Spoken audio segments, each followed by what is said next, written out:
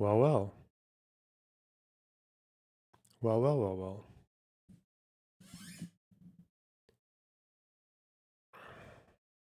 My silence means something. My silence is violence. That's what that is. I am feeling incredibly violent towards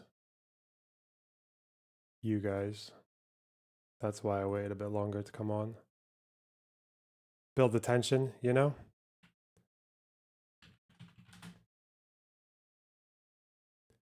What we doing? What we saying? India and people that made of Pakistan. Wait, what? Never mind. I'm not. Monkey Man, thanks to the 2 Australian. Baked beans. What'd you call me? What the fuck?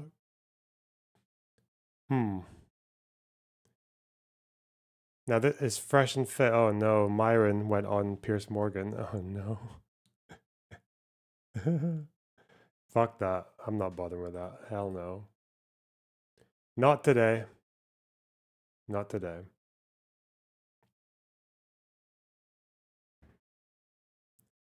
I need to change the title because we might have a new thing happening this evening. I wonder if I'll change the title now or later. Actually, 1 second. I need to just send a message. Oh. There's this new channel that I don't know that much about. I've seen them a couple of times. Kamal. I'll put him up later.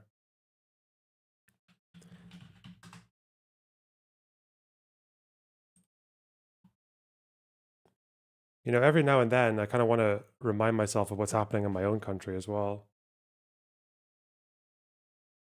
Apparently Keir Starmer and Modi have made a trade deal, like a new trade deal, right now, which is interestingly timed.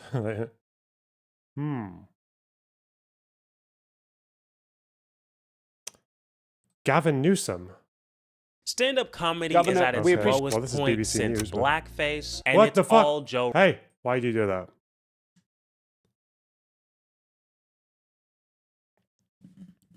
It was signed 3 hours before the bombing. That's quite wild. Isn't that kind of insane? Did you cover the anti-Hamas protests? Wait, what? No, the stream just started. What are you talking about? No, we'll do that later. Don't worry. Don't worry.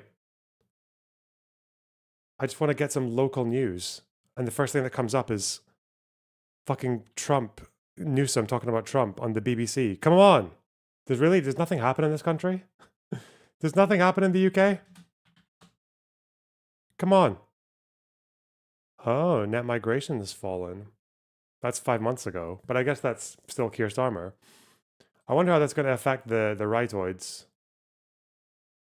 Because I think estimated figure, the big fucking deal breaker between left and right now in the UK, especially for the rise of reform, is going to be this, isn't it? It's going to be net migration. Because these guys keep saying, oh, if the net migration can just come back down to like Tony Blair levels, we'll be good, which was like, what, net 300K a year? So as soon as we crack that nut, then apparently we're all good. Bring them all in. Fuck off, Steam. Go away.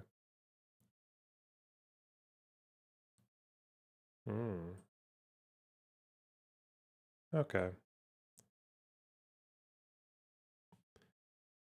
estimated figures of net migration to the UK have just been released from the Office for National Statistics. These are the figures for the year. I think if you read the details of this latest Israeli plan, I already have. I've read them. I read them yesterday. It's literally the title of my yesterday's stream. Okay.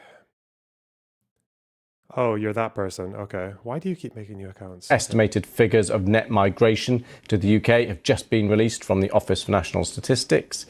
These are the figures for the year up to June 2024. Previous figures showed that net migration for 2023 have been falling by 10% to 685,000.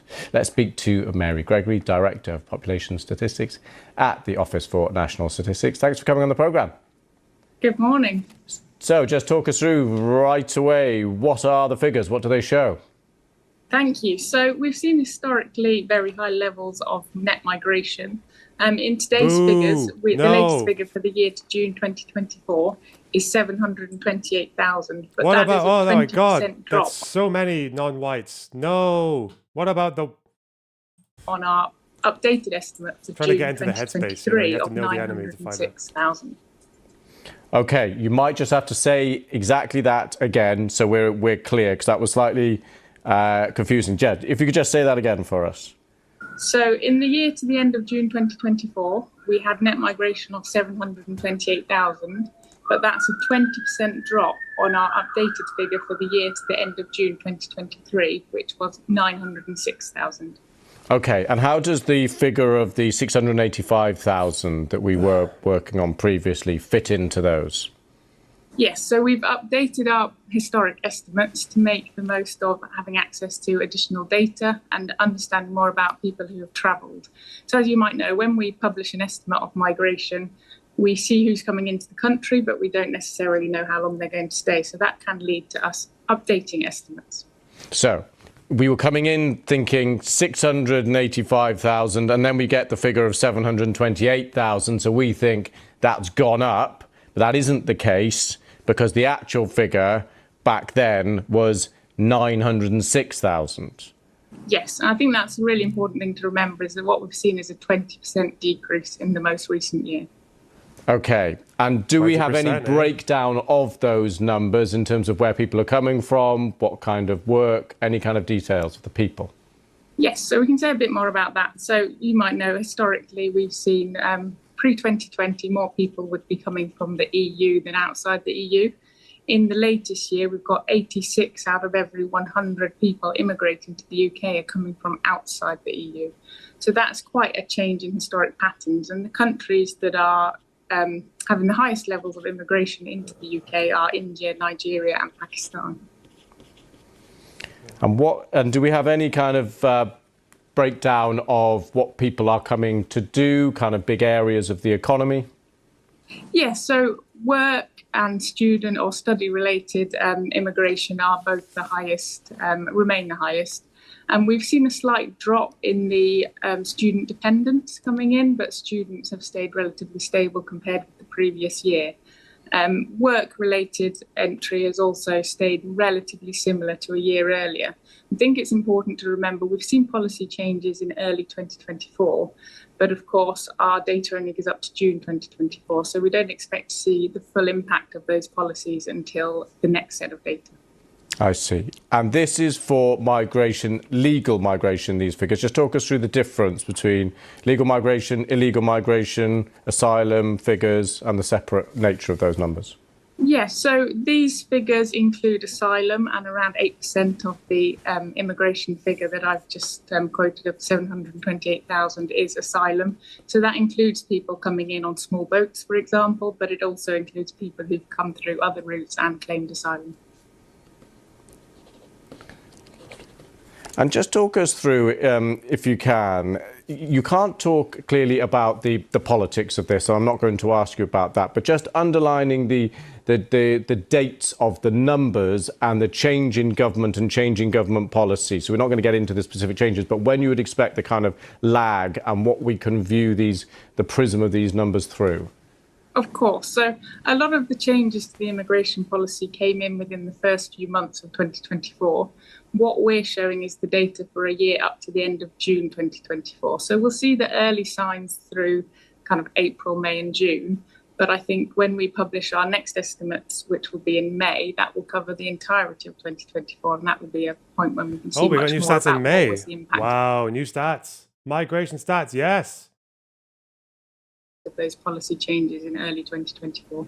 Okay. Mary Gregory, thank you very much for coming on the programme. Thank you for talking us through the bare numbers there. Now we're going to get into a bit of the politics, what it all means. Henry Zeffman, our political correspondent, our chief political correspondent, is standing by in Westminster. Hi, Henry. So underlying there that these are the numbers basically relate to the period of time where the Conservatives were in power. That's right, Lewis. We're talking about the year to end June 2024, so the 12 months before June 2024, and as many people will remember, the general election, which resulted in Labour entering office for the first time in 14 years, was on July the 4th, 2024, so they had no impact whatsoever on these numbers. they will be pleased, nevertheless, to see the numbers beginning to come down from the extraordinary high, as far as many politicians are concerned, that they reached a little while before that. But nevertheless, during the general election campaign, when actually the previous set of these statistics came out, Keir Starmer promised to reduce immigration, net migration. He didn't put a target number on it, but nevertheless, I think he will hope, for political purposes as well as economic and other reasons, that over the coming years of this Labour government, he will be able to reduce these net migration numbers still further. And just remind us, Henry, of the changes that the Conservatives did recently bring in their attempts to bring down the numbers.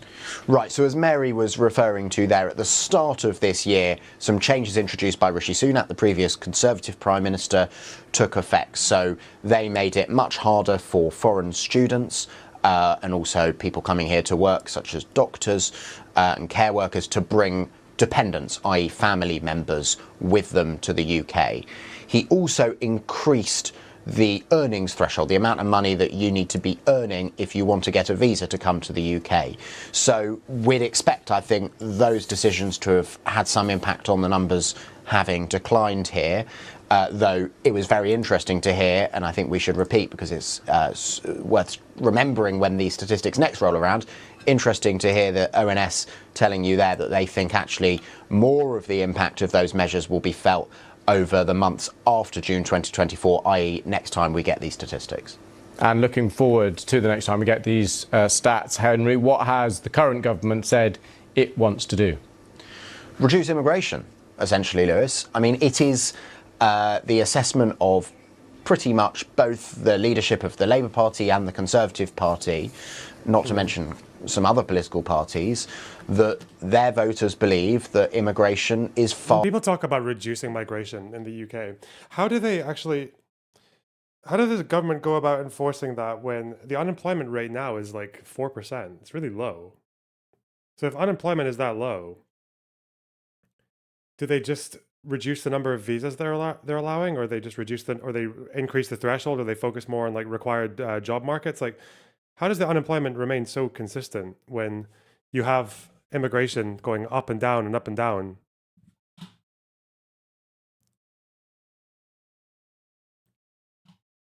I'd be quite interested to see how they do that, to see how immigration policy is actually like logistically enforced by a government. Because you'd have to think about housing demand, unemployment, the quality of the job openings that actually exist in the country, job inactivity,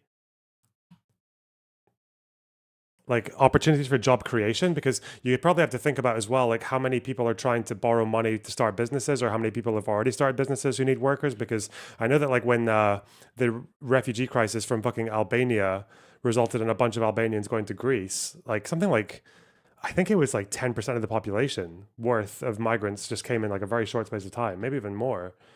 And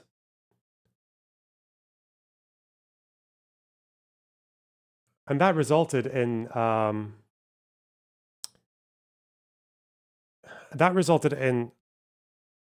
lot of small businesses starting up and a middle class actually growing, because otherwise they wouldn't have had enough workers in the pool to hire them.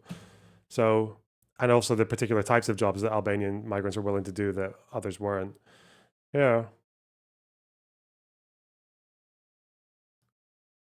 Immigration policy, but that means learning things other than foreign policy, I guess.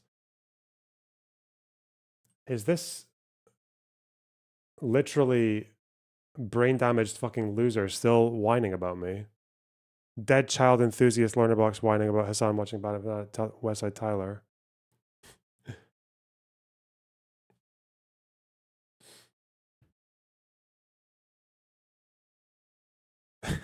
Okay. I think it might be like sometimes for people like this, it might be worth it for posterity just to like grab some highlights from that debate to see how fucking like obviously wrong he was about everything. He kept saying that like looking back at it, it's hilarious. He kept saying, oh, Hezbollah, like if you just kill them and civilians die as well in the process, then you're just going to constantly result in them creating more terrorists, and like you'll never get out of this. It'll never be won this way. And it's like Fast forward 5 months and Hezbollah are literally fucking begging for a ceasefire. They're giving up their only demand. And there's an anti-Hezbollah president and prime minister in Lebanese parliament. Like, I feel like if that's your assessment, you kind of just got everything wrong, like from start to finish. But alas.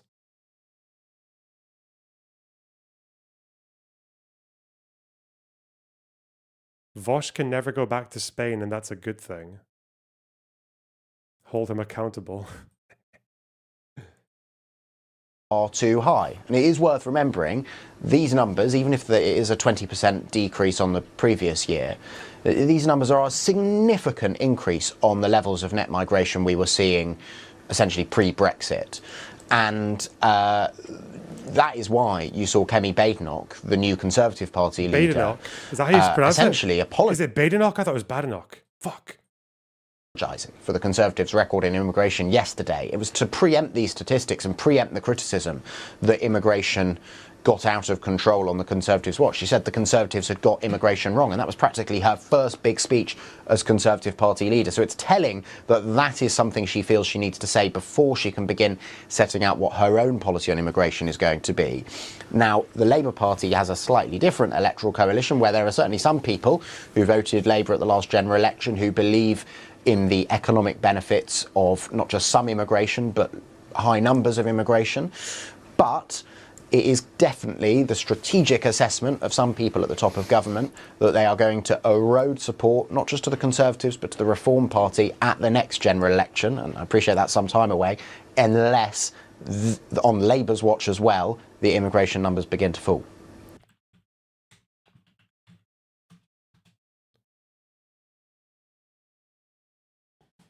Wow. We shall see. We shall see. Loner, I'm a nobody thinking about writing an open letter to Hassan saying that reconciling with Ethan might show people that making peace is possible. Do you think it's a waste of time to try? I don't. Bro. Yeah. Yeah. Because one of them doesn't even think making peace is possible in the region, let alone between them and a fucking former friend. What are you talking about? We'll go over it when we read the polls later. Those anti-Hamas protests in Gaza have support from just under half of the population in Gaza, according to the most recent poll. I think it was like 50% said that they oppose them and 48% said they support them. And that's in a month of anti-Hamas protests, and you've got those results. That's insane. Like, I thought it would have been like 20% at most. I'd have been surprised to see 20%. Like, 48.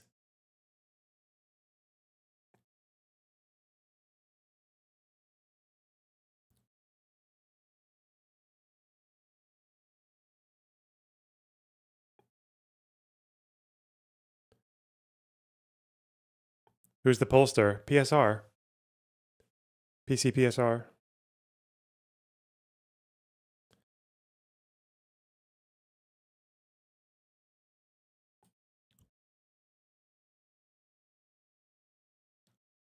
Gavin Bateman. Okay.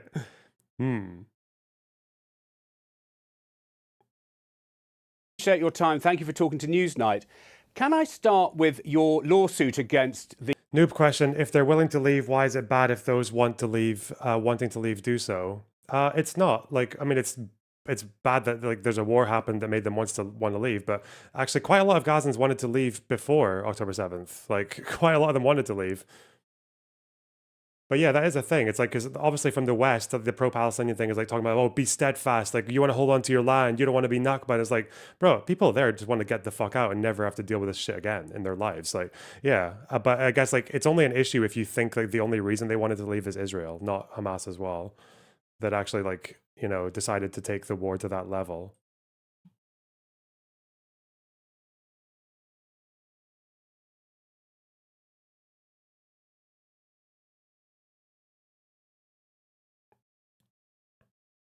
the Trump tariff regime. Can you tell me? Just depends on whether or not they're allowed to leave to the country they want to, you know, because most of them, I think, want to go to places like Turkey or the Emirates or like Germany or some shit. Like, they don't want to go to fucking buttfuck land. to what extent this represents you giving up on the Congress to exercise checks and balances. Can I ask, to what extent does your lawsuit on Trump's tariff regime represent your verdict? Most Gazans don't want to leave. They want peace and prosperity on their own land. That's great that you think that. Most of them want to leave. Sorry. Or not, like half of them want to leave. You can say that they want peace and prosperity in their land, but they also believe that's never fucking happening. So they want to leave. That's why they want to leave. Anyway.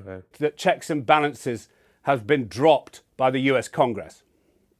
Yeah, the best of the Roman Republic, Greek democracy, the system of checks and balances, rule of law, popular sovereignty, the principles of our founding fathers. You're absolutely right. Have been completely disrupted in this new Congress. The Speaker of the House of Representatives nowhere to be found as it relates to oversight across the spectrum of issues, but notably on the issue of tariffs. And the President of the United States simply does not have the legal authority under the Emergency Economic Powers Act to impose tariffs, period, full stop. And that's why we're the first state in our union to file this lawsuit. And it's been followed by 12 other states, including now conservative business interests that also see the merits of our approach.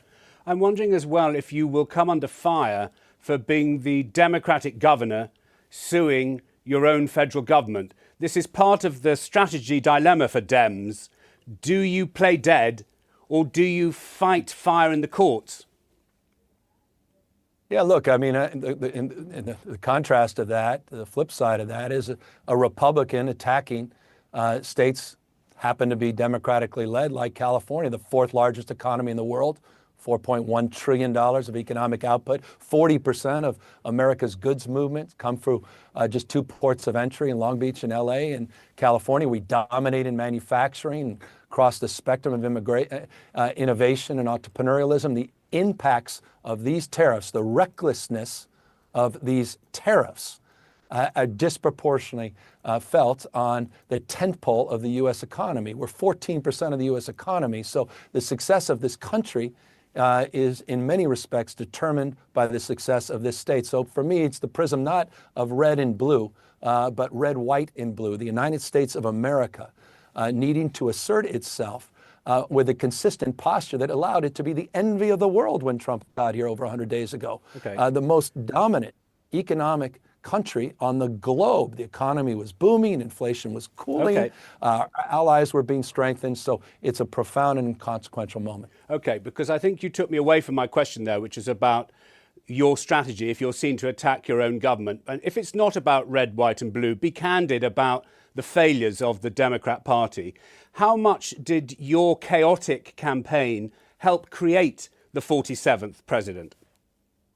Well, we're doing a forensic on that, and I think that's a deeper question of what happened. But it's a good question, isn't it? Because you ran a candidate in Joe Biden who I think you were having to go into the spin room on in the debate where he couldn't speak. Yeah.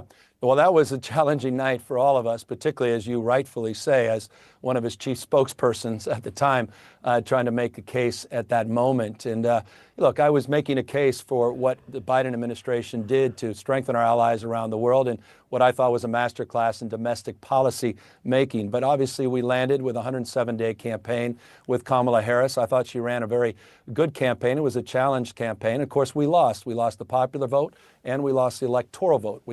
We got crushed, and we need to be humble about that, and we need to have some grace, and we need to understand why. Was it because of the incumbency penalty? Was it because of inflation? Was it because of interest rates? Was it because of immigration? Was it because we were too, quote unquote, woke? Was it because of issues with Israel? Was it all of the above? I think we are going through that forensic. We need to understand at the same time, we also have to push back against the whitewaters and headwinds of the Trump administration. But, I mean, you're leaving something very important off the list, Governor. You also ran a candidate who could not reliably talk, walk, or ride a bicycle. Take me into Gavin Newsom's soul when you had to tell reporters from around the world why the United States president could not complete a sentence. Well, it was obviously we were challenged as it relates to that debate. But if you're asking about my soul, which I appreciate, You're asking about my direct engagement in interactions with former President Joe Biden, who was not our nominee, but as it relates to his campaign and what those decisions look like, as it relates to his determination whether or not to continue that campaign or end it as he did. I never had, period, full stop. I would be lying to you, and I won't lie to you, as it relates to the direct engagement I had with Joe Biden that ever suggested a cognitive decline to the degree that we saw at that debate night. And so that was a challenging moment. And of course, over the course of the next few weeks, that moment became a monumental decision where he decided to pass that baton, and Kamala Harris, as vice president, became our nominee. And just to my earlier question, when we ask how the circumstances were created, whereby Americans exercise a choice between candidate A and candidate B, a weak, bad campaign by your party helps explain the 47th president? Well, I think it's a lot of conditions. There are a lot of pre-existing conditions. There were certainly a lot of situational challenges as it relates to the headwinds and the inflation scars and the challenges that we were working through as it relates to the impacts of costs. And of course, those were felt around the globe. It wasn't unique in the United States. But that said, our circumstances are certainly unique. And so, as I say, look, a lot of humility and grace. We lost. He won, period, full stop. And we've got to own up to that, and we've got to get stronger and better. But you said that the Democrats talk down to people. I'm just looking for a couple of sentences for British viewers who don't know your candor as well as perhaps the others who know you. Just be candid with the Brits. The Democrats messed it up. Well, we lost, and we didn't make the case, and we didn't meet people where they are. And people right now do not have confidence in the Democratic Party. I love my party, and we have to own that. There was some recent polling, just to underscore it, so people listening and watching can appreciate your question. And I'm trying to be as candid as I can. We were 27% approval in the United States of America. And even with the Democratic Party, Democrats aren't feeling that strong about our party. Now, that's beginning to change. Trump is the obstacle in the way. He's also the obstacle which we will find our way back. That said, we have to own up to the fact that some people, fundamentally, the majority of people that turned out and voted, did not feel we had their interest at heart. And so we have a lot of work to do to re-engage those folks and to get our party back on track. And thank you for bringing some data. It's no good if I just interrupt you from the UK. And on the other side of that figure, while it was 27 approval of Democrats in Congress, it was 37% approval for Republicans in Congress. So we've spoken about the scale of the problem. Let's look to the future. There's a great talk of a swap, Governor, where Kamala Harris runs for the governor's mansion in California and Governor Newsom runs for the White House in 2028. Will you give us that scoop tonight? I appreciate it. I don't know about the framework of a swap. That's major determination of the people that I represent currently in the state of California. I don't know the state of mind of the former vice president. She's a close friend. Man, the fucking Democrat soul searching is so fucking bizarre. It's just like, you got these UK politicians like, bro, yeah, you fucked up. You bottled it. Bottled it, mate. Skill issue. An ally was just with her husband, full disclosure, 72 hours ago. He didn't lead me on to any understanding or insight as to what decision she's going to make. She just gave a speech that got some attention a few days ago in San Francisco, but didn't leave many clues. Sorry, for foreigners in chat. Yes, the P slur for Pakistanis, like if you shorten the word, I think PAK is okay because that's like short for Pakistan. Like I've heard Pakistanis use that. But if you add an I to that word, that is a slur, yes. It's a very British slur. Don't say that. Clues about whatever decision she's going to make, but I am termed out, and I have another 18 months, and we'll see where fate takes us. Could fate take you to the White House? Would you run? Well, I was at the White House with President Trump for 90 minutes as governor. I can be there wearing many different hats. I don't know is the answer. I care deeply about my state. I don't want to be one of those politicians bloviating and trying to equivocate on this. I honestly just don't know what fate will hold. I have strong opinions about where my party is, as you noted, and I appreciate this. I've been very candid about that. It's been received well and not so well in certain sectors of my party. I'm just trying to be candid about my own feelings and trying to be accountable as well about my own contributions as it relates to the state of our party, not just the state of our union here. Let me turn to your record, because that would be important if you did run. Your critics characterise California as Califalia. You, particularly in the firing line over your record on fighting fires when reservoirs were under repair and trying to tackle homelessness with soar-away figures in the wrong direction. Just as a man who's given a mansion by voters, the governor's mansion, does it keep you awake at night to walk past soulless zombie Americans on fentanyl propping up your pavements? Yeah, it's disgraceful what's happening on the streets and sidewalks. And I've been the most vocal governor in California history. When I got here, there was no homeless strategy, no homeless plan. 68,000 people we've gone off the streets and sidewalks. And I'll note, before I got here, we had a 50% increase over 5 years in the number of homeless. In California, there were 44 states that had higher growths last year. What's that question? Hang on. This is Brits. Let's go. Let me turn to your record, because that would be important if you did run. Your critics characterise California as Califalia. You, particularly in the firing line over your record on fighting fires when reservoirs were under repair and trying to tackle homelessness with soar-away figures in the wrong direction. Just as a man who's given a mansion by voters, the governor's mansion, does it keep you awake at night to walk past soulless zombie Americans on fentanyl propping up your pavements? Yeah, it's disgraceful. Jesus Christ. The fuck? I think that's what they call a loaded question. It might be a very colorful, loaded question.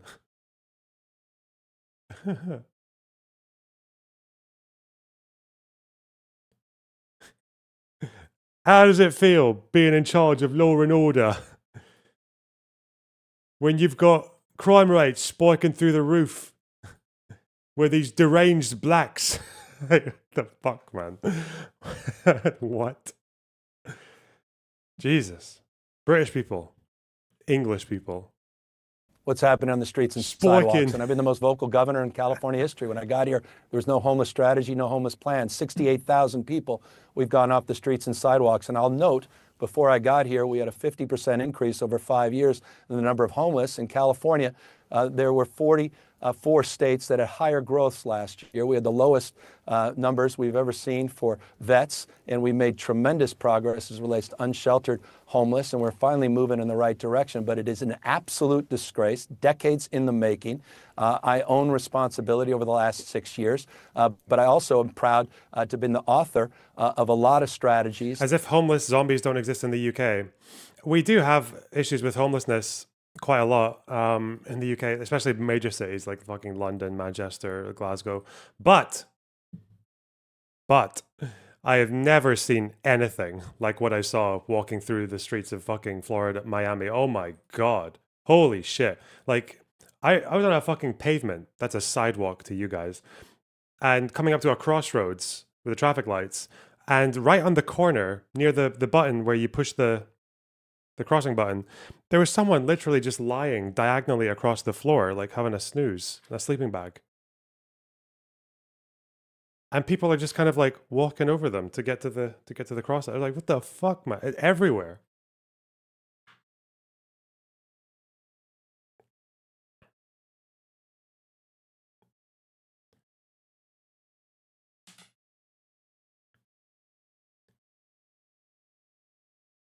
And not to mention, like, the fact that they basically walk around with, like, portable homes and fucking trolleys and shit. Yeah, wild. That is a failed state if I ever saw one. In the UK, like, in Aberdeen, like, taxi drivers would fucking joke about how when it got really cold in the winter, they'd be like, "All right, there's no fucking homeless people around there, eh? It's because they're all in their houses, huh?"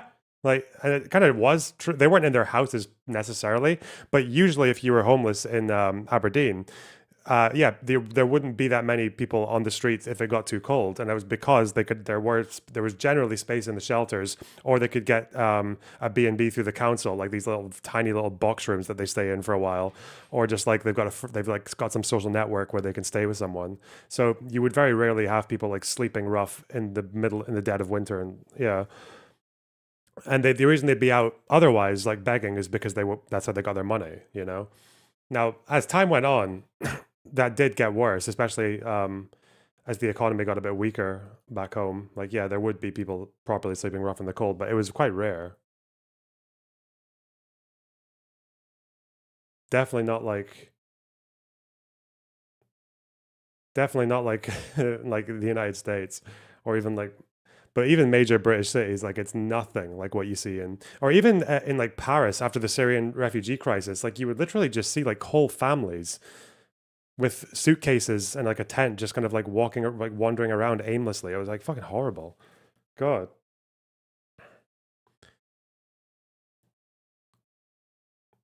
Free October, thanks to the 10 Australian. What's your take on the claim that the methods used to conclude rapes occurred on October 7th were invalidated due to forensic malpractice? Hassan claimed in the Content Nuke reaction. Yeah, I'm sure there were. Yeah, I'm also sure that we also know for a fact that some evidence was invalidated due to malpractice in the form of Hamas blasting people with RPGs and setting them on fire. Like, there was also malpractice in the sense that all over the Middle East, if someone dies, people don't really want to have their the dead of their relatives poked around at by doctors and shit like that. Like, I think if you bury, in Islamic rules, if you bury someone, I'm pretty sure, like, there's only like so many people who are even allowed to see the body, like for the embalming process or whatever the fuck it is. Like isn't that the case with women? Like I think if a woman dies, and this is only, I don't know if this is every Islamic community. This is something I heard about in the West, but I think it's like you can only have one woman who's actually able to see the body like properly, and they have to be in like a closed room with no one else there. You know, like. In any case, just because some evidence was invalidated, again, like evidence of rape is invalidated all over war, all the time, right?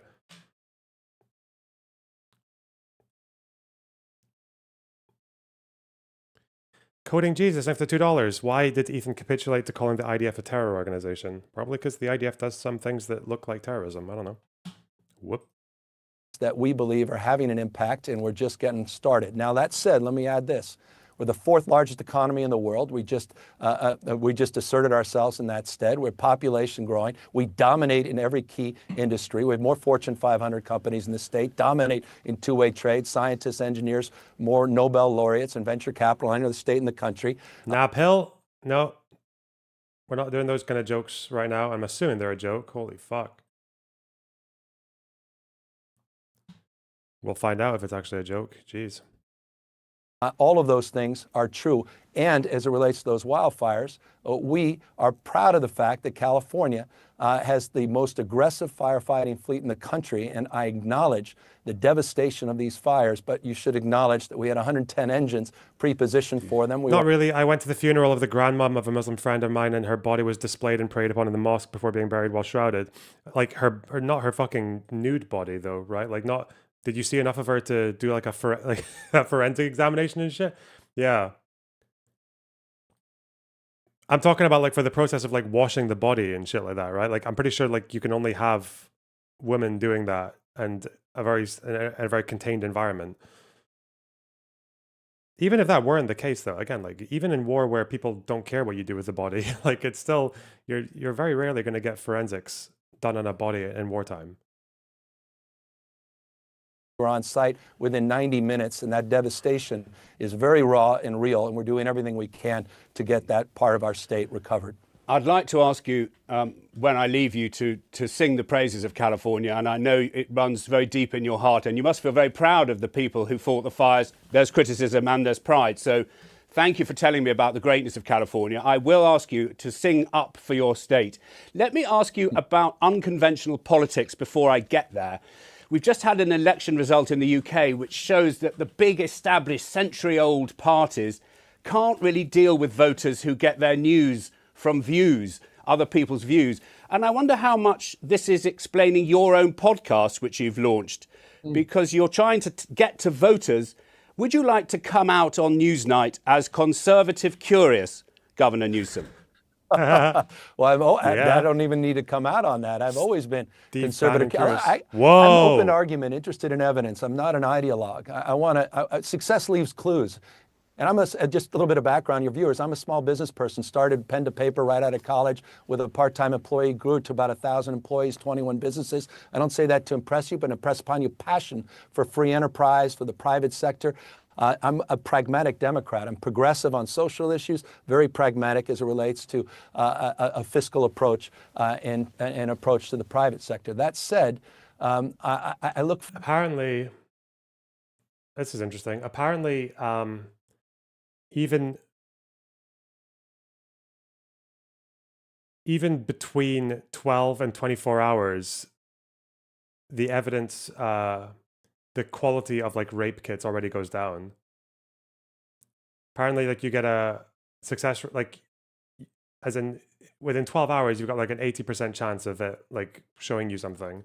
But then by 24 hours, it goes down to 60%. Then by 72 hours, it's down to like 68. And then, well, no, sorry, I misread. Past 73, it goes down to 46.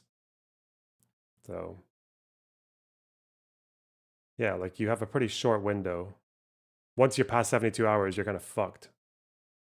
And for DNA, it's like you're almost always got less than a 50% chance of getting it. Oh.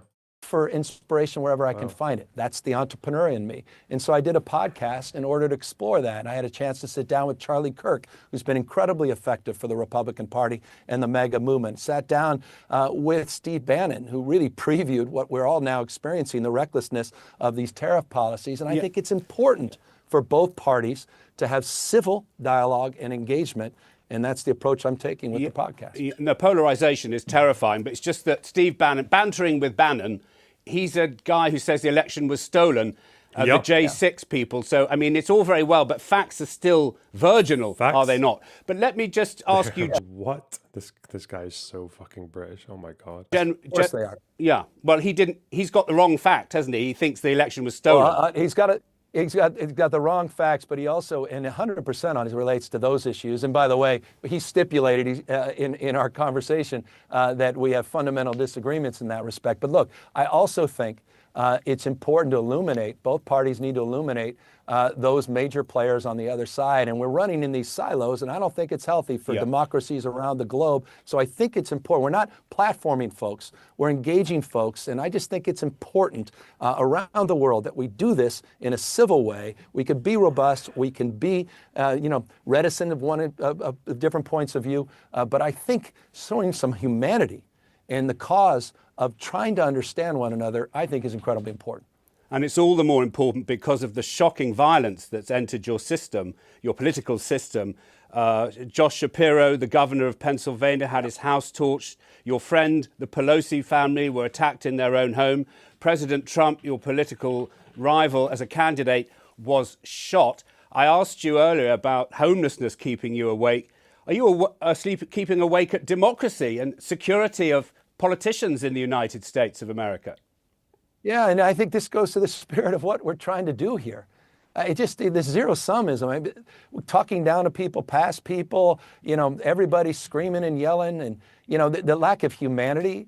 Everyone wants to be protected in the spirit of safety. Everyone wants to be respected in the period of civility and engagement. And all of us want to be connected to something bigger than ourselves and a cause. And I'd like to find that cause again, the United States of America. We want to be loved. We want to love. We all love our children, our communities. And so, service, civility, grace, humility, I think are important tenets, and we're not seeing a lot of that in our national political discourse. And so, if you can't, it's not what happens to you, it's how you respond to it. And I'm trying to respond in a different way. That said, we push back. I represent, again, a state larger than 21 state populations combined, which is the most un-Trump state. I filed 16 lawsuits against the Trump administration. But at the same time, I'm married in a big Republican family. I have deep respect for people I disagree with. I love them, in fact. And so that's my approach, and I think we can all do better in that light, because this violence is disgraceful, and I don't care what side of the political aisle it occurs. Yeah, I mean, because there are things written about you which I'm not going to read out, and I wonder, do you worry at your own security? You have no idea what you know and what I live. Trust me. This is it's serious stuff. I'll just leave it at that, and we take it very, very seriously. Well, I mean, I just respond by saying I'm sorry for you and your family. I can't imagine, and I think we can all say as people who want a civil society that we're sorry, but you have feared for your life, is what you're telling me. Yeah, look,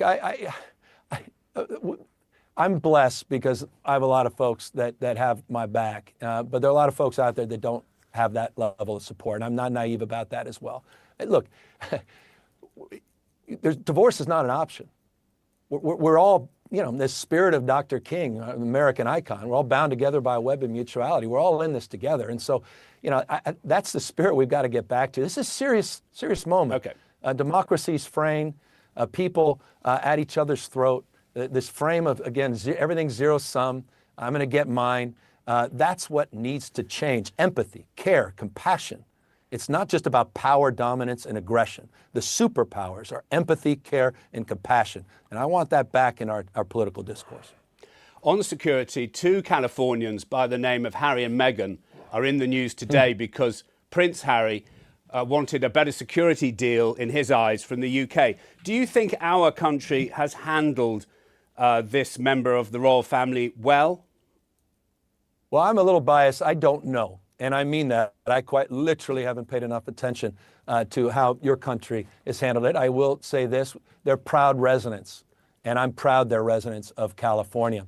And I've gotten to know them. And you talk about those wildfires. I just want you to know, without any fanfare, one of the first volunteers that I saw within hours of the fires was Prince Harry and his wife. And that was a point of pride. They didn't need to be there. And it's not the first time. I've had dozen experiences. And by the way, I'm not exaggerating. 10, 11 experiences similar where the Prince and Meghan have shown up. So that's all I can add to the conversation. What were they doing in the firefighting crisis? They were doing 2 things. They were showing up for first responders, of which they have a unique connection, and I see that in terms of the rapport. And they were also showing up for the community without being asked. They were there handing out materials and supplies, asking if they can get involved in the food banks and distribution of emergency supplies. I saw that in floods down in Santa Barbara. I saw that in other fires that got less attention in the past. I've had the Prince reach out to me on other causes asking, how can I get involved in a way that doesn't generate all the attention? And that to me is a character test. That's my direct interaction. All the rest, I leave all that noise to others and more objective minds. 2 final questions, one political, one the promised one about the great Golden State. Just on the politics, at the beginning of the time you've kindly given us, you did say that maybe the Dems were too woke. In what way? What did you mean when you told me that at the beginning? Well, I don't know. I mean, it's one of, you know, there's a lot of theories of the case of what happened. Did she not connect with the voters on issues, or did she not disconnect with Joe Biden on certain issues and show her independence? There were a lot of theories, including the issues around social policy and DEI and CRT, a lot of 3-letter words that were weaponized by the right with respect.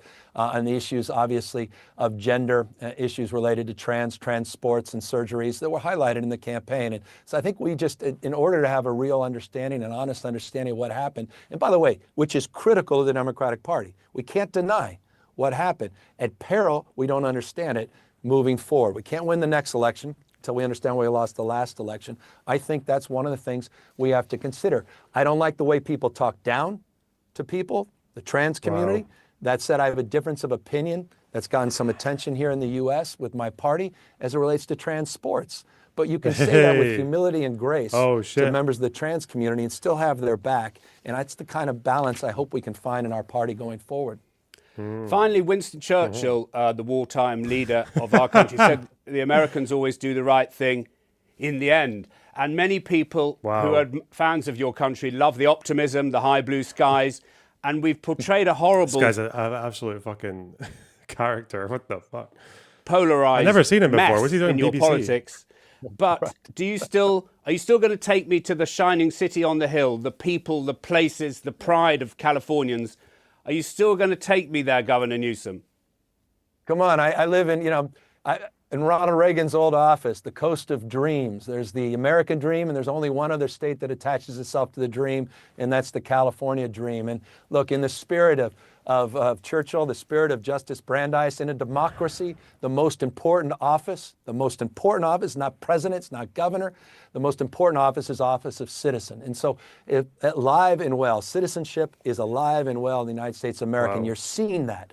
Donald Trump has woken the immune system. We went through a little resignation after his election, and now people are rising again. I think that's healthy on both sides of the political aisle. Never count this democracy out. Let's go. Wow. Governor Newsom, thank you.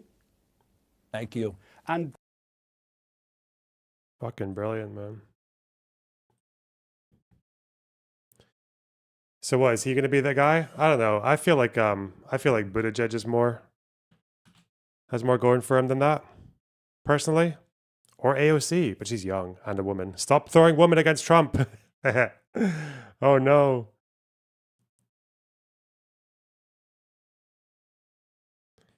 Did you see what Hassan said about Israeli culture? Uh-oh. No, I didn't. Sorry. Did you think it's all fake? Uh-oh. Uh-oh. Is the fallout actually so banging? Oh, Sneeko and fucking Ye went on to Piers Morgan and then walked out. Huh. Interesting. Oh, Parker. Oh, no. Parker addressed the Unfuck America tour. Oh, no. That can't be fun. Not another 2 hours, 20 of that shit. No way, bro. Hell no. I'm doing it. No, no, no, no. Sneeko and Kanye. 2 years This is quite short. What do they do? ago, I interviewed Kanye Ye West on Uncensored after he made global headlines for anti-Semitic outbursts. Let's have some Most dialogue. outrageously, he tweeted that he wanted to go DEFCON 3 on Jewish people. It was a heated interview. It was a long interview. I held him to account. I told him his remarks were offensive. He caused many people a lot of pain. And he gave me some back, of course. He called me a Karen. Fair enough, I can take it. At least we had a mostly grown-up conversation. These constant tirades, against Jewish people. Have you felt my pain yet? You haven't felt my pain. Why are they doing this? Why are they just using this like clearly fucking mentally ill dude to... Why is no one taking care of him? Like, he's clearly insane, right? Like, he's clearly needing a fucking hand. Is there anyone like in his personal life who's trying to make this happen? Or, I don't know. Feel my pain. No, he's crashing out. He's actually crashing out. You don't hold accountability to my pain. You're being a Karen. Do you believe that you have any form of mental illness? I believe that I suffered from exhaustion. I suffered from being lied to constantly by the people around me, by my management, by my ex-wife. Do you still love Kim? I absolutely love. I'll love her for life. That interview lasted 2 hours in the end. We covered a lot of ground. There were moments of tension and moments, I think, of mutual understanding. Yeah, he got up and walked off at one point, but he had to think about what he wanted to say, and then he came back and he said it. And we'll have the top lawyers like a Johnny Cochran, Robert Kardashian level legal team, looking at all of these contracts together. After that moment happens, then I will say, I'm sorry. Okay, if that's your position. That's clear. Interview adjourned. Love you.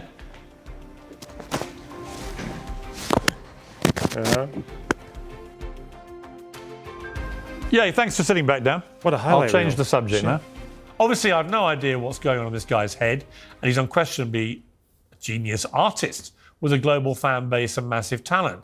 He's lived most of his life under the microscope of intense fame, and that pressure alone can make people behave very oddly. Back then, I was trying to understand if Ye had any regret or remorse for what could have been a relatively isolated incident or some kind of episode. I wanted to know if he understood there are consequences for his words and whether he was genuinely a racist. Well, we now know it's just the tip of the iceberg. As far as the watching public is concerned, Ye has spiraled in both his personal life and his business life. Most recently, he's taken to posting endless, outrageous anti-Semitic slurs on X. He frequently professes his great love for Adolf Hitler. He poses in swastikas and KKK costumes. Whoa. He says things like Jews were better as slaves and they should be whipped. Damn. We all know this because X has allowed him to carry on doing it to his 33 million followers. I've argued for a long time his account should be shut down. It should be stopped. That's my opinion. I believe passionately in free speech and I detest censorship because I believe in the importance of sharing honestly held opinions in a democracy.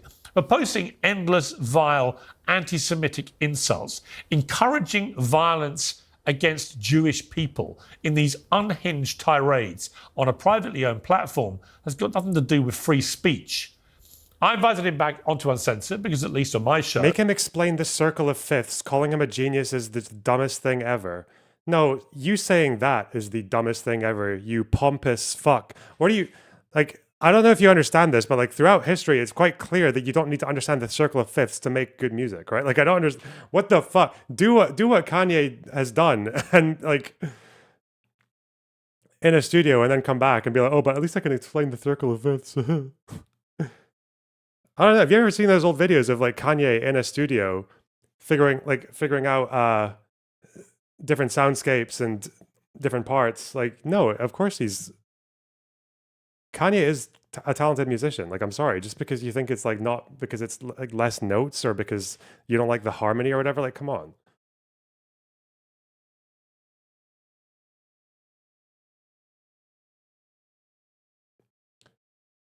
Bro. I can call him out for what he's been doing and put myself in between the 33 million followers who see his post without any challenge whatsoever. Our producer spotted that he was in Spain with his friend Sneeko, and we invited both of them on for an interview. They very quickly agreed, and Sneeko spent several days talking about it, but they mucked us around, a significant expense both in time and money to me, my crew in Spain, and my team here in London. More importantly, he didn't turn up yesterday and said wanted to do it today. So it seemed to me then it might all just be a stunt, but I went ahead and said, okay, we'll have another go today. Ye told Sneeko not to be offended if he stormed off very shortly before today's interview started. You can judge for yourself how it went and whether Ye has any respect or, frankly, any marbles. I'm not a shrink. But if you're so delusional or fragile you don't expect a journalist to ask you questions about your publicly stated love of Hitler, you should probably talk to somebody other than me.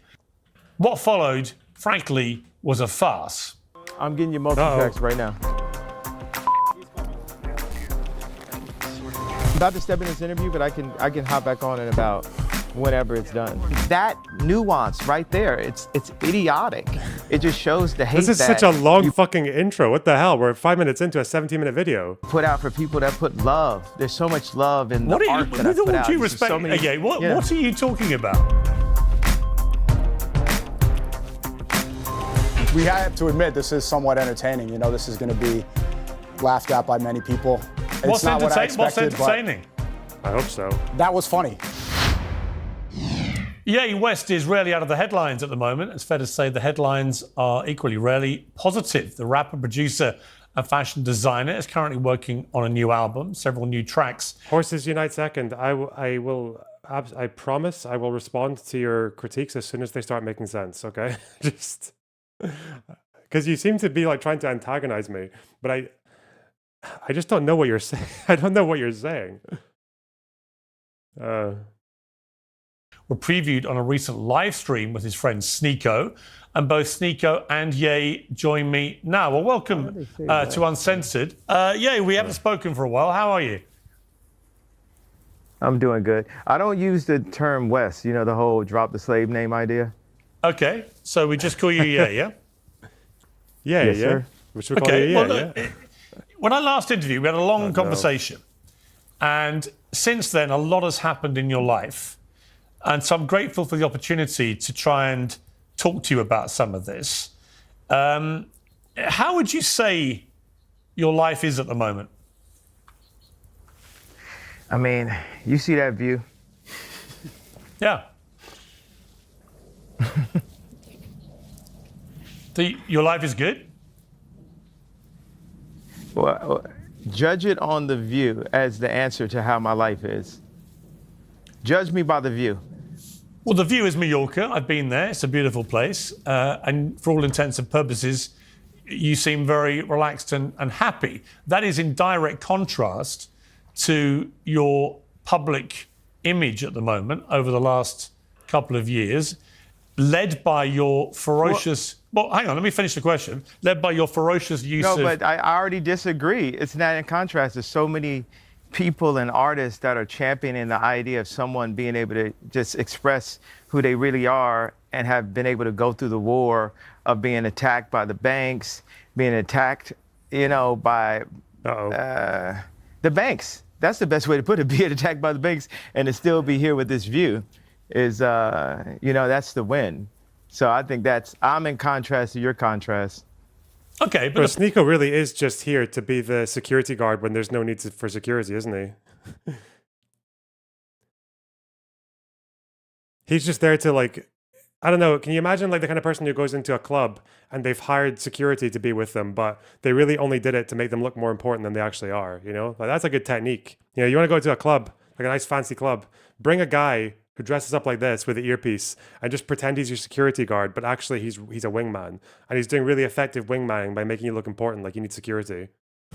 The point I was going to make is that I watch what you put out on X. You've got 32 million followers, so you're one of the most followed people. See, wait. Now look right now. You're not gonna take inches off my dick, bro. How many followers do I have? Well, how many is it? Billions. I think you could do the study. You got a whole staff over there. I thought it was 32 million. How many is it? You obviously know. Don't help them out. They. I'm told it's 33 million now. So congratulations. You're slightly bigger following than I thought. No, congratulations. Your information is correct. You're not just some, dude trying to sub. I'm a gift, bro. You know what I mean? Why do all you people in media act like you haven't played my songs at your weddings or graduations or at funerals or when your child was born? Hell yeah. You take somebody that's living like a Lennon, a Michael Jackson, and you just take all this time to just that nuance right there. It's idiotic. It just shows the hate that you put out for people that put love. There's so much love in the art that I put out. With all due respect, what are you talking about? I haven't said anything. What are you talking about? It's 30. Okay, now you're not taking accountability or responsibility. Oh, no, not accountability. Fuck, man. No accountability. We can handle him. We can handle him being a Nazi, okay? But if he's talking about accountability, spotting microaggressions, ooh, that's a problem. That's a problem. We're in big trouble now. Literally, you said it. You implied I haven't played your music. Of course I played your music. No, sir. This is what you get for now. We can circle back when you can count. Okay.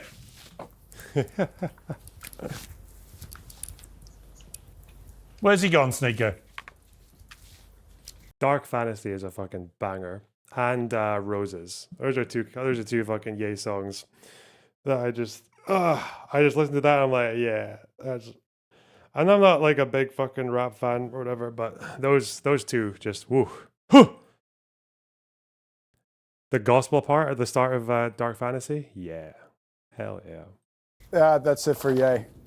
But wasn't that over 10 years ago? But you were implying that he was always shit. If you're comparing him to Bach, you're one of those. Don't backpedal now, okay?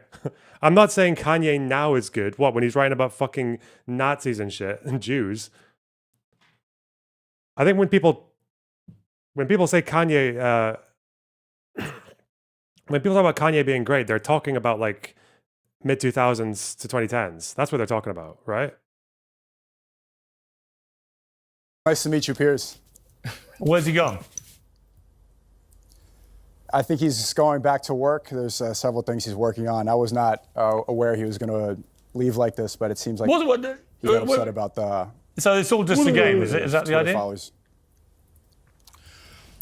I mean, life is a video game, is it? No. No, I just wonder what the point of this exercise was. I'm afraid it's was he not, supposed to do an Nico. interview or not? Are you supposed to do an interview? But I mean, the amount of Twitter followers, something like that, it's patronizing for no reason. You said his name incorrectly. You know his name is Ye. This is very public about that. Hopefully we could do it. I think this was good. We were prepared for a good interview. But come on, you know what you were doing. What do you think I'm doing? I think you were trying to patronize very intentionally by getting those two things, under his skin. Maybe it could have been about past interviews or because of what happened yesterday. But, I mean, this information is not that difficult to get right. Yeah, we called him Ye, and we got his Twitter following count wrong by 1 million, from 32 to 33 million. Also, for the record, you guys dicked us around yesterday, and you seem to find that very entertaining and amusing in your live stream, which I'm sure you will now. You kept all my crew in Spain and here waiting, and then wasted their time. And then you got us all back now, and you've wasted our time again. And you again may find that funny and entertaining, and that's fine. I don't. I think it's a total waste of everyone's time and effort and money. Well, I mean, it is. I was ready for the interview yesterday, too. My time is important as well, regardless if it was wasted. Bro, what are you doing with your life, Sneeko? Taking pictures of yourself with a nice view. Look at me, I'm on a building, looking at the Emirates from the top. Wow, I can see. Oh, wow, I'm in a building in Dubai. I'm on a jet ski. I'm going to go on it till I get bored. Fucking based. Meanwhile, I need to fucking play hopscotch to every fucking religion and faith and spirituality in the entire planet because I'm clearly like the most lost and confused little gup. And it's so fucking obvious. Jesus. This is somewhat entertaining. This is going to be laughed at by many people. What's entertaining? That's true. I'm laughing. Hell yeah. That was funny. That's undeniably walking off right into the beginning of an interview is funny. Yeah.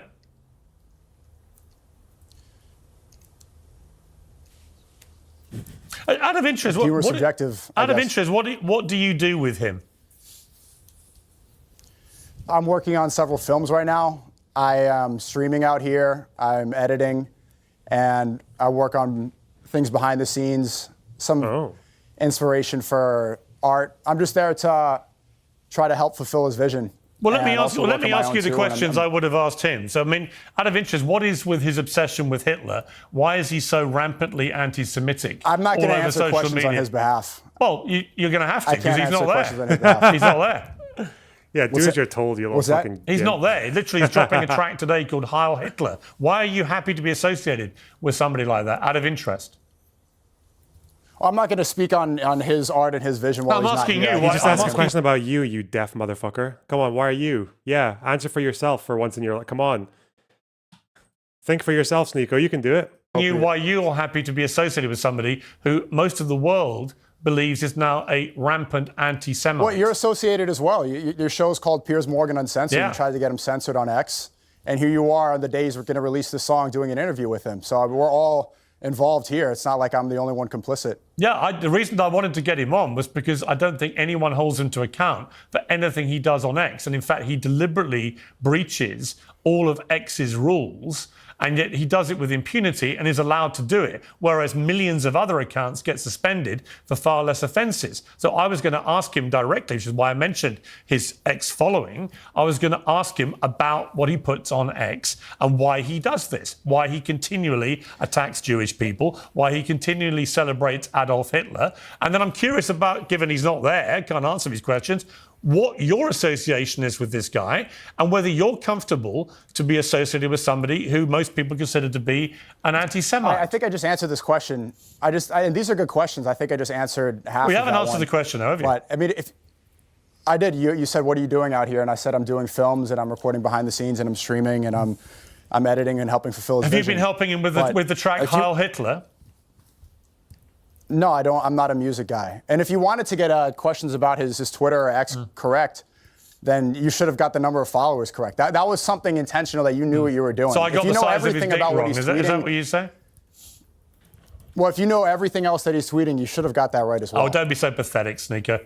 Honestly, what you're trying to do is you're trying to get good content which will promote you, Sneeko. And I'm just curious how you, Sneeko, deal with the fact that you are so openly associating yourself you asked that question with somebody times, who seems to worship Adolf Hitler and is pro the Nazis. Do you feel comfortable about that? No, we worship God. There's a No, he worships Adolf Hitler. I'm here promoting this. We could talk about how pathetic it is that Adolf Hitler. That you were essentially working for Israel up until a couple months ago. And really? When was I working for Israel? Like genocide and not pushing back. When was I working for Israel? Oh, God, it's inescapable. What the fuck? If it's pathetic to make films behind the scenes of one of the greatest living artists, probably the greatest living artist, well, he certainly was. You point the finger at you. He certainly was a great artist. Unfortunately, he's become a rampant anti-Semite who adores Adolf Hitler, embraces Nazism, uses swastikas, I'm pretty sure he says he loves everyone. To sell his merchandise, I'm not going to speak for him. And has a new record out called Heil Hitler. So forgive me if I don't currently see him as one of the world's great artists. Everything you're saying in this question is incorrect. Yeah, but I don't see everything you're saying in this question is incorrect. Sorry? The song isn't out. The song isn't out for one. And two, he says he loves everyone. He says he loves Jews. He says he loves Hitler. He says he loves everybody. Where's his song entitled "Remember the 6 million who got killed in the Holocaust"? Like, what the fuck? I'm sure that one's coming immediately after the Heil Hitler one. Then we got both sides here. Maybe he should do that. That would be a good idea. So when he says, let me ask you, given you're the one sitting there, he said Jews were better as slaves. You have to put your Jews in their place and make them into your slaves. You then said make your Jews work for you, but watch them as close as you can, whip the Jews. You comfortable with that, Sneeko? I think I find it funny. That's not something that I would do personally. I don't whip anybody. You think it's funny? It's something that I would do. God, own the fucking position, you Jew-hating manservant cuck. What the fuck? Why doesn't he do this? Why is it always so like, oh yeah, we're the renegade, we're breaking out of the Matrix, life's a video game, but we're the ones who can see what's being played. Also, I don't know if I'd say that. Fuck off. Whipping Jews? Slavery. Using Jews as slaves? You think that's funny? I think the context of that is funny, yeah. What's the humour? To remove any sense of humor I'm missing the humour. What's the ridiculous. humour? Do you want me to break down a joke for you? You think it's a joke, do you, about whipping Jews? Yeah, I'm pretty sure it's a joke because I've been here for a couple of weeks and he hasn't whipped any Jews. Really? So because he hasn't actually whipped any yet, that's a joke. Listen, I've been here in the Obersalzberg with Hitler for like a few weeks now, and I haven't seen him gas any Jews. I don't know what people are talking about. What's the complaint? He's just going for walks, doing a little dance, walking dogs. Really has. Yeah. Baking cakes. Really has. But Piers, before I leave, I don't want to speak on his behalf. If you're agreeing what that choice he's do we the have? greatest You set living this artist thing. right now. You set this farce up. He's dicked us around. You're the one left. So you're going to have to be accountable for him. Unless you want to walk away too. Accountable? What do you want to hold me accountable? If you don't want to answer questions either, you are free to stand up and walk away like a little sniveling Well, you can ask questions. Too. If you have questions for me, then I'll feel free to answer those. Here's my question for you. Why is your mate Ye? Is this whole thing going to be interrupting, or is this whole thing just going to be interrupting? Or do you want me to speak at all? You're sounding like Andrew Tate Light, like his annoying little younger brother we never knew about. Okay, doesn't work with me. Okay, you set this thing up. It's obviously some kind of elaborate prank. Okay, your team asked me to do this. If you want to be Netanyahu Light on TV, but given you want to make, you want to be Dave Portnoy with fucking manservant in his place. Then sure. If you want to do ad hominem attacks, then why invite someone on your show? I set this up because your team asked me to do it. I did everything that I could. If I knew that this would, I'm not here wasting your time. You're angry at me for setting up an interview that you wanted. If you have questions for me, I'm happy to answer those. Here's my question: there's no point in me being here. Why did Jay stand up like a sniveling little coward and walk away before I could ask him difficult questions? For the third time, Piers, I don't know if you have a hearing problem, but I'm not going to answer questions on another man's behalf. But really, thank you for even though having you me. set up the interview with him another time, that'd be great. Yeah. Okay. Well, tell him from me, he's a sniveling little coward, and he's an anti-Semite and a Hitler worshipper. Oh no. That's what I would have asked him if he'd had the balls to sit there and take the questions. He's fleeing the interview. Oh, no. And there you are, proudly associating yourself with him. Good luck to you, Sneeko. Everyone can see you for what you are. Holy shit. Piers Morgan Uncensored is proudly independent. The only boss around here is me. To enjoy our show, we offer only one simple... I love Piers Morgan now. What a fucking dude. Put the manservant right in his place. This sniveling little manservant. Fuck. I forgive Pierce for everything, okay? Thing. Hit subscribe on YouTube and follow Piers Morgan Uncensored on Spotify and Apple Podcasts. And in return, we will continue our mission to inform, irritate, and entertain. And we'll do it all for free. Damn. Independent, uncensored media has never been more critical, and we couldn't do it without you. Man, Sneeko got absolutely gupped. What a fucking tool. What's he even doing now? The fact that I don't know probably is a good sign.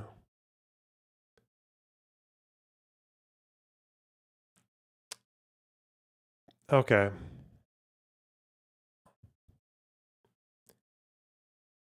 Are we doing some obligatory hate watching? What you just witnessed there from Sneeko was kind of like the equivalent of what it would be like to get a Hassan fan on after the debate with Ethan. Check the comments. I just closed it, but okay.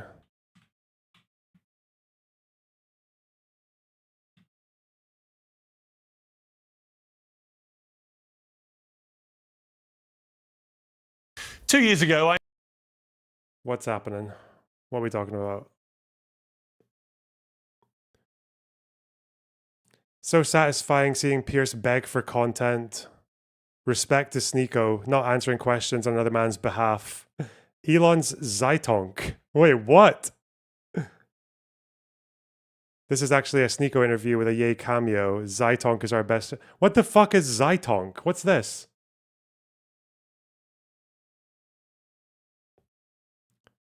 What are we talking? What? Piers Morgan Uncensored is proudly independent. Netanyahu. Oh no. It's the fucking, what, crypto scammers? Is that what this is? It's a fucking crypto brigade. Man, none of these are real people. Let's have a look.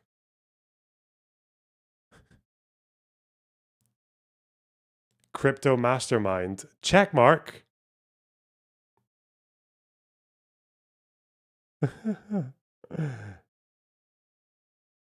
Zondium. This is one of the top comments. This 172k subscribers. Most viewed video has 6,000 views.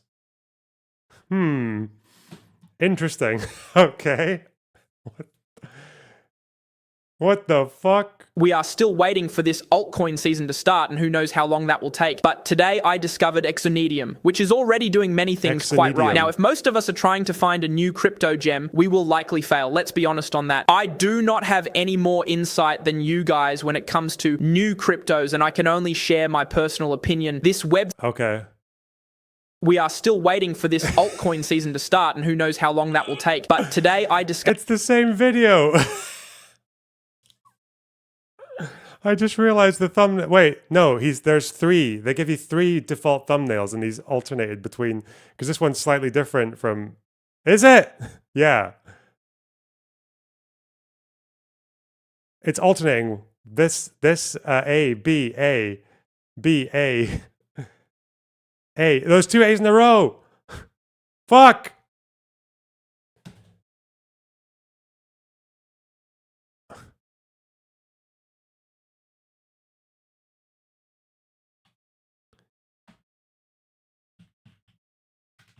He spelled it wrong. Exoni cum. Why is it cum?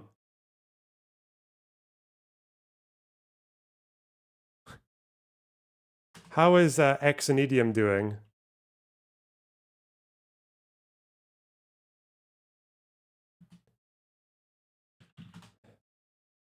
Okay, get the price in real time. How's it doing? That's not helping me. I need the line. Give me the line go up or down, please.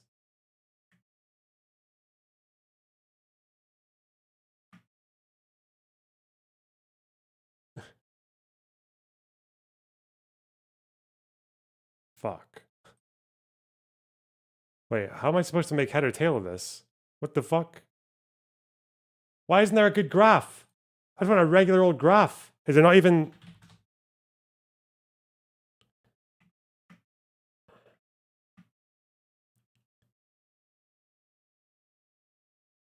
Bro. Okay. No, it's not there. I don't see it. I can't see shit. This makes it look like it's fucked. 1 month ago. So this line, the blue line, is the amount of holders. Okay. But this line here, the cost, looks like it's going down, no? 0.007 to 0.002. No, wait. 0.02. Wait, is that up? Why does it look like is that growth then? 0.02. Volume of trade. Fuck! I can't make head or tail of this. It doesn't look like a good investment. These are similar tokens. Okay, they're all...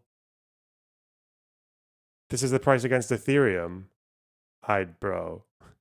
It's got 149 holders. And this guy is all of them. What are the comments? We are... Buying now is avoiding regret later. Zone lovers, unite. Thank you for letting me know. This is superior to memes and such. Strong movement on this. This is my favorite. I'm really digging it. Solid 50% gain and counting. Why are there so many comments?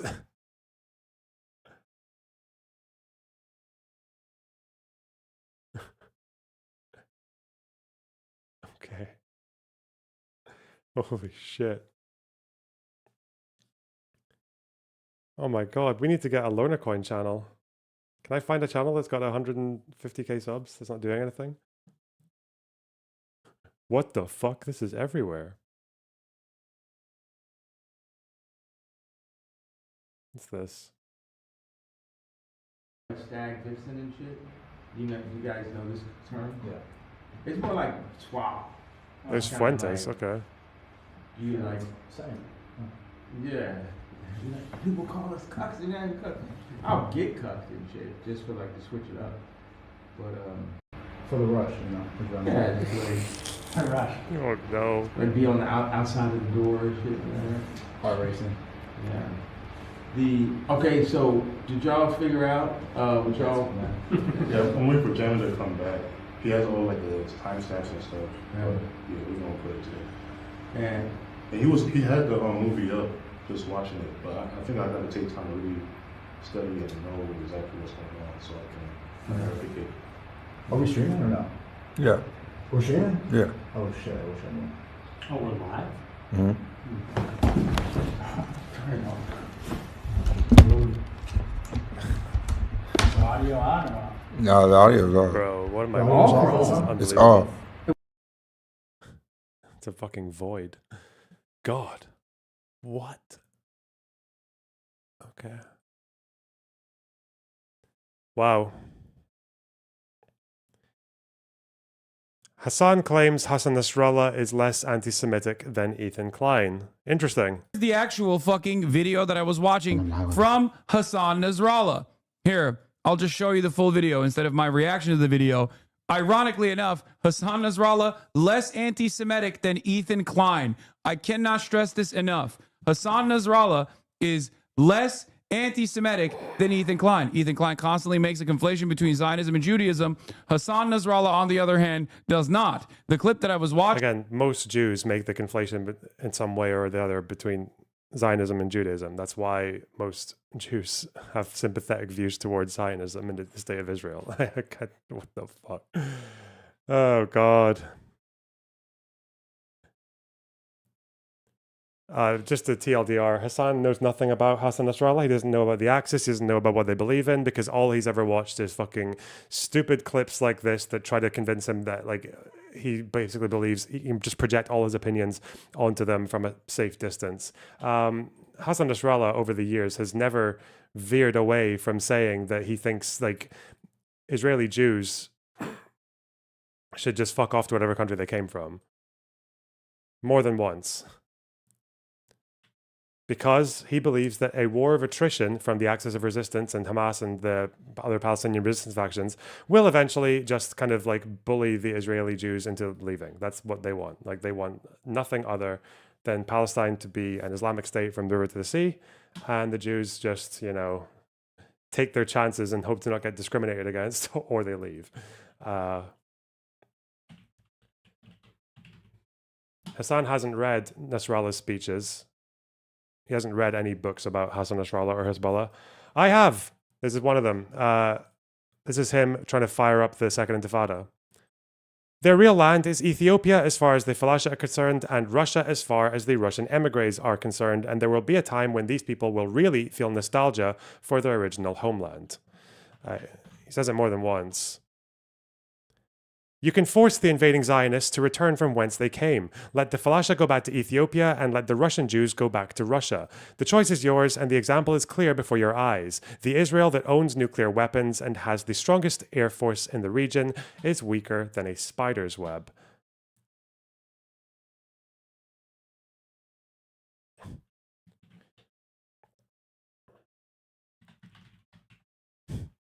This quote, which is 100% real, by the way, oh God, wait. Here. Everyone should understand this message and should also know that our enemy is weaker than we think and lowlier than we think. If we search the entire globe for a more cowardly, lowly, weak and frail individual in his spirit, mind, ideology, and religion, we will never find anyone like the Jew. And I am not saying the Israeli. We have to know the enemy we are fighting. I mean,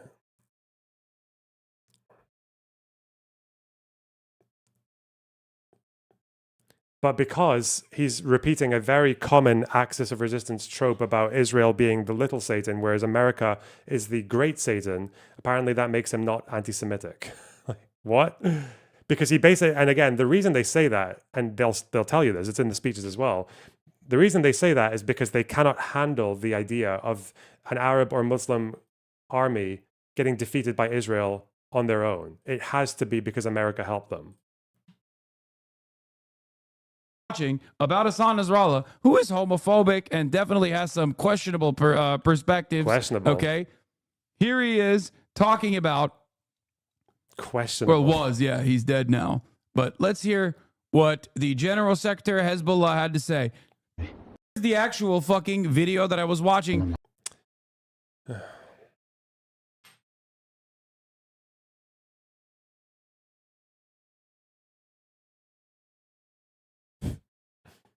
Such a fucking clown, man.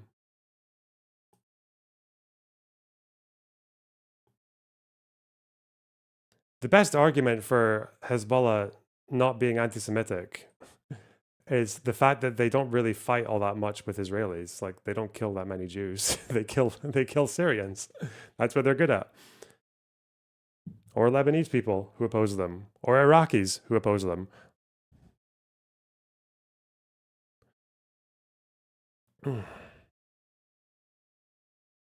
Banger.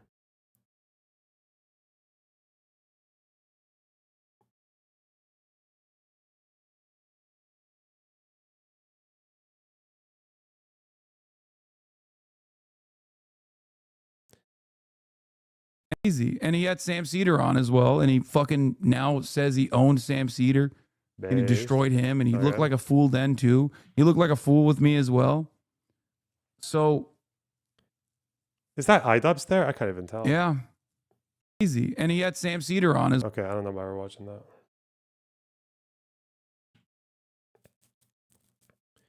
Did you hear that Bibi claimed we took down the Assad regime?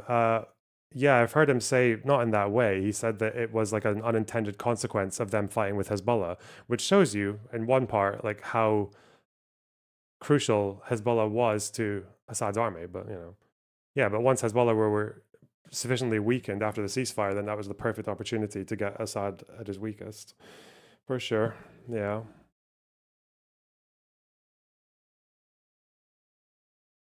But Hassan uses that to try and pretend that Giuliani and Israel were like collaborating or coordinating, which is stupid. Very stupid. He just said it explicitly as we. Well, yeah, they did. Like, why would you not take... Yeah, like their actions resulted in that. But again, I don't know what you're suggesting.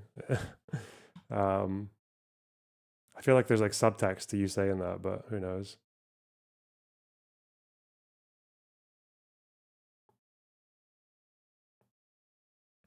God, there's so much H3 sub shit going on here.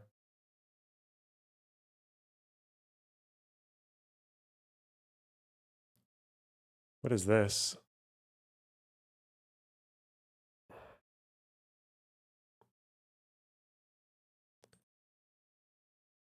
I feel like I have to say this, so let the mayhem ensue. But if you see a Jewish person making a critique about anti-Semitism and the things they are facing for speaking out on behalf of Palestine, you probably shouldn't go into their comment section and call them a Jew and report every video. You are perpetuating the systems of injustice that you claim to be fighting against. Whoa. And this goes the same thing for me. You see an Armenian flag in my bio? Well, yes, I may in fact know about what's going on. And I may, in fact, have gone to Congress to advocate on behalf of no money going to Israel so they stop funneling money into Azerbaijan and bombing my people.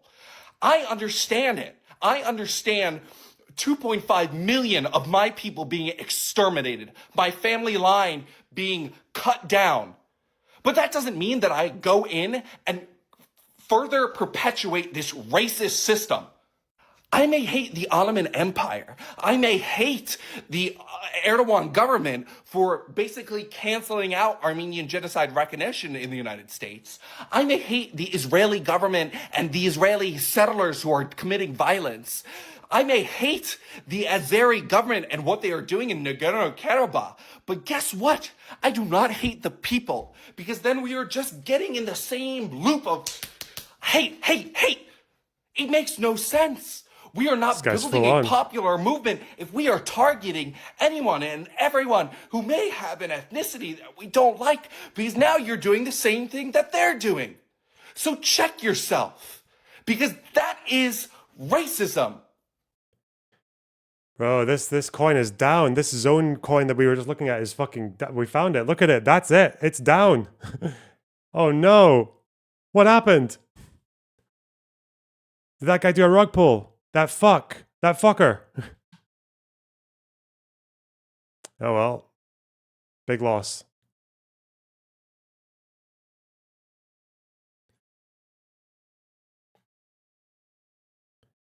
What am I looking for here? Hassan had disliked the content nuke before watch. Fucking brilliant, man. So good.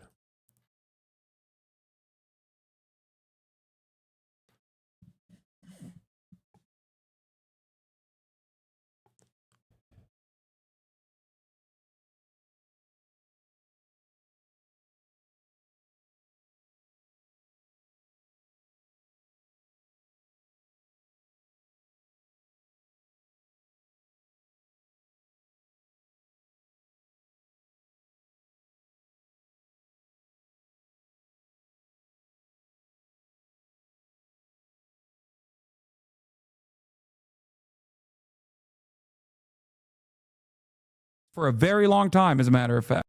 Jews have lived in the Middle East for a very long time, as a matter of fact, under the rulership of the Ottoman Empire and even far before then, okay?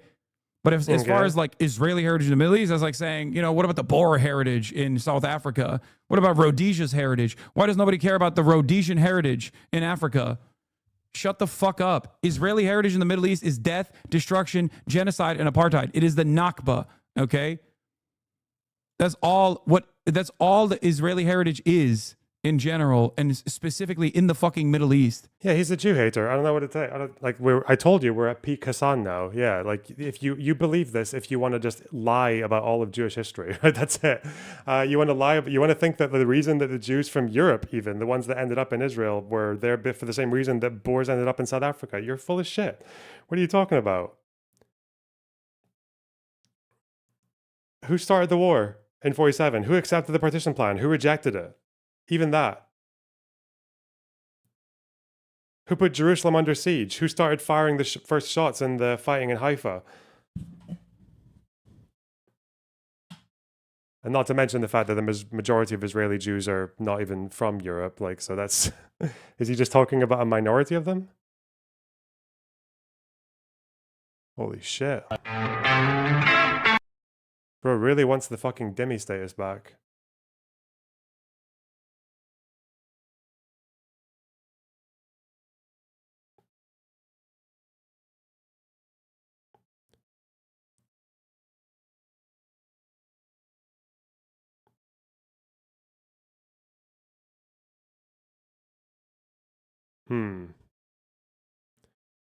Yeah, this is mostly boring.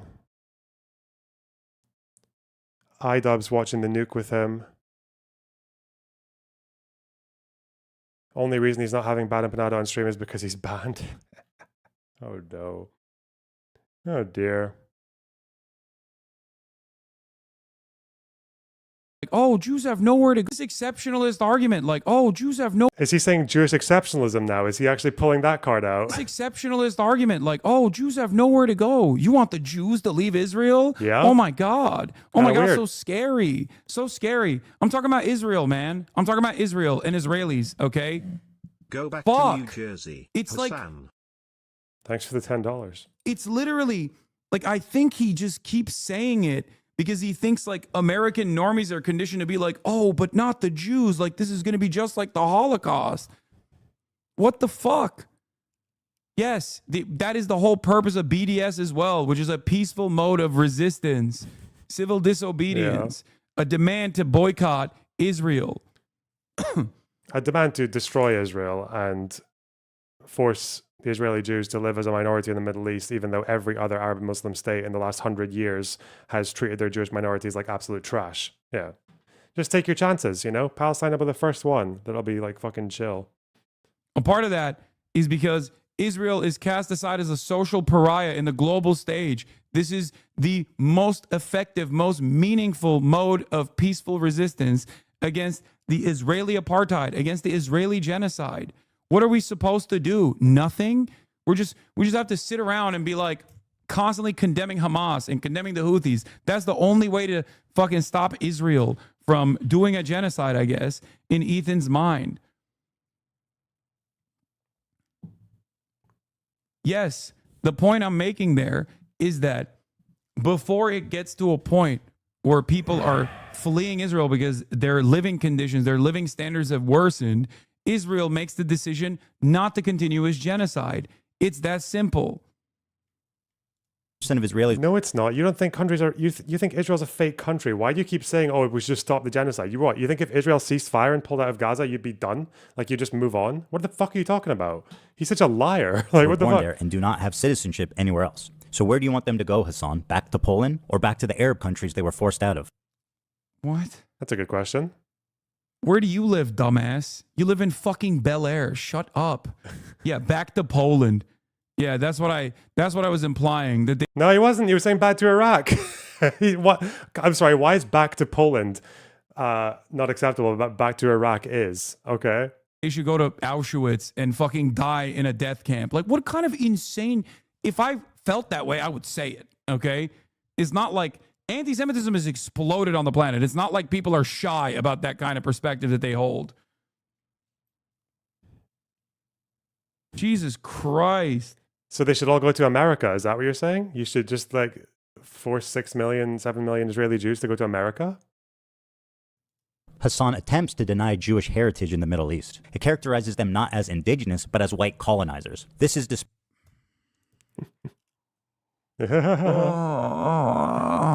The Israeli heritage in the Middle East is now tarnished by, well, first of all, Israeli heritage in the Middle East. What the fuck is Israeli heritage in the Middle East? That doesn't exist. Shut the fuck up.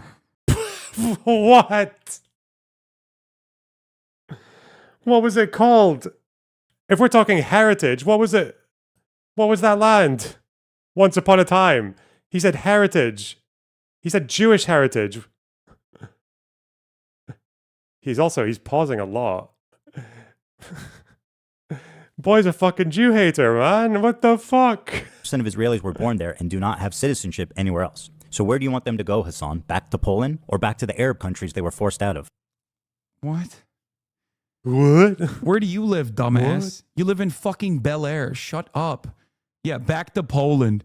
Yeah, that's what I was implying, that they should go to Auschwitz and fucking die in a death camp. Like, what kind of insane, if I felt that way, I would say it, okay? It's not like anti-Semitism has exploded on the planet. It's not like people are shy about that kind of perspective that they hold. Jesus Christ. Hassan attempts to deny Jewish heritage in the Middle East. It characterizes them not as indigenous, but as white colonizers. This is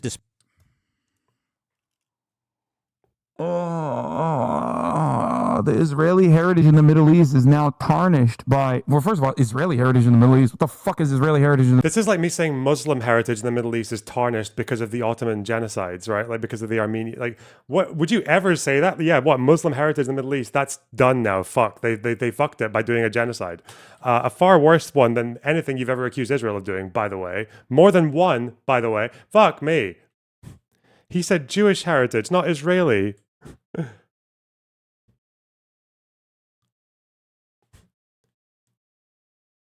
What the fuck does that mean?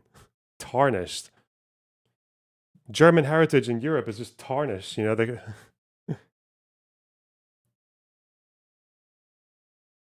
God. In the Middle East, that doesn't exist. Shut the fuck up. You're talking about a 76-year process, okay? You can't really call that heritage in the Middle East, okay? But as far as Jewish heritage in the Middle East, that's valid. You can talk about individual. Wait, what did he say? If I felt that way, I would say it. Their living standards have worse. Yeah, back to the Arab countries they were forced out of. Simple. Auschwitz and fucking die in a anti-Semitism.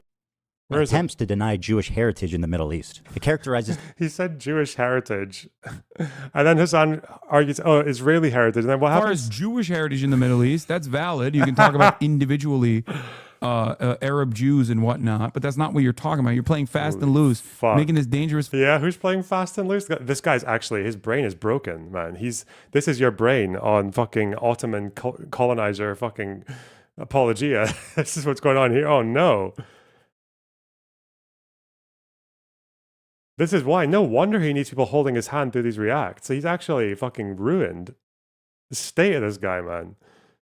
He said Jewish heritage, and then you argued Israeli heritage, then you went back and said, oh no, yeah, but Jewish heritage, that's valid. If you're talking about individual Arab Jews. No, Mizrahi Jews are the majority of Israeli Jews. What the fuck are you... Fucking conflation between Judaism and Zionism once again, over and over and over and over again, okay?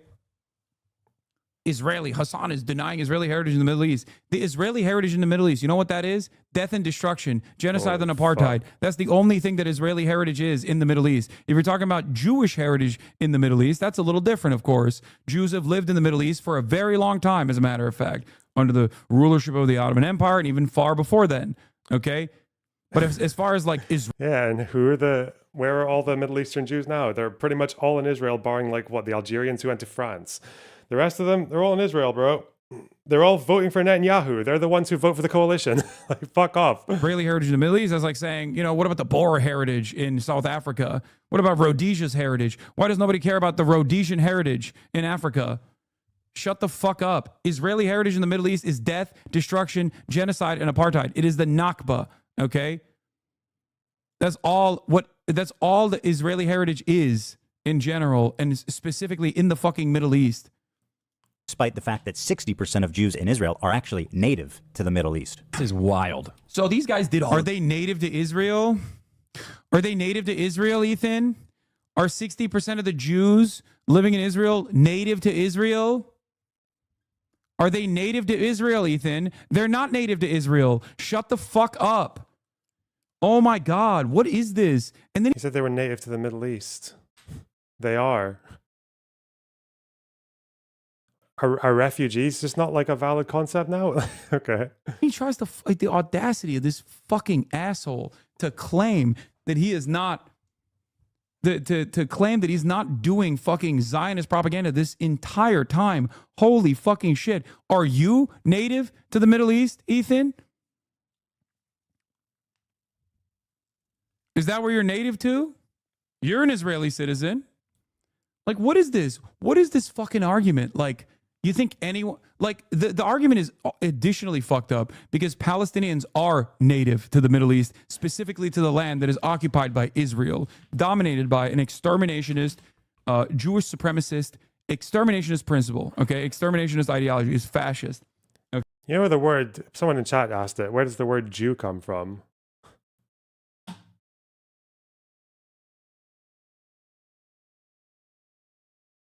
Where does the word Jew come from? Anyone know? Chat, quiz.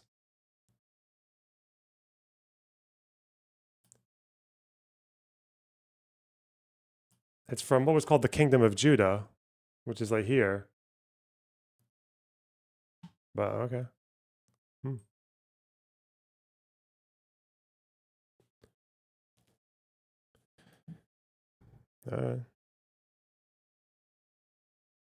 Okay. Palestinians can't even go to their own native land. And this motherfucker has the audacity to be like, well, you know, that's where Jews are native to. It's just it just belongs to them. Why are you even questioning this? It belongs to them. Shut up. Shut the fuck up.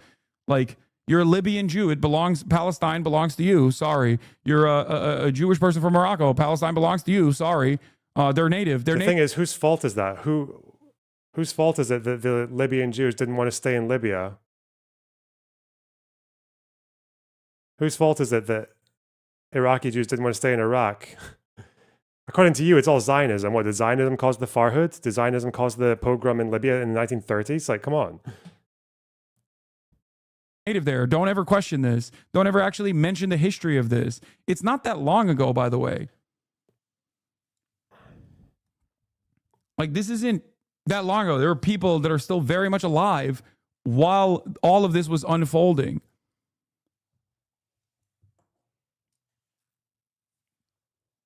Your React is a real content noob because holy shit, you destroyed him. I'd be surprised. Yeah, well. That was bizarre. That was pretty bizarre. October 2023 is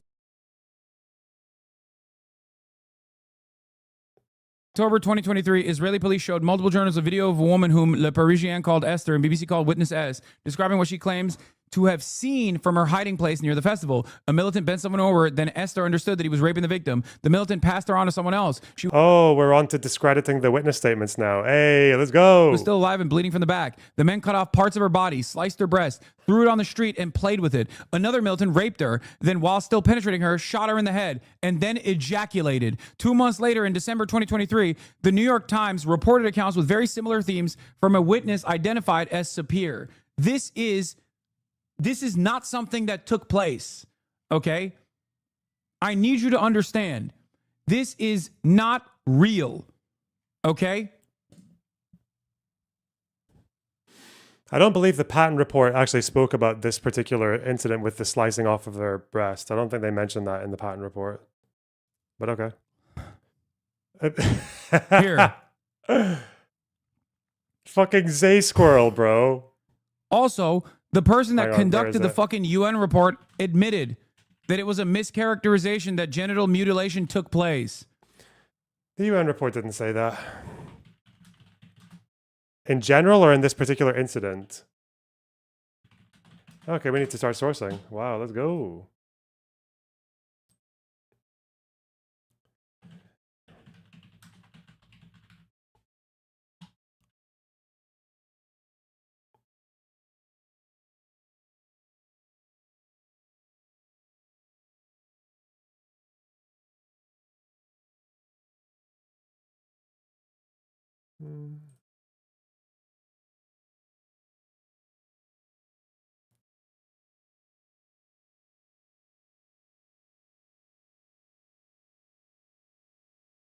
Yeah, so throughout the report, what they do is they say that some of the claims of genital mutilation are inconclusive, mostly because some of them are like gunshots and things like that that might have just hit someone in that area, but it would look like genital mutilation, even though it wasn't like targeted genital mutilation. But they still say credible circumstantial information, which may be indicative of some forms, including genital mutilation, was also gathered. But that's in the first line of the conclusion. They also say one of the reasons that they couldn't get full evidence of that was because 100 bodies were burned beyond recognition. But where was Zay Squirrel? Never forget Zay Squirrel, Hassan's source, by the way, literally in the most obvious way possible, mangling a UN source. See that little artifact there? And this little strange chop, mangling a UN report to make it look like there was no evidence of rape, even though it says they couldn't find evidence that militants received orders to commit rape, even though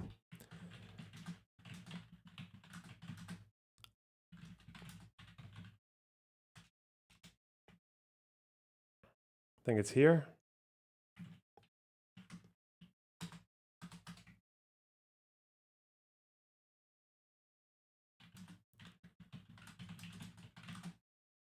.95 here. And this is the bit that she chopped out.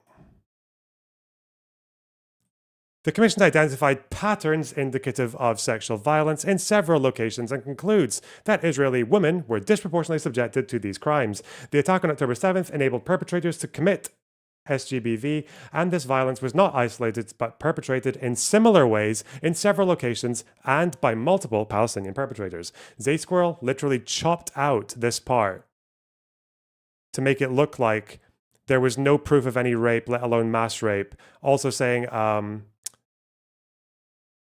or that it was ordered by Hamas. No proof. This is his source, by the way, this overt, lying, terrorist, glazing, propagandist fuck, like internet keyboard warrior psycho. That's Hassan's source right now for debunking witness statements.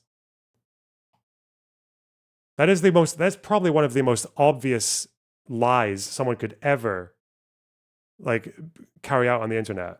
What an obvious piece of dishonesty. Look at this. It's not even like she's tried to hide it with a little blotch there and this gap missing because she didn't want people to see that they actually did find not isolated but perpetrated in similar ways in similar locations. What a lunatic. This is Hassan's source, by the way, the guy who talks about how academically informed he is. Wow. It was a mischaracterization that genital mutilation took place. Fuck. The reason why this is important, by the way, stop debating rape and focus on the genocide of the Lord. No, shut the fuck up. You want to know why? No, I will. I will promote a completely fucking batshit internet liar to discredit witness statements. No, I will not back down. Fucking tool. Fuck. The reason why this is important, by the way, stop debating rape and focus on the genocide of the Lord. No, shut the fuck up. You want to know why this is important to cover? Because this is a colonialist tactic, okay? All of the barbaric, rapist, savage. This is a colonialist tactic. He's so stupid, man. How can you be so fucking dumb? Oh.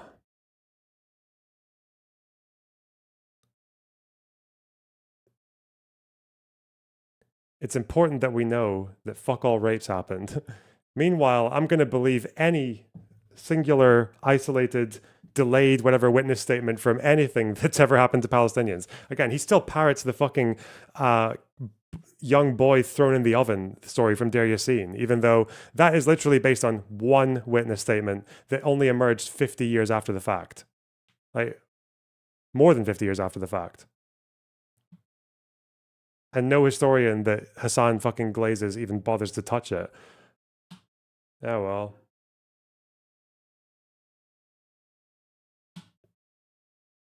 Look up what he said about the Houthi salute. That can't be fucked. A waste of time. What am I doing? Look at my own Reddit. See what they're saying. The scar. No. Oh my god, my Reddit's just fucking okay, wow, thank you guys.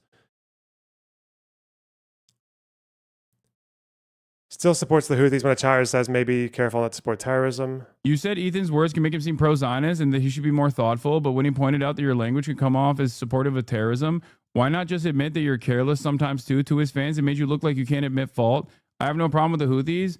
Yeah, because I don't. What do you mean? If you think I'm a terrorism supporter for that reason, then yeah, I'm a fucking terrorism supporter. What are you talking about? The Houthis and their militancy in the Red Sea is a perfectly moral action.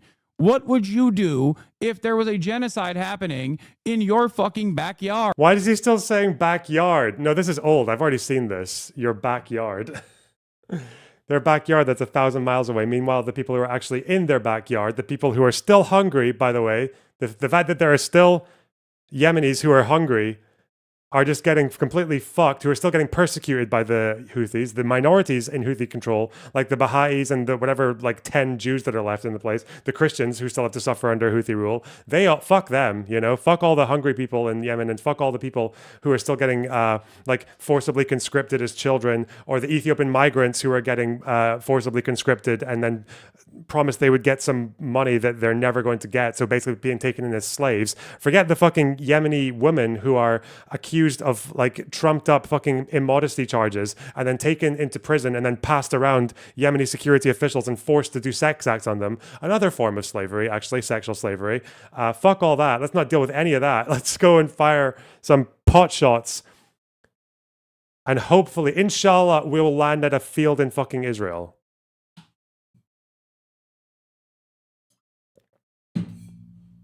Bruh. Hard. That's it. And Ethan had no... It's so Orientalist, bro. He doesn't think Arabs are real people unless it's like, unless their purpose is to fight Israel.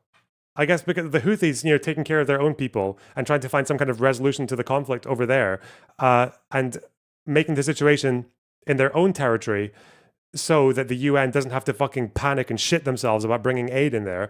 If they could do any of that, you know, that would be fucking boring. You know, no one cares about that. If they could actually try and solve some of the problems that they've got going on in their own territory, treat their minorities well, stop sex trafficking women amongst your security officials' houses, stop doing any of that. But that would be dull. No, it's just much more fun to go in a helicopter and like kidnap some sailors.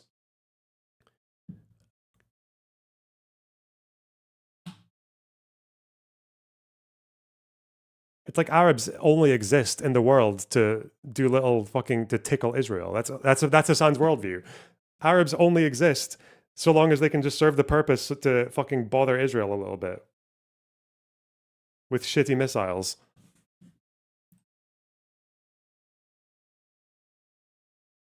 Answer for that. I also said, yes, some people think I'm a terrorist supporter and that's on them and not me. Based.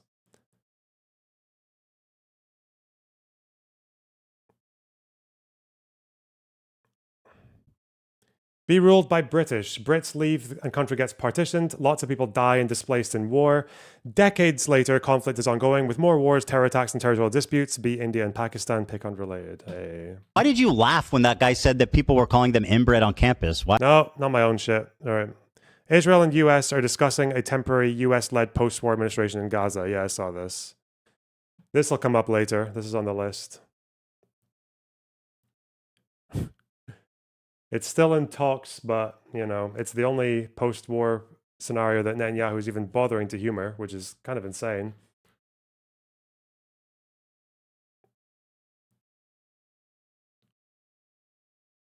I beg of you to make a main channel video on the Gazan protests against Hamas. Oh, Jubilee with this guy, Al-Khatib. People accusing him of being a collaborator. Based. I wonder how people are going to cope with the new poll that would suggest that like just under half of people in Gaza are now collaborators, because just under half of them support the anti-Hamas protests. It's mental.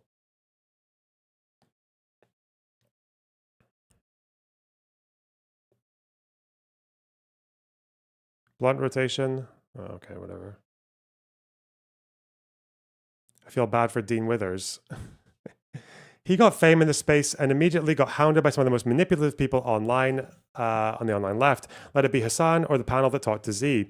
A lot of it is his fault for giving these people air and validation, but I imagine he does it since he's nice and a very young guy and feeling overwhelmed. He should have gone with the normies like Media's Touch or something. Yeah, who knows?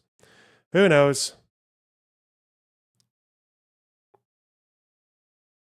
Non-tribal take, how we justify evil. Okay. That's a long video. We'll get to that another time. No, I don't want fucking Destiny videos on my subreddit, please. Oh, someone already did the opinion polls. We'll just read through them, a bunch of them. Thank you, Lornabox, for helping me study for my college history finals. We had to talk about the establishment of Israel's impact on the Arab world, on the rest of the Arab world. My textbook only had so much information. It was easier to piece together events because of Lorna's videos. Wow. What the fuck? Dr. House watcher by any chance?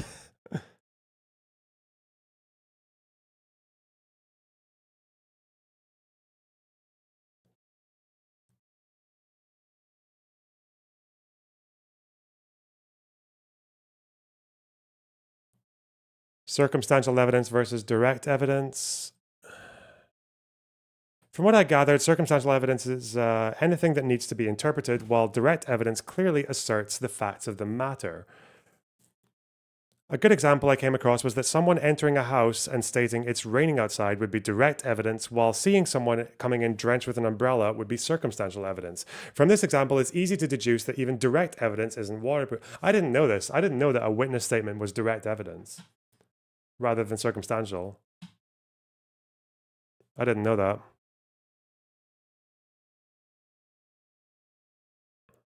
Direct evidence could be a statement by an eyewitness that directly saw an actual incident taking place.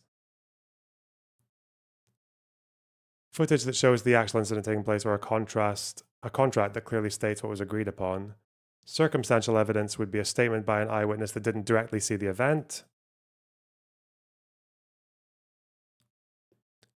So if a witness says they spoke to someone else who saw something, that's not direct.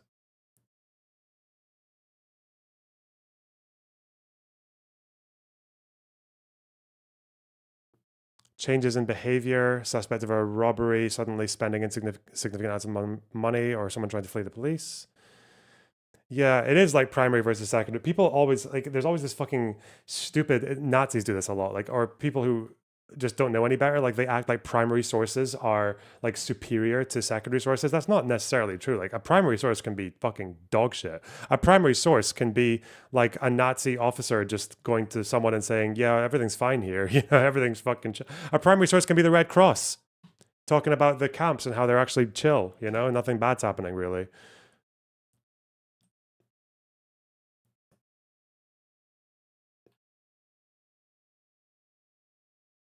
Anyway.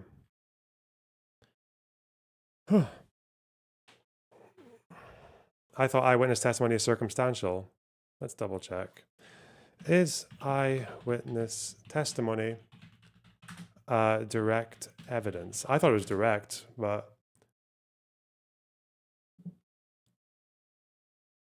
what if I ask if it's circumstantial?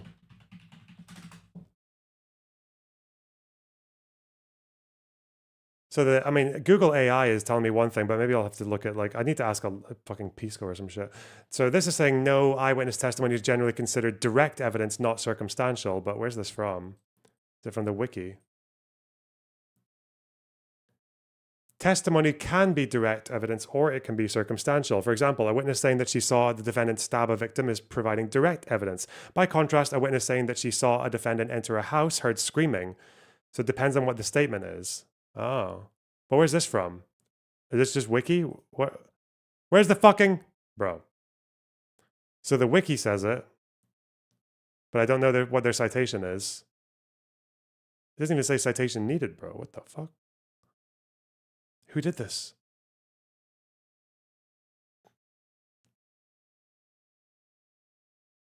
Do I need to find some legal... I don't even know where you would find this.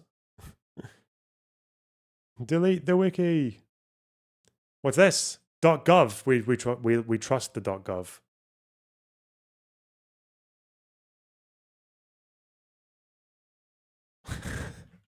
Okay, this looks like it's from a court document. Some circumstantial evidence is better than direct. Zay Squirrel citation. Yeah. Where are my lawyers? Bro. Direct proof of a fact, such as the testimony of an eyewitness. Bro, what? Okay. Why just find loads and just see if like a majority of anything I click? That's a reliable method, isn't it? Direct evidence is when an eyewitness testifies to something that they have seen or know as a fact. Know for a fact. Okay, this is true, right? This is from fucking this, blog post from where? Attorneys at law, okay. But who wrote the blog post? Are they a professional? A professional. Pisco! Where is he? Barristers assemble. Fuck. What am I doing?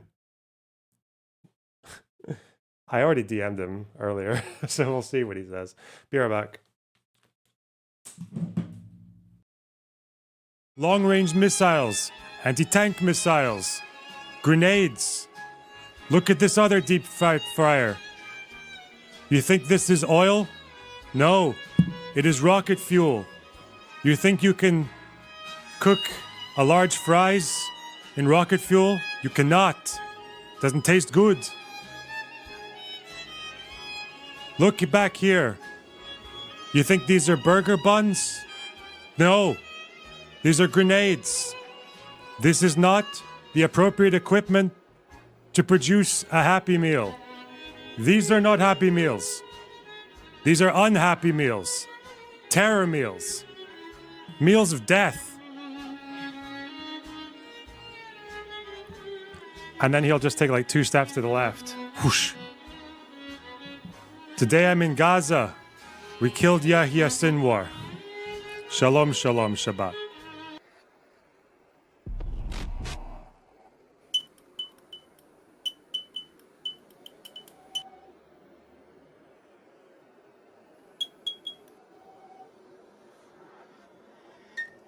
Yeah, Churchill knew. Churchill was like, hey, stop giving this guy shit. Because he's just going to take more. This guy's insatiable. He didn't say it in that way. He said it more like... That's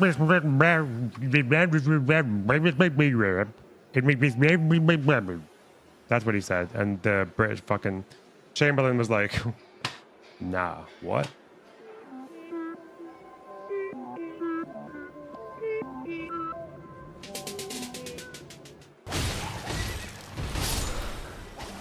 Nice. What does that red mean? Does that mean I've got enough to level with? I think he's oh. I think he's out of control. He's lost control. With my fucking taxpayers' bees. Okay. With my fucking taxpayers' bees. Oh no. Look, I will be very honest here. I so mean fighting with you. I thought you were some unhinged retard, but like, you were very reasonable. This is the Islamic trans takeover. Okay.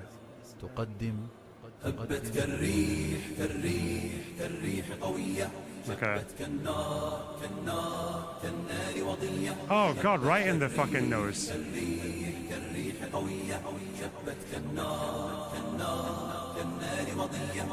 Okay. Wait, these are guys, okay. Don't care about this. Don't care about watching a high testosterone smack. Wait. How do they compare? Hang on.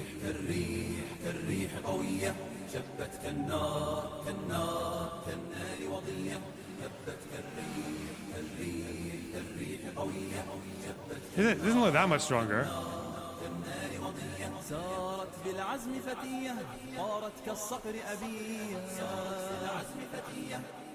You compare that to the women one.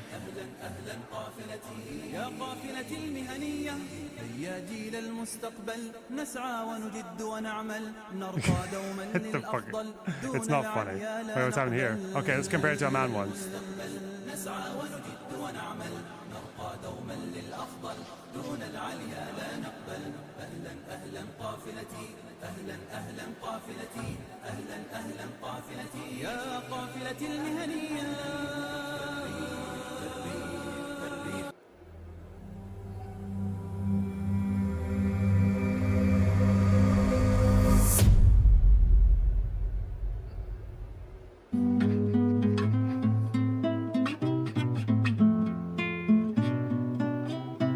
That was a good one. I like that one a lot. Yeah. I don't know Terry Reid's Dreams Are Mild. I don't know that many tunes. I've always been quite limited. Sir Headsworth with the tier 1 sub. Thank you very much. We're having a productive day. 51 viewers. Why?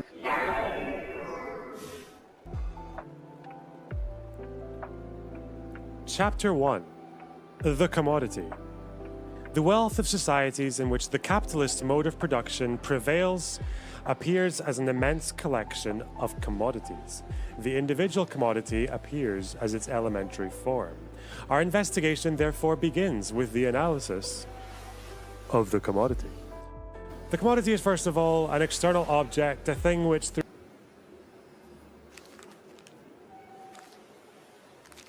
it's going to be like this. He's going to be like, today I'm going to show you how Hezbollah turned this playground, a seemingly nice-looking playground, into a terror playground, into terror infrastructure, a playground of terror, playground of death. Come, look. You see this slide? This is no ordinary slide. It goes down to an extensive terror tunnel network. Look. Whee! Look! These are AK-47s, landmines, RPGs. This is not to be used by children. Do not play with these at home. These are not toys. Come back up. This is not a regular hippity hop. Push it aside. A rocket launcher. We are operating here to clear out the areas for these playgrounds of death from Hezbollah. Okay, that's good. It's gonna be. Hello. Whoa. Okay, we're gonna do some Bro Jorgen slop, and then we're gonna do news. Okay. That's where I'm headed. Bro Jogan, Joe Rogan ruined comedy by a YouTuber called Kamal. Let's go. I love anti-Joe Rogan videos. Please put it in me. Rogan's fault. I want to sell kayaks! He's a chronic stool Andrew Wilson's on Steven Crowder. Good out.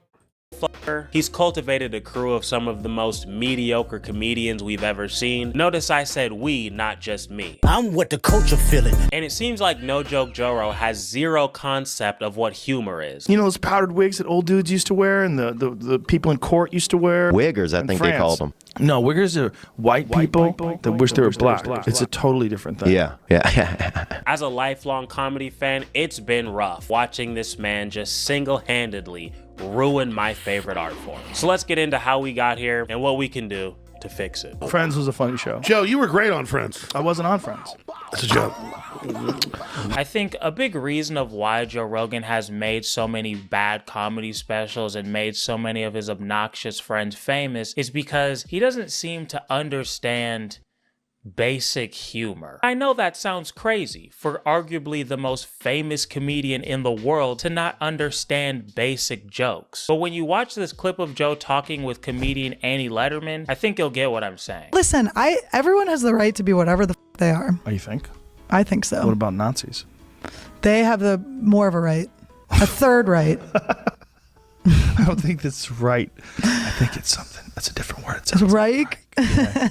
What does that even mean? Is this nigga serious? I know that was painful to watch, but to illustrate my point, we gotta break this down play by play. So earlier in the conversation, Annie Letterman says everyone has the right to be whatever they want. And then Joe says, What about Nazis? Now you guys tell me what you think, but in my world, you only say this for two reasons. You're either trying to set someone up for a pro-Nazi joke, or because you're genuinely asking if it's ethical to be one. Now it's clear to me that Joe was choosing option Rogan too. Now, why he would do this on a comedy podcast with a comedian is beyond me, but I know he wasn't doing option one because when Annie inevitably does her pro-Nazi joke, a third right, a pretty clever one at that, Joe hits her with a "well, actually," and corrects her diction. I don't think that's right. I think it's something. That's a different word. Right? What does that even mean? And I think he did this because he's not able to connect the dots and understand basic humor. I'm convinced the fact that Annie said Third Right instead of Third Reich genuinely confused Joe. And he saw this as a teaching moment for Annie instead of an embarrassing moment for himself. And I swear he does this shit all the time. Like, here's an example of comedian Mark Norman telling Joe the story of when he was emceeing a Halloween runway show. We had a live audience, judges, the whole thing, and they're like, "Be edgy, we saw your act, we like it." And I go, "Great." So I'm trying to be funny. I'm getting some zings, some zangs. Catwoman walks on, like a sexy Catwoman. I make fun of her, pussy joke, whatever. And then she's walking off, and an African queen is walking on. Like, she's like a big headdress, black lady. And I go, "Hey, watch that whip around the African." And I swear to God, the cameras just went, doo, like the whole thing shut down. I felt like the power went out. And I was like, well, that was weird. And they fired me right after. We all heard that, right? Mark said, "Hey, keep that whip away from the African." The vibe totally shifted, and Mark immediately got fired. What do you think Joe's response is gonna be? Wait a minute. If someone's wearing African garb, you Yeah. can't say the African? We all got that, right? African, whip, slavery, like it doesn't take a genius to get there. But once again, Joe Rogan is as lost as can be. And then Mark had to do every comedian's favorite thing, hold Joe's hand and explain the entire joke to him. I mean, this is starting to feel like a clinical issue, my friend, I gotta be honest. I'm convinced that this man is incapable of understanding any joke that doesn't have cuss words or gay undertones. Sometimes not even undertones, sometimes it's just gay. Now you cheering because you want to see me do gay porn? And I'm thinking, right, like, Hey, how does God, somebody that's Joe Rogan. Holy shit. become the biggest comedian in the world and the biggest gatekeeper in comedy without the ability to understand basic ass jokes? It's obvious. It's because Joe Rogan never got famous for being funny. Most people know him from either Fear Factor, where he wasn't funny, or his podcast, where he's almost always the least funny person on camera. Unless, of course, Brendan is there. Maybe that's why he has him on so much. Who knows? I wouldn't be surprised. Honestly, and I know I'm gonna sound like a here, but honestly, I don't think Joe ever really understood comedy, like at all. He didn't even consider himself funny until he started doing stand-up. And why else did you get into being a comedian? I don't know. I Were got you a talked comedian into at doing home? it. No, I wasn't really very funny. He's just a regular guy that kind of fell into stand-up, stayed consistent, and was able to leverage the success of his other projects into a comedy career. And because one, he's convinced that any sort of criticism is just from losers who are jealous of his success. Like, comics are some awful narcissists. But you know when you really see that? When comics start attacking comics that are doing better than them. Yeah. So there's this feeling like, what about me? Me. Be honest. Why is he f***ing history hyenas? I don't give a fuck if they're back. F*** off. Yeah. We are back. Baby, I'm a baby. And two, because he never really had that. Jesus, man. Isn't Joe Rogan just kind of like Dave Smith? Like, calls himself a comedian, but just yaps about fucking conspiratorial bullshit politics all the time? Natural draw to comedy, Joe was never able to evolve past his stool fucking phase. And he'll never have to, because he didn't have to build an audience from actually being funny. None of this is super new, but what surprised me is how Joe seems to be running his club, the Comedy Mothership. Here's a clip of comedian Tim Dillon telling a story about how Joe reacted to Tim's opener bombing at his club. And you guys tell me if you notice anything interesting. I bring my opener to do a Tim Dillon and Friends show. He's having a rough set. I'm sitting on the balcony watching him. I feel an energy behind me. Rogan is standing there watching him bomb like this. Rogan goes, "He's bombing, man. He can't be here." And I go, "I know. I'm getting him off right now." And I literally, I run at him again, and I go, light him now. He gets like, "What's going on?" I go, "Light him now." He got off. He goes, "Yeah, it was a little tough." You're still smiling. I go, No. I don't really know if I'm the guy to be doing this, because this is just literally how I see all Americans. Or at least most of you. Most of you are like this in my eyes. I hope you understand that this is how little respect I have for most of my audience in the United States. I don't really want to just like steal the content though while I'm eating. We'll do that with CNN. But there's the link if you want to watch the rest of that. This guy's cool though, Kamal. You should give him a check out. His videos are quite funny.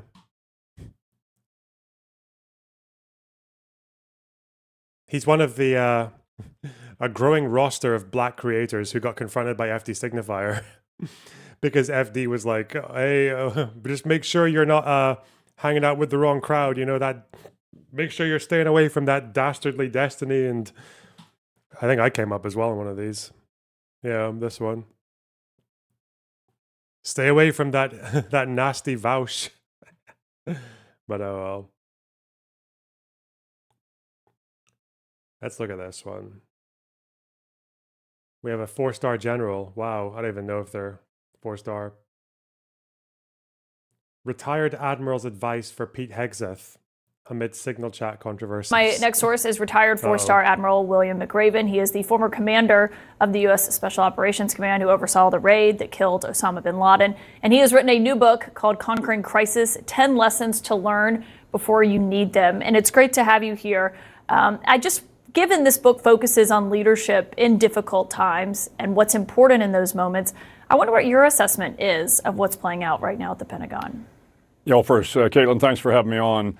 And let me start by saying, look, I want Secretary Hegseth to be successful. Every American should want the Secretary of Defense to be successful. But as you've just talked about, I don't think he's surrounded himself with the right people.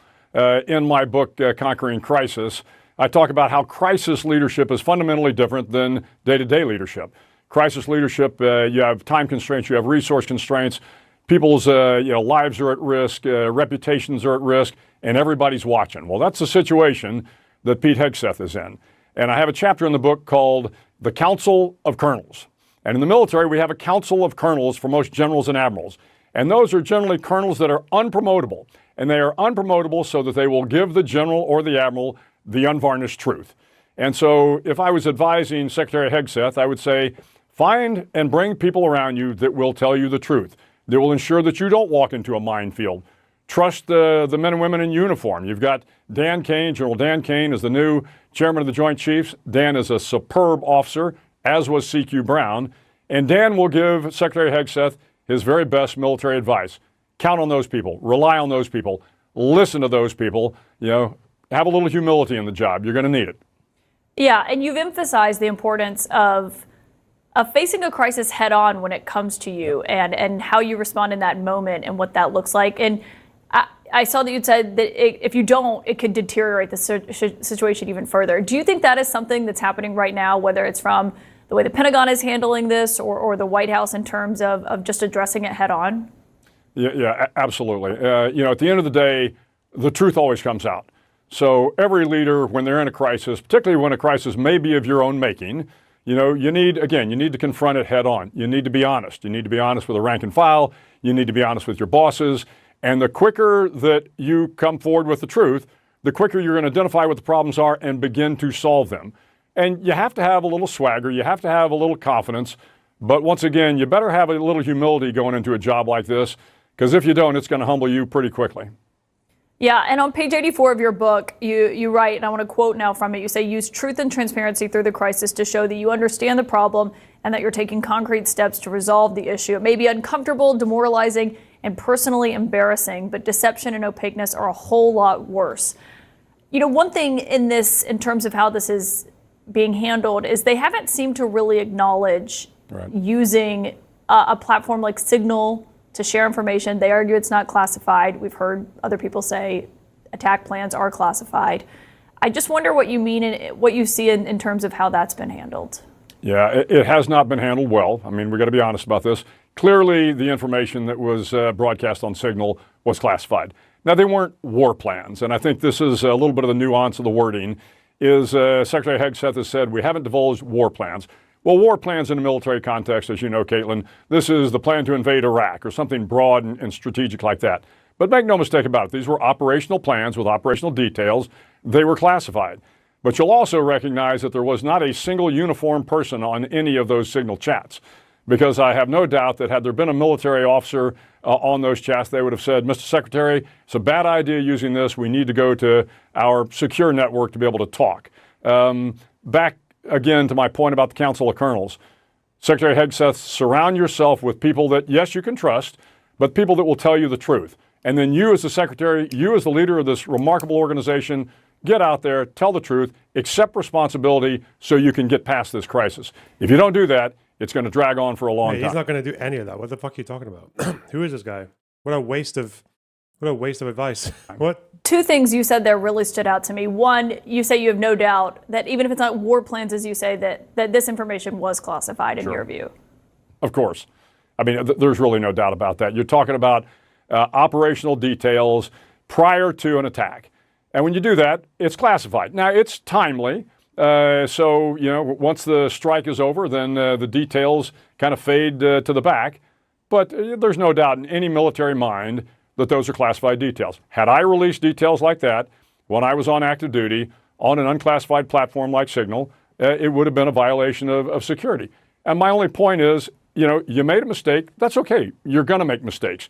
You're new in the job. You're going to make mistakes. Hold yourself accountable.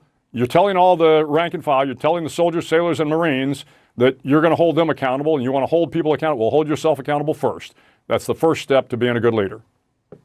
Yeah, I mean, and no one would know better than you if it was classified. The other thing is you mentioned that no member of the military was on that chat. Right. The same information we're told essentially was conveyed on that chat as the other one, which we all could read because Jeffrey Goldberg was on it and published it. We're told on this one it included the defense secretary's wife, his brother who works at the Pentagon, and his personal attorney, though neither of them are in jobs that would typically be involved in making military plans. What do you make of the fact that they were on it and no member of the military was? Well, of course, I haven't seen the Signal narrative, but once again, is it inappropriate to do that? Of course it is. And again, if I were Secretary Hegseth, I would say, you know what? I'm new in the job. I'm learning my way. This was an egregious mistake and a mistake I won't make again. And here's what I'm going to do to fix it. And I own up to it. And now let's move on to going after the Houthis and taking on the Chinese in the Indo-Pacific, things that he thinks are truly important. But if he doesn't hold himself accountable, then it's going to be hard when you're running the Department of Defense to expect the rank and file to hold other soldiers, sailors, airmen, Marines accountable as well. How do other militaries, other nations, other officials, how do they watch something like this as it's playing out? And also, I think importantly, as you know, how it's being handled. Well, of course, every military is watching the United States writ large. I mean, my concern right now is we have this tone as Americans that we are transactional. I was at the Munich Security Conference, and the word that was bounced around the most was America has become transactional. Well, if we are transactional, if all we're doing is trying to get the best deal, that's not who we are as Americans. The fact of the matter is, we have values. Our values are important. We're a democracy. We're a republic. We believe in the rule of law. We believe in the Constitution and human rights. And this is what should shape our foreign policy. This is what should shape our defense policy. If all we're going to be is transactional, it's going to be a little hard to ask the great soldiers and the civil servants in the military to continue to sacrifice, to continue to do the hard work, to potentially put their lives on the line so we can get a better deal out of it. If you're talking about upholding a democracy in Ukraine or upholding a democracy in Taiwan or wherever aligned values are, that's the message. That's what's important. That's why soldiers go to war, is to protect the American values. But if we're no longer a value-based country, then again, the world is watching, and we need to underpin everything we do with the values that make us Americans. On that front, as the president wants to get a deal, a peace deal in Ukraine, wants to end the war there. But we've heard officials in recent days warn that if they don't see real progress over the next few days, they may walk away from the negotiating table altogether, U.S. officials. I wonder what you make of that, and also just how this process has played out in terms of the back and forth with Russia and Ukraine and the United States. Yeah, well, I'm strongly in support of Ukraine. I was out there about 18 months ago, and you can't help but be inspired by the Ukrainian people and how they have, upheld, again, the Western values that, now they're not perfect. Let's be honest. I mean, Ukraine is a struggling democracy, but they are a democracy. And President Zelensky was elected the president of Ukraine. We need to stand behind them. We need to continue to support them against a dictator that is Vladimir Putin. So I thought, what happened in the Oval Office was egregious. At the end of the day, if you have differences with a head of state, Zelensky or anyone, you don't want to air those differences in public, certainly not in the Oval Office. What you need to do is, put a public face on it, and then, behind closed doors, have a hard discussion with Zelensky or others. But in terms of the negotiations going forward, again, we need to continue to back and support Zelensky in Ukraine as long as we can in hopes that we will end the carnage. And I give the president credit. I think he sincerely wants to end the fighting in Ukraine, as does, I think certainly the Ukrainians do, and I would expect the Russians do as well. So find a way to bring that to an end game. But the end game can't be we're going to give Russia everything they want and Ukraine nothing. And the end game, in my opinion, can't be just a bargaining deal with Ukraine on the rare earth minerals, and we're only going to protect them if we, again, have this transactional relationship. Admiral McRaven, I really appreciate you coming on. It's great to have you. And Whoa. Okay.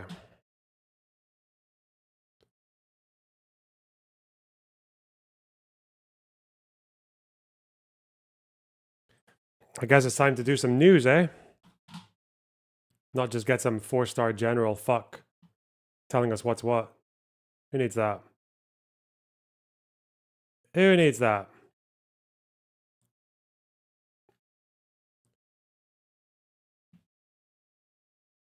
McRaven. That's a good general name. It certainly is, yeah. 4-star admiral. Yeah. I'm just going to call all of them 4-star generals. I think it just makes them sound more, high credibility. I think that's a good strategy, isn't it? Just say that. Hassan, Ethan, Destiny. What we got here? Ethan Klein has an estranged former best friend who happens to work for Hezbollah. You'd think he'd hate his guts because Ethan had approximately 50,000 meltdowns over Hassan interviewing one supposed Houthi pirate kid. But no, he's quite fond of him. Is there any way I would expect someone like this to understand that, like, interviewing and glazing someone publicly and publicly glazing their movement is different from having a friend or an old friend who's connected to the movement? Like, I have people in my family who support Hezbollah, but obviously things are going to change if I bring one of them on and just start glazing them the entire fucking interview, and then just don't even bring up any of the bad things they do, conveniently enough, unless confronted on it. Oh no, he's just. Well, Kareem's my really good friend from Lebanon who worked for Hezbollah, because he's probably even more extreme than Hassan. I mean, he worked for Hezbollah in Lebanon. In college, he was part of this organization called WISWA, which was like the workers, some kind of socialist, communist workers thing. I didn't really understand it. And yeah, he's a commie. Mm. He's a straight up commie. Whoa. That's crazy. This is someone he doesn't even know anymore. Okay. His dad was living in Lebanon, working there, and he moved to Lebanon and was living and working there for a while. And he was working for a newspaper that was owned and operated by Hezbollah. Oh, wow. And he was working for them for a while. He was really enjoying his job, doing good work for them. But the fact, Yeah. this guy is he's with the cause. No, yeah, he's hardcore with. He's with the fucking cause. Mm-hmm. Yeah. Well, that didn't even faze him. He's just like, it is what it is. He's like, all right, buddy. Power to the people. Yeah, good guy though. I do like him a lot. We did have a lot of fun together. We had a funny guy. Yeah. Absolute goofball. Yeah. Great guy. Yeah. Still love the guy though. He was really a good guy. He is. He's one of these guys you just always enjoy hanging out with. You always feel at ease with, Okay. That's the same as him giving a Hezbollah member a puff piece and uncritically supporting the movement at every fucking step of the way. Nice. Wonderful. Let's go.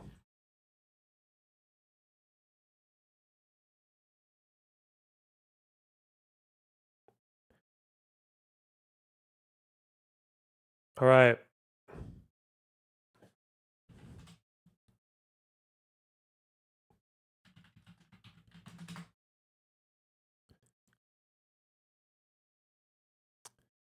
Where am I going to find this?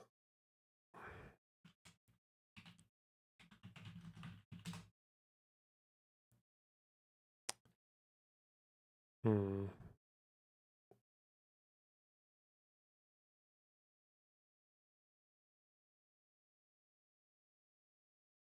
Which news outlet do I want to use for this India-Pakistan thing? I feel like DW might be good for it. Because they always have like the good in-depth India. segments. But we'll also just talk about it, shall we? Where's that map?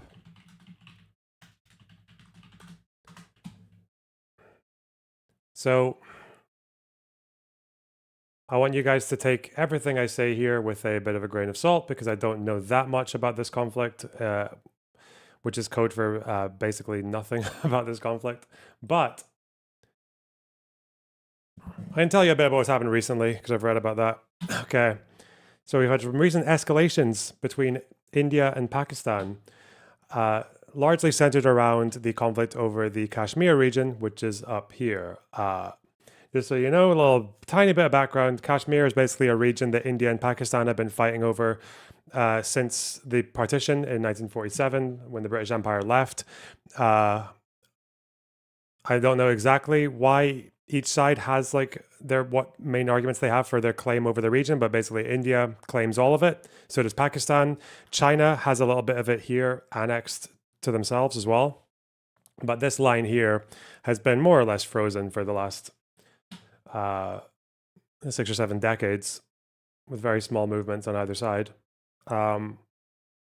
Recently, there was an attack in Indian-controlled Kashmir in what was typically seen as a kind of peaceful area, like a part of the region that was normally for tourists and was generally expected to be kind of like outside of the conflict. A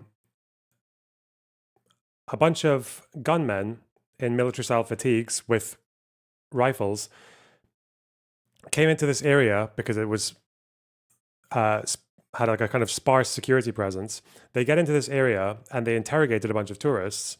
They separated the Muslims from the other tourists by seeing if they could recite an Islamic prayer. And I think they maybe, pinch of salt, they might have checked whether or not those people were circumcised as well. In the end, 26 people were executed, 24 Hindu men, 1 Christian, and 1 Muslim who tried to intervene.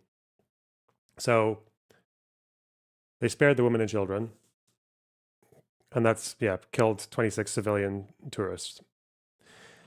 The attack was claimed by a fairly new spin-off, like a splinter movement called the Resistance Front, which I think is potentially a splinter group from the Pakistan-based group Lashkar-e-Taiba, which has a history of attacks on India, including they actually went into Mumbai in 2008 and killed like 160 people. So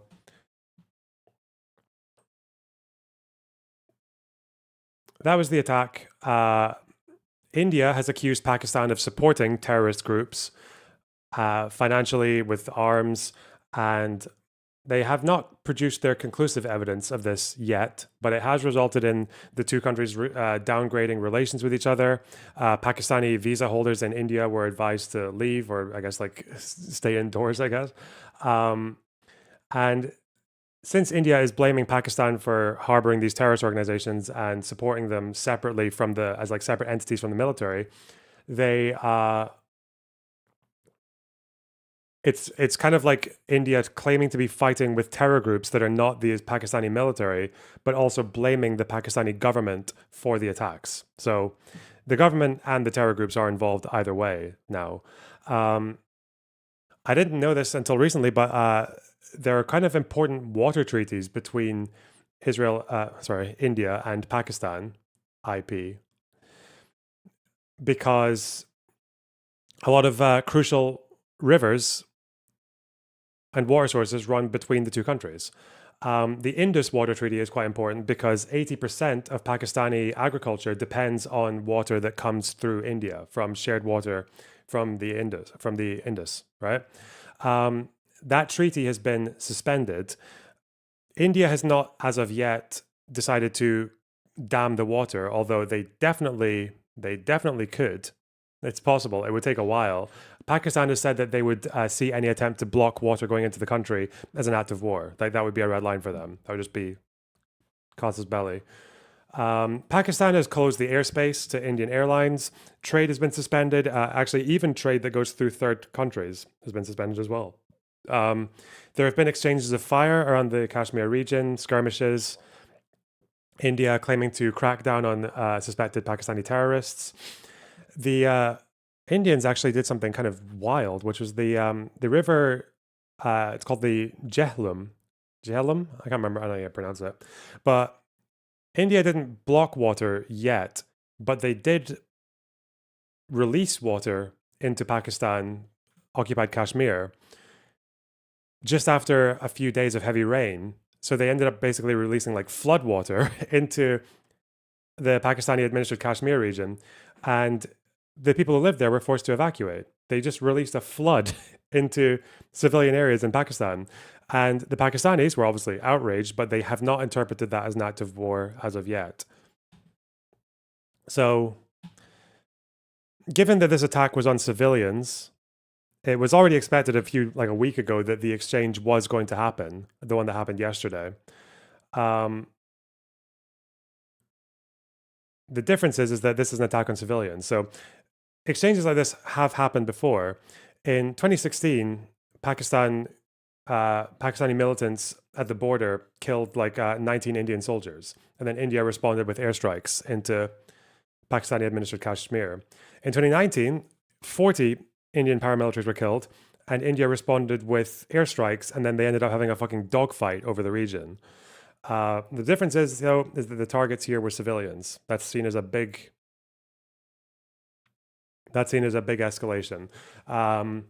There yesterday were Indian airstrikes on Pakistan and Pakistani-administered Kashmir.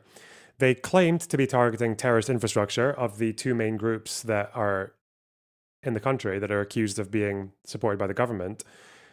And Pakistan, on the other hand, has argued that 26 civilians have died and 46 people injured. So that's where we are now. It looks like things are set to escalate quite hard, potentially harder than they have done in the past, because, again, it was civilians that were killed in this tourist area in Kashmir. India is blaming the government directly, and Pakistan does not seem to be willing to back down. They've vowed to respond to the strike that happened yesterday. And the problem, of course, is with India and Pakistan is that both sides are nuclear powers.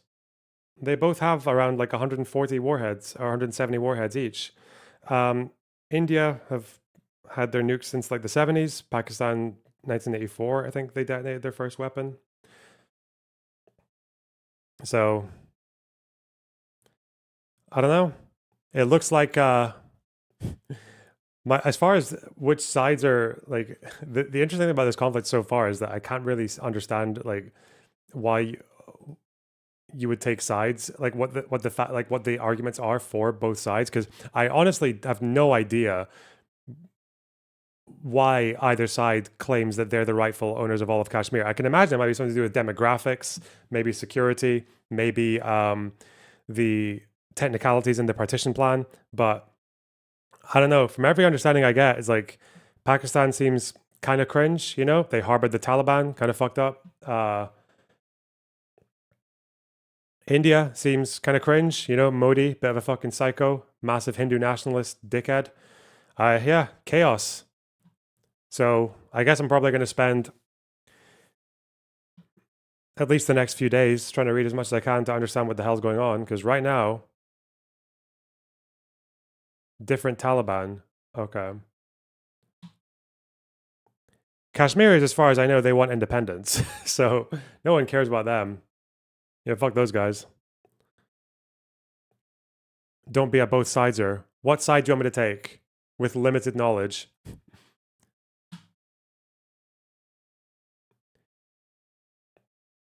Because it does seem like a lot of treaties were put in place to avoid escalations of this sort. But the problem is that they all seem to be kind of collapsing.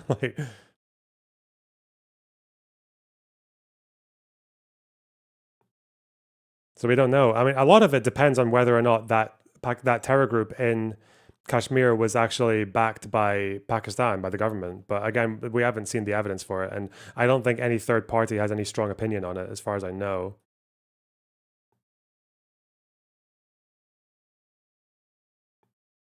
And also the problem is with people intervening in Kashmir is the fact that China's involved.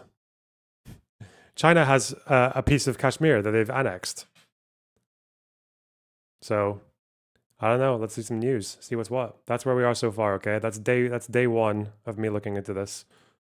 It has fired missiles into Pakistan in a deadly escalation between the nuclear-armed neighbors. The Pakistani military says at least 26 civilians have been killed in the strikes.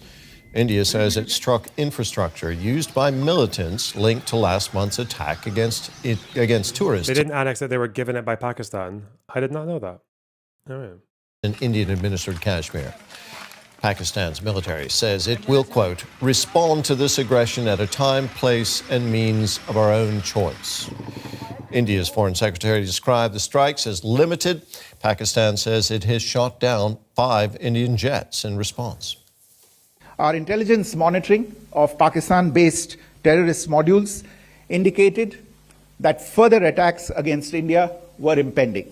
Oh. There was thus a compulsion both to deter and to preempt. Earlier this morning, as you would be aware, India exercised its right to respond and preempt as well as deter more such cross-border attacks. These actions were measured, non-escalatory, proportionate, and responsible. They focused on dismantling the terrorist infrastructure and disabling terrorists likely to be sent across to India.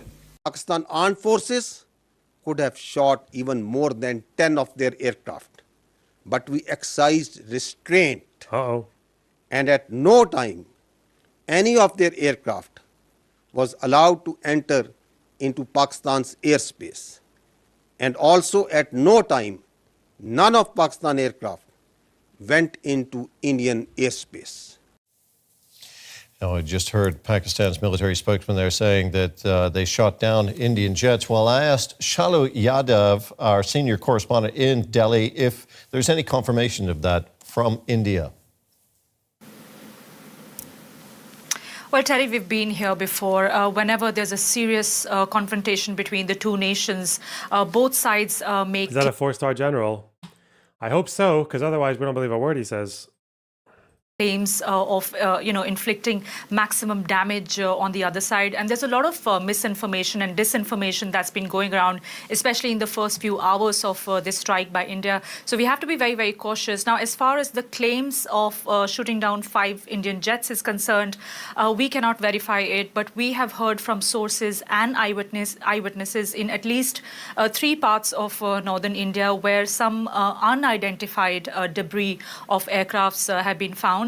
Now, as far as Indian government is concerned, it's neither denied nor confirmed these reports. So it seems that there's a lot of fog around this operation, and we'll keep our viewers updated as and when we have more. What more has the Indian government, Shalu, been saying about the attacks and their reasons for carrying them out? Well, Indian government has been very clear, even over the last few days, that they want to go after these terror outfits like Lashkar-e-Taiba and Jamaat-ud-Dawa that have allegedly been given shelter by the Pakistani government. And today in the press conference, they said that they've done exactly that.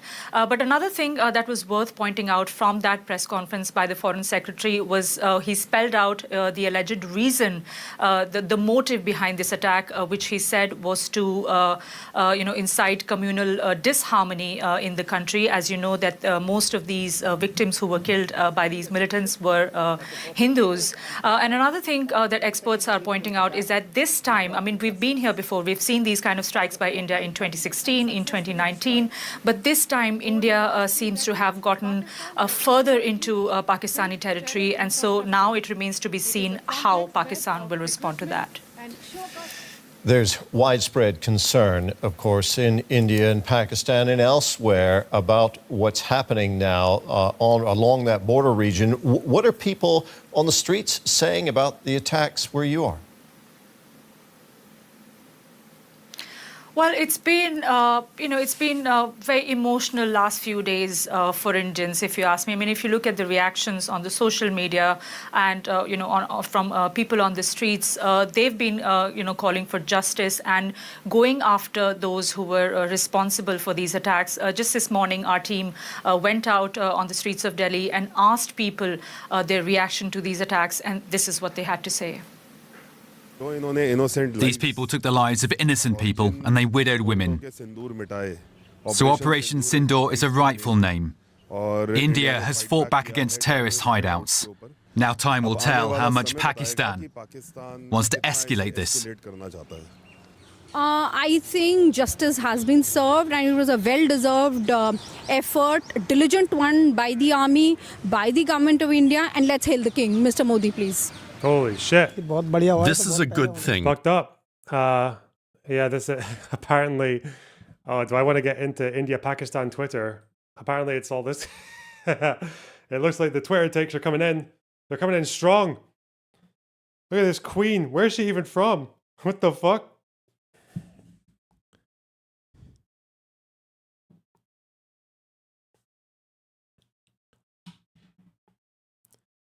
I love a good both sides bad. I love that. But it should have happened long ago. They killed our innocent people, so it's a good thing this happened to them. Most people are happy because of this action. No one has any... met a lot of Indian Jews in Israel. Yeah, there's a lot of those, yeah. That's a thing. I don't know when exactly they left India, but... Yeah. problem with it. The government should have acted much earlier. Now, of course, there's a lot of appreciation for the action by the Indian government, but a lot of people on social media are also calling for de-escalation because a lot of civilians' lives are affected whenever the two countries are in a conflict like this. Shalu, thank you very much. That was our senior correspondent in Delhi, Shalu Yadav.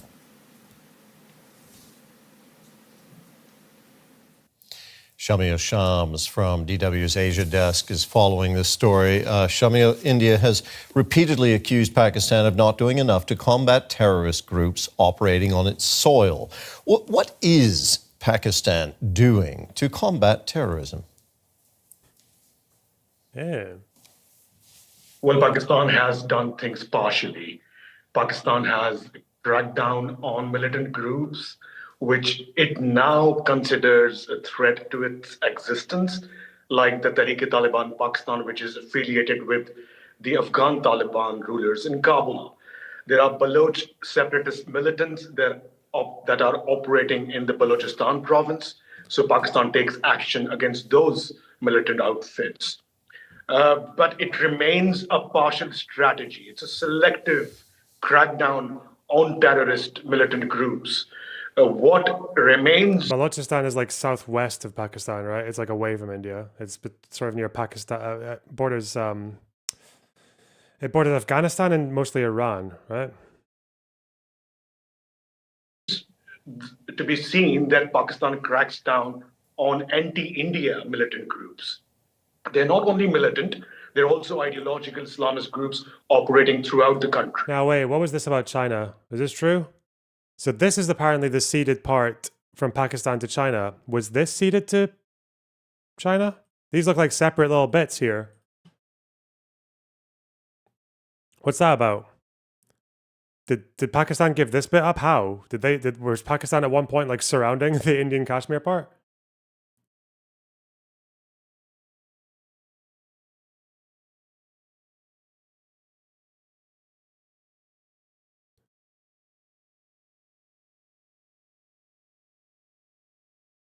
When did China get this one? Oh. Ayub Khan gave it to Mao. That would be this bit though, right? Not this bit. I don't believe you. Thank you, Sundowner. Calling me a retard based. What's this supposed to tell me? Just answer the fucking question. You want me to read all this right now? Fuck. Hang on. The McMahon line. Hey, I love a good McMahon line. That's very authentic. It's the most based Indian name I've ever heard in my life. I know Balochistan's important, okay? But not today. Fuck.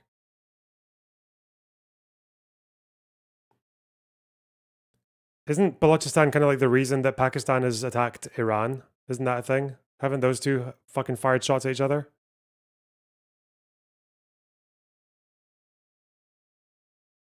Where am I supposed to get this?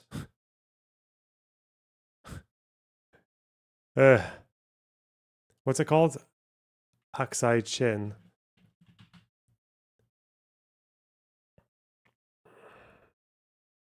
The PLA sought to expel Indian forces from the Chipchap Valley in Aksai Chin.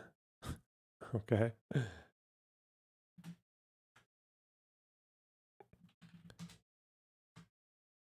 It's like eating my fucking vegetables. Fucking hell.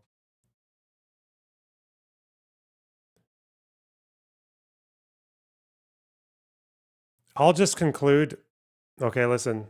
Listen, I'm just going to use my instincts here. I think Pakistan gave this to China, and I think China took this one by force. This part here. That's what I think happened. Okay? I'm just making it up as we go along. Okay? If I'm wrong, someone send me a better source than just sending Wikipedia and saying retard like Sundowner did. Thank you. So as far as these anti-India militant groups and ideological groups operate in Pakistan, the Pakistani authorities have not taken significant action against them. People in chat are saying correct. That's true. Didn't need anything. Vibes-based research. That's how I do it. No problem. In the past few years or in the past decades, because the military establishment, the security apparatus of the country considers these groups as a strategic asset. I'm not saying that Pakistan is not going to take action against these groups, but so far we have seen like a pick and choose strategy by Pakistani authorities. How is Pakistan preparing to respond to these attacks from India? Do you know that? I think in my view, Pakistan has responded to the attacks by India. In terms of what the Pakistani authorities are claiming that they have shot down the jets and they have retaliated. Now we have seen, we have heard, we have read that the Pakistani military has said that it would attack India in response to what happened last night. But in my opinion, I think the Pakistani authorities have achieved this kind of propaganda, this narrative war. What India wanted to achieve, Prime Minister Modi's government. It looks like Aksai Chin, China built a fucking road connecting Xinjiang to Tibet. And it went through Aksai Chin. And because they built that road, and they argued that it was in their maps, even though it doesn't seem to have been. They were just like, yeah, we got here first, fuck you. And India were like, no! And they've been disputing that ever since. Apparently it's inhospitable. Is that true? Does anyone live there? Or is it just a road? It's a big looking area.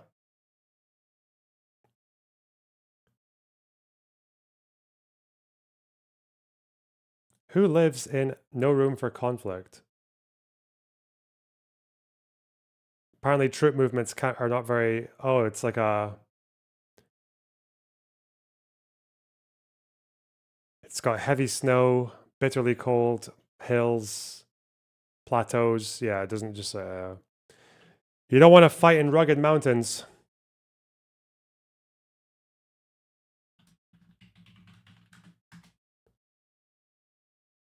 Largely uninhabited. High altitude, arid region, no permanent settlements. Well, who gives a fuck that? Is it just like the high ground? Do people want the high ground?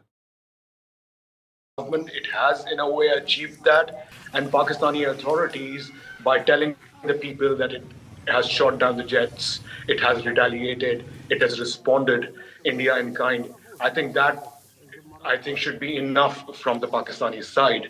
A further escalation that Pakistan goes out and attack on Indian soil would blow it out of proportion. I do not think, I have said it before, that Pakistan's economy, the Pakistani situation, Pakistani politics cannot afford this kind of further escalation with India. Now, Turkey is warning about the risk of all-out war. It joins Germany, Russia, China, the U.S., the UN in urging both sides to de-escalate in this conflict. How much appetite is there in Pakistan to de-escalate? I personally believe that they have a lot of appetite. They have an appetite because of the limitations Pakistan has. I know there's a lot of war rhetoric, nationalistic, jingoistic rhetoric being played out in Pakistani media, social media. But I don't think that the Pakistani authorities would like to escalate further. And China, the US especially, would not allow this to continue further. So international actors, the global powers, and the geopolitical situation, I think that will all determine that the de-escalation takes place. If escalation takes place, it would be very unfortunate. It could spiral out of control. And I don't think that both India and Pakistan, two nuclear-armed nations, can afford this kind of further escalation. Shamil, thank you very much for your insights. That was Shamil Shams from DW's Asia Desk. Thank you. And we can now speak to former Pakistani Minister of State for Foreign Affairs, Hina Rabbani Kar. Thanks for joining us here on DW News. Now, India says it had intelligence of further threats from militant groups based in Pakistan and that it's taken preemptive action with these strikes. What's your response to that?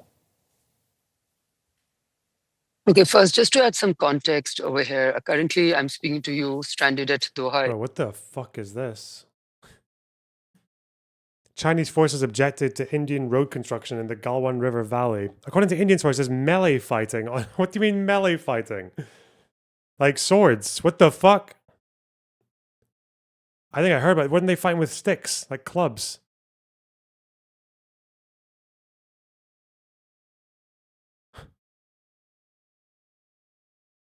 Holy shit.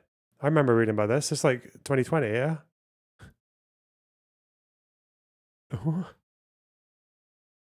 Both sides insist that no bullet has been fired in 4 decades. There are reports that they fought it with rocks and clubs. There's a video. Oh no. 20 killed. Ladakh. Hang on. Let's look off screen.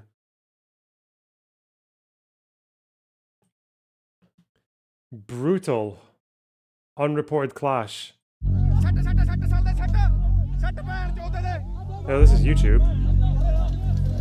Is this it? Disputed Himalayan border. May. What is the fucking point? There's no need.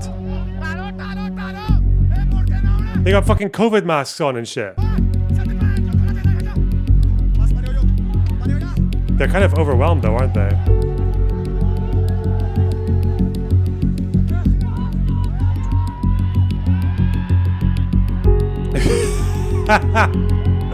Fucking 2 nuclear powers whacking each other with sticks.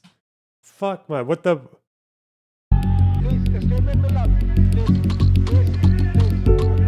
चीनी पक्ष को इस तरह के actions के लिए मना किया गया और सीमा पर शांति बनाए रखने के लिए उन्हें कहा गया। इस मुद्दे को चीनी पक्ष के साथ Fucking stay of this man. पर भी उठाया गया है।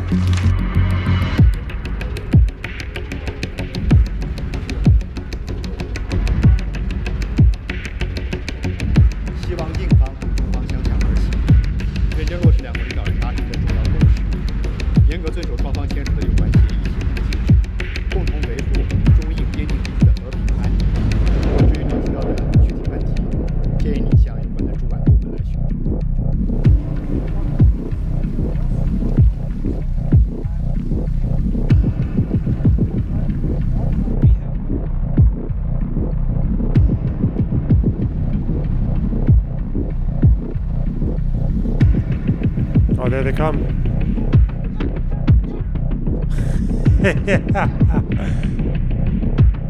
Okay. Yes.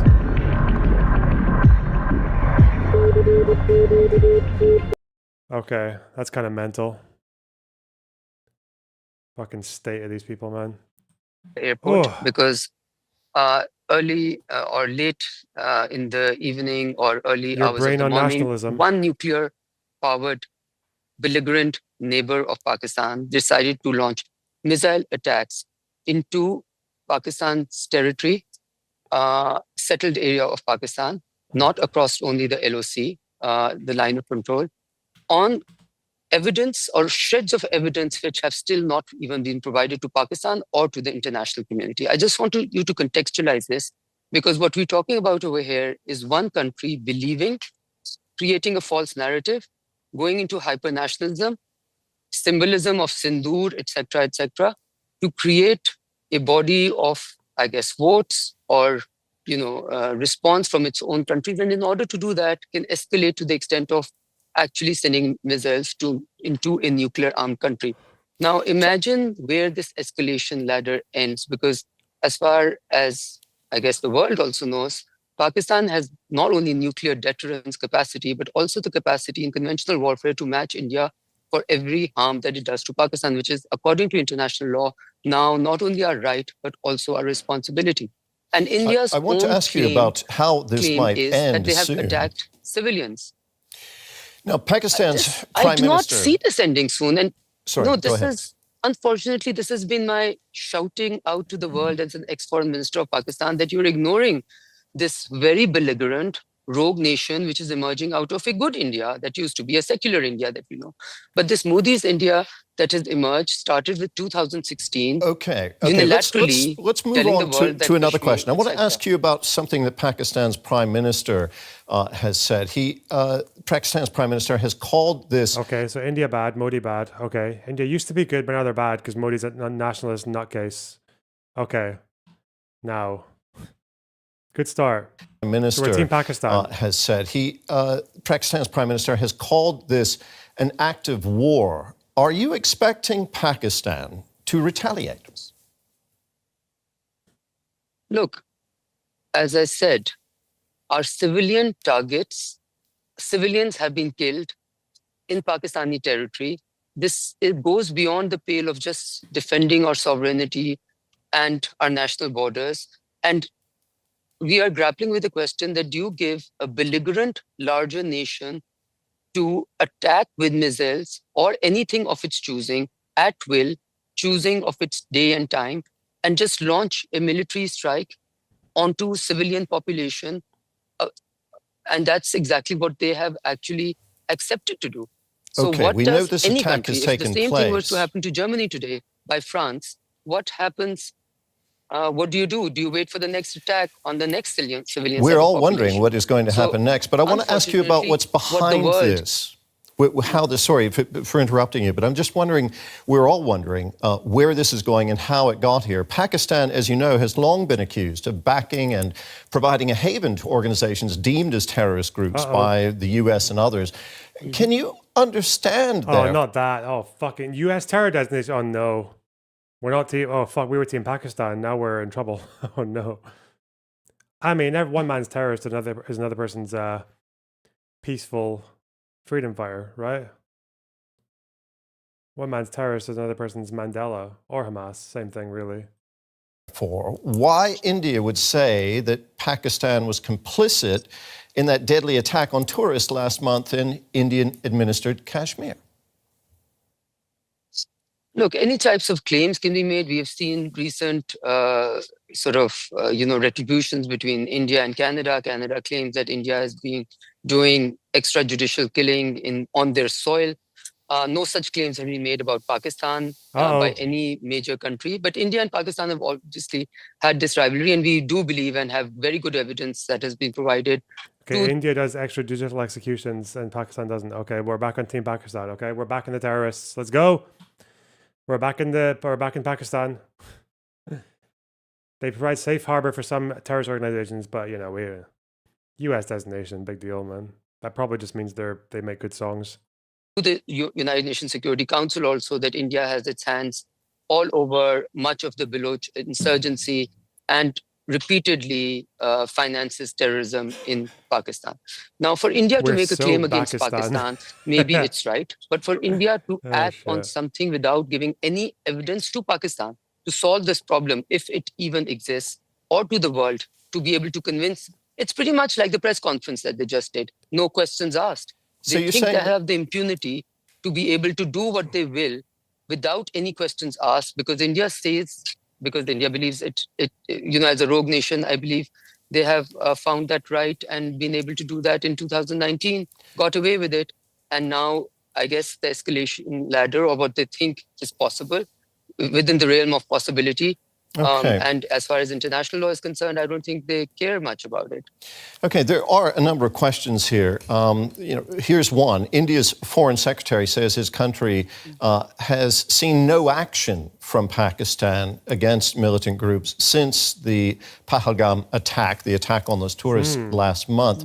I'm wondering what your response is to that. Has Pakistan actually taken action against? No measure against people who actually killed civilians. I mean, that's not Mandela shit. That's just, they just went, found some civilians and killed them. 26 of them. Think we're, oh no, probably pro-India now. Fuck. We're pro-India, guys. We're back. Militants who may have been involved in that attack? Look, across the board, Pakistan has been taking actions against militants for the last 10, 15 years. Our military has been in active combat against terrorist militants who've been taking lives in Pakistan also. That is what Pakistan's priority is. I find this statement by the Indian Foreign Secretary absolutely ridiculous, to the point of being ludicrous, because nothing was ever shared with Pakistan, as I have repeatedly said. From the first second that this attack, which was a security breach in Indian-occupied Kashmir, still according to the Security Council, disputed territory, it was a security breach, a security failure on part of the Indian government. On the second that this happened, Indian government was on international airwaves making accusations on Pakistan that they know that this is from Pakistan. So this is basically a typical Indian ploy of diverting attention away from their deep security, issues, problems, and how they've done politics, how they've taken over Kashmir unilaterally. Typical Indian ploy. That's racist, isn't it? Don't we get to call that racist? She was basically like, this is just the fucking Indians doing what they... Damn. Don't we get to call that racist now? That's like saying the fucking Arabs. That's what that's like. She's racist. Oh no, that's a microaggression. If I ever saw, wait, does that mean we're on the side of Pakistan now? If we're okay, yes, yeah. Now we're on the side of Pakistan again because of that one. I'm afraid we're going to. Ever since yesterday, we are pro microaggression. Okay. Really, leave it there. I mean, I see the making of a rogue nation, which I've been talking about, and frankly speaking, 2 nuclear states, escalation ladder. I guess this is what the world was waiting for, giving India the type of impunity that it seems to have enjoyed for the last decade and a half. Former Pakistani Minister of State for Foreign Affairs, Hina Rabbani. Kar, thank you very much.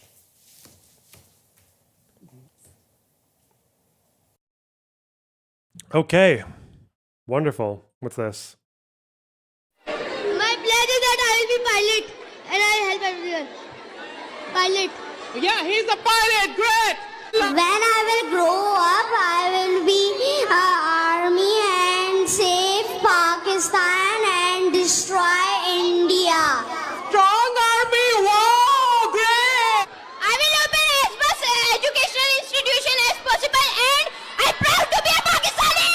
The next generation of Pakistan is going to make Pakistan literacy 100%. Fuck My yeah. pledge is to when I will grow up, I will Is this just Hassan's chat? Is that what's going on here? the poor people by giving their homes, by giving them homes. Inshallah, he is going to give homes to everyone. My pledge to my country is that I will finish all corruption, and so we will prove to Pakistan is not less than any other country. Pakistan Zindabad. Pakistan Zindabad. I love Pakistan. I will sacrifice my life for Pakistan. I love Pakistan. We all love Pakistan. Pakistan. Sorry.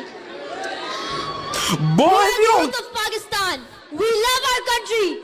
Pakistan Zindabad! Pakistan Zindabad! We pledge to help Pakistan as much as we can. Pakistan What? Zindabad! Pakistan Zindabad! Oh, she's staying on My script. pledge Okay. is that I will be pilot and I'll help everyone. And I'll help everyone. Why are we still here? Just to suffer. Yeah, he's a pilot. Great. My pledge is to that I'll study hard. Stop the cap. Okay, the editing is so fucking pointless. This does not need editing. What are you talking? Fuck. He's going to study hard, Bryce. Why are you bullying me?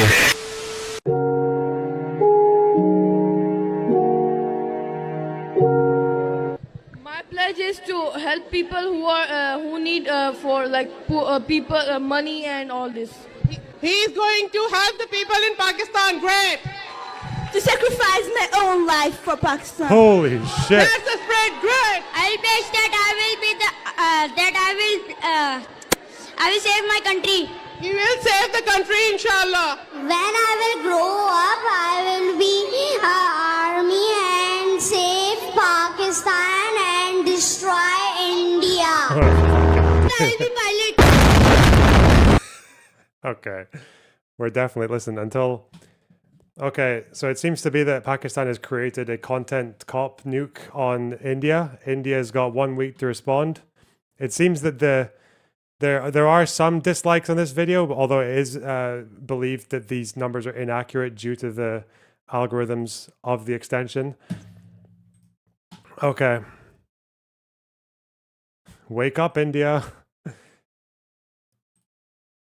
You can't just make a fucking 600 Bollywood films a year and call that your response, okay? You need to be specific, okay?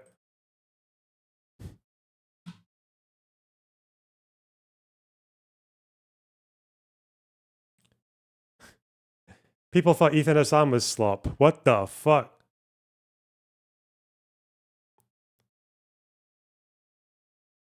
People who thought that clearly never saw the India-Pakistan conflict. Destroy India. What a fucking G. What the fuck? Meme79, thanks for the 9.99. Hassan's chat comment for the Pakistani child grad video is hilarious. I'll bet it is. Dwayne, thanks for $5. Accountability. Wow. Yeah. Mike, thanks for $10 Canadian. 4-star accountability general reporting for duty. Hey, we need those around. Whoa, thanks for the 2 Australian. Done research into Hassan's neo-Ottoman sentiments and ties. Nope. I just need to watch him speak. Brandoni, thanks for tier 3 sub. Coding Jesus, thanks for $2. Houthis would be LGBT if not for America. Obviously. Whoa, thanks for the tier 1 sub. And Lameo, thanks for the 50 NOK. Fair warning, I didn't finish it yesterday, but he only played smear clips of Ethan and kept lying. He used 8 hours to watch 40 minutes. Good luck. I'm not watching that. Waste of time. He doesn't want anyone to watch us react. That's why he made it so long. Smooth Nectarine, thanks for $2. Loner, do you still think Hassan isn't anti-Semitic? Nah, Hassan's... I don't think he's, again, like... Yeah, he's pretty anti-Semitic, yeah. Yeah. I don't think he means to be, but he is. There's not much difference, really. There's not much of a distinction. Distinction without a difference, you'd call that. Jane Socks, thanks for $10. Go back to New Jersey, Hassan. Oh, no. Rosie, thanks for tier 1 sub. Loner, have you seen Sinners? And if not, you need to. Maybe I will. Who knows?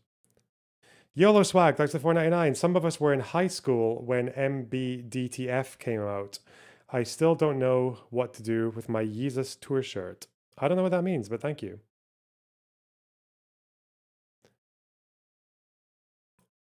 Okay, I need to change the stream title because we have something going on. Do you have Pakistani friends? I did do when I was in school, but that was a while ago. In Dubai, I had more Indian friends than Pakistani, but that's because there were more Indians.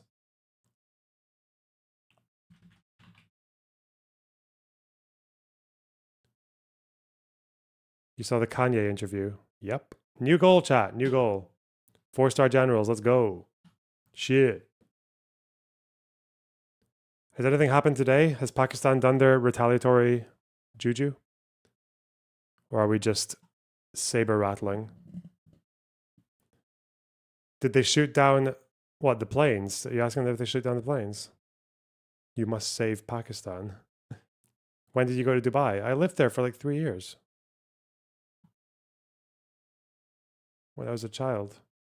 And Abu Dhabi for 2 years. Heck yeah. Oh, OSINT. Thank you, OSINT.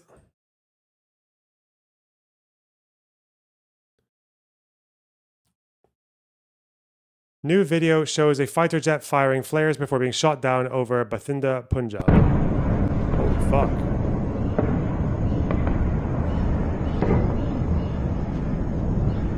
Wild footage. Is this video games?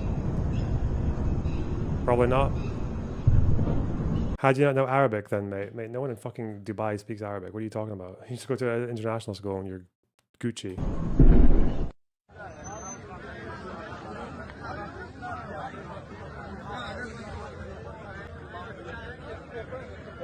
Whoa, that's a code.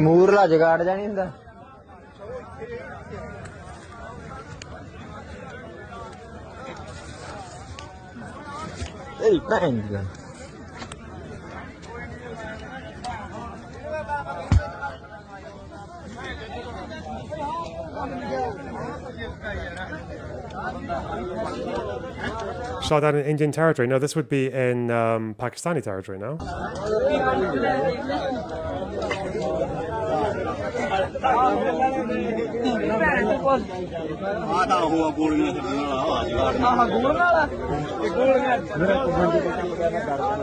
We need to see someone lighting a cigarette off the fire, otherwise this isn't as impressive as the Middle East.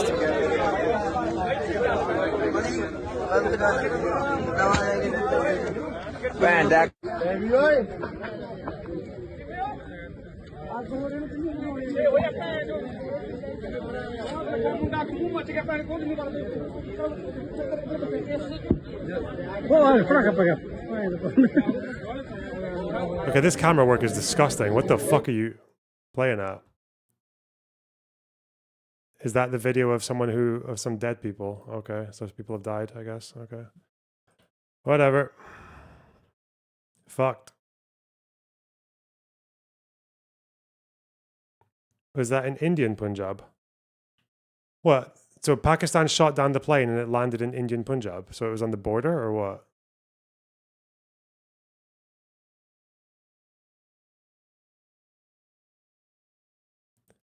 Damn.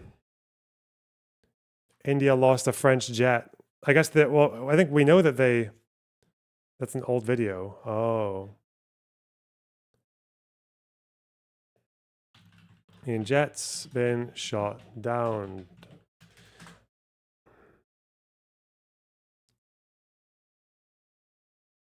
Pakistan says they've shot down 5 jets and 1 drone. But we don't know if it's true yet.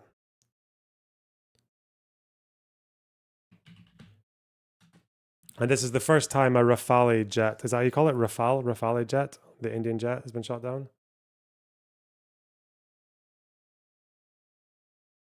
This one. This fucker.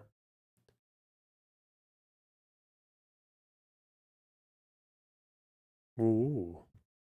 Not bad, not bad. Not invisible, though, unfortunately. Trump's sitting there thinking if only they had invisible jets.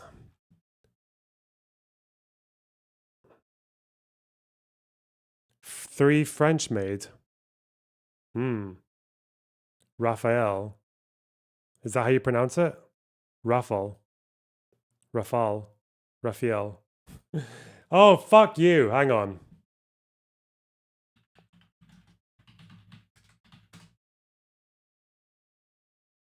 Le. But it'd be fine in English to say Rafale. Rafale. From French Rafale. Raphael. Raphael. Apparently.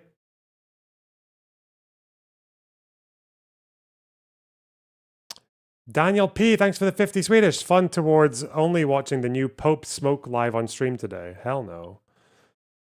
Not for $500. Hang on, we need to change the stream title. Raphael jets.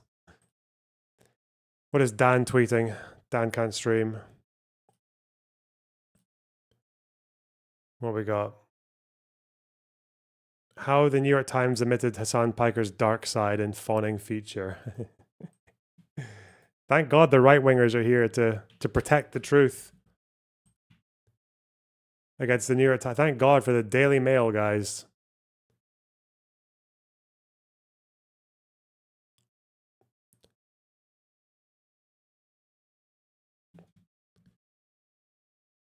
Is this the chat? The chat was funny.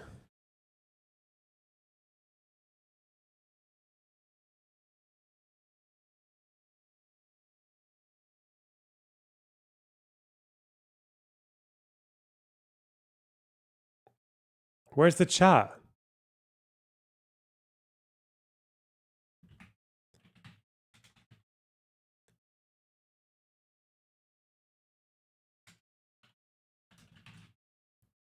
I'd punch this I'd fuck this IDF bitch to death and make his mother shove missiles up her ass, pussy ass bitches. The cropping of the photo. Oh no. This is the archived version. Where it's like it's in the chat there, right? That was fucking brilliant. Why take it out, New York Times? Why? Force perspective, bro.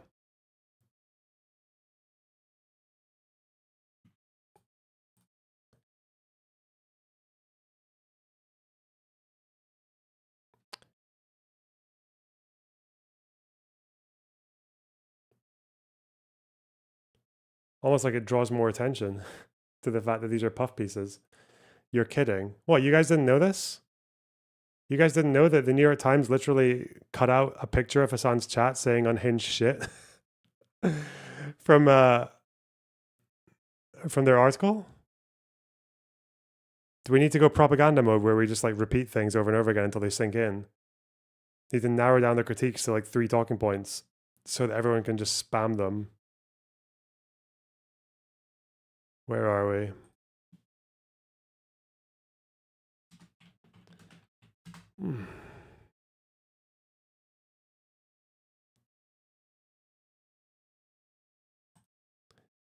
So this was the picture that the New York Times no longer has in the article because they cropped out the screen. It's still the same picture of him digging into his chicken here, right? But yeah, the person in chat was saying, I'd fuck this IDF to bitch to death and make his mother shove missiles up her ass. Pussy ass bitches.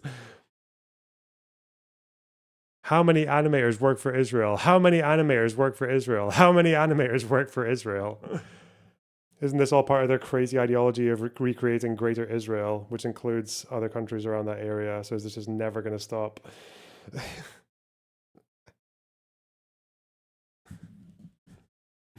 What a sample. What an impressive sample. Fucking nutcase.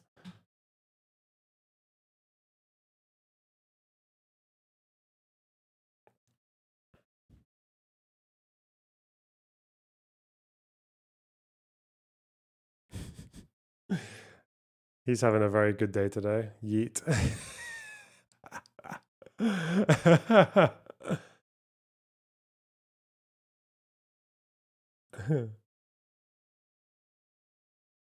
Was that live chat? Yeah, that was his live chat while he was streaming.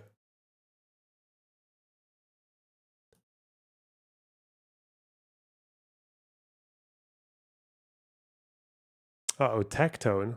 There is literally a guy who goes live every single day and promotes terrorist propaganda every day who's gone to a party with P. Diddy, a known serial sex offender on minors, a guy who has called the police on his ex-girlfriends just to harass them, a guy whose uncle is a sex pest, a guy whose father paid for the freeing of a man who orchestrated the terrorist attacks on October 7th, and the internet thinks he's a good guy. That's what's crazy. Hamas, Diddy, Osama bin Laden, Adolf Piker is revered as a hero. This is how out of touch the world has become. Adolf. It is fucking psychotic. There is literally These are silly personal attacks. You know what? I agree. Which is the exact kind of environment that Hassan is comfortable in, so he should be fine with it. Let them go. I don't give a fuck.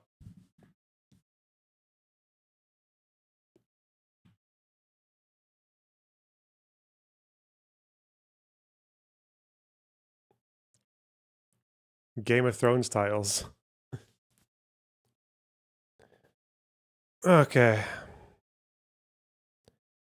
In other news, protests in Gaza, they're continuing, you guys. They're still going. They're still popping off. Ooh, there's a video people wanted me to watch, and I'm discussing it. Huh. Also, fuck me.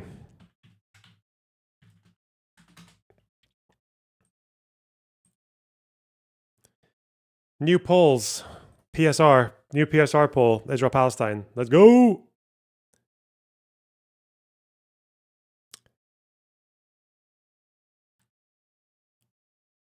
I don't know if I'll read all of this, but we'll go for the main one. We'll go for the pictures, you know. In your view, was Hamas's decision to launch its offensive against Israel on October 7th a correct or incorrect one? You can see in Gaza, people saying correct, mostly incorrect, even more mostly incorrect. Seems like they've been losing approval for their attack ever since September 2024. The West Bank still loves it. They're enjoying it from a distance.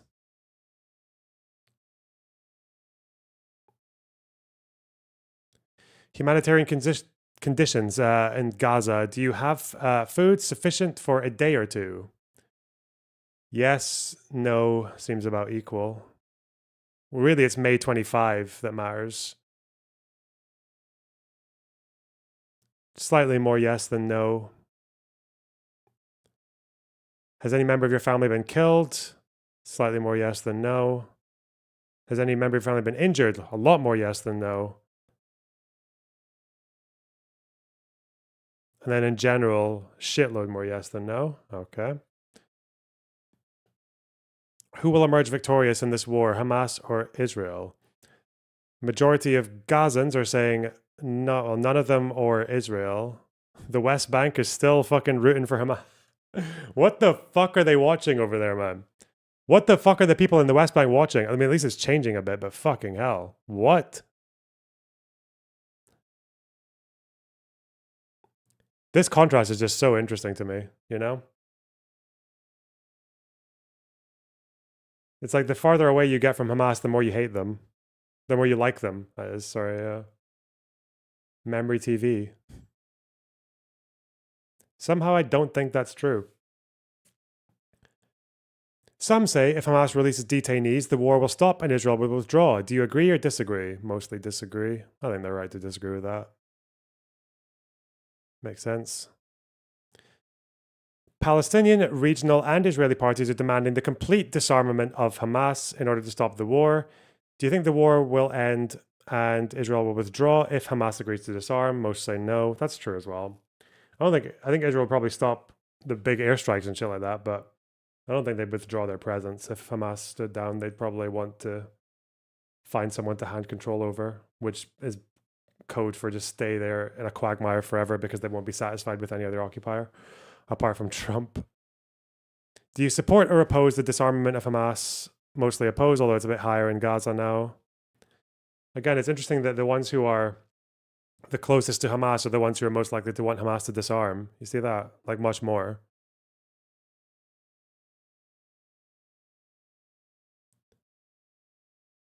Do you support or oppose the expulsion of some Hamas leaders if it's a condition for stopping the war? Almost half of them in Gaza are saying yes.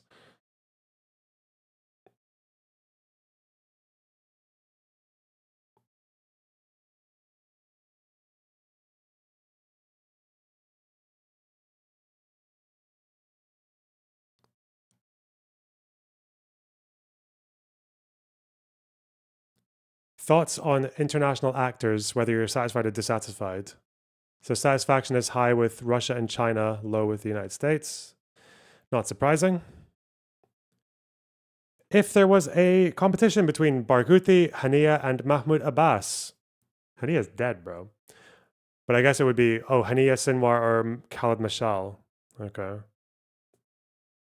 Abbas is so fucked, man. They It's weird that in Gaza, the plurality is won't participate, but still more people would go for a Hamas leader than for Marwan Barghouti. Different from the West Bank. It's very interesting. If there are presidential elections, who would you vote for? Not participate, although that means Hania or Sinwar or Mashal would win. Yeah, they do not like Abbas. No. If it was between Barghouti and Hania or Mashal, still Mashal wins in Gaza, but not in the West Bank. Should Abbas resign? The one thing Palestinians are united on, they want Abbas to resign. They love it.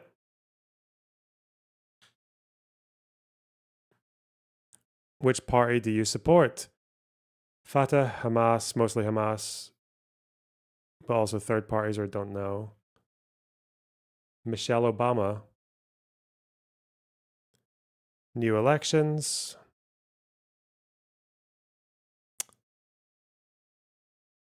Do you think the new government headed by Mohammed Mustafa will succeed or not succeed?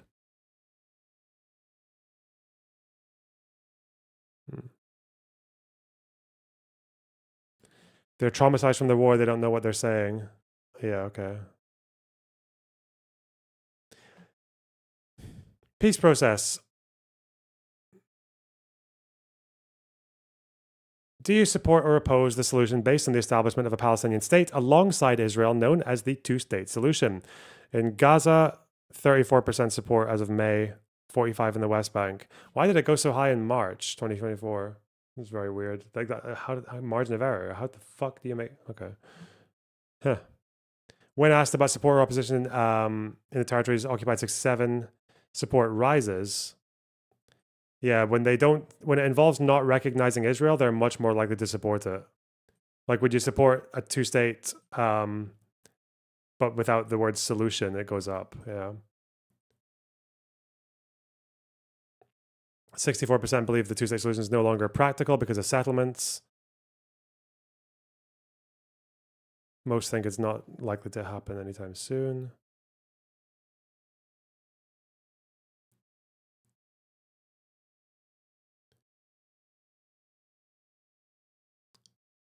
What is the best means of achieving Palestinian goals and ending the occupation and building an independent state?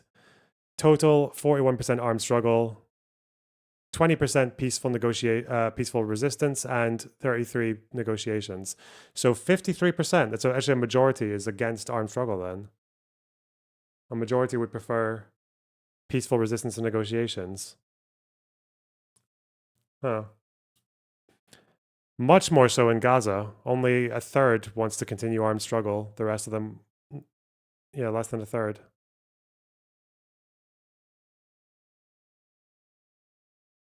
So it's only in the West Bank where they want to continue armed struggle. See, this is the thing. It's like if only 31% of people in Gaza still support armed struggle, the rest of them want to do peaceful resistance and negotiations. It's like, fucking hell. At what point? I thought it was like anti-Palestinian to oppose resistance, and it's like, well, if most Gazans seem to prefer something other than resistance. Where are the protests? I thought the protests were in here.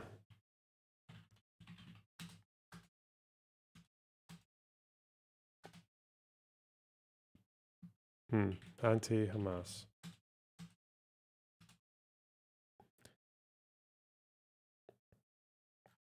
Is the table here? No? There's no table for it. It's just... Oh, okay. 48% of Gazans, compared to only 14% in the West Bank, say they support the demonstrations. Huh.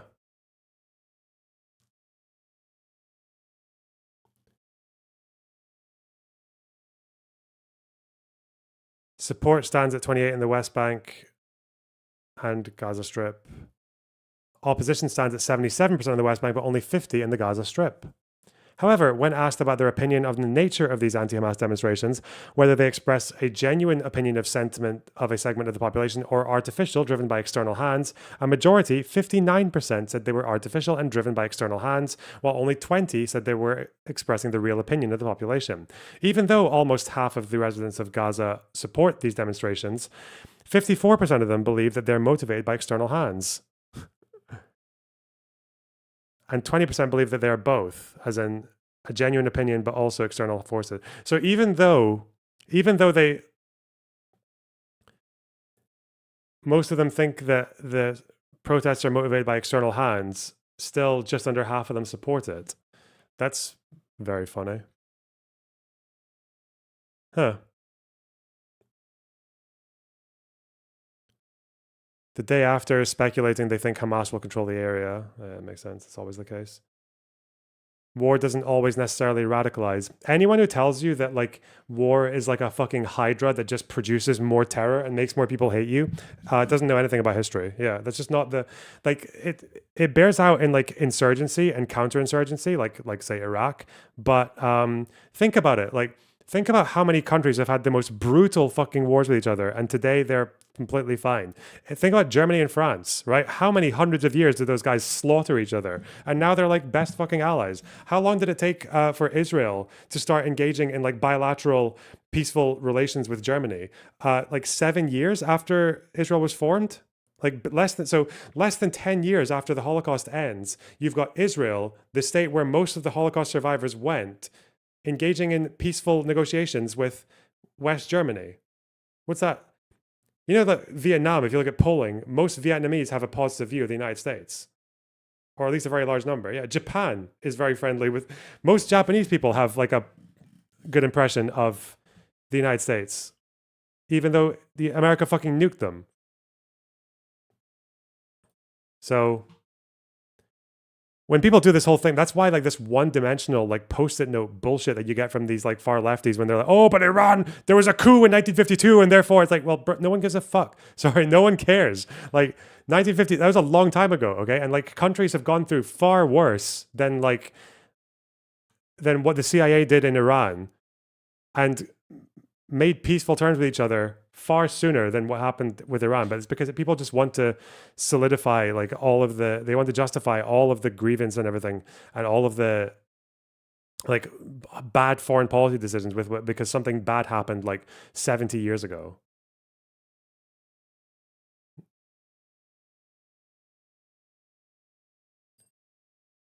Why do you think the Houthis are trying to bomb Israel but not Saudi? Even though Saudi is the one that, genocided them, as they say, right?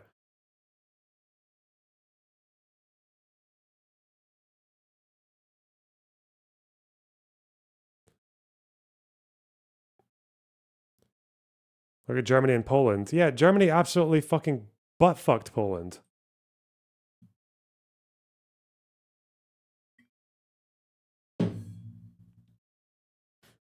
There's no curse upon the Saudis. Yeah.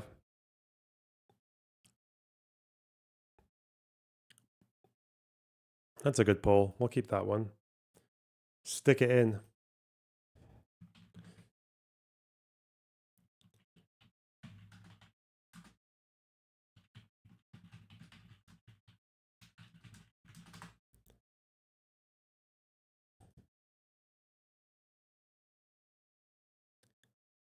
This one as well, 69% of Israelis, 54% of coalition voters back ending the war in exchange for hostages.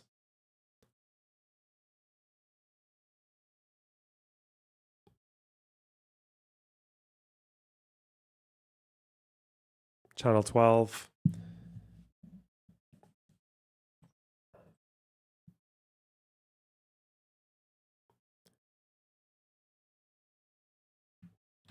Who had that poll on American Jews and Jewish Voice for Peace? Was it from Yahoo? Who did the poll, though? That's what matters. Jewish Insider. Wow. A study shared exclusively with Jewish Insider. By who? Commissioned by the Jewish majority. Okay, it might be a biased pollster. I don't know.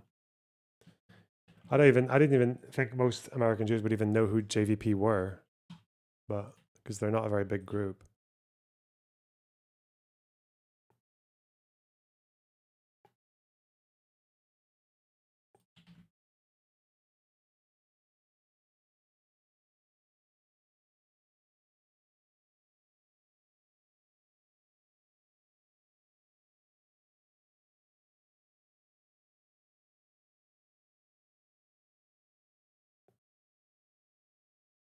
Hmm.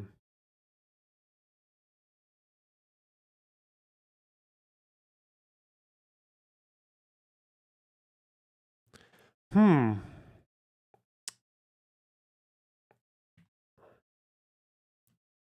Okay.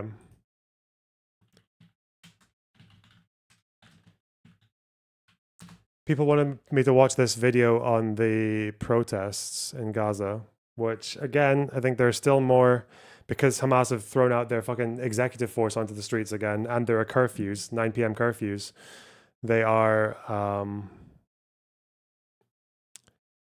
still continuing to execute. It's time we talk about reprimand and kidnap fucking protesters and shit. So we'll see. See what these guys have to say. If there's anything insightful, anything new here. It's time we talk about the real freedom fighters in Gaza. Wow. The brave men, women, and children making up the We Want to Live movement, a series of anti-Hamas protests taking part all across the Gaza Strip. Unfortunately, as Israel's next planned offensive is set to take place in the next couple weeks, it may be too late for this organic movement to make any real progress.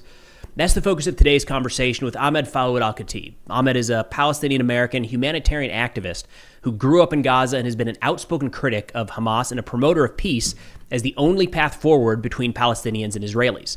Ahmed is a senior fellow with the Atlantic Council and recently started Realign for Palestine, a program with a stated goal of I read this website. It was him. I didn't know he started the website. Find pragmatic and rational voices to forge a humane path forward for peace between Palestinian and Israeli people.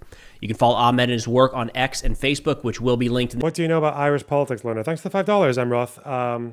Not that much. Sorry. Whoops. the description below. And with that, let's get to the conversation. All right, Ahmed, thank you so much for taking the time, man. It seems like there's always something new. We originally had something we were going to dive into. There's more news in the last 48 hours, and I know you're busy, so thanks for taking the time. Appreciate speaking with you, brother. Thank you.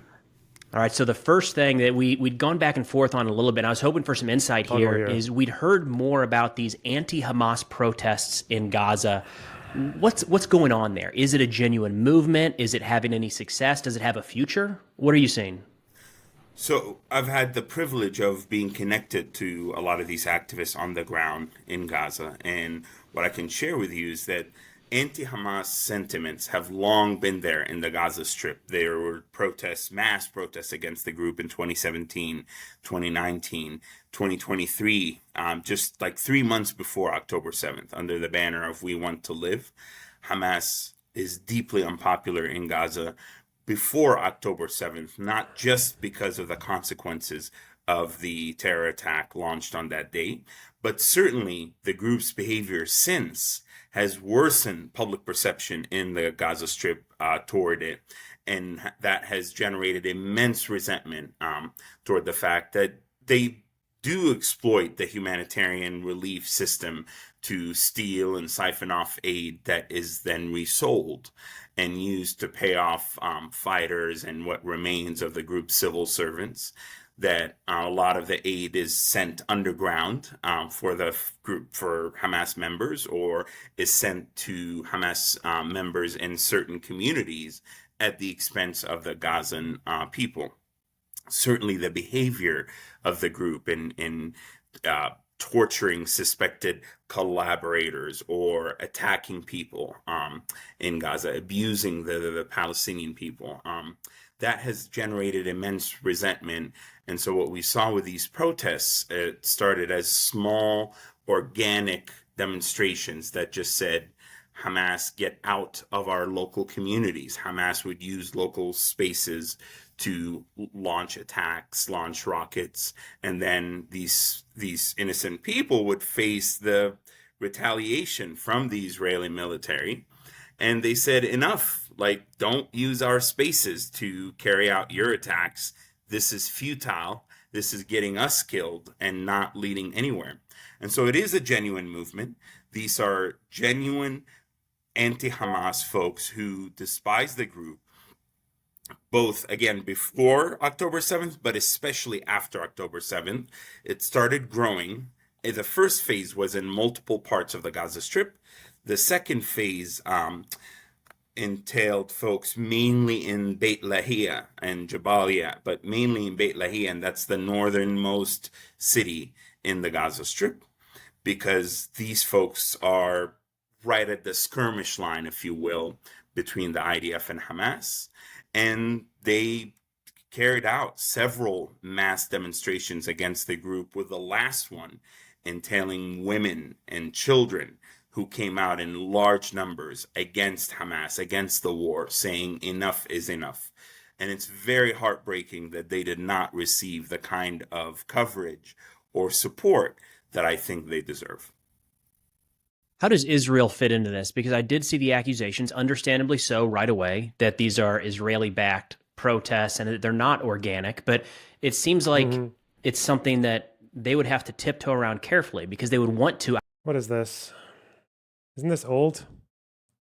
The war against the Palestinian people has never stopped. It's been going on this whole time. And when there's been such a long conflict and there's so many different, there's acts of violence on both sides. Say that again? Okay, good.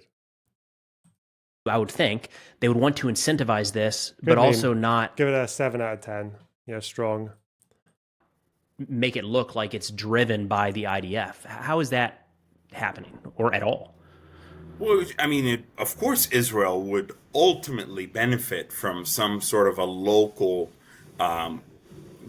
driven anti-Hamas movement that could drive the terror group out of individual neighborhoods. After all, it's believed that part of why there's been a complete siege on Gaza and not letting any of the food or medical supplies go into the strip now for over 2 months is partly driven by a desire to pressure Hamas, A, and B, to generate immense resentment among the population, to then in turn generate or push the population against the terror group, which is... What do you say to people who say, yeah, well, they're only protesting now because they're losing? What about when they were celebrating October 7th? Well, first of all, assuming these were the same people, there are 2 million people in Gaza. So I don't know why, unless you've identified someone in both crowds 2 years apart, probably haven't. In any case, let's say it was all the same people celebrating fucking Shani's mangled body being taken through Jabalia are the same ones all protesting.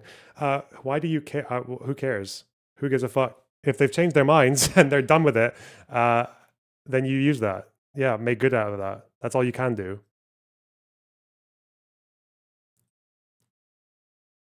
By the way, the latter point is something that is illegal under international humanitarian law, but I digress.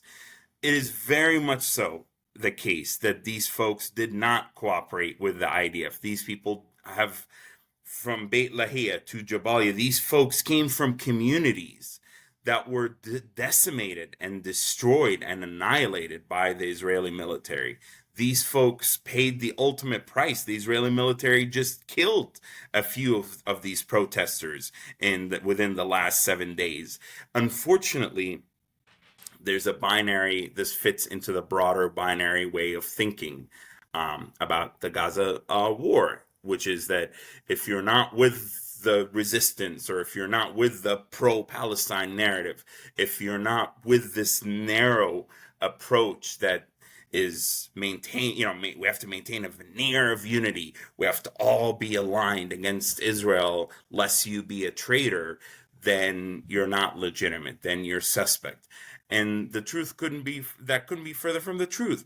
Those are folks who care about Gaza. They want to spare Gaza further destruction. Since when is it that wanting to spare human life, spare your community further destruction, an act of treachery? Even though I understand why the Israeli government and military may ultimately have an incentive, still in seeing those protests grow, still, we're talking about the same pool of population that faced the wrath of the Israeli military attack. And finally, what I will say is that, unfortunately and regrettably, the Israeli government, in some of the main spokespeople, if you will, in Arabic in particular, tried to, highlight these protests. But even the protests and share their messages online. But a lot Just of to double check, because I don't think it needs to be a whole segment. It seems like the Houthis have surrendered, but only to America. They've only said we'll stop fighting with America if they stop fighting with us. But I don't think they've said, are they just going to avoid American ships then? Are they still going to target ships, or are they just going to target Israel now? They haven't said they're going to stop fighting with Israel. So, just checking if anyone knows if there's any point digging into that. of these protesters themselves pushed back on the Israeli government and said, we don't want your support. We don't want your involvement. Stay away. We despise your actions. We are not doing this for you. We are doing this for our own community. So the actions of many of the protesters speak for themselves.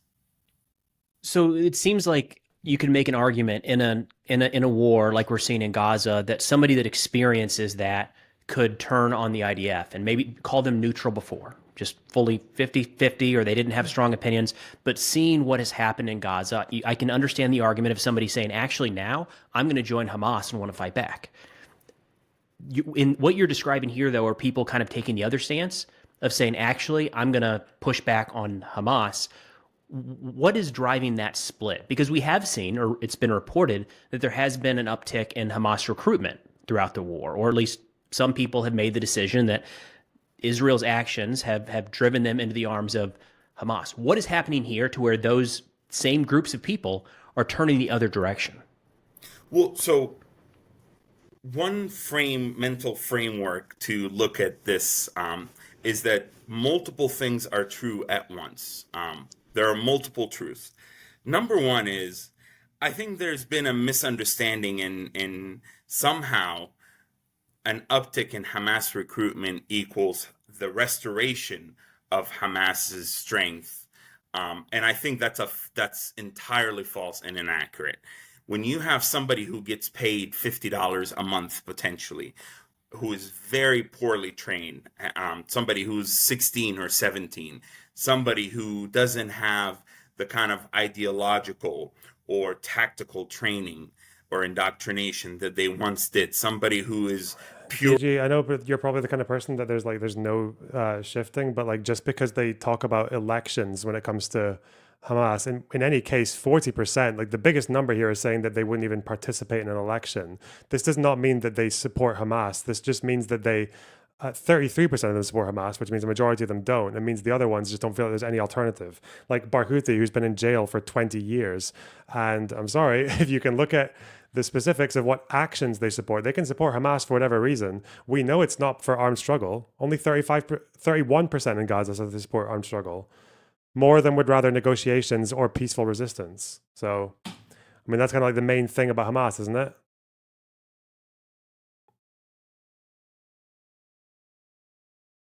Sorry, I know that's upsetting, though. I know it's upsetting that Gaza basically turned against Hamas quicker than Western college campus protesters did. But that's one for the history books. That's one for the philosophers to figure out how that happened. There due to connections or due to incitement toward revenge. That is not a particularly powerful recruit. So that's on one side. On the other side, I would actually argue that there's been, for a lot of people, a complete opposite effect in that the people of Gaza are not stupid. They realize that it was Hamas's actions that triggered the worst chapter in Palestinian history. It was Hamas's actions that served them on a platter to the most far-right and really fascistic government in Israel's history. Fascistic by Israelis' description. That is literally how mainline Israelis describe it. That's not me just using hyperbolic language. it is Hamas that allowed our people to be pawns in this game by, you know, the game by Smotrich and Ben Gvir. Those are the far right Israeli ministers, finance minister and national security minister, who are part of Netanyahu's coalition, who have openly said, we want to push Gazans out. We want, you know, forced transfer of the population. And then when the lawyers in Israel said, hey, you can't really say that publicly, they were like, Voluntary. fine, we want, you know, voluntary immigration. But it's like, if you starve people, if you, you know, create unlivable conditions in the Gaza Strip, again, the totality of that is something that the people of Gaza, while they hold Israel ultimately accountable, they very much so blame Hamas for triggering that, because 50,000 Palestinians would still be alive if Hamas had kept its soldiers at home. Oh no. XQC. Not an XQC clip. Just say it. I think XQC is bad to collab with or be around because Gamba, end of story. Don't make it some like friendship, like he's gotten me, like he's threw me under the rug. Brother, you threw me under the bus so many times. Like, what the fuck you talking about, man? Now go play some fucking song about some guy throwing rockets at fucking ships and whatnot, like civilian ships and whatnot. Buddy. Oh, Buddy, no. now play Buddy. the clip Buddy. where they put the music while they're shooting at people and shooting rockets, brother. Now play that shit on blast. We are watching. Custard cream sandwich, real fighting scram. Anyway, lads, Oh no. Just say.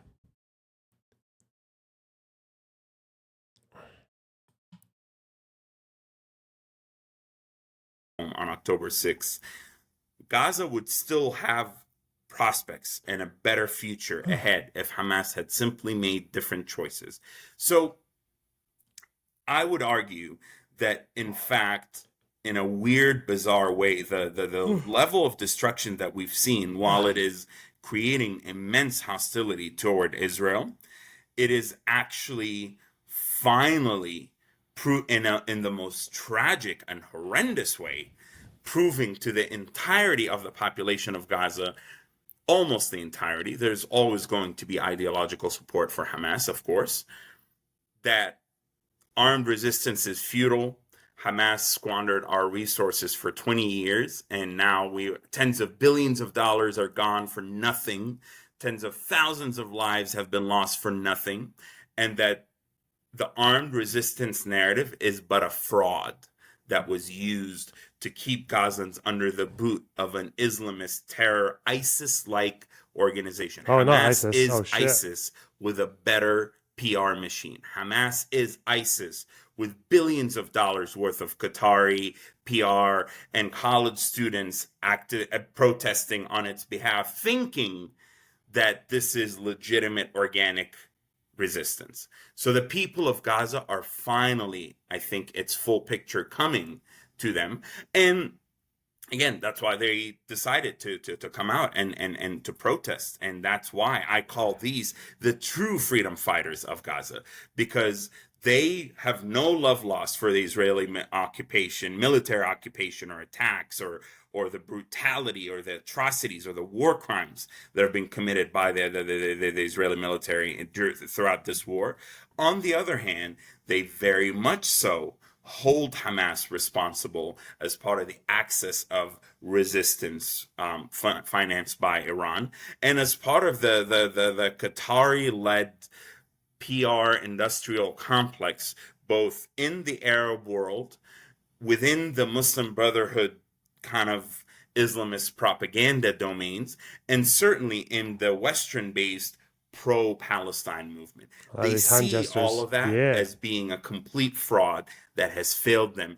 Finally, they also see how when they protested courageously with a nearby Israeli bombardment, with Hamas torturing some of those activists to death, killing them, shooting them, arresting them, nobody protested on their behalf. Nobody mentioned anything about the tens of thousands of Palestinians taking to the streets in Gaza to demand freedom and dignity and justice away from Hamas. So it's all coming full circle for the people of Gaza.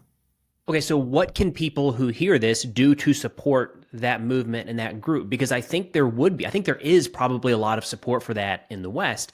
You've seen these polls. You're talking about the college students that all of a sudden find themselves supporting Hamas. And of course, we've got some of those extreme views everywhere in the world. But I've seen countless polls where it says, do you support Israel or do you support Hamas? And the numbers are all skewed. And I'll see people in the comment section say, listen, I don't support Hamas, but I there's no other option. I don't like Israel, so what am I supposed to do? I feel like this message of a anti-Hamas movement would resonate with people around the world. How can people support? Is there a way for people to support that at all?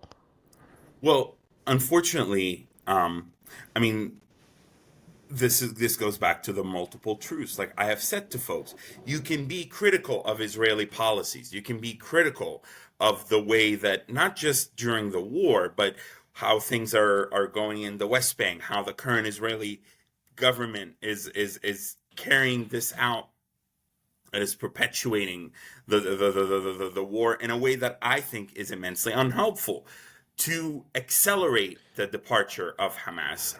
Just a little update, guys. Got a goal. There's a goal there. Okay, the goal's hungry. The goal's hungry for 4-star general contributions. Keep me breathing, okay? Also, new title of the stream as well. Got a new title in the stream. Potentially. All right. So you can be critical of that while also realizing that Hamas has enabled the destruction of the Palestinian people. Hamas is there's a reason why Benjamin Netanyahu supported directly and indirectly the presence of Hamas in the Gaza Strip. So understanding that, like ETA and when it happens, I don't know, something about maybe like an hour and a half from now. Yeah, something like that. I don't know. They usually take a while to start, so I'm just waiting. We need to delegitimize Hamas. We need to separate the just and urgent aspirations of the Palestinian people and their grievances from this terror organization. Unfortunately, we're still at a place where most people do not have either the basic understanding to agree with this, or think that somehow Gazans are still mainly behind Hamas, even though poll after poll, not the Shkaki polls that the IDF itself showed were manipulated by Hamas, and he himself admitted that basically there's something went wrong with his polls. There's a new poll that showed Hamas only has 6% support in the Gaza Strip. 6, wow. Precisely. There were what? So were manipulated by Hamas, and he himself admitted that basically there's something went wrong with his polls. There's a new poll that showed Hamas only has 6% support in the Gaza Strip. That poll, I don't know the name of or I don't know anything about the organization that it came from, but it is a real poll. I just don't know how reliable it is. Where did it come from?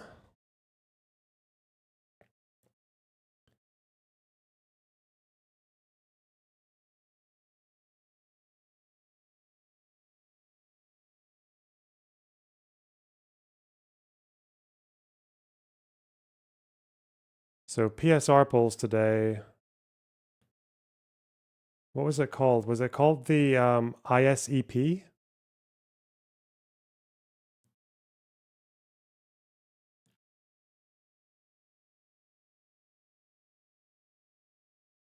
Institute for Progress. Is that what they're called? The only thing is like apparently you need to put in your fucking. Hang on. You have to put your name and your details in. What the fuck? Okay, first name Loner, last name Box. All right, give me that.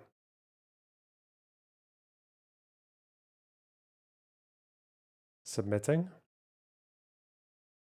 To download the report, click here. Whoa! Okay, that was actually quite easy. It's this. I don't know who the fuck these guys are. Which means we probably need to check methodology. 350 respondents from 34 locations. Okay, that seems fine. Adults aged 15 or older. Seems fine. Face-to-face interviews. Street intercept surveys within counting areas. Quota sampling. Based on pre-war location of residence. Seems reasonable. And what do they say about support for Hamas? If you think 350 is tiny, go Google how surveys work and come back and before you say something that fucking stupid. 350 is not tiny. Sorry, that was a very disproportionate response. Oh my god, that was a very that was a very Israeli response from me. Jesus, 350 is the thing that matters with sampling is not so much the numbers of people that you get as it is the representativeness. So if it's spread over a set of areas and it reflects the demographics, age, location of people that is proportionate to the population in general, then a few hundred is really all you need for like the margin of error being like plus or minus 5%. That you kind of like reach a diminishing return very quickly when you start to go over like for people that do polling for general elections in the UK, for example, they use like 1,000 people, maybe even less, between 1,000 and 2,000.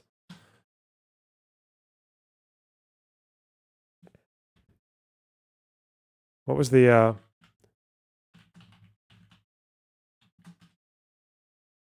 isn't there like a particular sample size number for any population that's generally seen as like the gold standard? Like once you're there, you're good.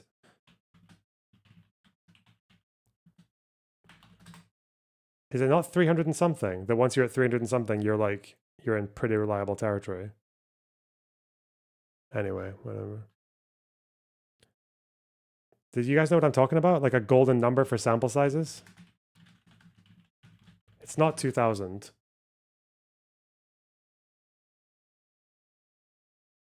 Is the magic number, is it 30? Wait, hang on.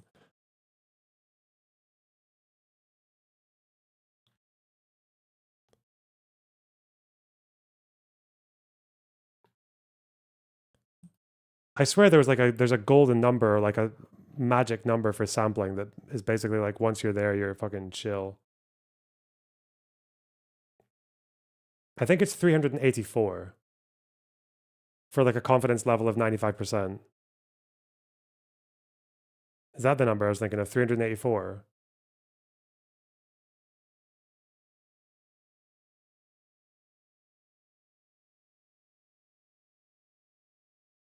Okay. It has less to do with number and more with sampling. Yeah, 100%, yeah. 30, nothing higher, GigaChat.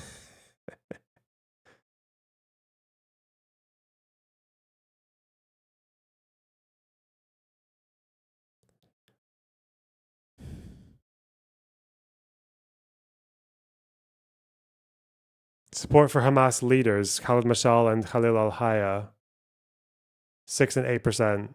Somewhat support. He's been a little bit off there with the somewhat support, but yeah, it does seem like they're not doing too well, these two Hamas dudes. I don't know if it's support for the party, though. Did they do one for the party? Oh, here. Oh, yeah, 6%. He's right. Post-ceasefire, they would vote for Hamas. Yeah. Date, this poll's recent. March.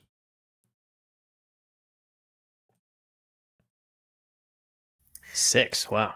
So it looks like, so between those two polls, it ranges from 6% to 33. Okay.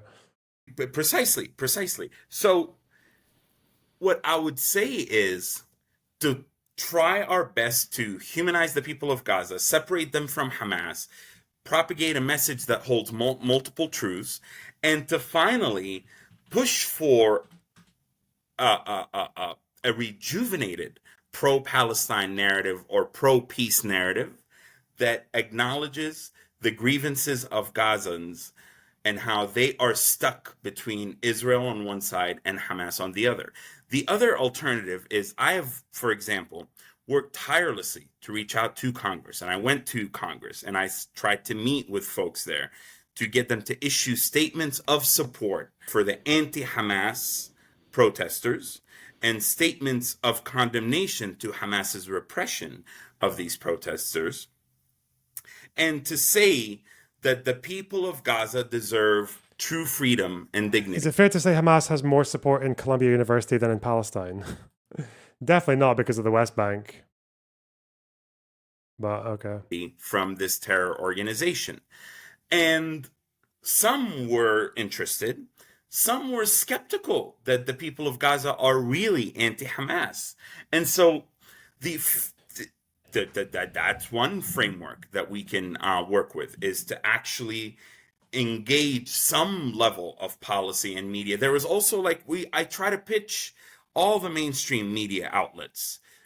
You've seen me go on media all the time, and none were really interested in talking about the anti-Hamas protesters, because there's this binary. It's like, okay, it fucks the narrative. It just fucks the narrative. That's the problem with it. You're either going to talk about, if you think Israel is committing a genocide and the only thing Palestinians can do is just to keep resisting, then you would think that why would anyone who's being genocided vote against the people or dislike the people who are helping them against the genocide? It doesn't make sense. You have to rethink everything if you start thinking that anti-Hamas sentiment, particularly for their actions in the war, is unpopular in Gaza. Israel, or are you going to talk and a pro-Israel narrative, or are you going to talk about as a Palestinian, but you're going to mainly be critical of Israel? And so I feel like there's much to be done in small steps to normalize the idea that most Gazans do not want to be ruled by an organization that has gotten their homes destroyed, that has made them vulnerable to displacement, to death, to hunger, to daily struggles for survival.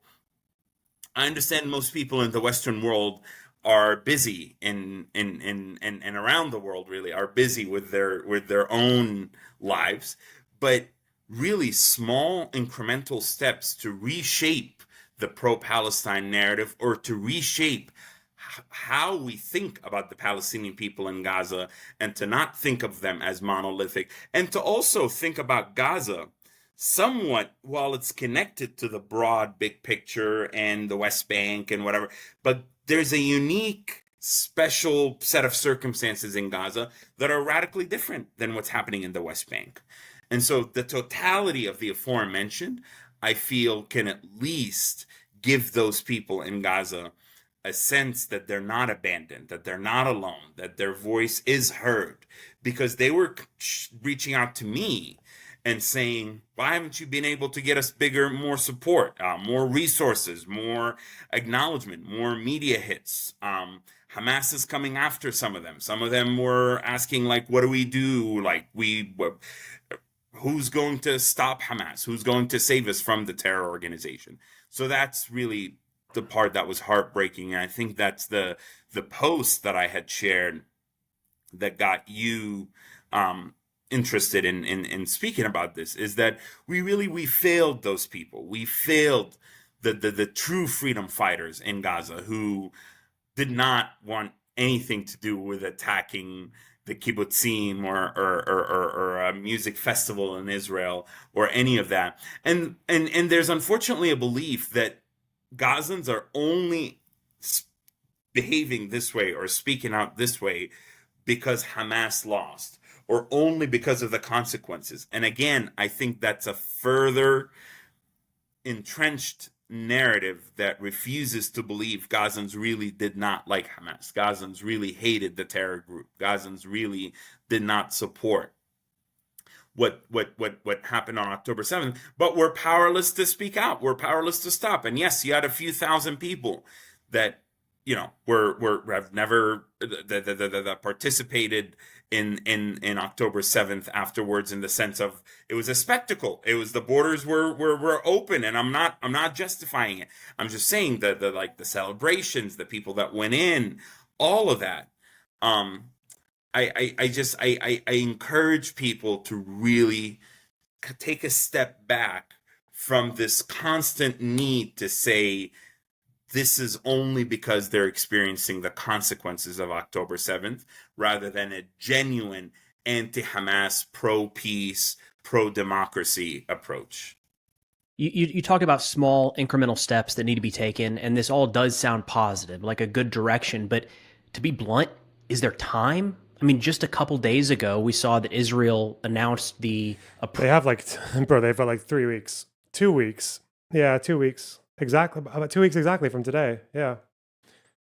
Trump's visit to Israel is on the 22nd. So today's Wednesday. Next Wednesday's the 15th. Wednesday after that, yeah, it's about 2 weeks in one day. And that seems to be when Israel wants their new offensive to start, thereabouts. So, Trump is coming here in 2 weeks. Yeah, he's coming to your front door, Scarlett. He's got a quarter pounder with cheese with your name on it. Approval of the next phase of offensive operations into Gaza, and reading through what that entails, they're going to push everybody into a small humanitarian zone. Looks like they're going to try to destroy anything standing in certain areas of the Gaza Strip. Is there much time left for these anti-Hamas protesters movement to get their message across and actually do something?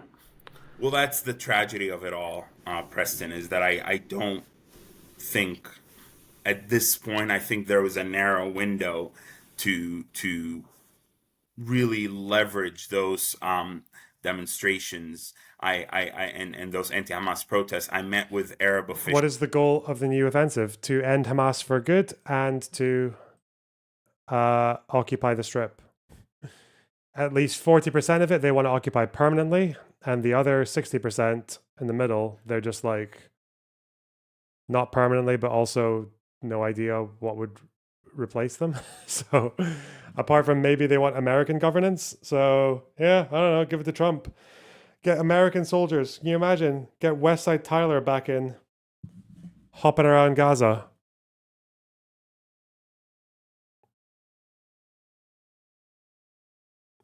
With probably the most brain-dead, inhumane humanitarian aid plan ever. So fucking shit that no UN volunteers actually want to even bother with complying with it because it's so horrible. But, officials at the highest level. Gaza speaking, eh? That's what it is. At least we got rid of Holocaust Harris. At least she's gone. In Washington and in the Middle East. And I pleaded with them to use the anti-Hamas protests as a window, as a kind of an opportunity to come out publicly and say Hamas has to go. Hamas must step down. Hamas must no longer be in the picture. What Arab officials say behind closed doors is radically different what they say in public. Behind closed doors, every single one of them wants Hamas gone. Every single one of them wants the reign of the terror. It's disgusting how you see this through the lens of American politics. What, when most of my audience is American? What?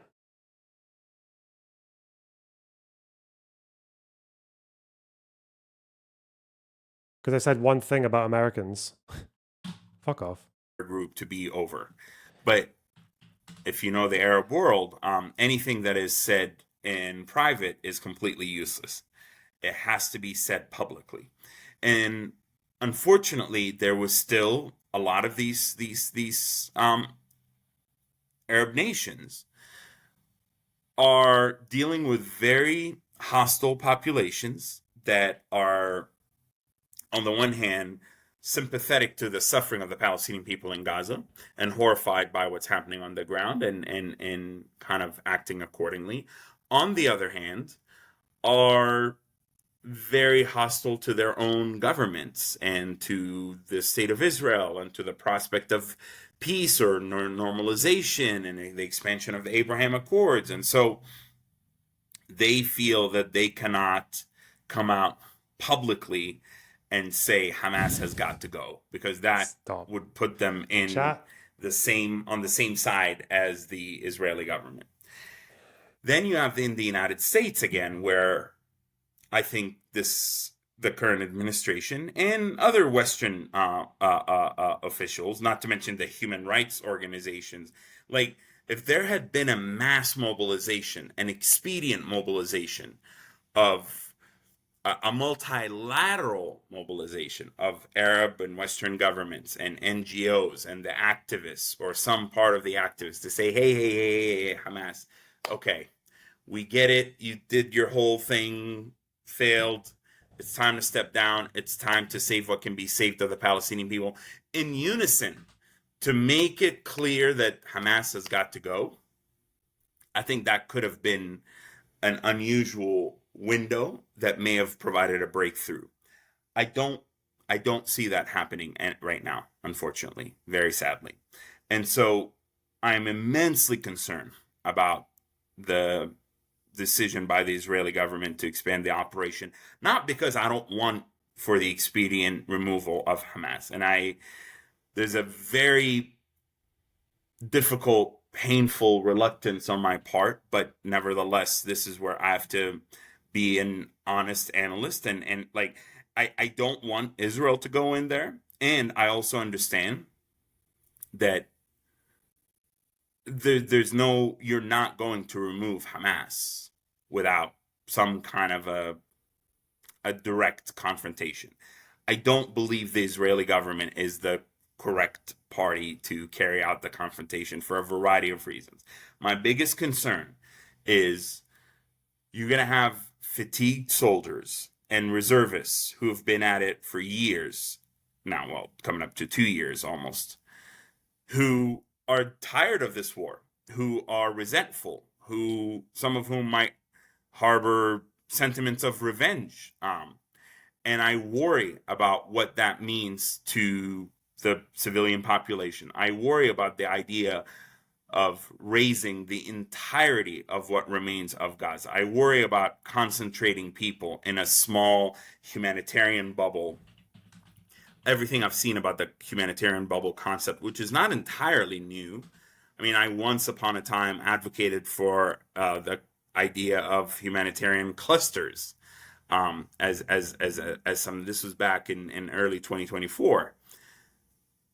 But when you have the UN and all the NGOs saying it's hazardous, it's risky. What if we just tell Hamas, bros, stop, this is not the way? Yeah, that's like, they need this, wouldn't they? If only.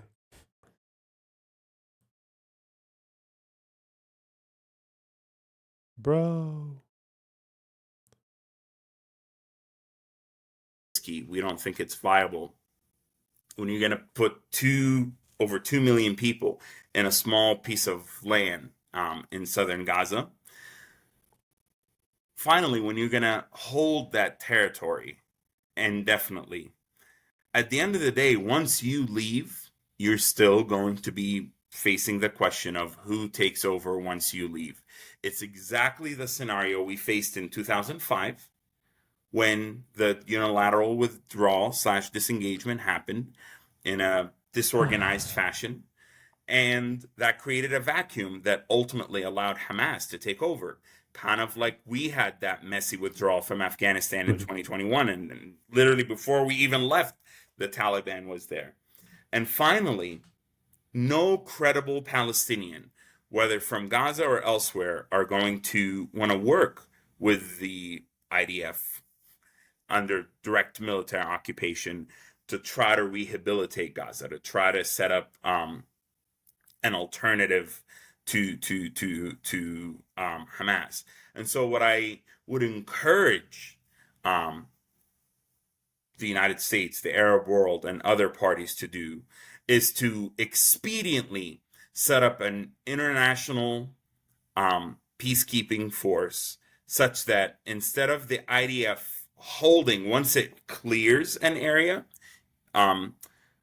that area is not held by the IDF. That area is quickly turned over to an alternative force that can engage with the local population, assuming there are any people there, or assuming you start bringing people back, that can be less of a stigma to work with for local populations, because they're not going to be seen as the Israeli military occupation.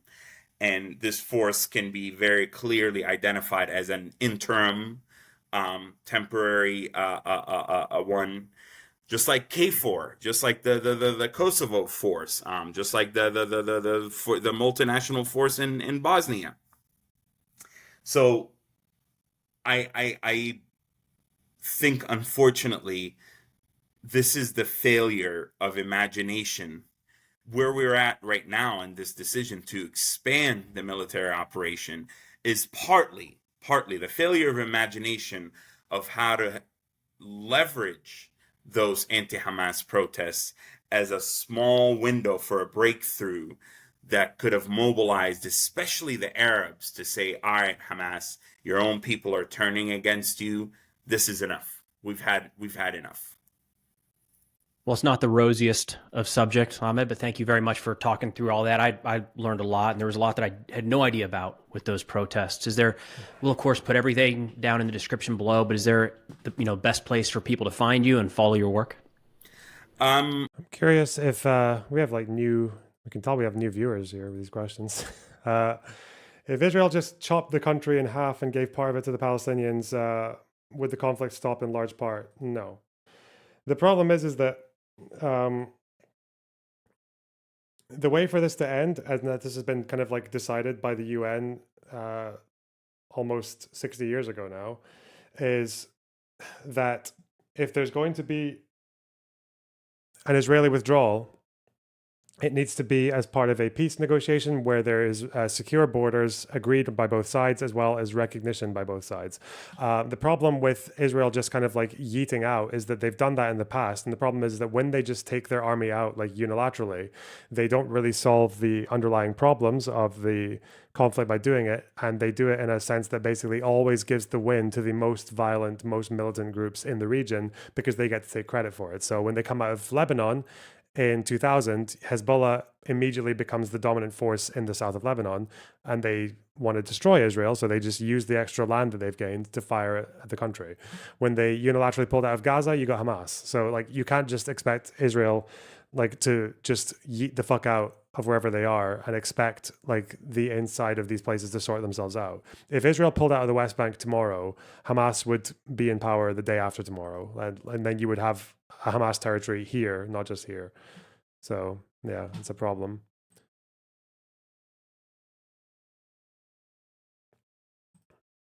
On socials, on Twitter and Facebook, my handles is AF Al Khatib.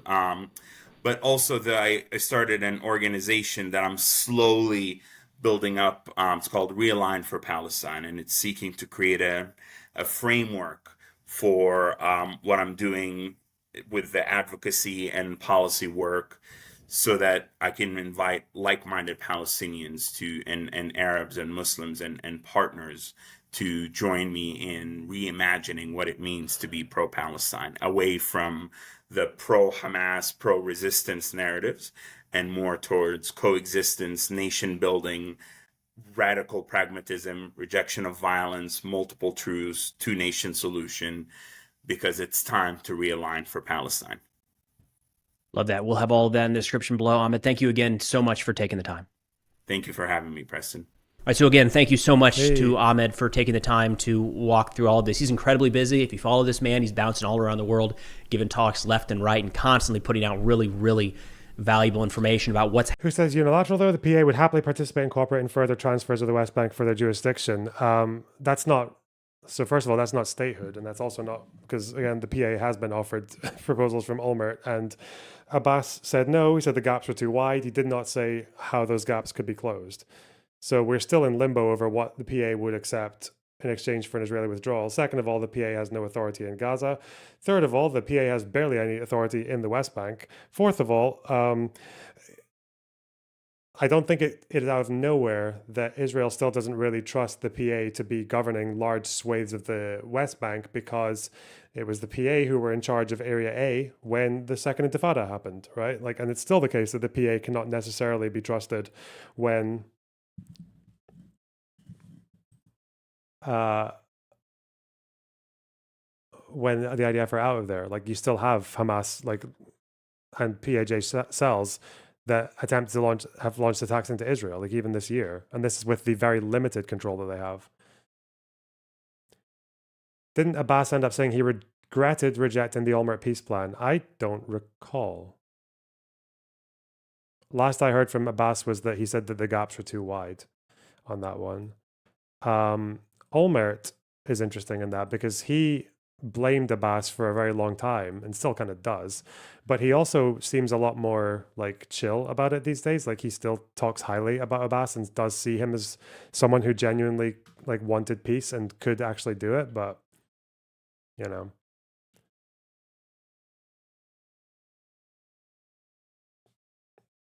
Yeah, he got post-nut clarity is what happened.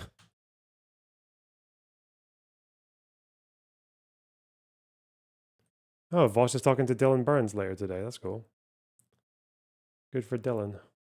Dillick.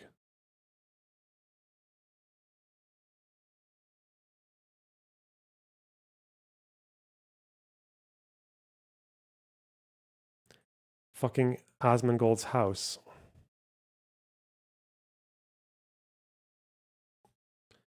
Whew. I got insanely.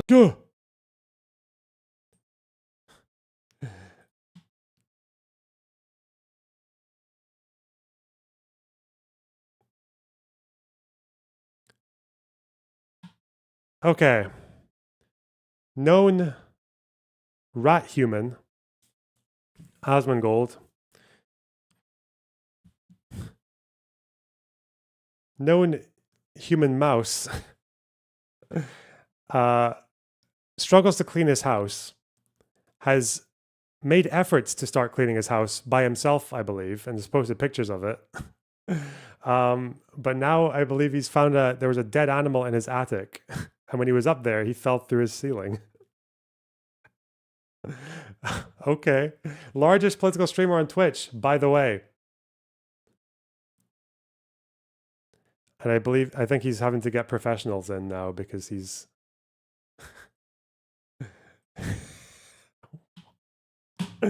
Okay. I got insanely fucking lucky. I could have hurt myself. I could have broken a bone. I could have died. I'm not doing that again. Yesterday was fucking crazy. Basically, oh god. Oh jeez. Oh man.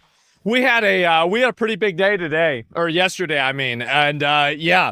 So I had to take the day off. I woke up and I couldn't sleep. Well, it's basically like yesterday was a really good example of how you ever have one of those days where like everything just kind of the dominoes always. Okay, was just checking. Gonna change my stream title again.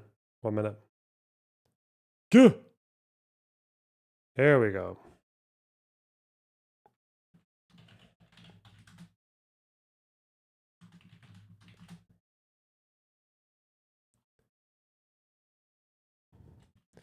Fucking PST. Do I have to do that? Shit.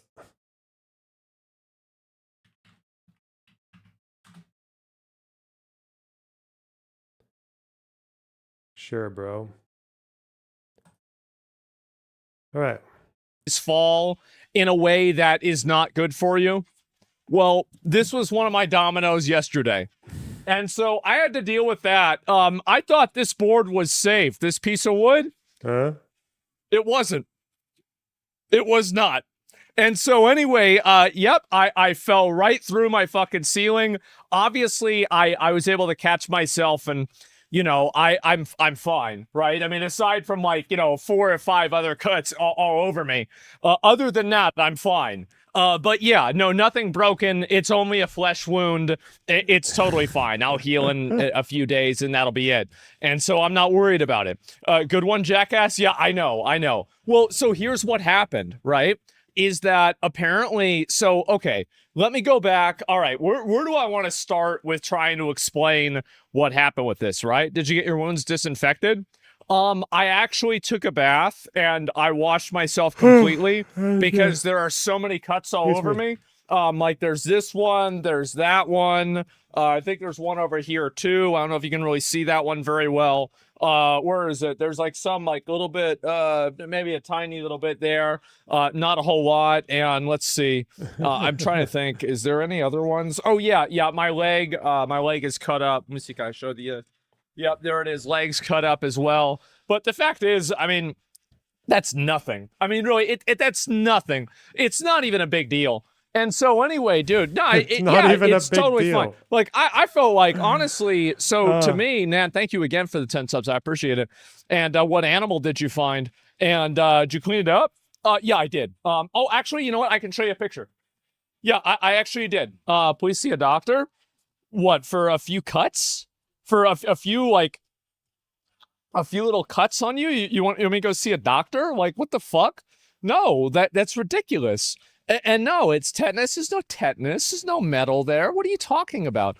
And so anyway, yeah, it can get infected. Anything can get infected. I've been cut so many times. It's not a big deal. Asbestos, not the cuts. So I hate to tell you guys this, but I was reading through a lot of like the comments and everything that people made on this. And I feel like such a bitch saying this, but I have given up. I have surrendered. We are actually going to get a cleaning team out. We're going to have somebody come out and look into whether it's asbestos or not. And we're going to do the whole thing, right? And so I don't know how it is in the United States, but if the ceilings have this kind of like bumpy thing, that's usually a sign, not always, but it's usually a sign that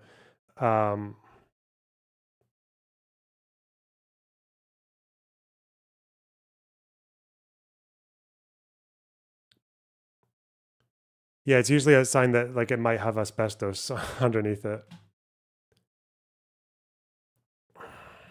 You were reading a statement to make it look like a Hamas statement, but it was actually from the Quran. Well, some of those statements have the Quran on the top, but then they also go on to tell you what the government's saying. Like they have a Hamas statement, but the Quran is like they have a Quranic verse like in the introduction. What's wrong with you? What? I didn't want to have to do that, right? Unless the 9 p.m. curfew, or we're going to shoot the fucking collaborators. Like that's all in the Quran. But myself, to be honest with you guys, I thought I could just do it all by myself. It'd be no big deal.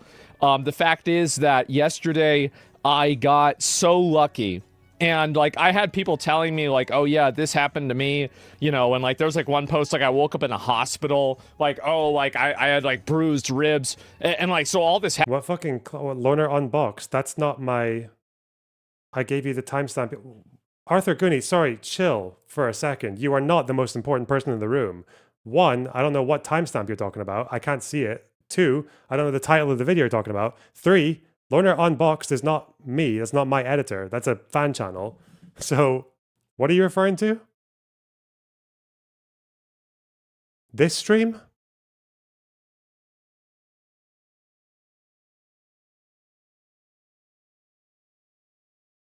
Give me the title of the YouTube video. Go on. You're the content manager now. You're the most important person in the room. Let's address your claim. Go on. I don't care about Asmongold falling through his fucking dead animal infested. Reacts to the content deputy. Oh, Ethan, I was saying.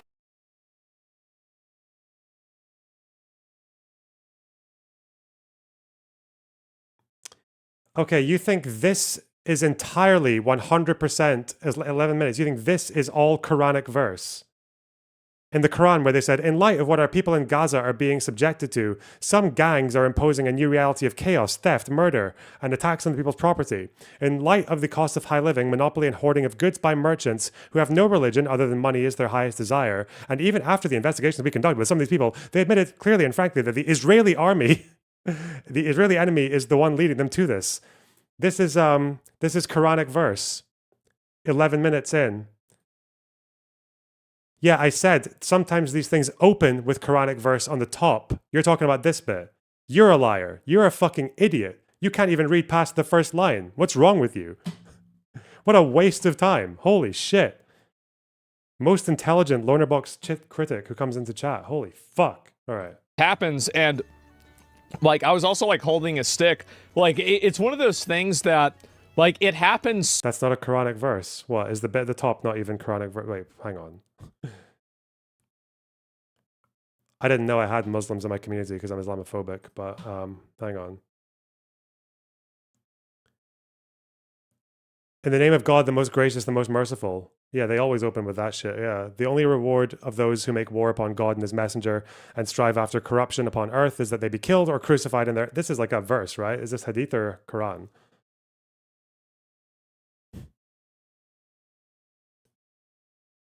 You were in my house. Yeah, but you didn't say this to me when we were just fucking chatting, right? We're just eating fucking knafe, and you're like, hey, Lonerbox, the only reward of those who make war upon God and his messenger and strive after corruption upon earth...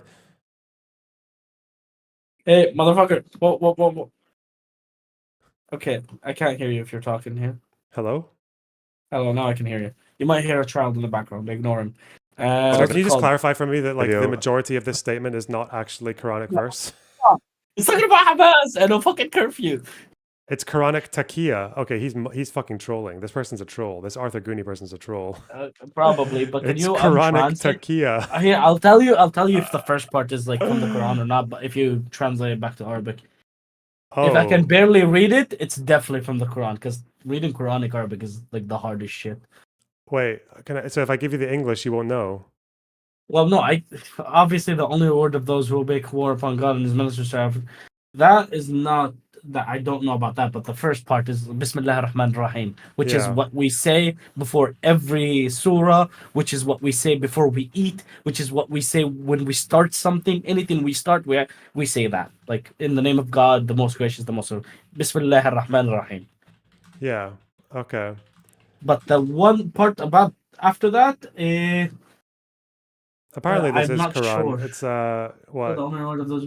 It does sound like it's from the Quran. Yeah, it sounds like it. Yeah. Because this sounds like if it's talking about crucified, strive after corruption upon.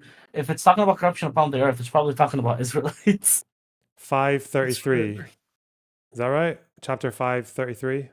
I'm gonna have Chapter to 5, verse 5:33. I'm not. You already know I'm not the most religious. Hold on. Okay, this is it on my screen. 5:33. Oh, is this the Quranic Arabic here? Surah Al-Matta. Oh, this is it's this is what's it called? This is the verse where they talk about like waging war against the Muslims. What is like the penalty for them? Oh. What is allowed for them? Like, indeed, the penalty for those who wage war against Allah and His Messenger spread mischief in the land is death, crucifixion, and cutting off their hands and feet on opposite sides, or exile from the land. So these are all punishments.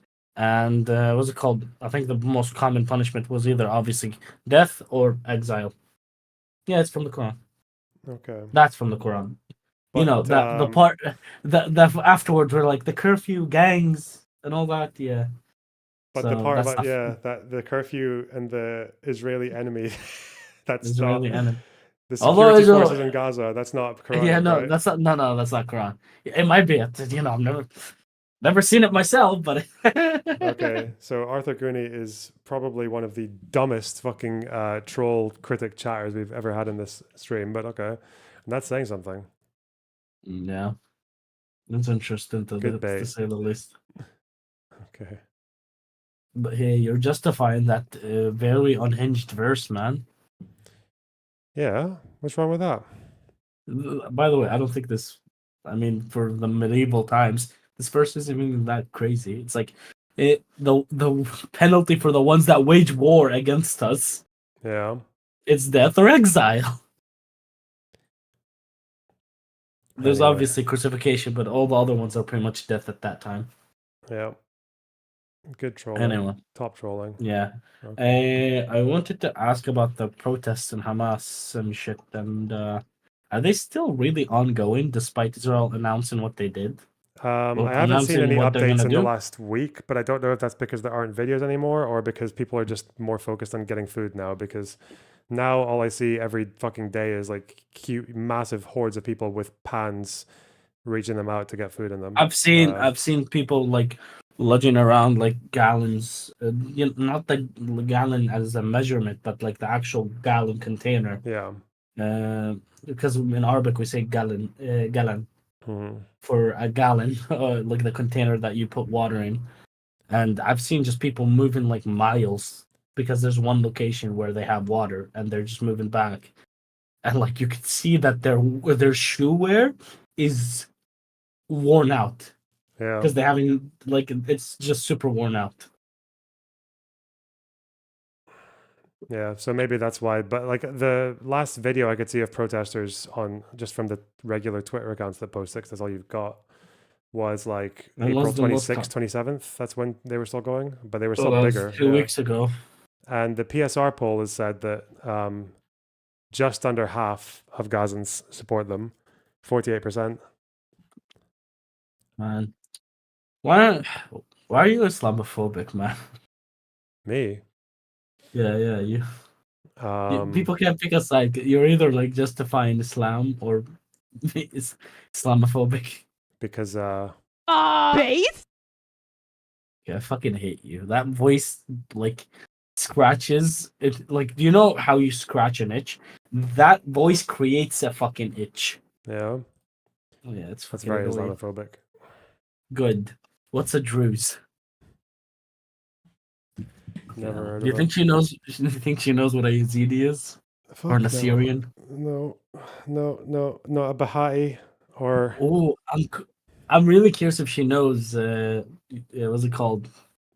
Alawites. Oh no, definitely not, bro. She doesn't speak Arabic, right? Probably not. I don't know. Yeah. Alawiyin. How would you say Druze with like an Arabic accent if you're actually speaking Druzi. Arabic? You would say what? Durzi. Druzi. Okay. Not Druzi. Durzi. Durzi. Yeah. Okay. Yeah. There's like no emphasis on the e. Durzi. Oh, cool. Okay. And obviously the plural for that is Druz. Oh, interesting. You know, it's just like Duron, but Duroz. Doron, shut up. That's a very handy reference for me. Okay, now it all makes sense. Now yeah, because you love fucking Fonda. Do you want the comedy? Since you like Israeli shows, do you want the comedy Israeli show? No, I'm just gonna watch Fauda again. That's what I'm gonna do. Why? It's not even that good of a show, bro. Yes, it's so it's okay. It's so okay. fucking solid entertainment. It's all right. It's so scuffed. I love it. You know what? I don't even know if they realized they were doing this, but it's kind of genius because you know how Doron is like a really good fighter, but he's also kind of useless. Like he instigates a lot of situations that just don't need to happen. Yeah.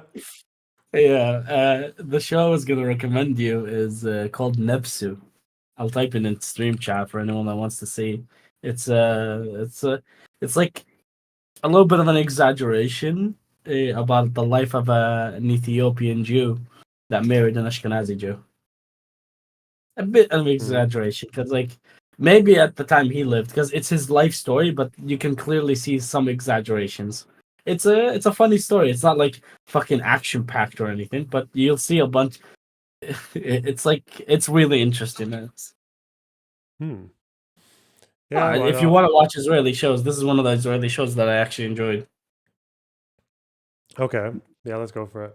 Why not spice things up? I was saying though, the reason I like Fauda is because like Doron is one of those guys who's like he's really good at fighting, but he's also kind of useless because he ignores orders. He gets his other guys endangered or even killed because of his bad decisions. Yeah, he's the main character. That's really good though, because like in a lot of these things, the main character would just be like awesome all the time. Like they just get like they always succeed, and like like House, right? He takes fucking mad risks and diagnoses people with hunches and all this shit. But he's always right. No? Barely. No, but sometimes barely. I've heard about House. I've seen clips where House fucks up. Like one of the worst ones is when like with the fucking building collapsing on the woman, but that's actually when House does everything right and she still dies. As in like it's just not his fault. Most of the time, like House is just like this fucking nutcase who's doing things like completely off the books, but it still works. It still works out. But Yeah, but I like it that with Doran though, that's more what it would be like in real life. You It's know, like if House was unintentional, real, right? yeah, like if House was It's real, he would just kill half his patients and get Yeah, no, unlucky. but Yeah, it's unintentional of the show to do this, where they show you the main character fucking up, because to him it's not a fuck up. Like he pays a price, but in the way they write the story, that he didn't fuck up. I If don't you notice know. that, Like because that's a he weird keeps accent. moving on, Yeah, because he moves on with no repercussions to his behavior afterwards. He loses, like, maybe I'm not gonna spoil it. You know, he loses people or fucks Yeah. up and gets something fucked up and loses something for it. But then he gets no repercussions. Where in the story, they don't prevent him from doing the same shit again. yeah, that is quite So funny. it's the same shit. Like, for example, actually, I don't want to spoil. Never mind. If anyone wants to watch the show, it's an alright show. It's not that fucking great. Okay. Nebs, I just, actually like the Nebs a lot last more. episode when she's like special forces. That's so fucking good, man. What a queen. She's like, fuck this.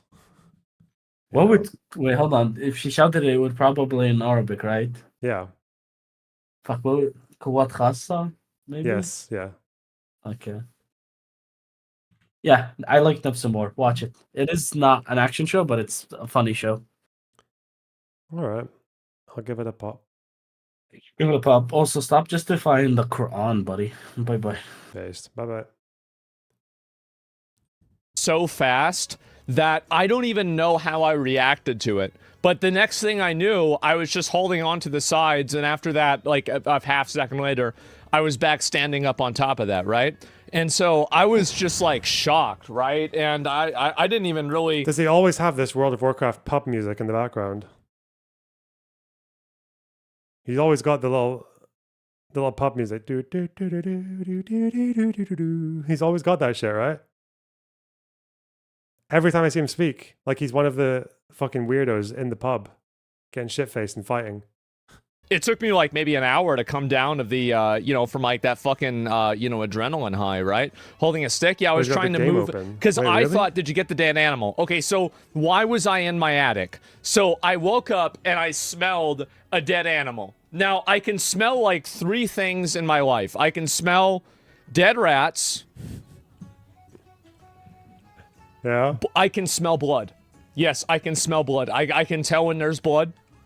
And I can smell the difference between a Dr. Pepper and a Coca-Cola. And I can even smell the difference between a a Coca-Cola and a Pepsi. That's true. That's actually a very good point. Yes, exactly. And Bro, he's that's such it. a fucking degenerate. What the And fuck? so anyway, wait, you can't smell soda? Yes, I can smell soda. But that's basically about it. And anyway, so this is kind of like what happened is that I woke up and I was like, oh my God, there's a dead animal in the house. Again, fuck. Why is this happening again? So I go into my attic and I can kind of Take a smell it more. guess. I have such a really bad sense of smell in general, though, that it's very hard for me to track any scent and find it. And so anyway, I was in my attic trying to find this dead animal. I never found it. And that's why, and I think the reason why is that like this morning I woke up, it wasn't as bad. I think what happened is that it was actually a raccoon that died underneath my deck in my backyard, because I walked out into the backyard and like I could very, very strongly smell it. And I was like, what the fuck is this? And so, yeah, that's basically what happened, right? Is that like, yeah, it was a dead fucking raccoon in my backyard. I mean, it could have been a cat or a fox, but like, I think it was a raccoon, because that's usually what there is around here, right? And so you aren't supposed to walk between the beams when you're in the attic. Do you see this right here? So he's bought this house, has he? This is like, like in Dark Souls where they have like the piece of ground where there's like cracks through it. Yeah. Yeah, bro, that's about what happened.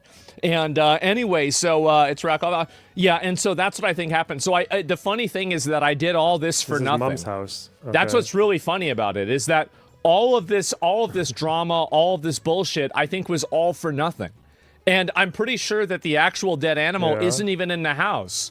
So, but to be fair though, so I walk out into my fucking garage and there's literally a rat sitting there. Oh, no. Like back in the day, they would at least have like the fucking dignity to run away. But he's lived there so long, he didn't even give a fuck about me. He's like, hey, Anyway, so yeah, where the fuck is this food? And like, he didn't even think about it. He didn't even give a fuck, right? Yeah, he owned the place. And so we got to, and so basically this is what happened, right? So I fall through the ceiling. I catch myself. As I said, you know, by the way, also one of the reasons why I was stepping and walking in a weird way, really fun fact, I moved my foot in a way that morning where I tore my entire toenail off one of my toes. The entire fucking thing. And I had to get a piece of a bandage okay, to like there has to be what would the okay, maybe there's just like a really bad angle, or there's something, is he like deficient in something that his nail would just rip off like that? I know there are some people, and like there is a thing where you're deficient in something, I believe, but you're like, you might not even have to be, it's just a thing, like some people's nails just fall off, like, and they don't even really feel it. Scurvy. He's got scurvy. press everything down to stop all the bleeding. So I was walking in a weird way anyway because of that happening. Ouch, it doesn't matter, it's fine. Well, who cares? Asmongold does seem like the kind of guy who like makes fun of people who eat fruit, right? Like his mum comes home, he's expecting KFC, and he just gets like some fruit and vegetables, and he just cries. And so anyway, listen, I have scars. I used to tear the skin off my back just because I like the way it feels. Like, I have scars all over my back from it. If you ever see me outside, if I'm ever not wearing a shirt, you can see it. And yes, and I've scratched my arm, I've stabbed a fork in my arm. This is nothing, okay? It's not a big deal. I've broken my own teeth out. It's not a big deal. Now, I'm not an enjoyer of like any of this kind of stuff anymore, but you know, when I was younger, it was a little bit different. And so anyway, that's what happened. It's another Tuesday. Why? Well, it depends. The fork in my arm is because I missed a Spell Reflective Cyclone and Burning Crusade, which if you played the game, you'd understand because it's just bullshit, right? Just total bullshit. Yeah. And so anyway, and that makes sense. Yeah, exactly. And when it rains, it pours. Yes, when it rains, it pours. And so I wake up. I couldn't sleep. I slept for like maybe 3 hours. I wake up. I immediately tear my fucking toenail off. There's blood everywhere. And I actually had to put a bandage on for this one because of how bad it was. And so then I wake up and I go to the store. I'm about ready to go stream. And I get into my room like, this smells like fucking dead rats. God. You ever stabbed yourself over missing WoW inputs, Loner? Nope. The only WoW thing that ever happened to me, I punched the wall a few times, and one time my fist bled a bit when I was like fucking 15. And the smear of blood on the wall just kind of stayed there because I put a poster over it, and it's been there for years. It might still be there, who knows. I also used to like, my computer chair was right next to a radiator. And I would lean against the radiator with like one arm like that. I don't know why, but I would sometimes lean against the radiator. It felt comfortable. And it would result in like a few, for quite a while, there was like a bit of skin here that had just kind of like toughened, like become like fucking leather because of how long I was leaning against this radiator while I was gaming. And I think it took like a few years to go away, to smoothen out again. Damn it. And so I go into my attic, I fall through the fucking ceiling in my attic. But this is all before I turned like 18, so it's probably it's probably not the same. And then I'm sitting there, like, this is me, I'm right here, and I'm like, son of a fucking bitch. So I get up, immediately after this happens, I do the smartest thing possible.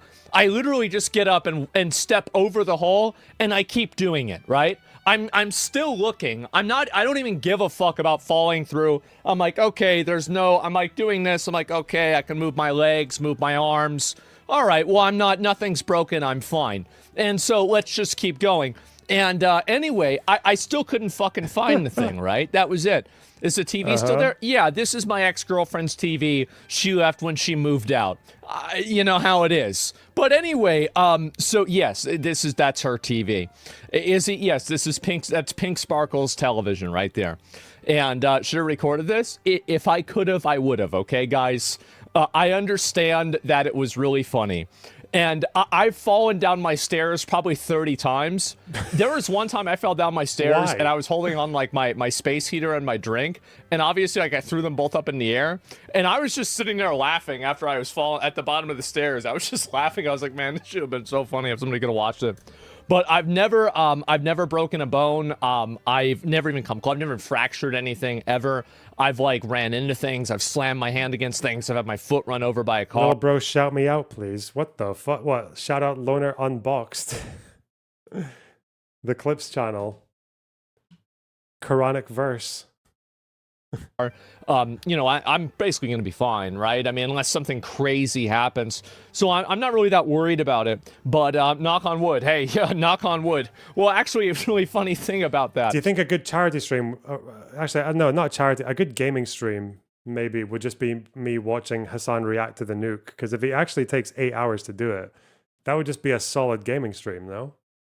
That would be fucking brilliant. That'd be so chill. You could raise money for that. How about knock on drywall? And so, yeah, this would be good content. Yeah, sure. And so you broke your crusty toenail? Not necessarily, no. It was just I tore part of it off, and there was like a little edge of it that was like, pointy, and I just caught it against something, and it tore the entire fucking thing off, right? That's what it was. And is that a support beam? No, that was a support beam. And so anyway, basically I had this happen. And by the way, I already fixed this. And so yesterday, after all this was happening, I'll go ahead and show you right here. My dad always taught me whenever I was a kid, he said that every time that something bad happens to you, turn the situation in a way to make it even better than before it happened. And so I try to use that as much as I can. And so yesterday, I used my vacuum cleaner. I vacuumed up the entire floor. Okay. Everything's totally fine. To be fair, I didn't vacuum this. I just fucking shook it out outside. That's why it's kind of dirty.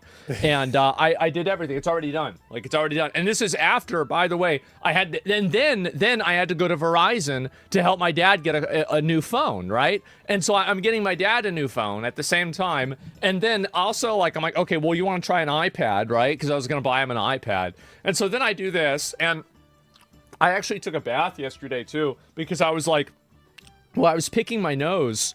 I'm just gonna be honest, right? I was picking my nose, and this has to be intentional. Were black. What the fuck? And I was like, I think we need to get. I'm starting to believe more and more that everything Asmongold does is just like an elaborate troll. Ever since he basically justified Pirate Software roaching the fuck out, not doing anything to help his group, and letting 2 people die, and saying he couldn't do anything when he clearly could.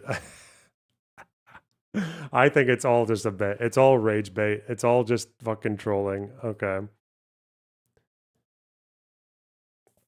It's all just for attention. I get it. Okay, because he likes his viewer count. Okay, this is why the retarded fucking unconditional Trump support. Like, oh god, seeing Trump read out the tariff chart, and he's like, oh look, they're charging us this much, so we're gonna charge them this much back, and he's just like, seems reasonable to me. That's all a troll, right? Can't argue with those numbers.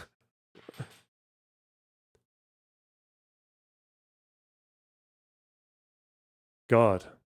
But then people believe it, you know? People actually buy it and love Trump. And he kind of, I don't know. I need to go bathroom. I need to get a coffee and some water. Pirate Software did a therapy session about the drama. Yeah, I saw. Do I want to watch that?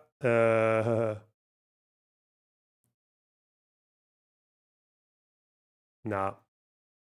Not this guy. Be right back.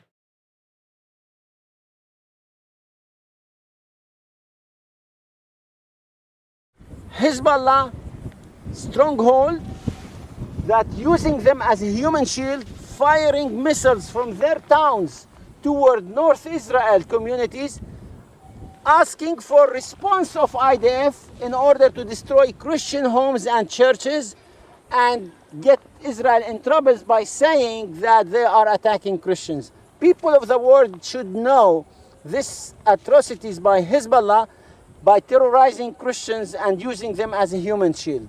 And they will do it more and more during the war. They already infiltrated Mount Lebanon. They did tunnels in Mount Lebanon, storehouses of ballistic missiles to fire from nearby Anaya of St. Charbel in order to actually make all of us here stand with them against Israel. If you don't, as Maronite, get rid of this threat in your area, in Mount Lebanon, your area will be hit also. I ask my Maronite brothers to act now before it's too late. There is here another town called Avivim. And there is the Hermon mountain in front of you. You maybe see the peak of it. That's the Hermon mountain. Syria front start there.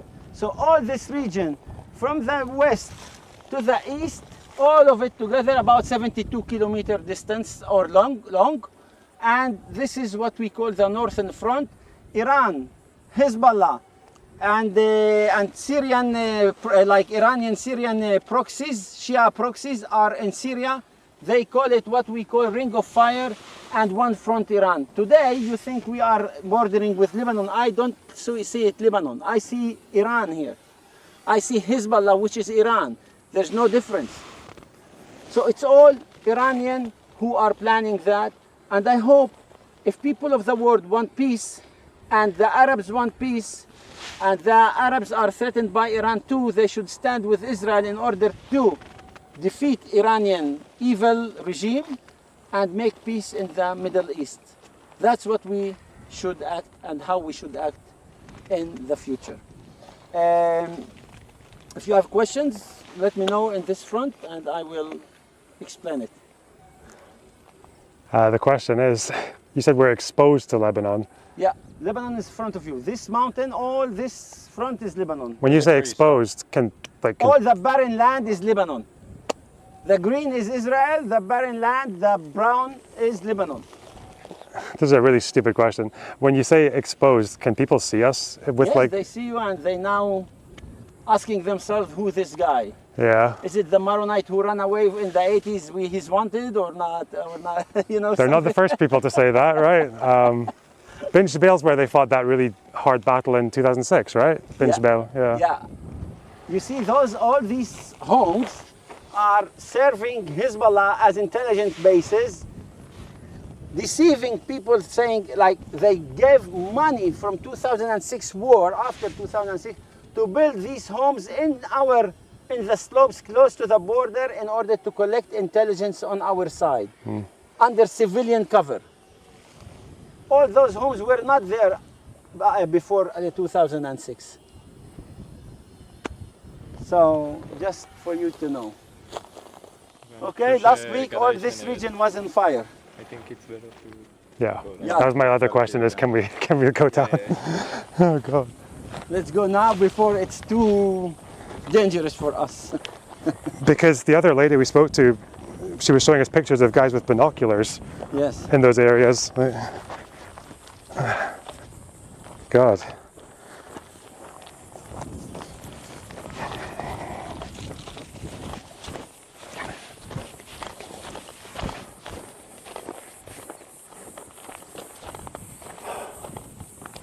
Finish? Yeah. You got the point?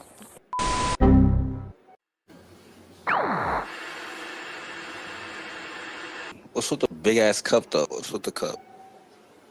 It stores more water, and I need water. Part time. Finished. All right. Okay, what's your thoughts on the debate yesterday?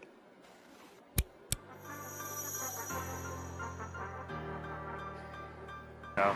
Yes. Okay. I'll go closer to you though. Yeah, follow it.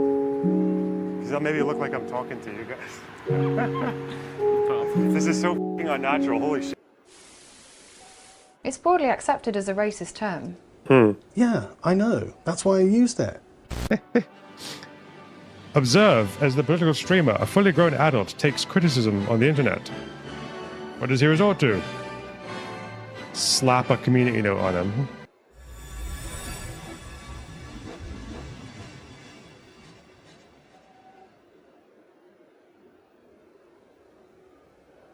I don't watch Doctor Who, but I know that Wiz's takes are shit.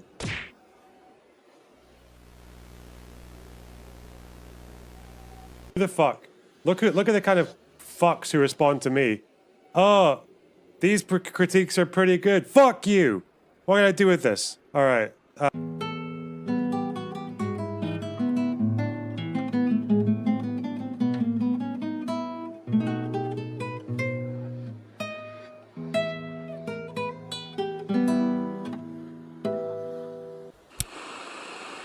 Are you ready for it? It'll be as follows. Let's make some predictions. Today, I'm going to show you how Hezbollah turned this Burger King into a terror Burger King. Come inside. Look at this. You think this is a deep fryer? Look in here. These are Kalashnikovs. These are RPGs. These are Katyusha rockets. Long-range missiles. Anti-tank missiles. Grenades. Look at this other deep fried fryer. You think this is oil? No, it is rocket fuel. You think you can cook a large fries in rocket fuel? You cannot. Doesn't taste good. Look back here. You think these are burger buns? No, these are grenades. This is not the appropriate equipment to produce a Happy Meal. These are not Happy Meals. These are unhappy meals. Terror meals. Meals of death. And then he'll just take like 2 steps to the left. Whoosh. Today I'm in Gaza. We killed Yahya Sinwar. Shalom, shalom, Shabbat.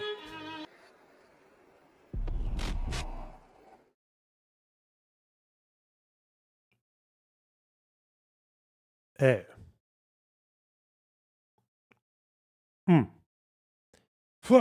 Okay. Shall we just learn more about Asmongold's fucking failures to live as a normal human being?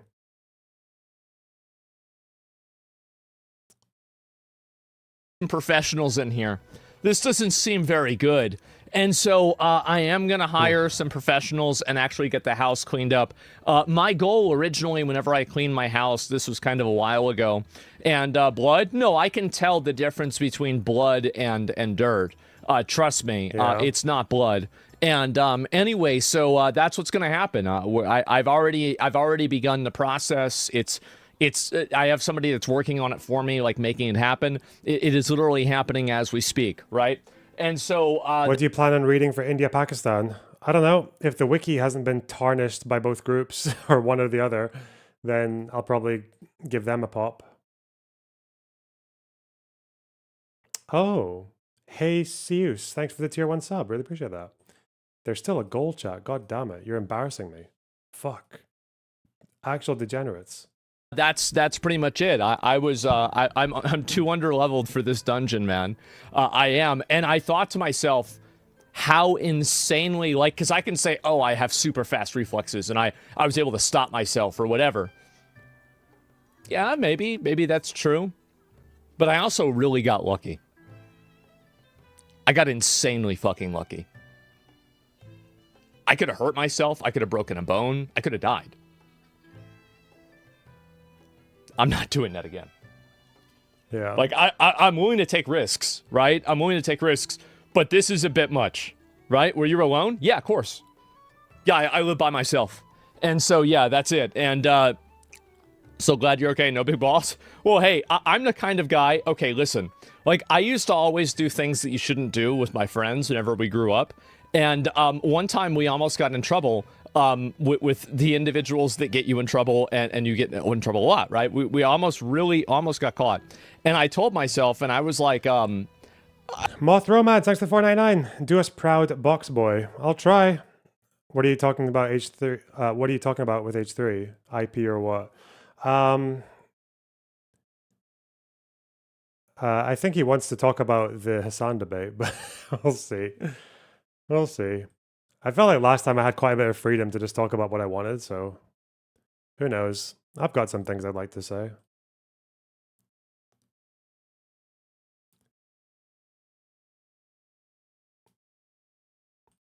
I was like, okay, guys, that was it. That was the last time I'm ever going to do this again. And so they're like, oh, yeah, right. And like, I actually quit entirely. Point out parts he was incorrect about so you look fair. I do. Are you nervy? No. I'm wondering what I want to correct Ethan on. So I guess like the understanding of circumstantial evidence was not very great. Giving too much leeway to the Houthis. Stopping shipping.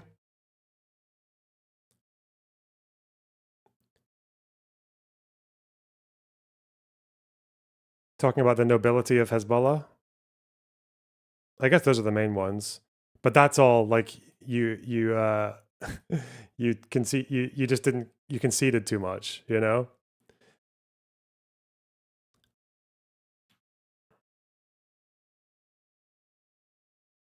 The Anne Frank thing, he did concede too much. That was for sure. That was cucked. Could clarify Hezbollah's involvement with Assad. Yeah. But I'm trying to think. Okay, let's just get some notes. Okay. So I've taken some notes for just things I was wanting to learn about in general today. Convo notes. I just want to know what's important. All right, that's what I want to know. I want to know what's important.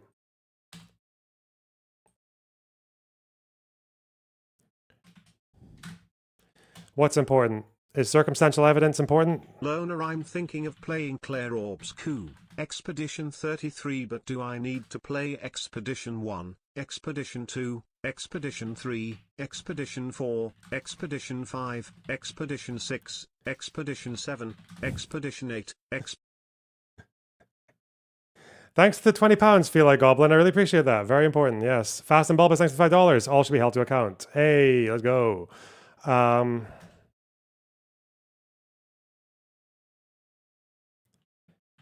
Houthis' right to attack, stop shipping. Whoa, dude. Slight F in the chat. What the fuck?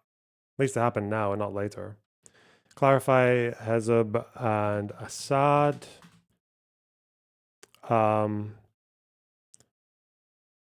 talk about anti-Hamas protests.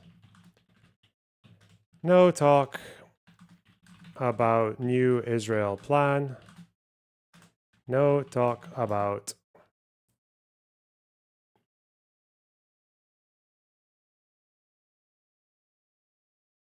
what else was missing? Oh, anti-war protests in Israel. Barely. I think those are the important ones, for sure.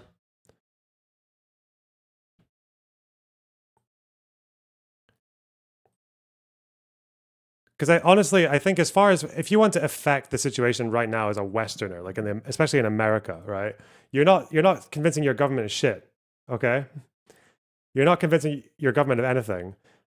Honestly, the best thing you could probably do is like befriend an Israeli and convince them to join the protests. That's probably, as a left winger, that's like the best thing you can do right now. If anyone has any better suggestions, I don't know. Tell me, because I can't think of any.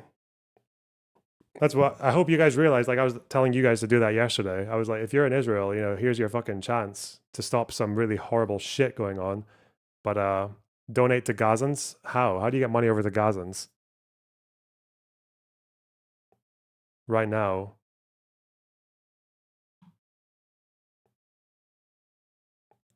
Understanding of circumstantial evidence. That's here. Yeah.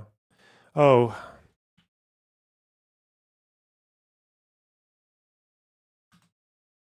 Go back to Iraq.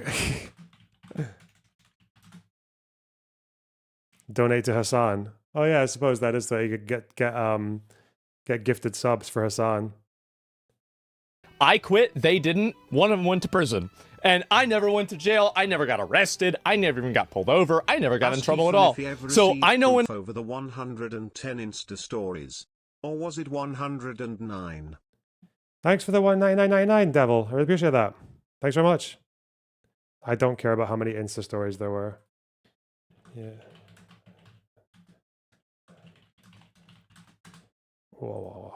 When to hold them, I know when to fold them, and bro, I fucking folded yesterday. I'm gonna be. Hummers, thanks for the 5 Canadian. What's the best way to approach the question of genocide in the context of Israel-Palestine? Honestly, it depends on who you're talking to. I think if you're just talking to like a fucking normie or like a low information vote or whatever, like I would just say it's like it's a very like genocide is a very complex legal term with not that many examples in case law, although each example has like pages and hundreds of pages worth of legal arguments on either side. There are still events that happened like 100 years ago that people don't agree on whether or not it was a genocide, even though millions of people died, like the Holodomor. So honestly, I just think it's kind of like fruitless disagreement. We can talk about much more obvious things. Like there are other crimes that are also unacceptable. Like there are war crimes, there are crimes against humanity, there are human rights violations. I don't know what changes from like me deciding it's a genocide arbitrarily. Like, yeah.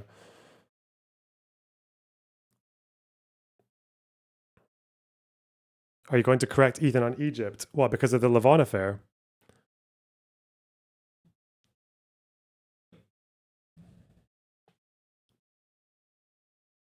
Be honest, I folded. And so I figure, you know what? That's okay. And I'm gonna go and get like basically there's like maybe 5 or Oh yeah, the false comparisons, that was a good thing as well, like false equivalencies.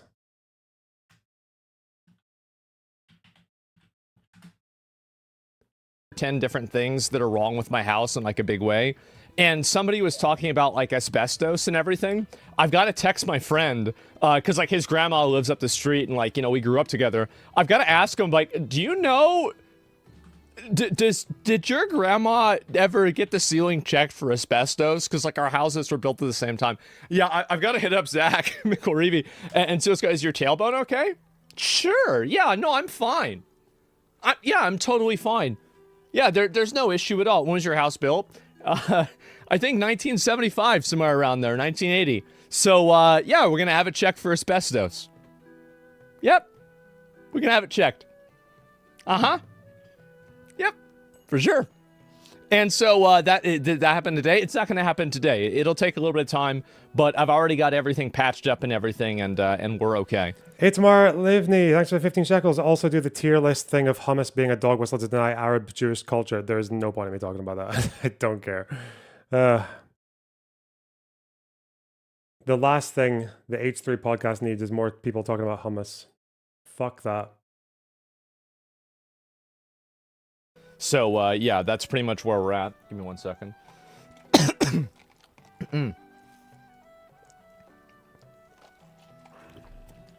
I think I have a little bit of a cough from it. Not really.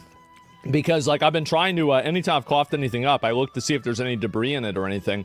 But, no, not really. I looked it up also, by the way. And this is what they said about asbestos, is that it's not... Well, number one, they said asbestos is not good for you. Do not put it on pizza.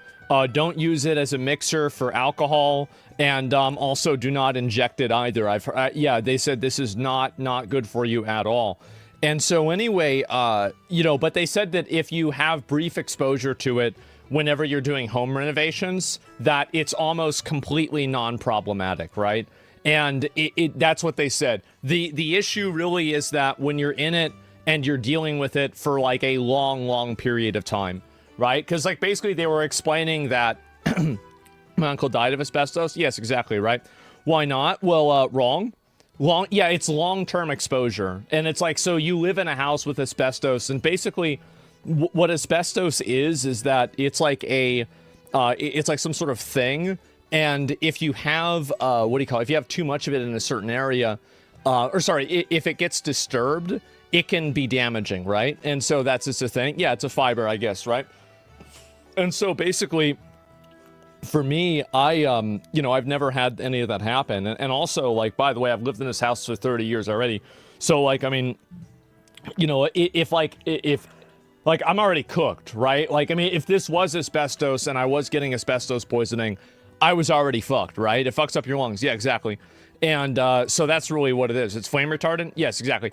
And so, yeah, I've already been in the house forever, so I'm already fucked if it is and it was exposed. But basically, if you don't, like, fuck with it, nothing bad will really happen. But the problem is that when you do fuck with it, that's whenever it is a problem. And so, yeah, and asbestos there is undisturbed, is no problem. Yes, exactly. And so, basically what we're going to do is we are going to have the ceiling checked for asbestos. And I want to make sure it doesn't happen. And, yeah, that's what it was. Maybe insulators that got ill? Yeah, no doubt. But, yeah. Let's see here. Nothing wrong with a little bit of attic cough? Yeah, a little bit, right? And I also haven't talked a whole lot. Like, yesterday I talked to my dad a little bit. This is the first time I've really been talking to anybody in, like, over a day. And, like, now I'm talking nonstop. So I don't find this to be alarming at all. It's okay. I'm not stressed out. And I'm the kind of guy that's a bit of a hypochondriac. So I'm not worried about it too much at all. And so, yeah, check the walls on the house as well. I will. I'm going to get the whole thing checked out and done. Now, there were a lot of people that were asking me, like, basically, like, why do you live like this, etc. This is a house, like, this is my home. I grew up here. I lived here my whole life. And, like, this is, you know, I don't want to get rid of the house. Like, I could very easily go buy a mansion and go live somewhere else. But this is my home, and I love living here, and it makes me happy. The only reason why I would ever move away is if I was going to move in with, like, a girl and, like, maybe start, like, a family or something. Then I would move away just so I'd have more space. And, like, you know, I wouldn't want my kids to grow up in the same house that I did, right? I think that would be selfish. But, like, otherwise, you know, like, I have no real reason to move away or do anything like that. And so, anyway, that's kind of where I'm at. And so, like, basically my mom was, like, really into, like, I wouldn't really say she was a hoarder, but she was just really extremely messy, and she would just never allow me to throw anything away or get rid of anything. And so, like, but my house, like, this, it might sound, like, weird for me to say this, but, like, I actually like it when I have nothing in my house, basically, or in my immediate area. Like, I like having nothing around because every single thing is, like, a problem to me, right? But what's happened is Why is there a crucifix on the wall? Why not? This is a regular, good, honest, God-fearing American household. What? You know, like, all of these things, like, my mom has just had so many things and so much stuff that it was hard to get rid of all of it. And any efforts that I would take or try to push towards, like, getting it clean or improving things at all, like, for a long time I was afraid to do it because of COVID at the time, because she refused to get the vaccine, so I couldn't have anybody come into the house and do anything, because, like, well, I mean, they can't, like, I'd be putting her at risk. And then before that, we didn't have the money for it. And so there was never really an opportunity that I really had to be able to do this, because, like, I told her, I was like, you know, I'll do anything you want, right? You want me to do, like, a fucking, like, a walk-in a bathtub, like, I'll do anything. But she just didn't really want to deal with it. And she also never wanted people to come in the house. It was a pretty big issue, right? And, like, it's hard to know, like, what the right decision is or what not to do or whatever. But, yeah, it sucks, right? It does. It sucks. But that's pretty much the reason why it was like that or whatever. I don't think you're a hoarder. You're just lazy. Yeah, definitely. You're here for your change because you went bald early. Now you're trying to hold on to everything. You're scared to lose stuff. Yeah, bro, like, don't cut your hair. It'll never come back. No, I mean, obviously, like, I don't really like change. I like things the way they are, for sure. I could tell. But at the same time, I think that there's a point where it's unreasonable. And I think that we've gotten to that point pretty easily. And so I'm hoping that after, you know, all this is over, I'll be able to get things cleaned up and fixed it, right?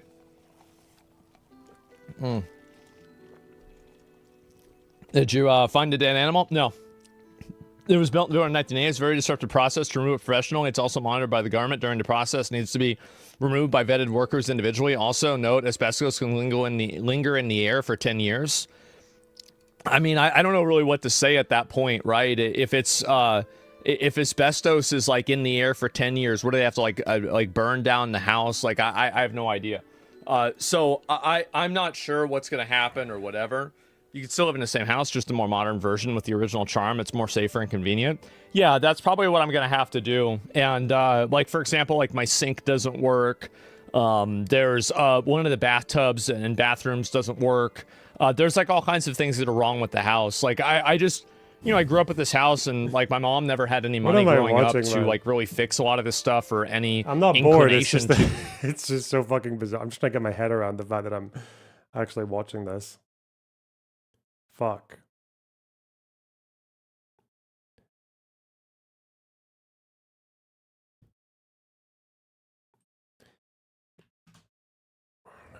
It's okay. We can chill. It's fine.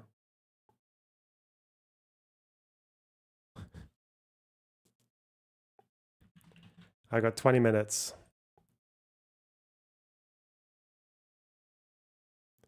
Let's do our own Asmongold fucking... Whoa! I'm not playing the game, hang on. I'm just getting some music. Just getting the soundtrack up. Really? There's no fucking... Where's the goddamn... Okay, this one. Okay. I just want to play a little game.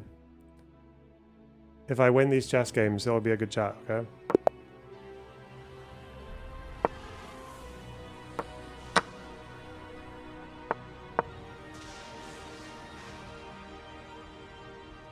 Whoa. It's a bit loud.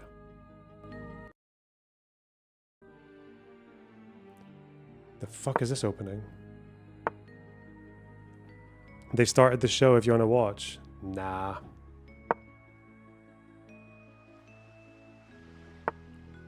Don't like that. Wait, this is bad as well, because they can just yeet that. Whoa! This person's quite aggro. Am I doing something wrong here? I feel like there's something wrong with what I'm doing. Oh no! That's scary. It would be this, right? No, it'd be this, yeah. If they do that, that's a bit cringe.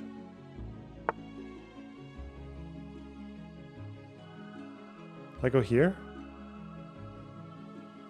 This is a very strange opening. Quite unorthodox. Ooh. Huh. Huh. This is good. Pressure on this one.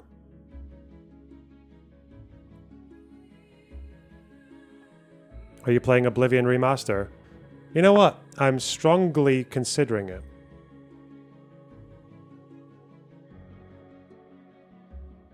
Do I want to take that? This is coming next. For sure.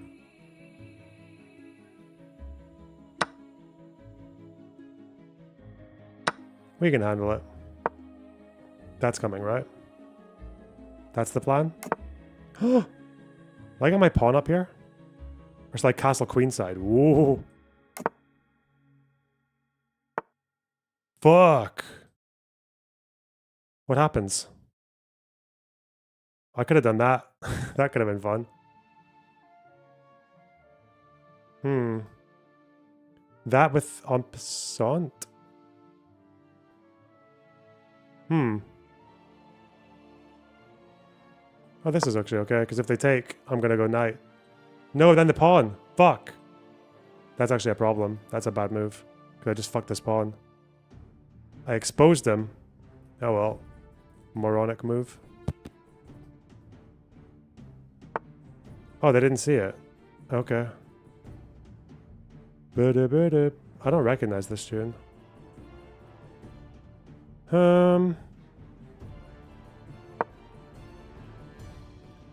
Just play it cool, bro. Ooh.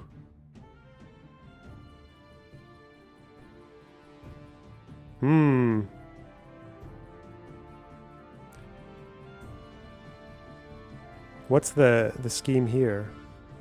I take this? That seems fine. Not worried about that. Oh!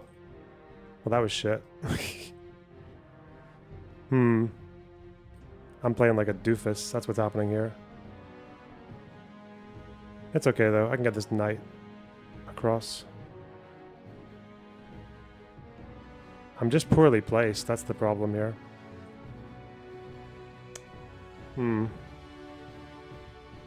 I hate this music. Fuck. They're not even thinking about these moves. What's going on? Why am I being such a moron?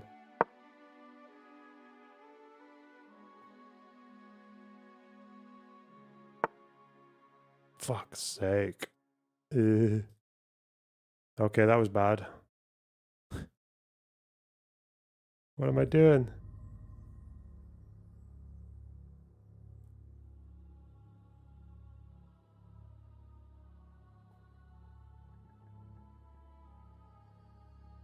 Go like that. Because I got this. Okay. We're fine.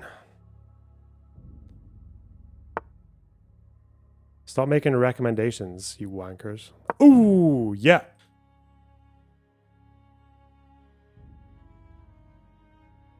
I put my king up here and then get the rook there. Ooh. Oh, shit. Wait. No, it's not. It's not a take. Okay. Easy now.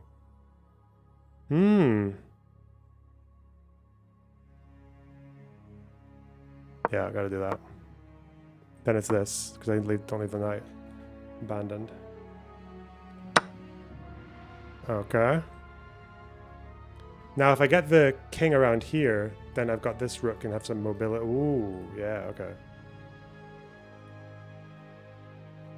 I'm probably gonna lose this one. Fuck you!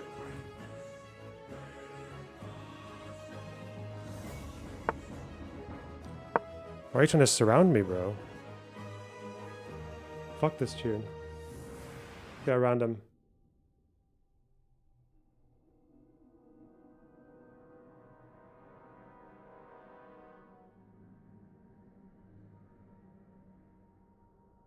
What did they say? That's this piece in trouble? Okay, let's protect.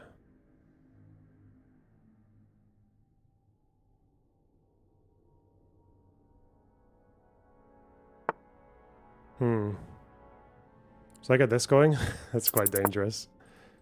No! I don't like this. There's that. No, it's not. Okay. I can actually advance, can I? Can I advance kind of recklessly? No, I can't. Fuck. There's still a problem here for them, right?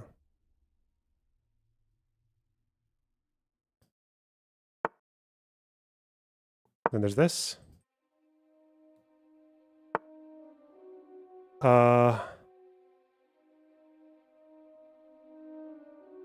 Okay. Fuck! That was so dumb. That's it. It's over. Absolutely mogged. Bro. Big whoop.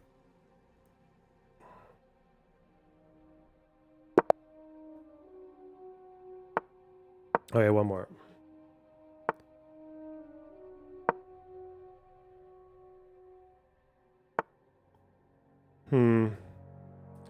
I haven't thought this far ahead. Is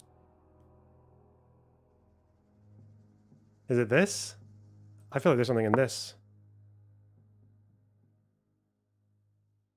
I like the look of this move. Okay.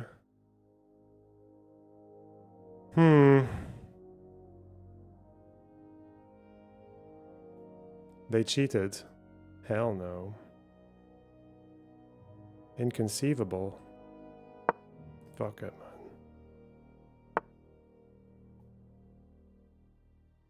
Will I just take this and get rid of their bishop? Why not? This knight doesn't have that much movement now, which is cool. Then I can do this. This pawn is a good move. Oh, okay.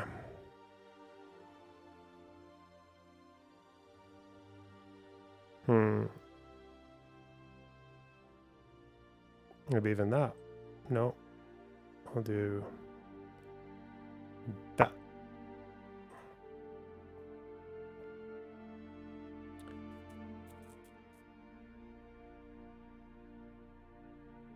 Ah, yes, the Georges Vlev Gambit. Yes, that one. What the fuck was that bait? Is that a mistake?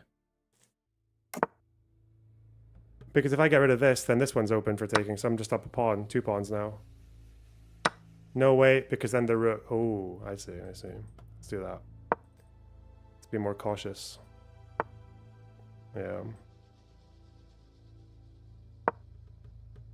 We're good.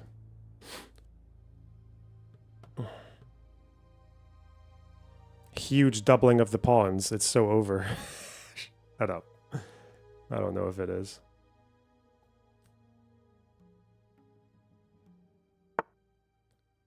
I'd prefer it to come here, to be honest. Come on. Come down. Oh.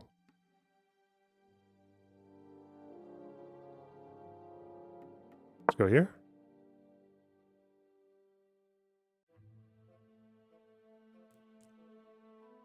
I don't know how efficient I'm being now.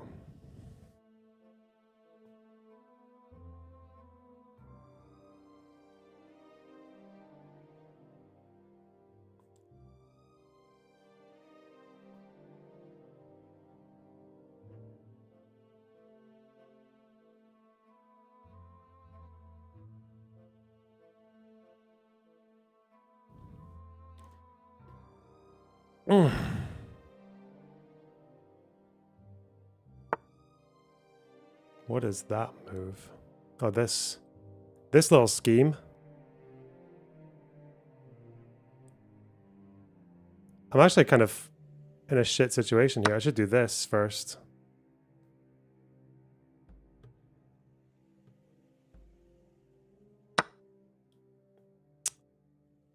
Even that's annoying. Fuck this, man. At least I can get this pawn up now. This is some cringe. Not happy with it. They're gonna go there? Then I just advance my pawns? How are they getting so much pressure on my pawns? Holy shit.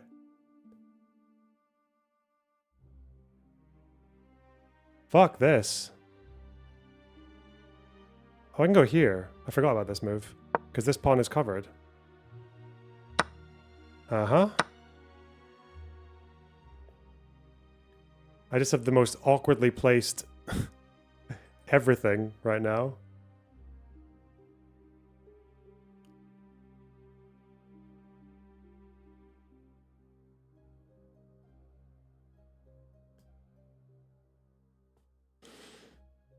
Ethan said he's going to use Learnerbox to help him react to content. Hassan is not going to say that he's having his hand held through this. What, like the projection? The thing, but like face facts, Ethan and Hassan are they're no experts, okay? Like they have lots of gaps in the knowledge, shall we say, crucial gaps. But one of them pretends to be a political commentator, the other one doesn't. The other one pretends to be a political commentator with specialist interest in Israel-Palestine. Fuck this fucking player, man. Oh, just take your time, bro. What the fuck? All right, hang on. Is this worth it? Can I actually castle? Am I safe to castle? Should I do it? I'm gonna do it. I'm gonna castle. Wait, if I castle, they come here, I go here, and then they can't hit me. Okay. But this rook, oh shit. They can do that. But that's enough time for me to go here.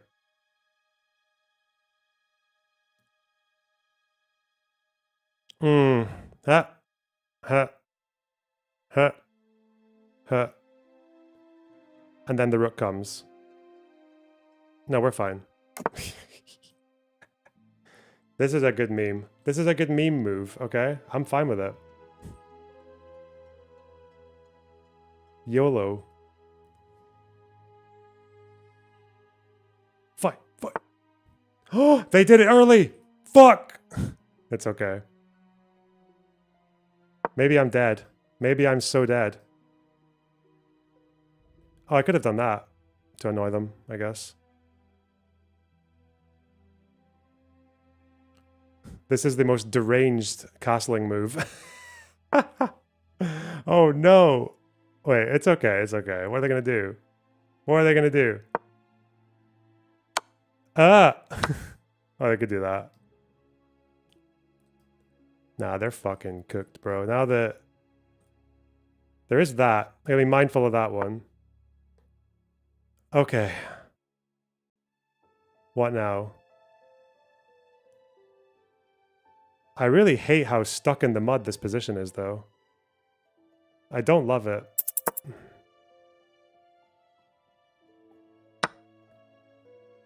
Huh? Oh, shit! That's so dangerous. Because if I do that, they come here. Then I do that, they go here.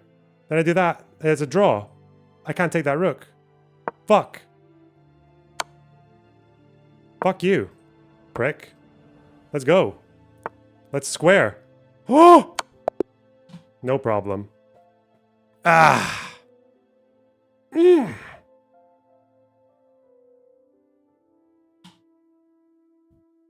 No problem. 4-star general. Easy W. Peace and love. I was actually getting tanned at the end there, and then they just gave me the mate in 1. I was losing for most of that. Didn't even realize. This was fine. That was fine. That was not fine. Should have done pressure.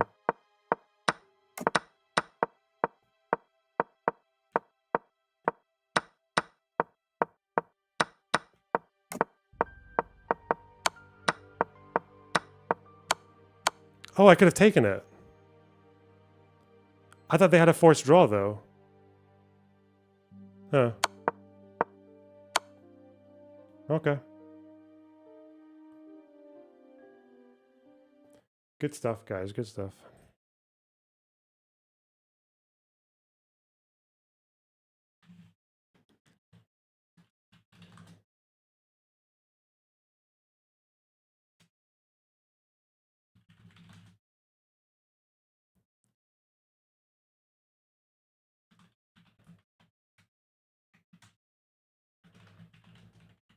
Hmm.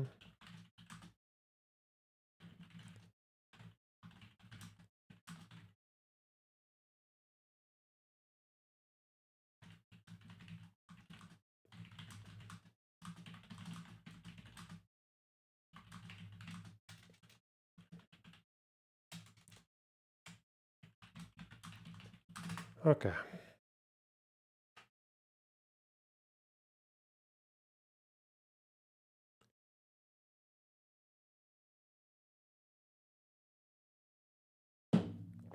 Hmm.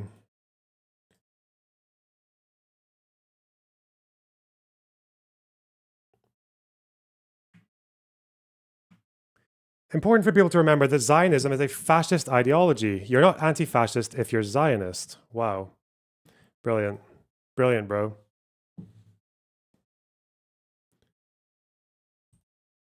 I wish I had this screenshot of this, but I didn't put it on this computer.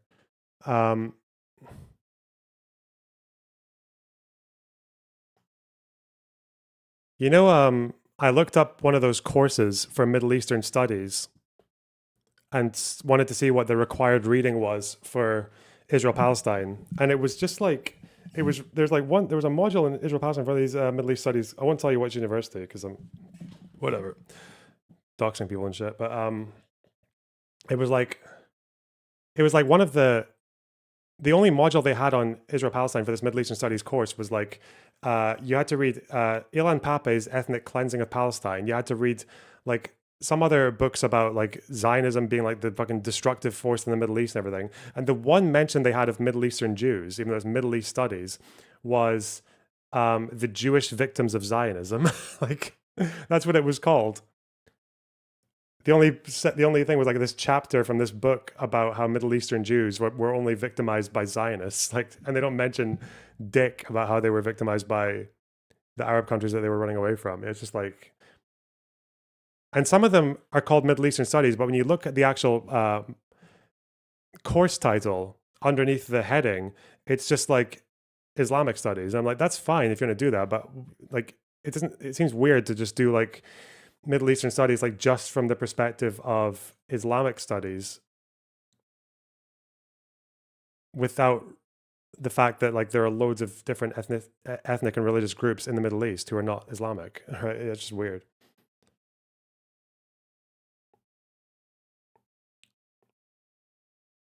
H3 in 3 minutes. 3-minute warning.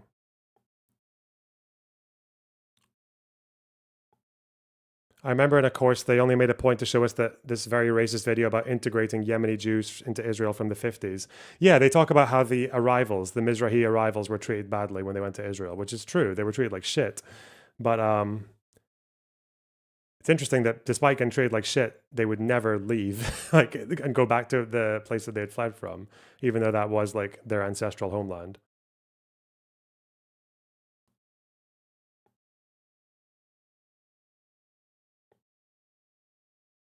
Hmm.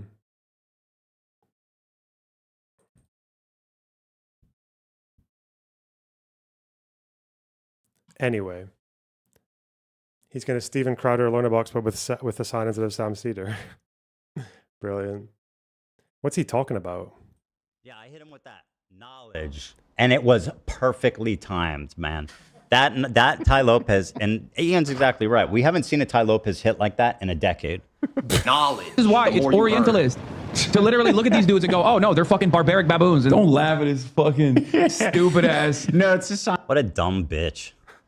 Whoa. Come on, dude. Please. Also, I noticed that Hassan showed up in a suit, pathetic, imitating with a bolo tie.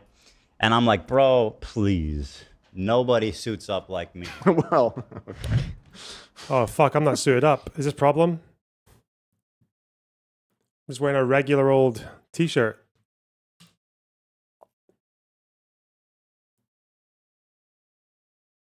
I didn't suit up at all. Absolutely fucked. Ripped to shreds, bro. Last time Ethan questioned your accent. I don't recall that. I'd have snapped if you question my accent. What the fuck? Hell no.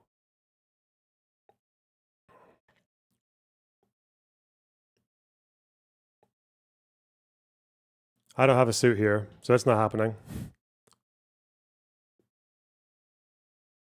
I just have some horribly placed acoustic panel. They need to move. These two, this fucking pause button behind my head, that needs to go.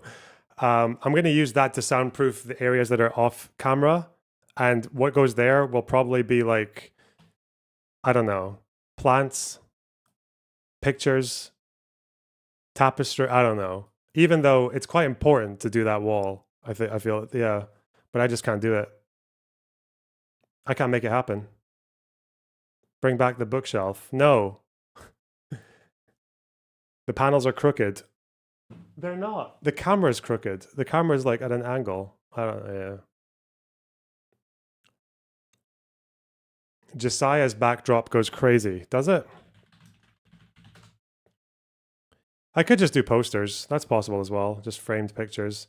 You lose credibility without the books. No, not anymore. Now people are so people are so fucking bored of the books that they just see them and they think this person doesn't read shit.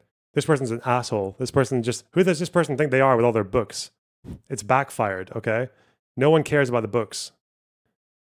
The Trump administration generally. Shut up. Like this. This is cute. Because this is just like a little jungle gym with a bunch of shit hanging off it. Massive chess pieces. I don't even know why. Bunny, little rabbit, globe. Hell yeah. Clock. Another globe. Globalist. He's filtering out the globalism conspiracy theorists. Non-bread tube lights. Fake plant. Yeah, I need a fake plant because this is a dark room. This room doesn't have a window. So I do 100% need the fake plants. Oh yeah.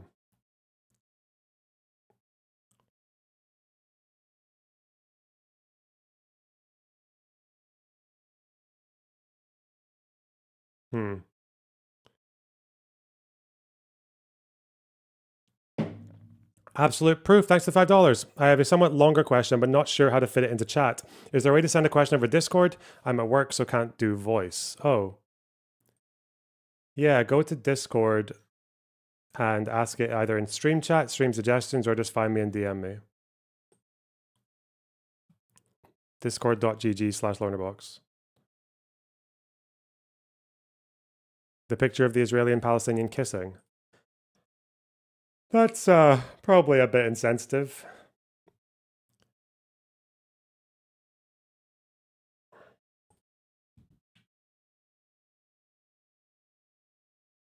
Backlash over the Epstein files. What a drama frog.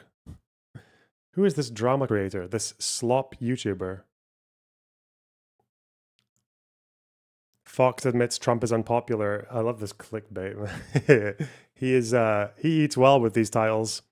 It's like 5 videos in 24 hours. 7 videos in 24 hours. Holy shit.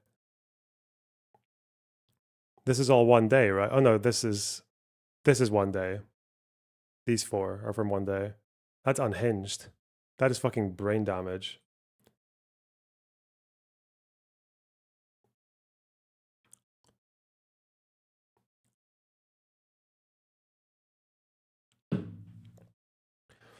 You need to start taking notes, Lorna. But I do take notes. What are you talking about? What do you mean I need to take notes? What? I take notes just fine, actually. What would your reaction be to the first nuclear attack since World War II? It would probably be with a picture of a mushroom cloud. No? Is that distasteful?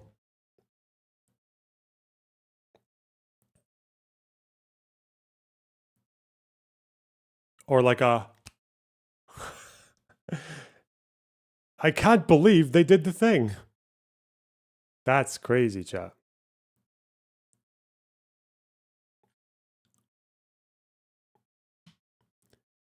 Would that be fair to soy face a nuclear explosion? Would it be too soon to do it 12 hours after the event?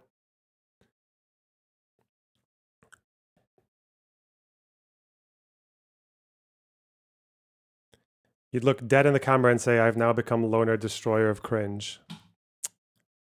Possibly. Are you going to talk to Ethan? Yep, soon. Soon. Just chilling, man.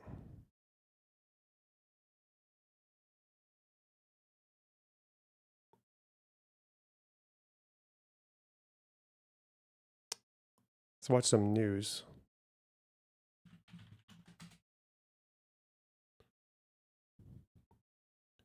Joe Biden speaks to the BBC in first interview since leaving the White House. Oh no. How is this going to feel? Uh-oh. Okay.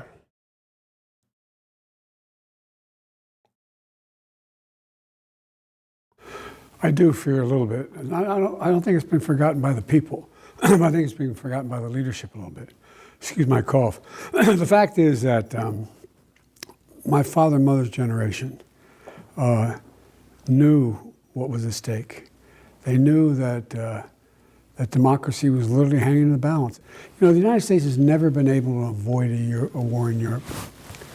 And so one of the smartest things we did after World War... There is no moral center in Europe. Yes, bring it back. Bring back the Biden of the 90s. The interventionist Biden. War II was we formed NATO. Because alliances provide... Use this max virus load. Excuse the turbo aids. Security. Imagine if we didn't have NATO now. Can you imagine it now? Because there are some people who fear that this Atlantic alliance, born in the Second World War, is now dying before our very eyes. Is that your concern? It's a grave concern. I think it would change the modern history of the world if that occurs. Look, we are not the essential nation, but we're the only nation in a position to have the capacity to bring people together to lead the world. Otherwise, you're going to have China and the former Soviet Union, Russia, stepping up. About a great threat to democracy. Do you really believe that there is a greater threat now to democracy than at any time since the Second World War? Yes, I do. Because, I mean, look at the number of European leaders in European countries. They're wondering, well, what do I do now? I mean, what's the best route for me to take? Can I rely on the United States? Are they going to be there? You know what they're saying in this administration. The US Defense Secretary talks about European freeloading. The Vice President talks about your country, the United States, bailing out Europe. There's an anger there. Have they not got a point? No, they don't have a point. Look, imagine there being no NATO. Do you think Putin would have stopped at Ukraine? Do we think Putin would have stopped anyway, I don't understand how they fail to understand that there's strength in alliances. There's benefits. The cost there, it saves us money overall. Let's turn to Ukraine, can we? Because you compared the war in Ukraine with the Second World War. President Trump is now saying, look, if you want peace, Ukraine is going to have to give up some territory. Some people think that is common sense to say that. Do you think it's not common sense? It's perhaps modern day appeasement? It is modern day appeasement. Okay. Look, listen to what Putin said when he talked about going from Kiev into Ukraine. And why? Going from Kiev into He Ukraine. can't stand the fact that the Russian dictatorship that he runs, that the Soviet Union has collapsed. And anybody thinks he's going to stop is just foolish. What did you make of those scenes in the Oval Office? President Trump and President Zelensky? I found it sort of beneath America, the way that took place. And the way we talk about now that, well, it's the Gulf of America. Maybe we're going to have to take back Panama. Maybe we need to acquire Greenland. Maybe Canada should be. Maybe. What the hell's going on here? What the hell's going on here? What president ever talks like that? That's not who we are. That's an alley cat, Jack. We're about freedom, democracy, opportunity, not about confiscation. I can hear your passion. I can hear your anxiety that the world is changing the way it has. And for a long time you believed, you said, I'm the man who can stop Donald Trump. And you did once. And in the end you withdrew from Man, that. they're so quick. I'm already like the fucking leftovers subreddit is already doing like fucking mauled posts about me going on H3. That's really what makes it worth it. It's a good motivation. Election campaign at the last minute. It's a question you know lots of people ask you, Mr. President. Did you leave it too late? Should you have withdrawn earlier, given someone else a bigger chance? I don't think it would have mattered. We left at a time when we had a good candidate. She was fully funded. And what happened was, I had become, what we had set out to do, no one thought we could do. And become so successful in our agenda, it was hard to say, no, I'm going to stop now. I meant what I said when I started, that I think I'm prepared to hand this to the next generation. It's a transition government. But things moved so quickly that it made it difficult to walk away, to get, and it was a hard decision, but. Regrets, though? No, I think it was the right decision. I think that well, it was just a difficult decision. Wow. Is there a full interview? Because that's quite short. Oh, shit. This is new?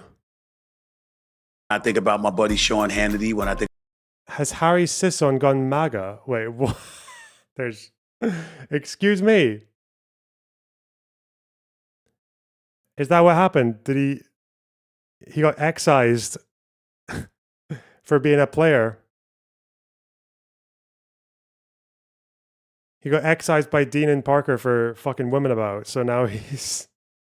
What? No way. That's a stupid question. Where is it? Is it one of the timestamps? Stephen A. Smith. When's the panel come in? Here. Democrats in disarray.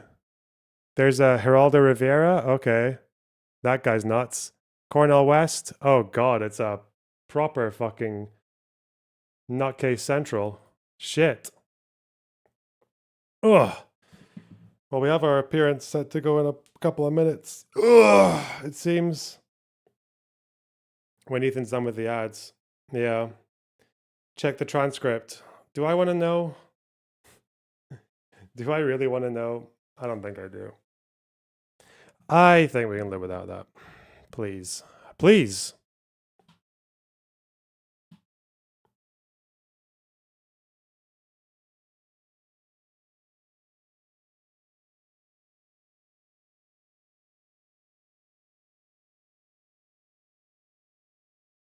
Please. True.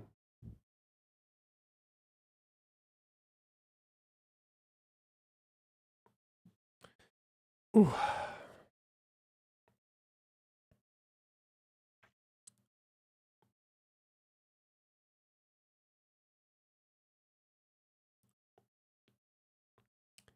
Are you going for the Saying Ethan record?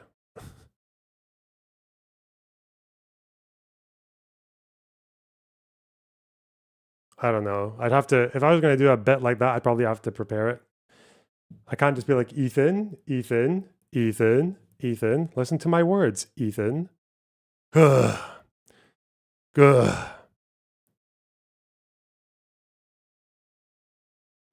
Are you planning on challenging Ethan on anything today? It just depends on what comes naturally. I'm not really like preparing a fucking conversation or anything. Just see what comes up. If the opportunity presents itself.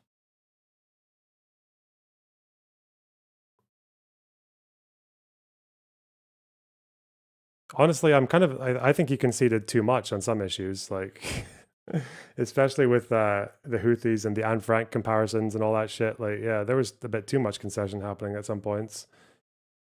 Hold him accountable. True. What is this? Oh.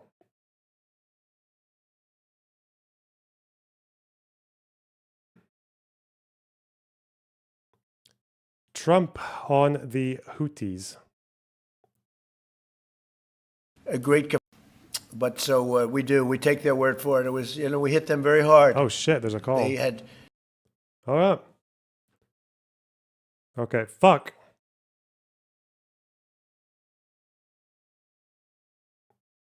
One second. I need to get my camera off here. Fuck. Deactivate. Thank you.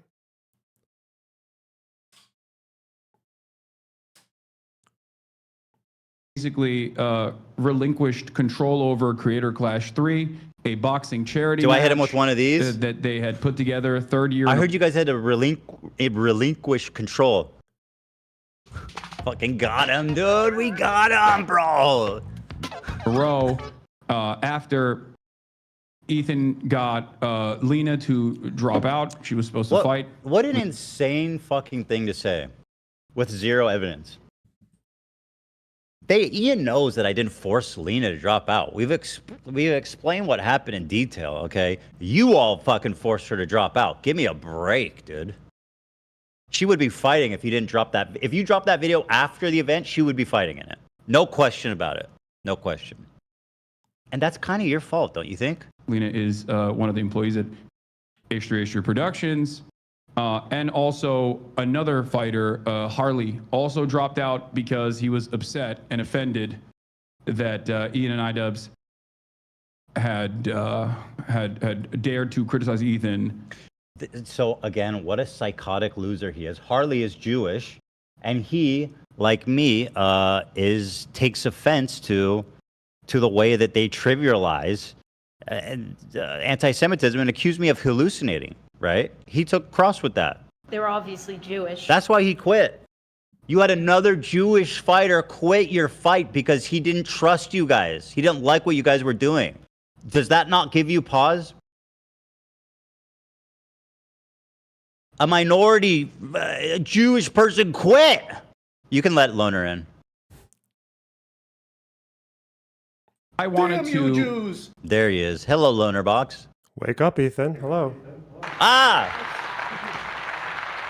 Nice to see you. How are you? I'm very well. How are you? I'm good. What time is it there? You're in Scotland, right? Yeah, it's 9 o'clock here. 9 o'clock. Okay, good. It's not too late. I don't know how much you watched of Hassan's mega reaction. I pulled a few clips and a lot of the historical stuff I'd love to talk to you about as well. What, the 8-hour reaction to 20 minutes of content? Yeah, exactly. No, I did not see that. No. Yeah, I don't blame you. Most people don't have time for that shit. But I'll pull up some of the clips. Actually, this first clip I want to watch is comes from TikTok. A really interesting message from a PhD candidate here. She's on TikTok as Nope Brigade 0. And she brings up this issue of leftists who are anti-intellectuals. And she kind of pegs Hassan. Let's take a look. The difference between neoliberalism and fascism, if it's all just bad. Another thing that's happening here is sort of reverse ethnocentrism. Ethnocentrism is this fallacy where people think that their culture and their country and their way of life is the best and the most supreme, right? And we all do this to a certain extent. But on the left, it's a reactionary, America's the worst country on the planet. Nobody's ever been worse than this country. It shows me that you are deeply uncurious about the history of the world and any other country. Tell me without telling me that you've never heard of France, Spain, or Great Britain. We've been living in a multicultural democracy, a flawed one, but still it existed for the last 40 years. And we are returning to earlier iterations where democracy was much reduced to the population. But if you say this is this bad, it's always been this bad, and all these groups have always suffered in the same way, then you don't see the nuances in our history and how things have been better, and they're getting worse now, but it doesn't mean that they can't improve through efforts like a renewed civil rights movement, okay? And that just like allows you to sit back and just be a critic without actually building anything. Right. This masquerades as critique when reality it's just anti-intellectualism. Yes. It's just reactivity. It's just as dogmatic as what's happening on the right. It's fucking dangerous. And if you are serious about wanting things to change, you need to understand them. You cannot fix a problem until you understand the problem. So yes, neoliberalism is not fascism. It is quite bad for a lot of people. And I'm not okay with what Joe Biden did with Palestine either, man. But like, let's get real about solving the problems, okay? And anti-intellectualism is a problem on the left. We do not have time for this anymore. Listen, I thought that was fantastically. This is something you don't hear people saying, and she articulated it really well. When I hear someone like Hassan talk about America, for example, like it's the evilest country that ever existed. It can't be saved. It can't be changed. It needs to be overthrown. Israel's Zionism or not Zionism, but Israel's history. There's no victims in Israel.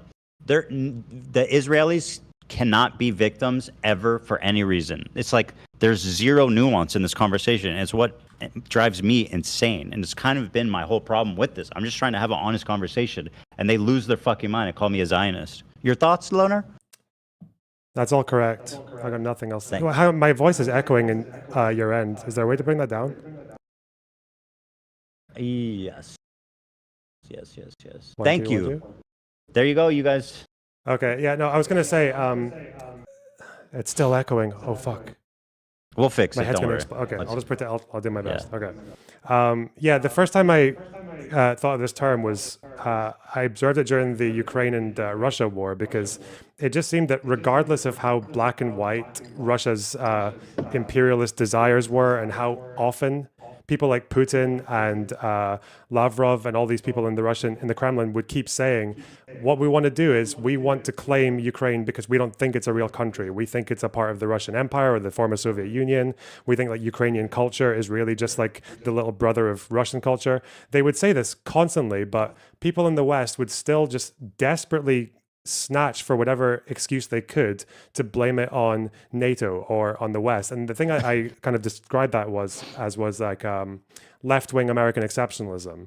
Like even in a case where you've got a former empire of 300 years basically, like whether it was through the Russian Empire or the Soviet Union or the intervention of Russia in Eastern Europe and the former Soviet Union after that, people still had to find a way to make it actually the fault of the United States. I just thought that was like really bizarre. And to me, it's just American exceptionalism, but just turned on its head. It's rather than America being exceptionally good, it's America is exceptionally bad.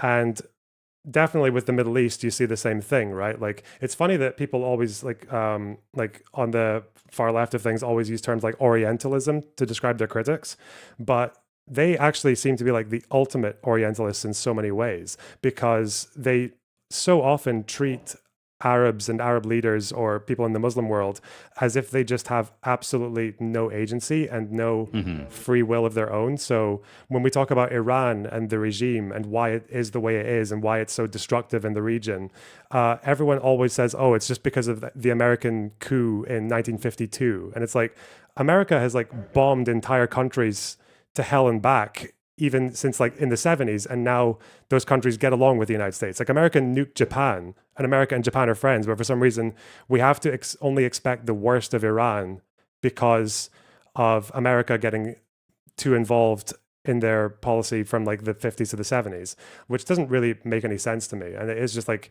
to me, it's just like a very thought terminating cliche that people like to use to avoid that nuance. It's thought terminating. That's like the approach to all these conversations. And like, I don't know if you saw during our debate, one of the things, probably the most disgusting and disturbing part of that whole conversation was the way that he basically erased all of Jewish history in the Middle East.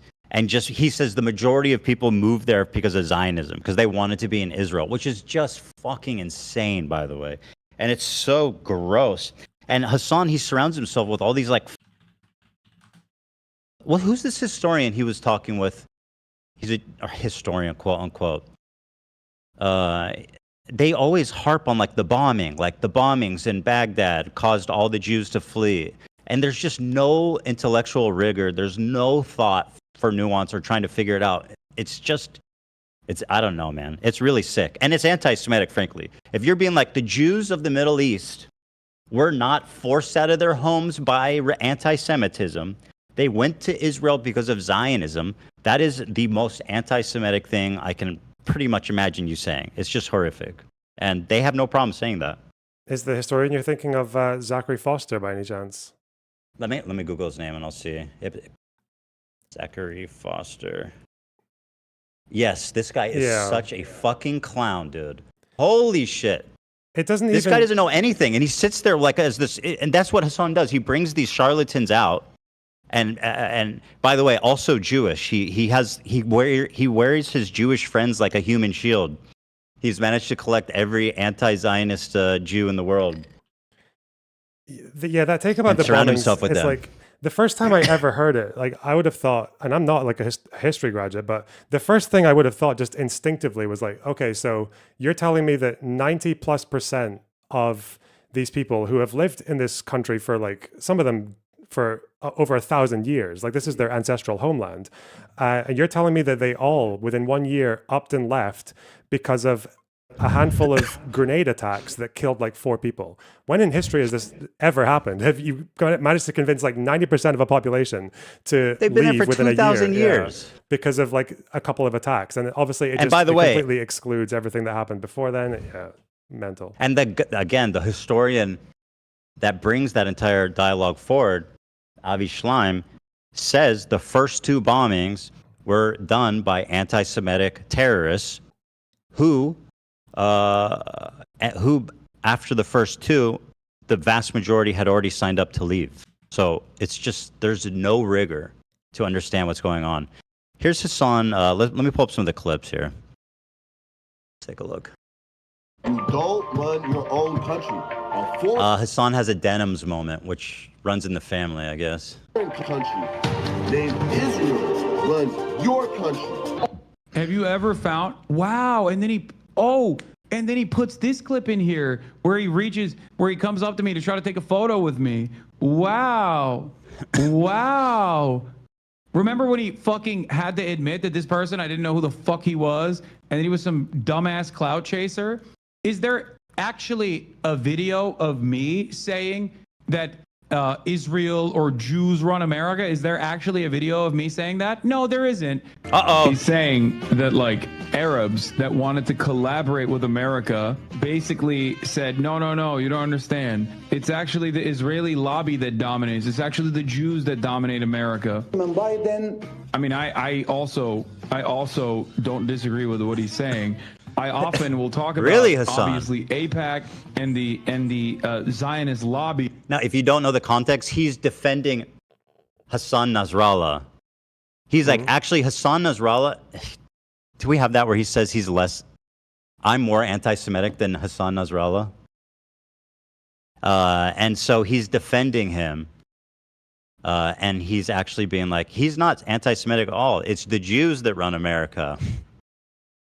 So.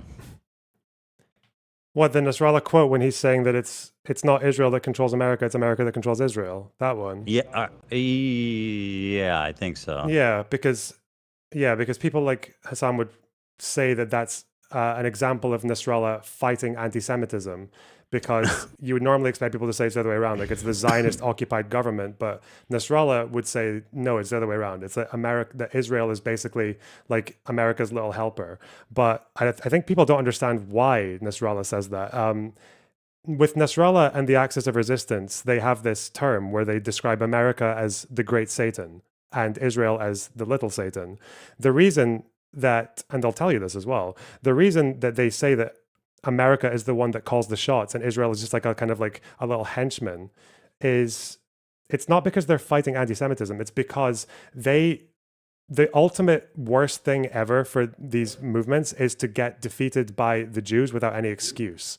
So Nasrallah and these people will say that the only reason that Israel has ever managed to achieve a victory over an Arab or Muslim nation is because America helped them, which obviously wasn't true in the 48 war, at least. They didn't get help from anyone really at that point. But then that's what they'll say. Hassan would disagree with you, actually. Yeah. Here, to be specific, this is one of the most insane things in the video. And like, how do you even say this with a fucking straight face? It's putrid. It's actually insane. This is like saying the Klansmen were actually less racist than you, black person who's trying to defend your people. I mean, I don't need to use other races as examples, but it's hard to explain just how fucking malicious this is. Listen to this shit. Talking about Hassan Nasrallah, who said, I hope all the Jews, is this one the one that's contested? I hope all the Jews gather in Israel so that we don't have to bother to hunt them all down. You asking me about that quote? Yeah. So that quote is contested. There is a speech that he gave, I think at some point in the 2000s, where it doesn't actually appear in the final published text, because it came from I think it was like a Hezbollah affiliated newspaper. Yeah, we'll cut that too. There was a person who was at the speech who wrote it in a newspaper of his own and claimed that he had heard it there. But then there was a whole like a contest with the editor and everything. There is a gap in the speech though, where it looks like it could easily have gone. That said, there are Nasrallah speeches that no one contests, like the one where he said that there will never be anyone more cowardly, weak, and frail in spirit, mind, ideology, and religion than the Jew. And I'm not saying the Israeli. That quote is 100% Yeah, that's my real. favorite. Yeah. He goes, let me be clear. I'm not talking about Israelis. I'm talking about Jewish people. He went out of his way to clarify that. Do you know about his where their real land is? Do you know that one from Nasrallah? Read it. So this is just before the Second Intifada, when he is basically trying to gas up the Palestinian militant groups to go and take action. Like he even uses the word Intifada, and he says the real land. He said, their real land is Ethiopia as far as the Falasha are concerned, and Russia as far as the Russian emigres are concerned. And there will be a time when these people will really feel nostalgia for their original homeland. He said that a few times, like let the Falasha go back to Ethiopia, let the Russian Jews go back to Russia. The choice is yours and the example is clear before your eyes. Israel has nuclear weapons and the strongest air force, but is still weaker than a spider web. He said this like right up to the Second Intifada. His whole thing was, you need to terrorize them until they get sick of trying to live here and go back to where they came from. Like literally go back to Russia, go back to Ethiopia. And again, which is so fucking insane. I've heard even Hassan parroting that. saying, "Do you want?" The idea is to make it so bad that they are gonna leave. Leave to go where? Leave to go where? I don't know what the fuck they're talking about. He thinks that Iraqi Jews are going to move back to Iraq. Like he actually thinks that. He really thinks that the Iraqi Jews should move back there and start a new life. Well, By the some way, of are them they allowed to did. do that? So kind of, but not really. So Iraq has a return law for descendants of Iraqis who lost their citizenship because they left. The return law specifically excludes Jews. That's an important detail. In 1975, they did institute a decree that meant that they could go back to Iraq through a different process. The only problem is that in the wording of it, they actually bought an ad in the New York Times to advertise this. They said that you can come back. We have no problem with Jews unless they're Zionists. And there's a reason that They're coming from Israel. Yeah, there's a reason that a lot of Jews were not very convinced by this, because this was about 6 years after the same party, the Ba'ath Party, executed a dozen or so Iraqi Jews by accusing them of being Zionist spies under a political party kangaroo court. They tried them for 3 days and then hanged them on very, very It's not dubious helping, charges. Yeah. It's not helping the anti-Semitism claims. They're not beating those. Not at all. A few Jews did go back, though. A very small handful. I think in the late 70s, there were about 500 Jews living in Iraq. And by the late 90s, that number had gone down to about 30. So It didn't work out Not very convincing. for half of them almost. Here's direct quotes from Nasrallah before I play this clip for you and show you what a disgusting monster, racist, Jew-hating monster Hassan is. The 50th, what is that? 50th anniversary? 50th? 50th? Is that how it's spelled? Am I having a brain aneurysm? 50th? 50, okay. I'm not moving on, Dan. I need to understand what's happening. 50th anniversary of the historic catastrophe and tragic event, namely the establishment of the state of the Zionist Jew, the descendant of apes and pigs, on the land of Palestine and the holiest of our places. These are uncontested. This is in the book of quotes that this guy from Kneecap was reading, that Hassan quote tweeted about how cool these guys are. He also went out on stage with them in what's it called, that music festival, Coachella. Commenting on normalization, he says this: despite all these Jewish ambitions, we are in this nation say that the dreams of the Israelis have come to an end. We promise and warn them that their dreams are over and that the time has come for them to wake from their dreams and face reality. A reality in which people refuse to live in humiliation and view life with the Zionist Jew as nonsense. A reality in which every man, young and old, loves to blow himself up to tear apart the bodies of invading, occupying Jews. The fuck? This message of the incident, this is the one you were saying. But if we search the entire globe for a more cowardly, lowly, weak, and frail individual in his spirit, mind, ideology, and religion, we will never find anyone like the Jew. And I am not saying the Israeli. We have to know the enemy we are fighting. And so these are uncontested ones. So even if he didn't say we want all the Jews to move to Israel so that we don't have to be bothered to hunt them down worldwide, you still have a nice little sample size there to pick from. So here's what Hassan said about Hassan Nasrallah, the owner of all those insane quotes. The actual fucking video that I was watching from Hassan Nasrallah. Here, I'll just show you the full video instead of my reaction to the video. Ironically enough, Hassan Nasrallah, less anti-Semitic than Ethan Klein. I cannot stress this enough. Hassan Nasrallah is less anti-Semitic than Ethan Klein. Ethan Klein constantly makes a conflation. The fact that you can even go out and say something like that without any pushback, any problem, is just, it's just open and out anti-Semitism. It's disgusting. I mean, this man is a fucking bad person. He's just a bad person. And he's dishonest. He's not even curious to find out what actually happened. He just... You know, I didn't know about his dad was the founder of some, like, conservative party that was, like, friends with Hamas. They, like, negotiated Sinwar's release. I've heard about that. I haven't looked into it. Yeah, I have looked into it. That is true. His dad founded the party that helped negotiate the release of Sinwar. So maybe his perspective on Jewish, I would say, isn't exactly unbiased, or on Israel is unbiased. Between Zionism and Judaism, Hassan Nasrallah, on the other hand, does not. The clip that I was watching about Hassan Nasrallah, who is homophobic and definitely has some questionable perspectives, okay? Here he is talking about, yeah, he's dead now. But let's hear what the General Secretary of Hezbollah had to say. Anyway, he's doing a quote, but his claim is that Hassan Nasrallah is not anti-Semitic. In fact, he's less anti-Semitic than I am. And of course, Hassan is the person to determine who is and isn't, and what is and isn't anti-Semitic.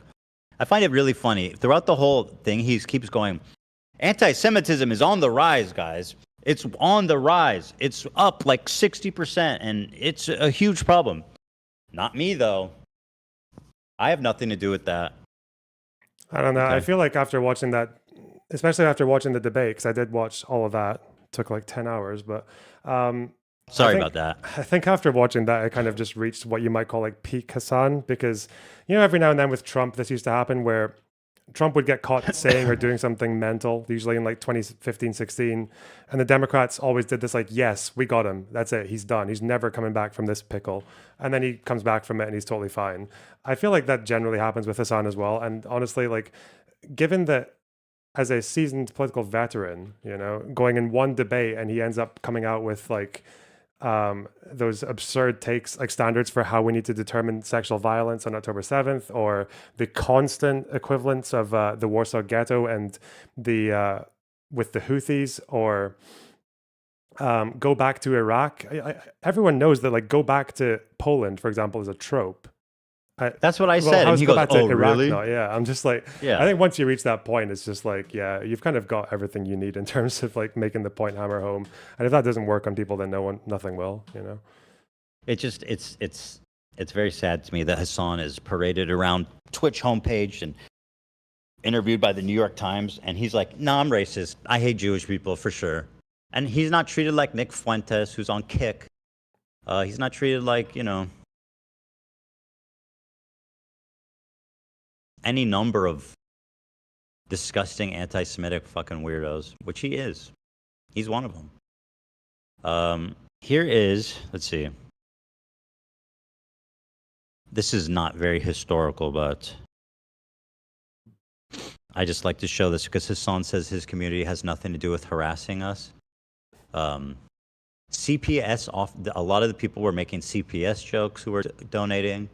CPS Officer Miller, Ela Klein's a terrorist, Shredder's Cheddar Fund, Klein Family Giardia, Hitler Klein, Content Protective Services, HG Snark, Ethan sexually harassed C-Man. That's a deep cut. Then also, on top of all this, was great, he got passed an article. One of his helpers was named CPS Chris. That's one of his inside people who was putting documents together. And they passed him a link. It's on, I have a picture of it. And he's working with somebody named CPS Chris. Which, again, pretty disgusting, pretty heinous. And for him to even say my community has nothing to do with that, he knows that. He's working with CPS Chris. So shout out CPS Chris. We see you. We hear you. And we love you for that, don't we, folks? Could have been done in good faith jest, you know? Yeah, it could have been. The Raider of Ramallah, which is what they call Ela now. And, yeah, lots of fun stuff there. And this was like only 30 minutes into the to this stream.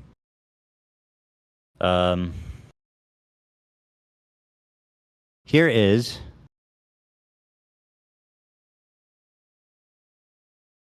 Here's what he had to say. I don't know why they keep doing this. It's so insane. Everybody's trying to relitigate. First of all, he's quoting this Z Squirrel person who is... What kind of credibility we have here with Z Squirrel, do you think? Have you not seen Zay Squirrel's tweet with the where she literally cropped out a piece of a UN report to make it look like there was no sexual violence on October 7th?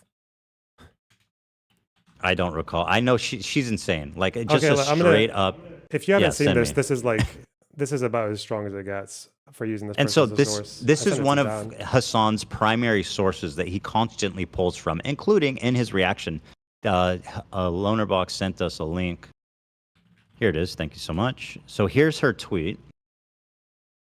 That's still up, I guess. Breaking: the UN just released its first actual investigation into October 7th and ongoing Gaza genocide by Israel. It concludes that there was violence against women.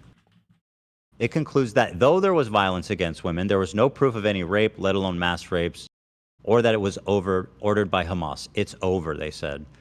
And so what are we missing here? Was there actually something that she removed here? Yep, I'll send you a screenshot of that So 95. You can obviously you see it looks like it's cropped, right? Like you can see that little artifact in Yeah, the bottom yeah, no, left it looks- in the space. So there's the screenshot of the whole paragraph. So let's see the part that she cut out. Let's see. Dan will send that. And just remember, this is Hassan's primary source for what happened on October 7th. Here's what she... So let's see here, just for comparison. Okay. So 95.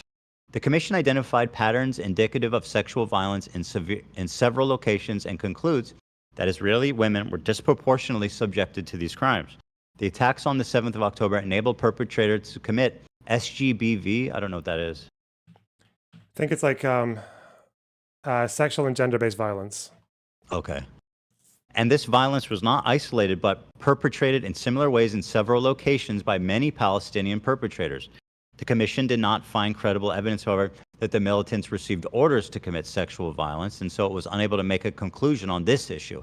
However, inflammatory language and disbelief around sexual violence observed with both parties risks silencing and discrediting survivors, further exacerbates trauma and stigmatization. That's very interesting.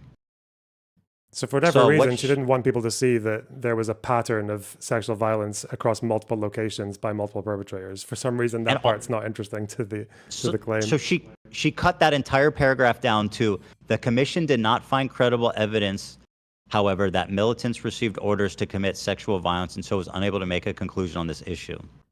Which, by the way, how are you going to... It's not exactly easy to find evidence for that. But regardless, even in the part that she erased, it says, we don't question the victims because it just makes things worse. She cut that part out too, while calling them all liars.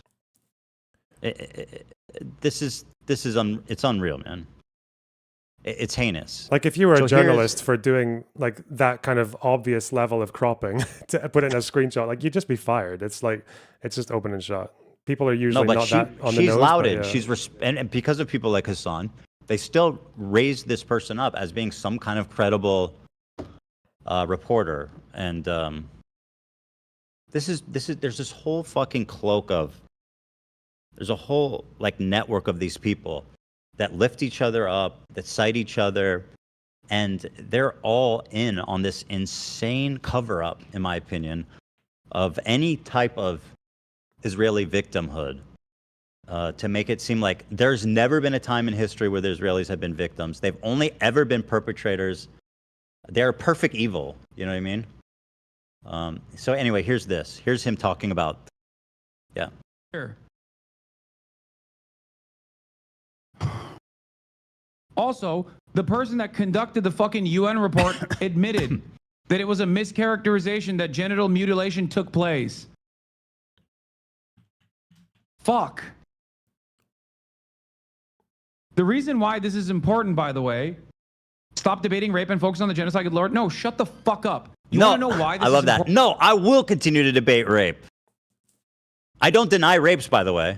That is actually quite. I just question if they happened. So he says, thanks to D Squirrel, his reputable source there, that the UN report, it's so crazy how they keep pointing to this, and it just completely contradicts everything they say. But they're so persuasive, so insistent. I mean, it really... What was it Goebbels said about lies? I don't know. Tell them lots. The more that you say it, Yeah. let's see. He had something. I don't remember who he was. I don't remember what he did exactly, but go with a quote about lies. I just remember his name. If you tell a lie big enough and keep repeating it, people will eventually come to believe it. I wonder if they read that. Yeah, I did have a comment on that with the debate as well, because I feel like there was a kind of like a misunderstanding of what circumstantial evidence versus direct evidence actually means. So the problem is that circumstantial evidence is sometimes better than what people call like direct evidence. So for example, direct evidence is like a witness statement. If a witness says that they saw something firsthand and describes it, that's what you call direct evidence. And the problem there is that witness statements can sometimes be wrong. Circumstantial evidence, it's interesting that Hassan was really obsessed with like forensics and that idea, to the point of saying like, suggesting that there needs to be a third party after the bodies have been buried to come in and do forensics, which is like, what, you're going to dig them out and let a third country There's come never in a and bar have enough to poke clear. around. Like Yeah, it's very bizarre. If the Israelis did the forensic, we don't trust them because Israelis are liars. Yeah, and they've done that. Yeah, they've said that in the past. Yeah, but the thing with forensics is forensics in sexual violence is still circumstantial evidence. A rape kit is circumstantial. A rape kit will tell you that there is sexual contact and might give you DNA, although that's less likely. But in both cases, especially with the first one, that's still circumstantial, because if they find only that there was sexual contact, well, why doesn't someone just say, well, that might have just been with her and her partner beforehand, right? Or with the kind of stuff that people say, even if it was like if they found the DNA of a Hamas guy, like given what happens online, people might try to infer that people have already invented like romances between Hamas fighters and Israeli captives, so they might even just say it was consensual. Hassan's one of them, frankly. Yeah, like. But the problem is like the thing that's going on there, the technique that's going on there, is a double standard of evidence. So Hassan, and I've seen him do this a million times, will talk about the Deir Yassin massacre, like horrible crime by the Israelis, and actually approved by the main army as well. But he'll constantly talk about this incident where a boy was forcibly thrown into an oven by his dad at gunpoint by the Israeli militants. But that story is based on a witness statement, one single witness statement from like 50 years after the fact. Like there's a reason most historians don't put it in their books. It's because generally like witness statements that appear 5 decades later, like they might be true, but also they're generally seen as less reliable, because after 50 years, people can invent memories, or memories are very unreliable, especially in war. So, but he'll accept that like wholeheartedly, like it just happened, no question, even though most historians don't put it in their work on that massacre, because again, like that's a really sensational story, right? Like imagine like militants forcing someone to throw their kid into an oven, right? It's one of the most disturbing things I've ever heard. I've seen the guy telling that story in a documentary. Yeah. And if you want to believe it, like that's fine. But then that means you accept witness statements that never appeared at the time, but did appear 50 years later from a single person, and only gets used by like very, very hardline, like partisan authors. Like it's not in Ilan Pape's book, which Hassan talks about. It's not in Rashid Khalidi's book. It's not in Benny Morris's books. It's not in any of these like popular historians talking about the 48 war, but that's accepted. If that is accepted, then why wouldn't a witness statement about a rape on October 7th be accepted? Or what about a first-hand witness? What about a first-hand witness? What is that? Or what about someone who's like, I actually was sexually assaulted? That's not good enough either, apparently. Yeah, which we have dozens of for October 7th. Like witness statement, generally for sexual violence and conflict, witness statements are all you're ever going to get. That's the same with Sabra Shatila, the massacre that was committed by Lebanese Christians in Beirut, with the IDF overseeing it. That was the evidence for pretty much all the sexual violence that took place there. Was the same thing. It was witnesses, and mostly just how the bodies were found afterwards. It's not like there was a forensics team dispatched to swab all the women and everything. That didn't happen, right? The medical teams went there to identify the dead, and still we accept that. Don't you guys see how fucking insanely hateful what he's doing is? When it comes to Israelis, we need forensic evidence, which apparently I don't even know what that means, because rape kits aren't apparently forensic evidence. I really don't know where. What does he want? Like a fucking video of it happening? Is that the only way he'll be convinced? But when it comes to Israeli victims, the bar is It's the highest bar to cover. But when it's anyone else, then we don't hold them to that insanely that disgusting standard that nobody should be held to. You know, it's just it's so repulsive and it's so out in the open. Here it is. So here's what he said once again about this, and I'll read you an excerpt from this report, and they just continually lie about what's in this report. Stop debating rape and focus on the admitted that it was a mischaracterization that genital mutilation took place. Okay. Here's the findings that they did on. This is the direct findings that they found on October 7th. Nova Music Festival, an outdoor event, an open field 5 kilometers from Gaza, perimeter fence, attracted around 3,500 attendees. Mainly young individuals. Information reviewed by the mission team indicates that the festival was a site of grave violations, including brutal mass murder, several hundreds of bodies recovered from the site, in addition to many abductions. Bodies were also found with extensive burn damage. Based on the examination of available information, including credible statements by eyewitnesses, there are reasonable grounds to believe that multiple incidents of rape, including gang rape, occurred in and around the Nova Festival site during the October 7th attack. Credible information was obtained regarding multiple incidents whereby victims were subjected to rape and then killed. There are further accounts of individuals who witnessed at least 2 incidents of rape of corpses of women. Other credible sources at the Nova Music Festival site describe seeing multiple murdered individuals, mostly women, whose bodies were found naked from the waist down, some totally naked, with gunshots in the head and or tied, including their hands bound behind their back and tied to structures such as trees or poles. Now, listen, it goes on, and it's all equally horrific, right?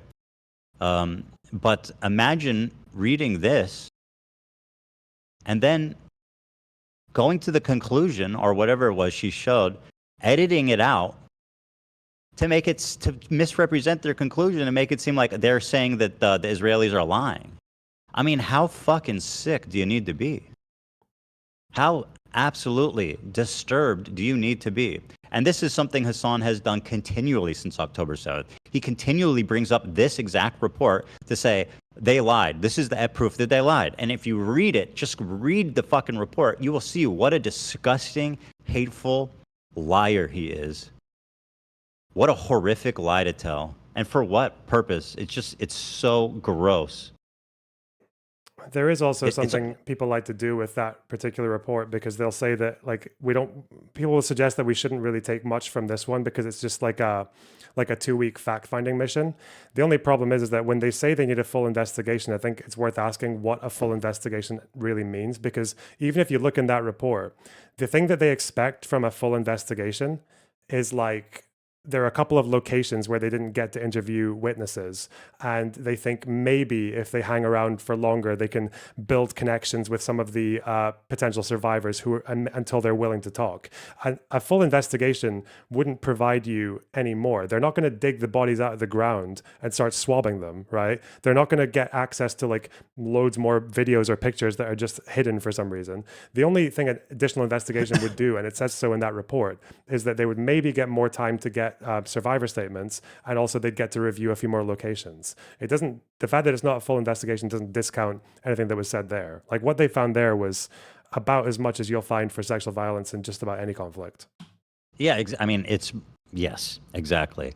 The thing that Hassan says, the talking point on it is they used the fact that there was supposed rapes to justify doing a genocide. And as far as I'm concerned, the way that I see it, I don't really see it that way personally. I don't think they need an excuse to do what they're doing. They're already doing. October 7th was already bad enough for them to justify it to themselves, right? They don't need. Well, the manufacturing consent argument. Yeah. I mean, if you want to go down that road, the way that I see, The way that I see this, go ahead. I was just going to say, like, the people who manufactured more consent for like an Israeli operation in Gaza, the way it is like the people who manufactured the most consent was Hamas. They filmed most of their crimes. Like they filmed themselves dragging bodies mangled through the city, and they killed. Why would they filmed record themselves it? shooting civilians? Yeah, and then they send spokesmen to talk to the media to say that they wanted to do it again, and they've held to that. They've never walked back on that aspiration. So it's like. You don't need like an extra level of brutality to justify like to get your cause for war, right? Like that's already there. Right. When I hear someone doing that, all I hear is somebody for no fucking reason calling these victims of horrific crimes liars for no reason other than the fact that they're Jewish or Israeli. In this, I mean, both, right? It's disgusting, and I mean. It's just a shame. It really is. He also said, let's see here. He accused Ela of lying about religious Jewish customs to bury bodies quickly. He calls the Jewish custom of trying to bury the bodies quickly as desecrating bodies. No.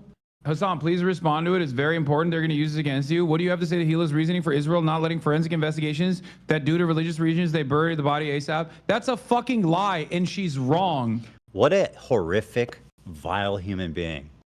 He's lying about something so fucked, and it gets even worse. They did actually conduct forensic examination on many of the bodies. They didn't immediately bury them. She's literally wrong. They took the bodies to the Shura base, and they actually did look at the bodies. The issue, however, was that the initial forensic examination was not conducted by real specialists. By the way, all of this to deny rapes happened. Once again, if you're even wondering why we're going down this road, that's why. There's a big time frame issue there as well, because especially for rape kits, I'm pretty sure you've got like 72 hours before those things become like very, very unreliable. Hamas still had fighters in Israel 4 days after October 7th. So this is not to mention the time it takes to gather the bodies and to separate them and identify them, and obviously separate the ones that are charred beyond recognition from the ones that you can do forensics on. And then having most forensic institutions in most countries aren't prepared to have 1,200 bodies coming to them in the space of like 2 days or 3 days. Like most countries don't have preparations for that because it doesn't happen. Mm-hmm. So there's so many logistical issues there.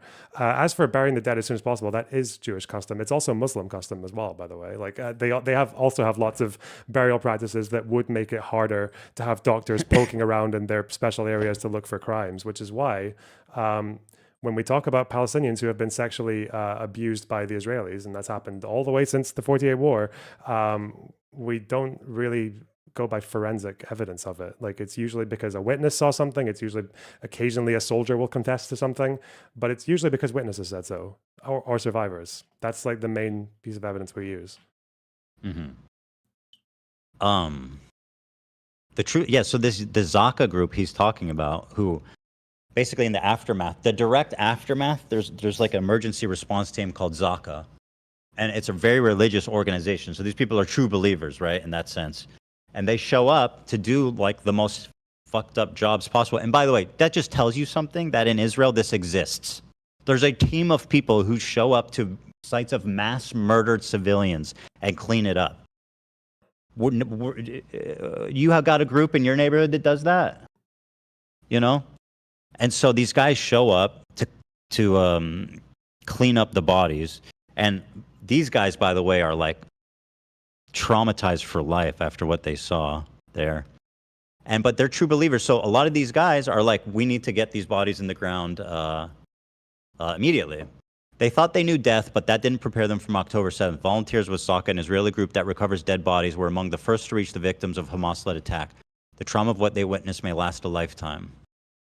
Yeah, so these guys were trying to save them, you know. It's a religious thing, and they want to get them in the ground as soon as possible. And then there's also even an interesting legal battle that I learned about, where apparently they are holding some bodies. The IDF is holding some bodies and they're all like mangled and burned and charred, and they don't know exactly. They don't even know if they're Hamas fighters or victims or what. And the Zaka, the religious group, is trying to sue to get the bodies buried. And the IDF wants to do forensics on it, but it's like stuck in a legal battle. So Hassan agrees with the IDF. Yeah, this was a problem with Zaka as well, because there was a dispute over whether the IDF should have their own unit for gathering the bodies or whether Zaka should, because Zaka are a very problematic organization. Like their old leadership has all kinds of like scandals when it comes to like abuse of, I think, even children as well. Oh, that's not and good. they are very self-serving. A lot of them, they're a lot of the exaggerated claims and false stories about October 7th, actually, quite a few of them originate from one person in Zaka, from one Zaka volunteer who just went around and lied to everyone about what he saw. You know, again, it's the embellished stories. Like we saw a kid thrown in the oven, or we saw kids thrown in bins, or like these things didn't happen, but people have kind of like latched, and even in Israel, there's a whole dispute with Zaka as well, because a lot of them were very inexperienced, because again, it's a volunteer organization. They were sometimes putting like different body parts of different people into the same bag and mixing them up.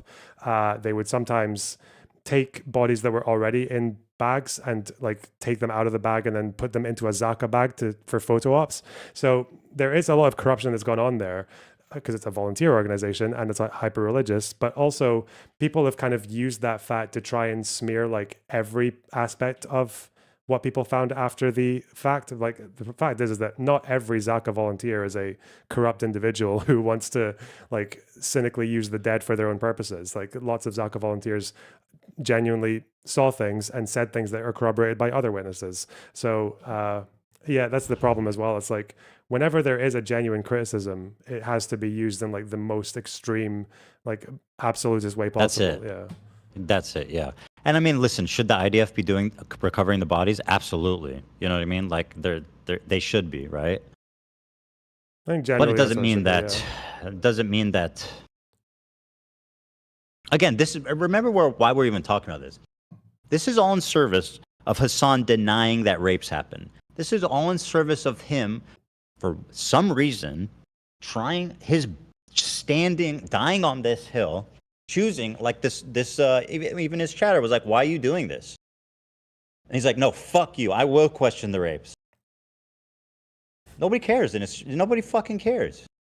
Zaka ended up initial literally wrong. They did actually conduct forensic examination on many of the bodies. They didn't immediately bury them. Yeah, and what they She's find? literally wrong. They took the bodies to the Shura base, and they actually did look at the bodies. The issue, however, was that the initial forensic examination was not conducted by real specialists.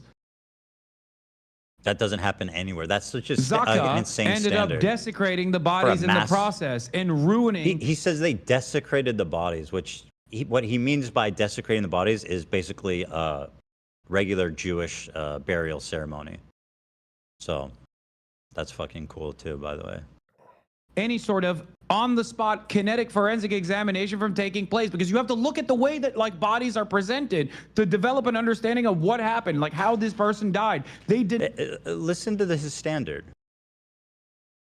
It's remarkable. It's remarkable that he's able to do this out in the open and nobody fucking cares. And the New York Times is so willing to be like, this hot dude is fucking in a MAGA body. MAGA body? What does that mean? He goes on to call Hila a terrorist many times throughout the video. Okay. It's a funny thing about me. I don't like terrorism, and I don't like terrorists. Yes, you do. You're married to one, and by your own admission. That part is like just.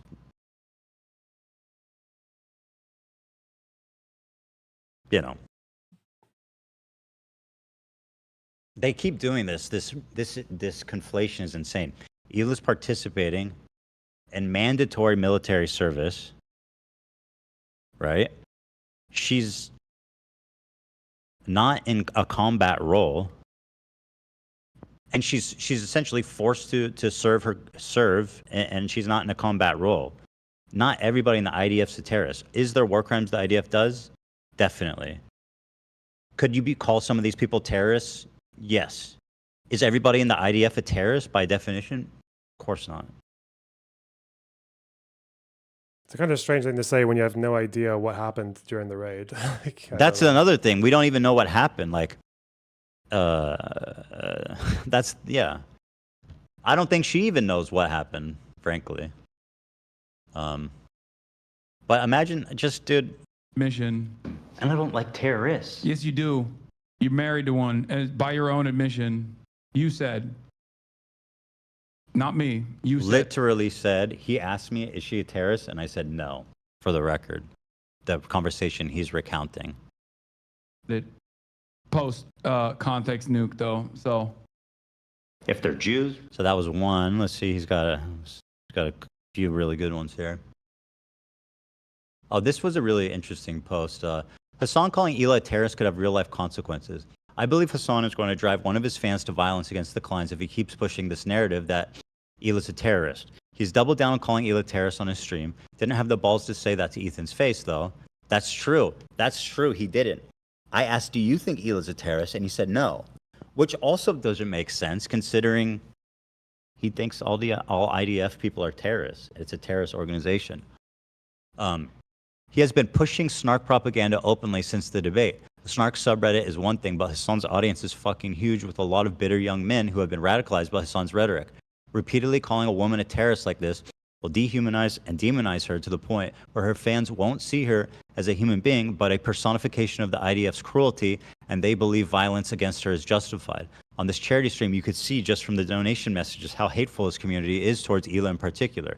What Hassan is doing right now will launch a new wave of harassment against Ethan and Hila, and I'm very worried about how it's targeted more towards Hila and Hassan's community. I struggle to believe that Hassan doesn't fully realize what he's doing because he knows how the internet works. He knows the snark pages he's promoting has ruined their lives and how bad the harassment they're already getting from them. You know what's funny is like I already, even before he started like calling Hila a terrorist, that's kind of already like what he's been leading towards, you know, radicalizing people and dehumanizing. I mean, if someone who literally supports kidnapping civilians is going to call someone else a terrorist, it's like, how much weight is there behind behind that punch, you know? You're talking about his Filipino. Yeah. Kidnapping unaffiliated sailors for a year. Is that yeah, like if someone supports deterrence? that, they call someone else a terrorist. It's like, okay, the pot and the kettle are kind of like just shagging at that point, you know. Here he's mocking Hila's accent, which. Okay. The most brazen display of terrorism propaganda is basically every other fucking broadcast where Hila Klein comes on and starts talking about how, Palestinians are there, we want peace, but not really. Okay. Like, that's the real brazen display. Again, he's doing this thing where he doesn't actually have anything she specifically said, because she hasn't. She's barely talked about it, right? And I mean, Hila's the first to admit the limit of her knowledge. Like she, that's why she doesn't speak much on it. But for Hassan, he's saying that she's spreading terrorist propaganda because she's always coming on and doing Hespera or something, which, again, the only thing that they have on Hila is that she like made a head gesture once. And there was another one of her saying, or no, I think it's the same one. She made a head gesture and said, not really, or something, which was separated by several beats. I mean, this is unacceptable behavior.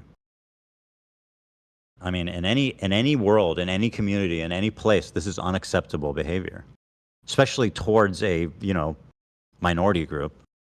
Taking the ship to us in the outside world. Okay?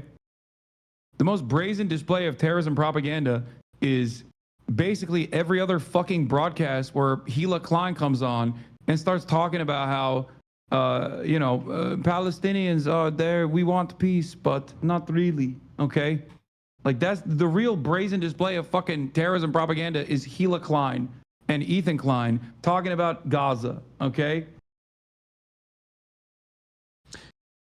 It's unhinged. It's psychopathic. It's violent. It's hateful. It's a lie. It's vindictive. It's just he's such a hateful, disgusting human being, and I don't know if you can't see that. Well, his audience can't see it because in their mind, and you can see it from looking at the chat, you can see it from the donations, you can see it from the snark page that he's now aligned himself with, that they don't see us as human. We are just fucking like some violent terrorist entity that deserves, by any means necessary, right? I was kind of wondering recently.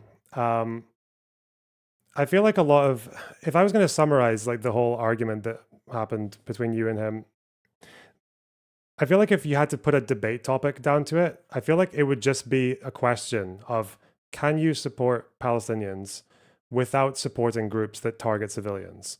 I feel like, to me, that based on what you guys say to each other, it seemed like you agreed on everything that was happening in Gaza just like within 2 seconds. And then it was all just about Hezbollah, the Houthis, about Hamas, about Jewish history.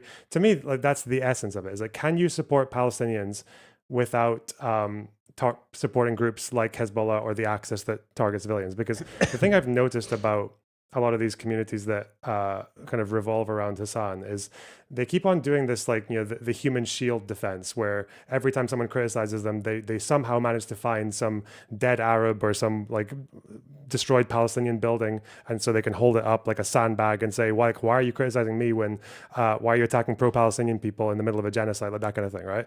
So the way I see it now, though, is that like, you and Hassan didn't really talk that much about what's happening in Gaza lately. Like, I'm guessing you've mentioned once or twice the protests in Gaza, right? The anti-Hamas ones. So there's a reason that I think a lot of people in the other sphere have not really bothered to talk about that. And it's because I think it kills a lot of that narrative, because the way that these people present people like the Houthis or Hezbollah or Hamas is like they are the lines of defense, like they're the resistance against Israel, even though none of them have really done anything to Israel. All of them, Hezbollah and the Houthis, Iran, etc., they pretty much all of them have killed more Arabs than they've killed Israelis, like easily. The Houthis, the only people they're good at fighting are other Yemenis. Hezbollah, the only people they're good at fighting are Syrians, like Syrian Sunnis. Even Hamas, like they did one good pot shot in Israel on October 7th. For the rest of the time, they've been doing a better job at killing their own people who oppose them. They've been doing that now. And I think I don't know if you know much about these anti-Hamas protests in Gaza, but they started with a few hundred people at the end of March. Then it was maybe a couple of thousand, because it started to spread from Beit Lahia, which is northeast of Gaza. So it's been kind of like at the front line between the IDF and Hamas for a long time.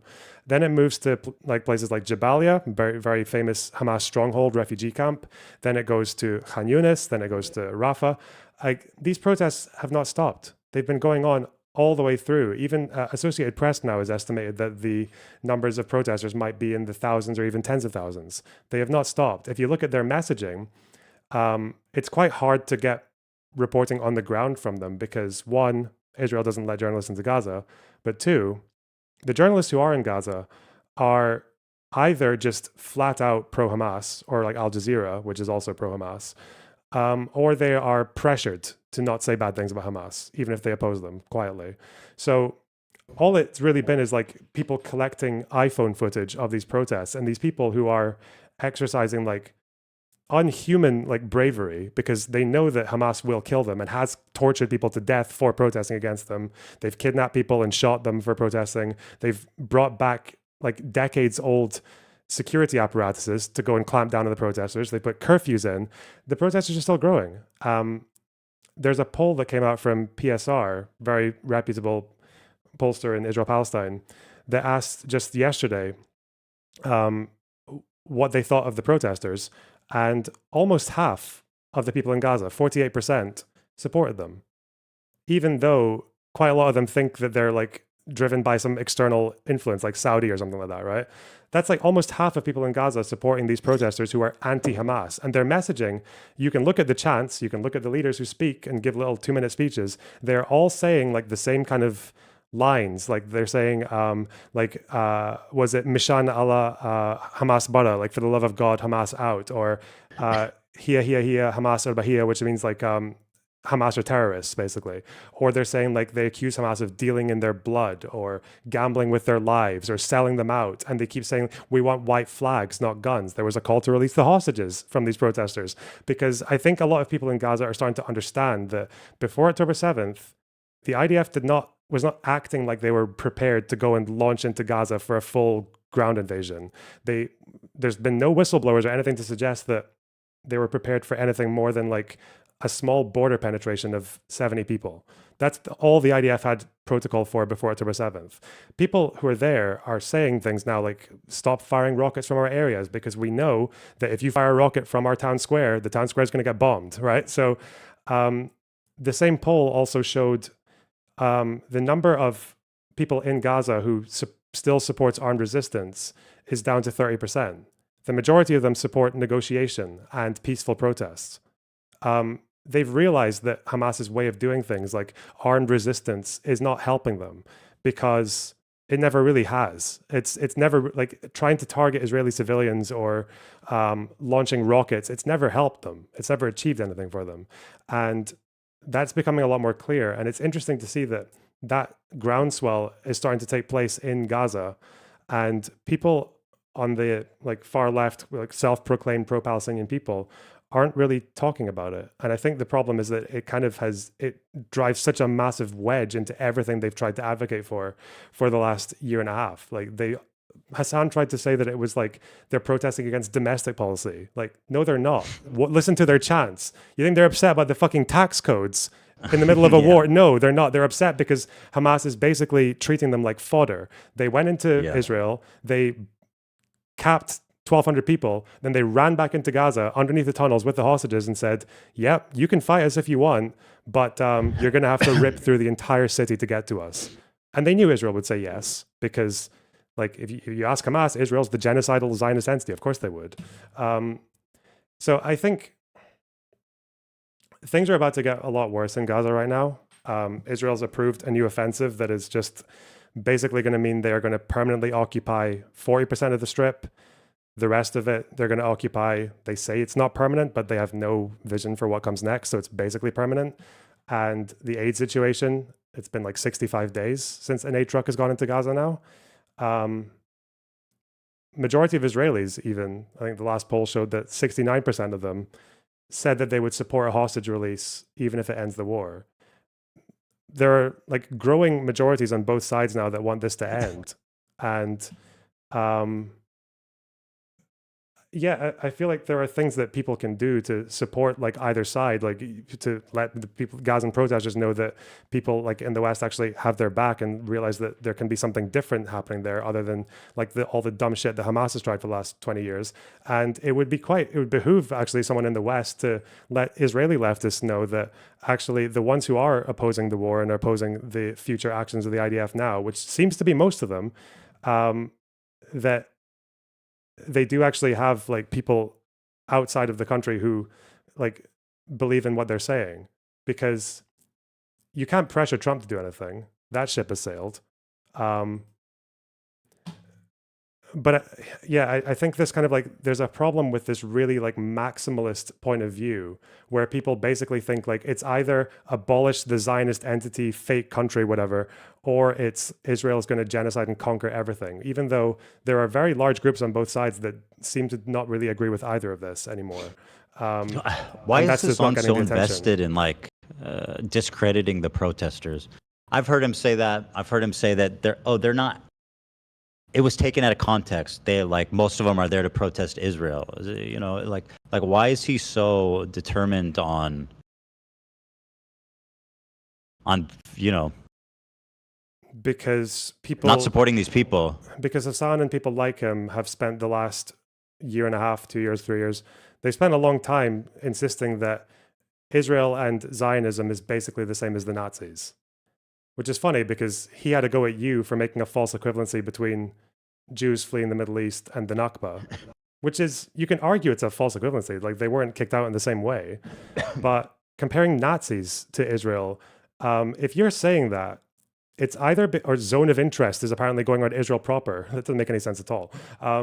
If you're making these comparisons, you either don't know anything about Nazis and Israel, or you you're using Nazis as a way to get under the skin of Jews, right? Like that's what you're doing, because Israel at least has shown that it is capable of making peace with countries that don't threaten it or don't fight with it, right?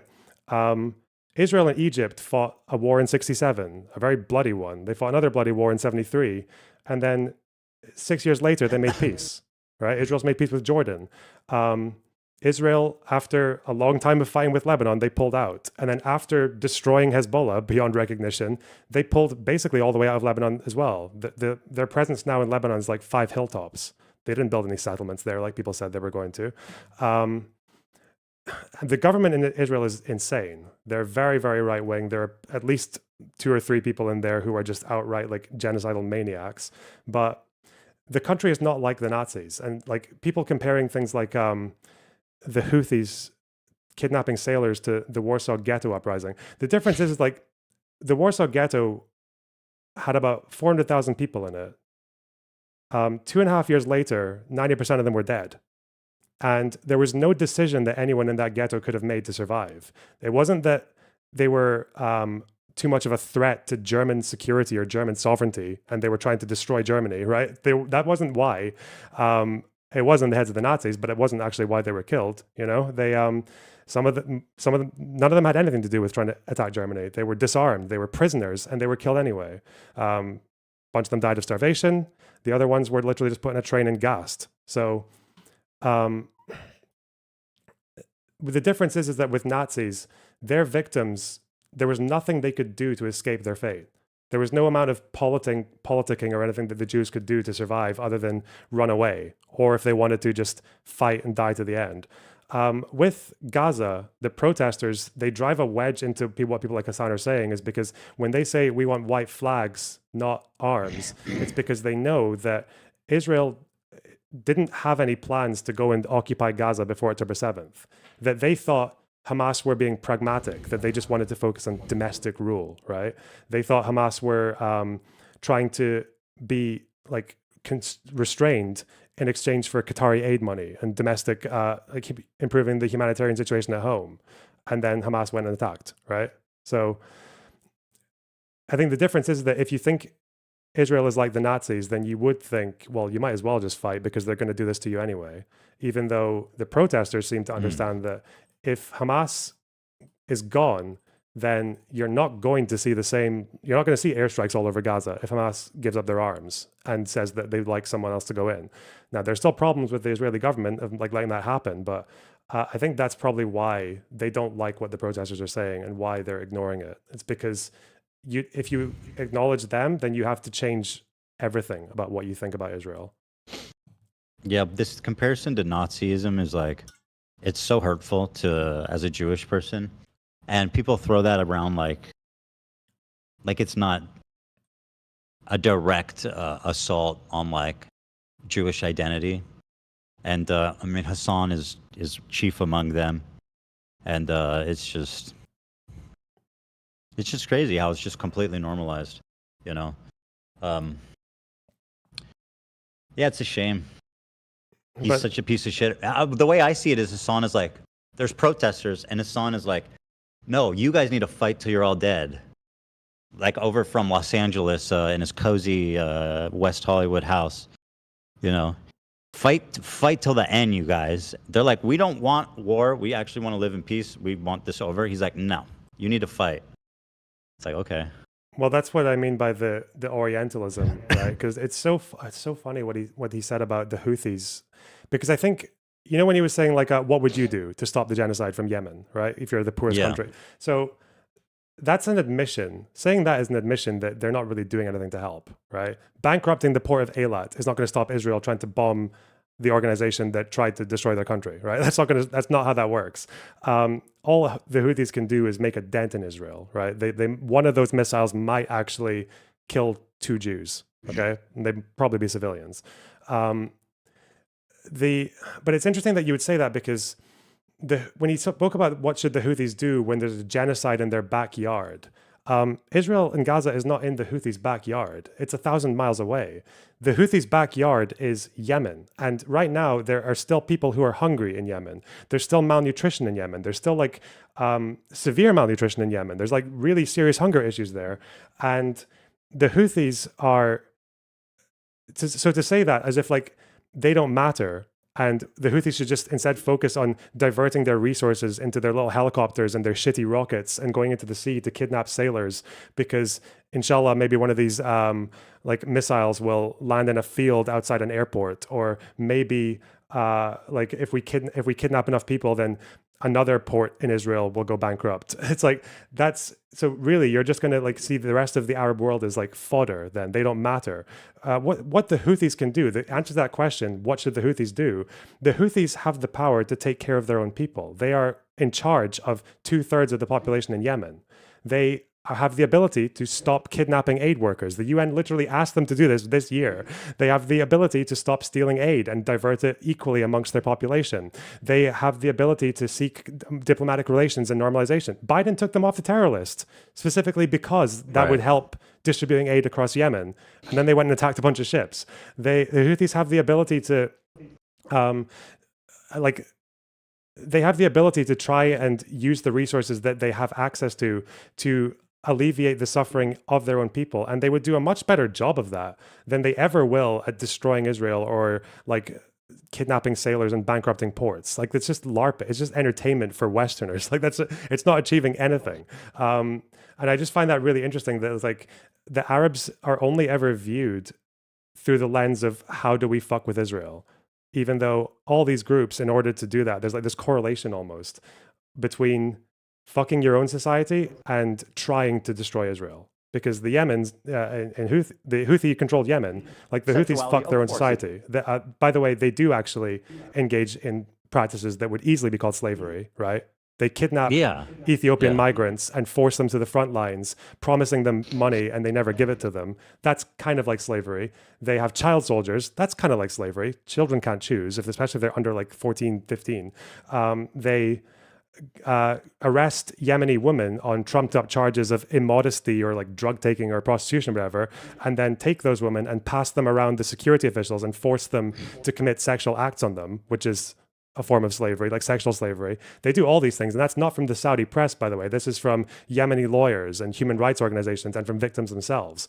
This is all attested to. Like, I'm sorry, if you think Ethiopian migrants are Saudi plants, well, go ahead. But and this is true with every organization that people support. Hezbollah have done fuck all to damage Israel. They've done a lot to damage Lebanon. They've done a lot to damage Syria. Iran, same thing with their own country. And I think that, I don't know, the sooner this kind of like worldview just dies, the better, because I think it's kind of clear now that they have failed. Hezbollah are not what they used to be. Assad is gone. The Iranians ran away from Yemen because they want to focus on, they're worried about Trump and the threats to their nuclear facilities and everything else. The Houthis have stood down from Trump. So I can't remember what the question was. I'm just saying, like, this whole idea of like trying to destroy Israel through force or even through like BDS and everything, it's always been a lost cause. And that's because people don't understand why Jews arrived there. They didn't arrive there for the same reason that the French went to Algeria or the Dutch and the British went to South Africa. Most Israelis are there because their grandparents are refugees, like because they were fleeing. They were either running away from pogroms or from the Nazis and from the Middle East and North Africa. That's why they're there. And the problem is that you're never going to make them leave. You can get the French to leave Algeria. You're not going to get the Israelis to leave. There's nowhere Israel. for them to go. Yeah. I don't even understand the argument. And go where? You're also, and this is maybe the thing that I think Westerners have a bit of a harder time digesting because they're not used to it, but they're also not going to accept living as a minority. It's not because they're racist. I'm sure a lot of them are, but it's because everyone knows what happened to Jews who lived in Muslim majority countries. So They that were was not the big safe. point. Right. Hassan was calling me a racist piece of shit. Actually, he was calling me a racist piece of shit for just literally reciting the history of Jews fleeing persecution in Arab countries. He thought that was Zionist talking points. Yeah, and there was a time when the Ottoman Empire had a golden age for Jews and Jewish safety. That's like 1,000 years ago. Dhimmitude was a thing. Like Jews were second-class citizens. They were accepted as a sparse, powerless, like minority. In Fez in Morocco, if they walked past the mosque, they weren't allowed to wear shoes. When one sultan allowed them to wear shoes, people got angry and beat them up for it. So they weren't allowed to. It was very difficult for them to press charges if a Muslim ever committed crimes against them. In Algeria, before the French arrived, there were like 3 massacres of Jews in less than 30 years. So protection wasn't always offered there either. So it's like, that's the thing that I think people struggle with, is that in the last, sorry, the Golden Age wasn't Ottomans. It was, that wasn't Ottoman rule. Sorry. In the last 100 years, like Jewish people have not been able to be a minority in any Middle Eastern country. Lebanon, Syria, Libya, Morocco, Algeria, none of these countries were able to hold on to their Jewish populations. Even Iran, which somehow holds on to some of them, even their Jewish population is dropping.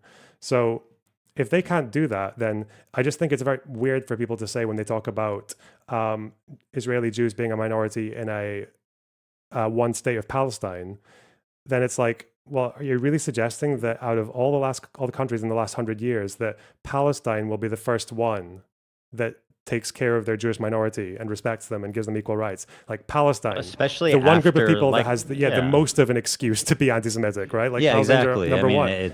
There's an insane conflict. They've been like they've been on the receiving end of horrific violence for a long time. Yeah, that's kind of my point. Oh, well, that is my point, which is that it's not. In the video, I ask, is it really that crazy to not even be a little bit worried about your safety? And it's not reasonable to look at people and be like, actually, yes, there's a risk that there'll be a lot of violence against you, or maybe you'll be ousted, or maybe you'll become second-class citizens. There's a small chance of that happening. But I think you'll probably be okay. So you should take down your borders and dissolve your government. It's like no nation on earth in the whole history of Earth would ever do that. Yeah, that's why. Well, I mean, just illogical. I mean, like South Africa did it, but then that's because anti-white racism has just never been as much of an issue as anti-Semitism. You'd think a left-winger would know that, right? Like, go figure. Yeah, anti-Semitism is a more valid concern than like the anti-white racism in South Africa. So, yeah, you're not going to convince people that Palestine will be the first Arab or Muslim majority country that treats its Jewish minority well. It's a stretch. The sooner people recognize that these are 2 national groups, both of them have a right to be there, both of them have very legitimate reasons for why they're there, and neither of them are going away. And which is why I just think it makes much more sense to learn that that what needs to be done is to find ways that can push these 2 groups, or like can make sure these 2 groups can actually live, Israelis in their place and Palestinians in theirs, and they can have, like, maybe one day there'll be softer borders or immigration and things like that, but they kind of need their states first, right? Yeah, I mean, ultimately that was my driving point, was like, you need Palestinian self-determination, and Israel has a right to secure its borders. And without both of those things, like whatever solution there is needs to take both those things into account. Otherwise, there's always going to be a conflict. The biggest thing for me that I want people to understand is, like, basically the exodus of Jews out of Arab countries after 1948, which Hassan he says that entire notion is just propaganda, it's racism, it's lies. And I really don't even know what to say about that. It's just erasing their entire history. These idiots on the Arab podcast saying that Jews cooking hummus in Israel is cultural genocide. I mean, what kind of psychotic shit is that? But anyway, I think we've explored this quite well, and I appreciate your input on this. I thought it was a very interesting conversation, so I appreciate you sharing your knowledge with us. Yeah, thanks for letting me yap. I love a good yap. And that's Lonerbox, if you guys want to watch him you stream on YouTube, right, primarily? Yeah, Lonerbox live on YouTube. There it is, guys. Thank you, man. I'll talk to you later. Okay, I appreciate it. Thanks. Bye-bye. Bye-bye. Whoa, you guys.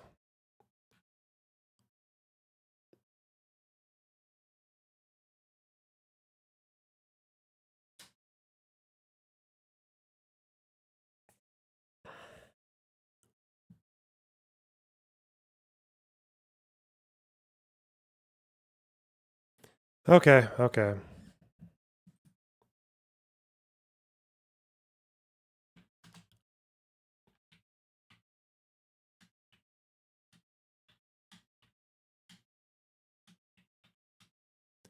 Learner box more like Yapper box.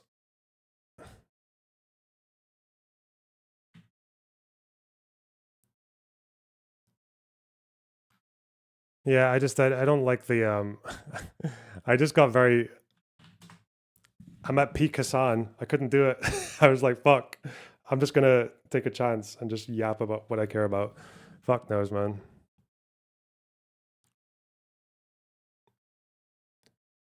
Woo. Still working on your sleep hygiene. Hell yeah.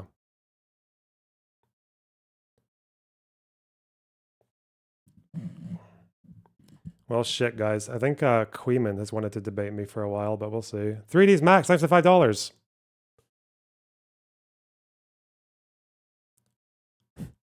Temu Hassan on the rise. What? Yeah, true.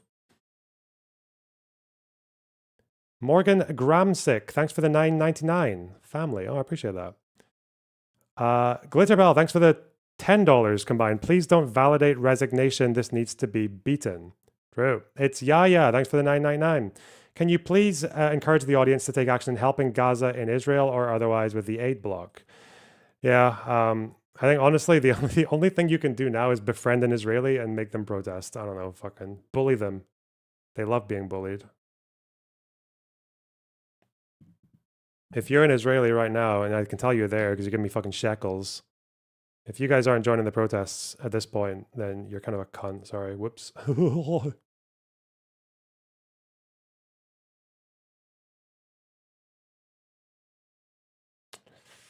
Calimac, thanks for the £20. Sorry. Is there a deeper reason far leftists don't support Ukraine other than campism or thinking Russians aren't as brutal as evil as the IDF? How can people like Varoufakis make statements like... Hassan in the box, 8 points in Scrabble. Hey, thanks for $10. Imagine Varoufakis saying statements like, imagine if Russia bombed hospitals. Yeah.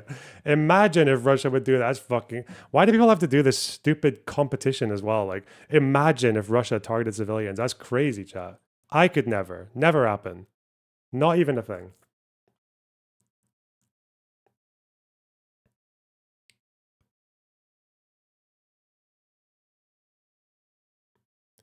Absolute proof.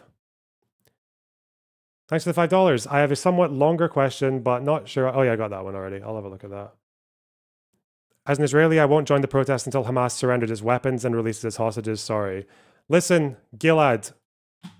I'm sure you've seen some shit, okay? I'm sure you're fucking wired. I'm just saying. Takes a lot of courage to stand up for your enemies, okay? You're very brave standing up to Hamas. But it takes a lot more courage to stand up to your friends, okay? You can criticize the other side all... The last thing Palestinians need, okay, ever, is a fucking Israeli dude, right? Being like, listen here, chum, let me tell you what's what about the conflict, the thing. Personal response, like, mate, you might as well just fucking scream at, like, the shit that you left in your toilet, your fucking floater, okay? You might as well be screaming at your own skid marks. Like, what the fuck? Like, just find the closest wall and just go stare at it and say things to it and give it a talking to. Like, what the fuck? You can, however, convince your own.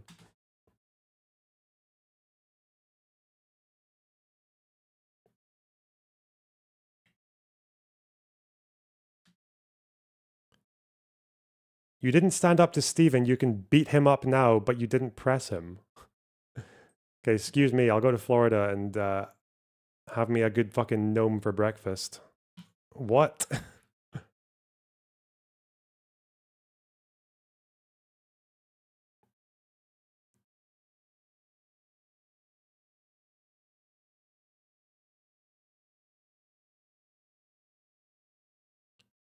Palestine has Hassan as their spokesman. They don't need more enemies. Yeah, right.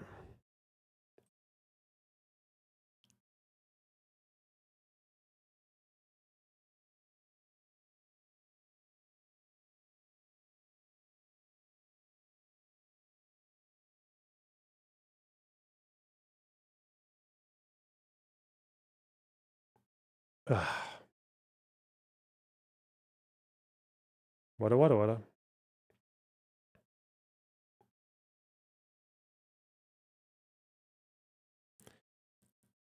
If mass starvation occurs in Gaza, would you consider it a genocide? As for calling it a genocide, I would probably call it that sooner.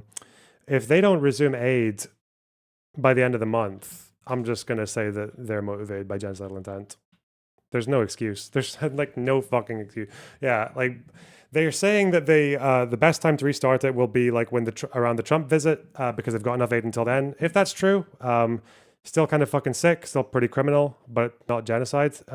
If they don't follow through with that by the end of this month, then that would strongly suggest that the government is trying to starve them to death. Yeah, or at least to whatever the fucking thing is, destroy in whole or in part, like their ability to lead a meaningful, like the inflicting conditions of life to just bring about their destruction, because you'll be permanently damaging people with malnutrition if you do that as well. So yeah, that's where I would go.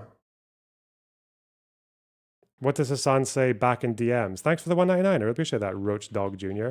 Hassan didn't reply. He stopped replying to my DMs a while ago. So I just I would still do it. I would just be like, listen, you saw a clip of me. Here's the context, cunt. Please do the same. I'd never want to take you out of context, but he just doesn't respond. So now I've just left him. He's also on a permanent crash out about protecting the honor of the Ottoman Empire. Like, fuck. Did Lance ever respond to you? Yeah, it was kind of incoherent, but I don't expect much from Lance. Fuck.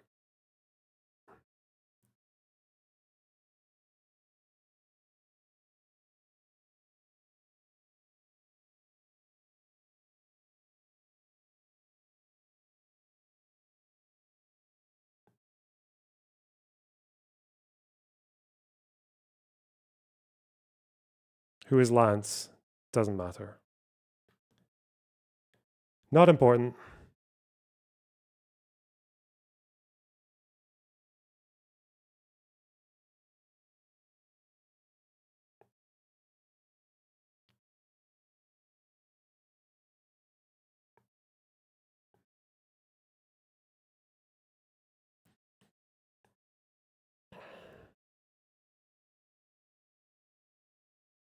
Okay.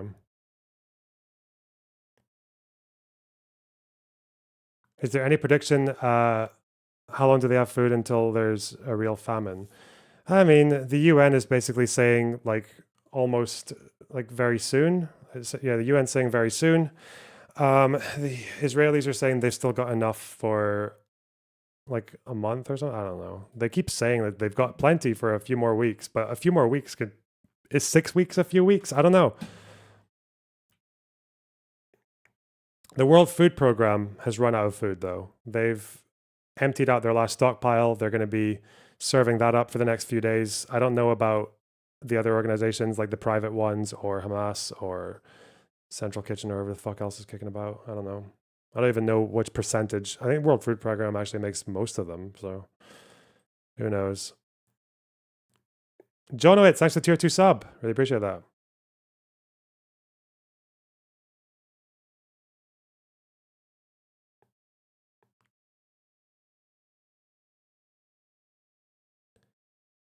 Nath Drum, thanks for the £5. Appreciate you, my man. Oh, I appreciate you too. Wow. Secular Sid, thanks for the $5. Are you on Team India or Team Pakistan? I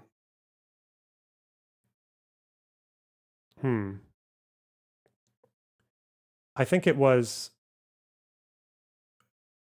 We're on Team Pakistan, right? Because that video was absolutely amazing. I will become a pilot and destroy India. The kid's like 8 years old. What a fucking champ. Hell yeah. BC, thanks for the 15 shekels. I love how you kept the chat focused on the interesting parts instead of Hassan points. I don't know. I'm kind of done with I'm at peak Hassan. That's it. Did I say that already? Probably. OP Hino, thanks for the 20 pen. I don't know what those are. Thank you. Amazing performance, man. Keep fighting the good fight. Any plans on other collabs with streamers?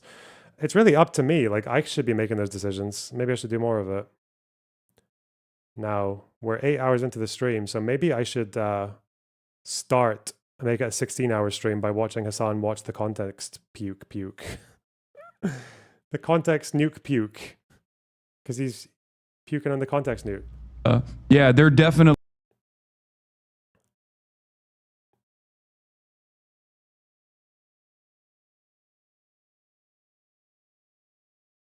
Oh my Somebody. God. Damn, 39,000 wankers joining. Holy shit. Watching that stream. Now, where's the thing I want to look at? Vyvanse up for this. I'm already on Vyvanse. What are you talking about? I want to look at Syria, okay? Syrian government. Would Lance debate you? No, he would rather go into a mass grave, I think.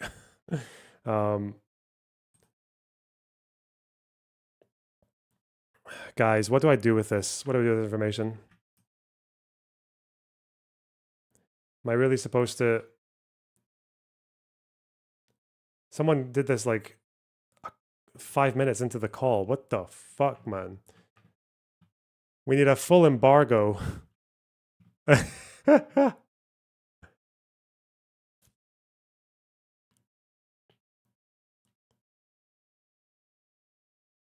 We need a full embargo on H3 fans until we can figure out what the hell is going on.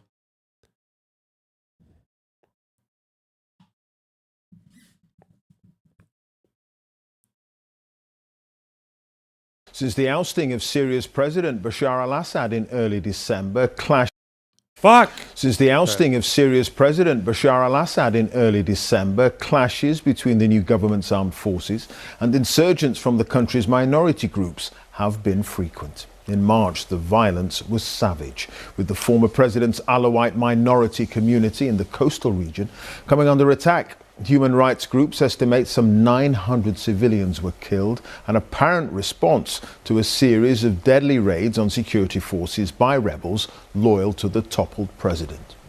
Well, this part of Syria in Latakia has been largely sealed off since, but Lucy Williamson and her team has managed to visit the area and track down one of those allegedly involved in the violence. Her report includes distressing footage of the attacks. When violence exploded along Syria's coast, Snowbar was right in its path. Witnesses say more than 200 people were killed. What's the point in blocking aid till they run out of stocks? I mean, in their words, it's because they want to pressure Hamas. They want to pressure Hamas for being fucking into giving up. But I'm just like, bro, like you realize that Hamas would literally just like watch 1 million Gazans starve and use it for PR. Like that's, I don't know what the fuck. Yeah, I don't know. Or maybe to pressure the population to turn against Hamas, but either way, it's fucking gross. Or to commit genocide. We'll find out. We'll find out. Killed here in March by armed men targeting members of Syria's minority Alawite sect. 2 months on, many survivors are too afraid to return home or speak to us openly. All day, many groups entered our house. They stole everything, insulted us, threatened the children. The last group came around 6 p.m. They took my father and my brother Ali. We begged them not to kill them. They said, "You are Alawites, pigs," and shot them in front of our eyes. We kept the body inside the house until we could bury them. Videos of the killings, many filmed by the gunmen themselves, are now key evidence for prosecutors. The man on the back of the bike is known as Abu Khalid. The man he's about to shoot is 64-year-old Mahmoud Yusuf Mohammed. We tracked Abu Khalid down to a military police facility in Idlib. He was keen to talk, telling us that Syria's security forces had allowed armed civilians like him to travel to Snowbar to help battle insurgents, a claim denied by the military police. The General Security Department told us not to harm any civilians, but only to shoot at insurgents who shot at us. It was a large group, and the General Security oversaw things so that no one would vandalize the village or harm the residents. He told Is us this them still investigating the Alawite massacres? Because I know that he appointed a whole fucking gang.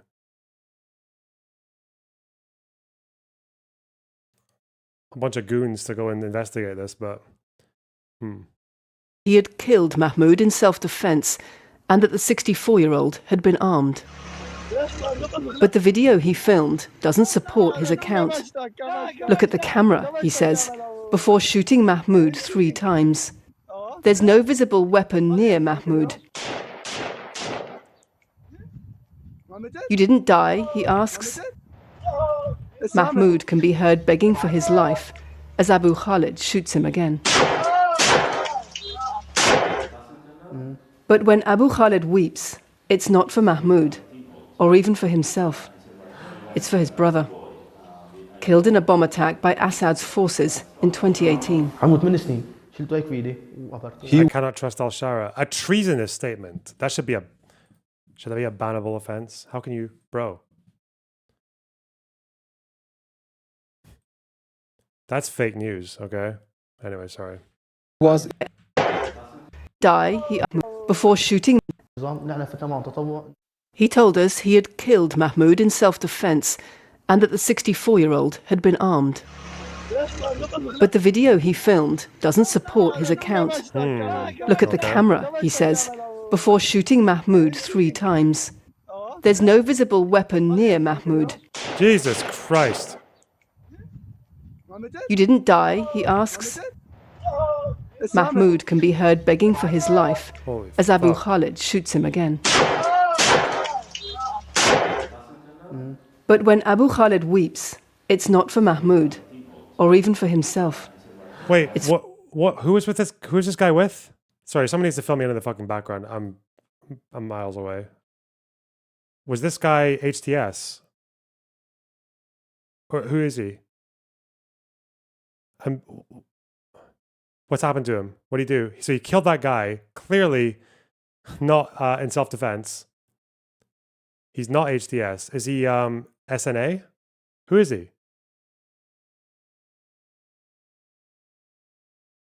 No, this guy, motherfucker. The guy who shot the guy. The guy who's in the fucking military fatigues.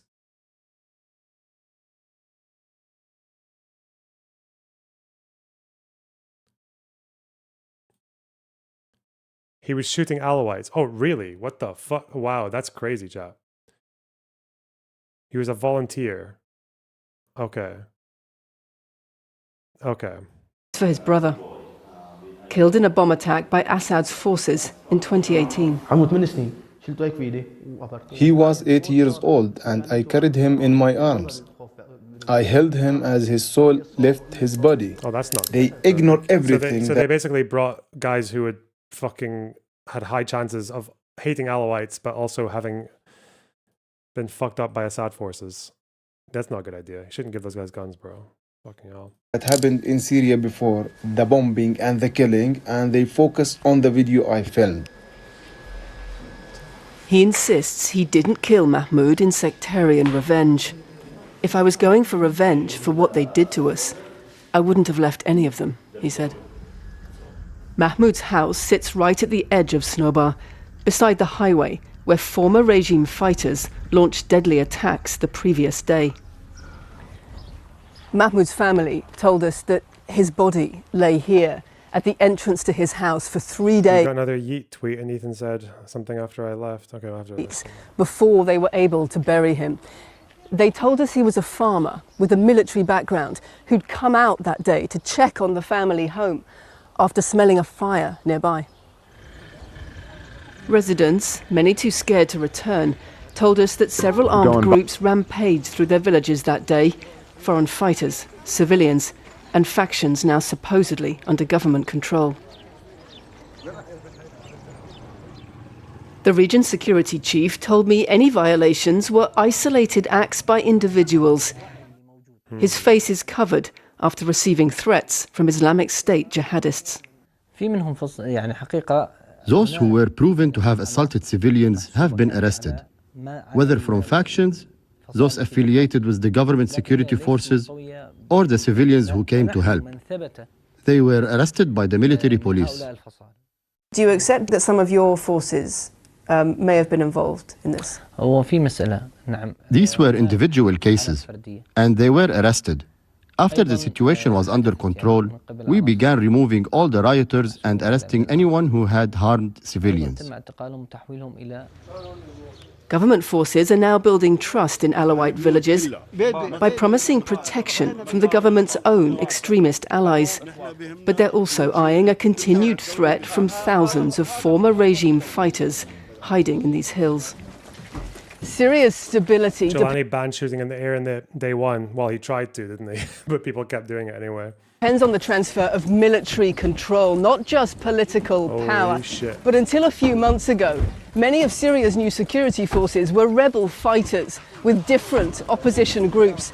And the enemy they're disarming is not a local militia, but an army.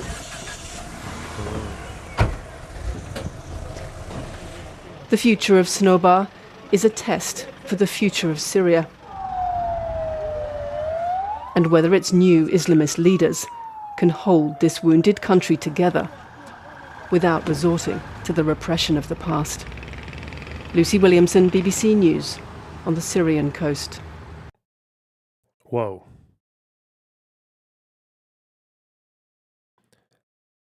I asked one of my confidants, my Syrian confidants, to tell me what the fuck's going on, and I got sent so many words.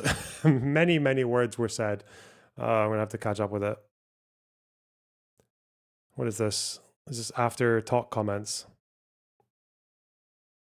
God, I'm such a fucking autistic fanny. Yeah, thanks for letting me yap. I love And that's yap. Loner Box. If you guys want to watch him on, you stream on YouTube, right? Primarily. Yeah. Shut up. See you later. Loner Box, everybody. That guy knows everything.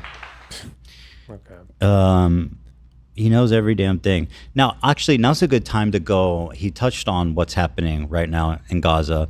And I think now would be a good time to acknowledge, basically, that whatever's going on there right now, which is basically that Israel's cabinet approved a plan to seize and remain in Gaza Strip for an unspecified amount of time. The plan includes relocating 100,000 Palestinians to southern Gaza, which raises concerns for forcible displacement, obviously. Mm-hmm. And there's no timeline. There's no details. It's basically just, as he said, it's... Okay, cool. Nice one. Read a book, bro. Vouch Dylan Burns. They're What are they able talking to about? keep it under their control. In their mind, they just added all of Ukraine and its resources and its manpower to it. And in the math, that could end up being a net benefit to the amount of land and resources they control.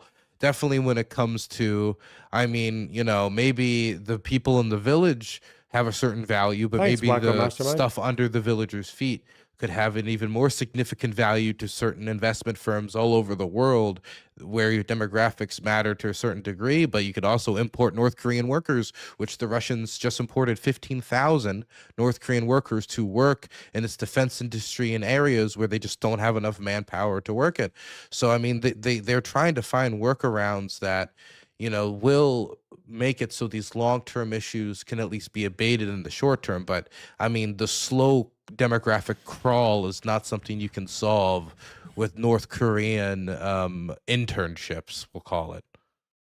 Not to mention, like, even if they took more of Ukraine, right? The only reason the portion of Ukraine that they already control is more or less pacified is because it's been the victim of like decades and decades of state-backed separatist suppression, executions, people being deported or like pulled back into Russia. If they took over Ukraine, like the separatist movements, the amount of insurgency, it would go on forever. There would be literally no way of dealing with it. It would be The impossible. trees in Western Ukraine would shatter Ukrainian. It would be a very long and gruesome, difficult effort for them. But I also fear, I mean, what they would mean for the people. And of course, like at the end of the day, that people talk about like, oh, well, maybe you would reserve resources and manpower if these people are delusional. The Russians would, you don't reserve manpower by giving the hunter the hunted's village. That's not, that's not how you preserve manpower.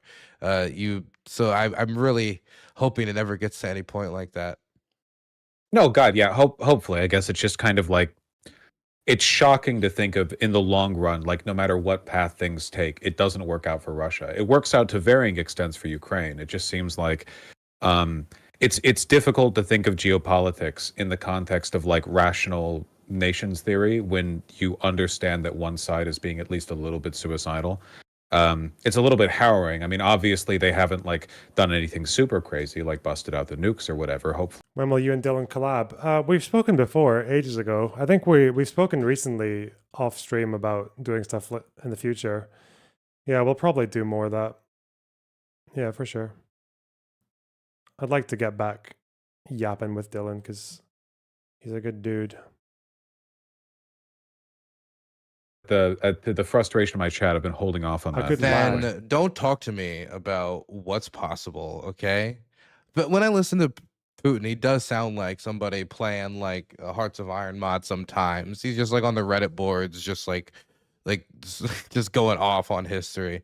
I mean, that's what it sounds like when he was talking to Tucker. I think Tucker kind of got thrown off a little bit because it was a little You're right. too much No, you're not criticism wrong on even that. for Yeah. him. Do you worry? So talking about like separatism and insurgency, there are a lot of Ukrainians with a very strong beef against Russia who have they've been given weapons, they've been given training. A lot of them have been given a lot of leeway in how they operate on the front, obviously, because we're in like that ground in like drone and trench warfare, you know, do what you can kind of. It's not like big overt operations with big fancy names. It's more like hold the line, do what you can, advance when you can. Do you worry that even after a peace is found, there might be problems on the Ukrainian side maintaining a ceasefire? That there are so many people that are so Maybe riled back up in that 2014 and 2015 when the Ukrainian armed forces had like 6,000 effective soldiers. But I mean, I remember interviewing right sector guys. Those guys are as rowdy as you could probably imagine in the Ukrainian armed forces. no, not the right These sector. are people who Conservatoids. didn't join the Ukrainian armed forces in many instances Ukrainian and MAGA. stayed in the militias because they didn't like the regulations, because they didn't like being told this how you had to wear a uniform, how you had to cut your hair, or your eye injury disqualifies you from being a sniper. You say, screw that, I want to do it anyway. I can snipe with a glass eye, right? Like these people are, not necessarily what you would call number one rule followers. And when there was a scandal, I mean, the Ukrainian government came in and cracked down on it pretty hard. And so I'm of the opinion that the Ukrainian government has a pretty tight control on what it units does, but that doesn't mean that that can't change. And what I mean by that is right now, the people on the front believe that the government behind them, the reason that they're doing all these, these confrontations in the Oval Office, the reason why Zelensky's being attacked so much, the reason why our government's over so much pressure is because our government's standing up for us. It's because government's standing up for our land. It's because our government's standing up for Crimea. It's government standing up for XYZ. Our government's standing up for our homes. And so if the government started doing something that was, say, not of that interest, I think certain units could maybe change their opinions. For example, if Zelensky agreed to give up Crimea without the Radas say so, which is what Trump wanted, I think that would possibly maybe not insult a rebellion, but start to make people murmur. You know what I mean? It's because I've talked to people about this in the nationalist movement, the people who are supposed to be considered the most rowdy, and they're very dedicated to the idea that they swore an oath to Ukraine, not necessarily like Zelensky or any other government. Like the government right now is standing up for Ukraine, and so it's good or whatever. But if that changes, well, then they'll change what they do. So I don't think that this is an imminent threat, and I haven't seen any signs of this. But I mean, the Ukrainian people have shown that they're more than willing to challenge their government when they think it's out of line. Yeah, it just reminds me a little bit of how some people say that Zelensky's approval ratings are falling within Ukraine, and they do so as part of a this rhetoric that like the Ukrainian people are tired of fighting, they want to get along with Russia, no more brother wars. And it's like, no, if you look at where internal opposition against Zelensky is coming from, it's not from people who want him to go easier on Russia at all, actually. There's a lot of people who are like vying to front the whole like, well, fuck the West, we don't need Some them. people's You like, know, well, we should be. there was this corruption scandal. I believe I could manage the war better. There's some people like that, of course. And Yeah, right. But it's all. I'm sorry. I just looked at. I'm not laughing at Dylan Bosch. You'll never guess what I got in my DMs. You'll never guess. I got a fan. It's this guy. Dating and money.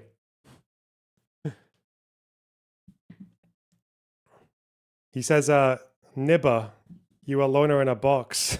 Debate me. Oh no. Oh no.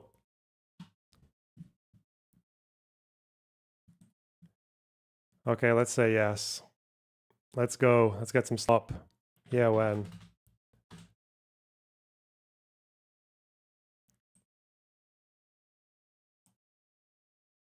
Absolutely based. They're united on this. Take them at their legitimacy when it comes time to borrow to continue fighting. I mean, there's a few problems. In order to fund the war, there was a lot of questions of how they done it. One of the ways they have, investigations have shown, is probably gutting much of the commercial banking sector. They, of course, have used up a decent amount of their gold supply, literally flying it around in planes, trying to like find ways to, you know, keep the economy afloat, also keep the war economy afloat, keep infrastructure running. As of course, it's not just like running your infrastructure normally during a war. Your infrastructure is put under a lot of pressure during a war. Your railroads, your roads, I mean, driving a tank over a road does a lot more damage than riding a car, is the basic way to put it. And they've had to do a lot to survive, and that means they have not inflation adjusted any of their, you know, aid or support to, you know, everyday Russians, meaning that in a lot of instances, poor people are actually finding that in more desperate economic circumstances, due to their support not being inflation adjusted and due to inflationary problems, they actually have less money than they did before the war, when now they actually need more money. A lot more people are going to get like support in Russia. Everyday goods are going up in price. Energy is going to be a question when it comes to energy prices in the future, as Gazprom is not reporting profits, and the energy companies are going to have to stay afloat, as these are the mechanisms by which the state funds the war. And so eventually you're going to have to cut into what the population is. I mean, even when it comes to like energy, point is, I don't want to ramble too much about like very specific Russian economic data. No, please. The general point is that the Russian economy is slowly degrading over time, and the question really is whether or not they can keep cannibalizing parts of it to keep it afloat, or possibly remove the pressure that has been placed upon it by sanctions. If they can do this long enough in order to come to a conclusion in the war that is favorable to them and favorable to the image of the regime. It's not really a question of whether or not Russia can do this balancing act forever. It can't. It's really a question of whether or not the Ukrainians can hold out for that long, continued political will from Europe can stand up for that long, and whether or not the Russian public is going to allow that to happen, even get to that point in the first place. No, I think it's really interesting, because I think that's one of the things that people have gotten kind of confused and disillusioned about, which is how has Russia afforded the war? Russia didn't start this war a wealthy country, but we know what the Iraq war cost America. Like you would think by any conventional metrics, like Russia would have just bankrupted itself almost instantly.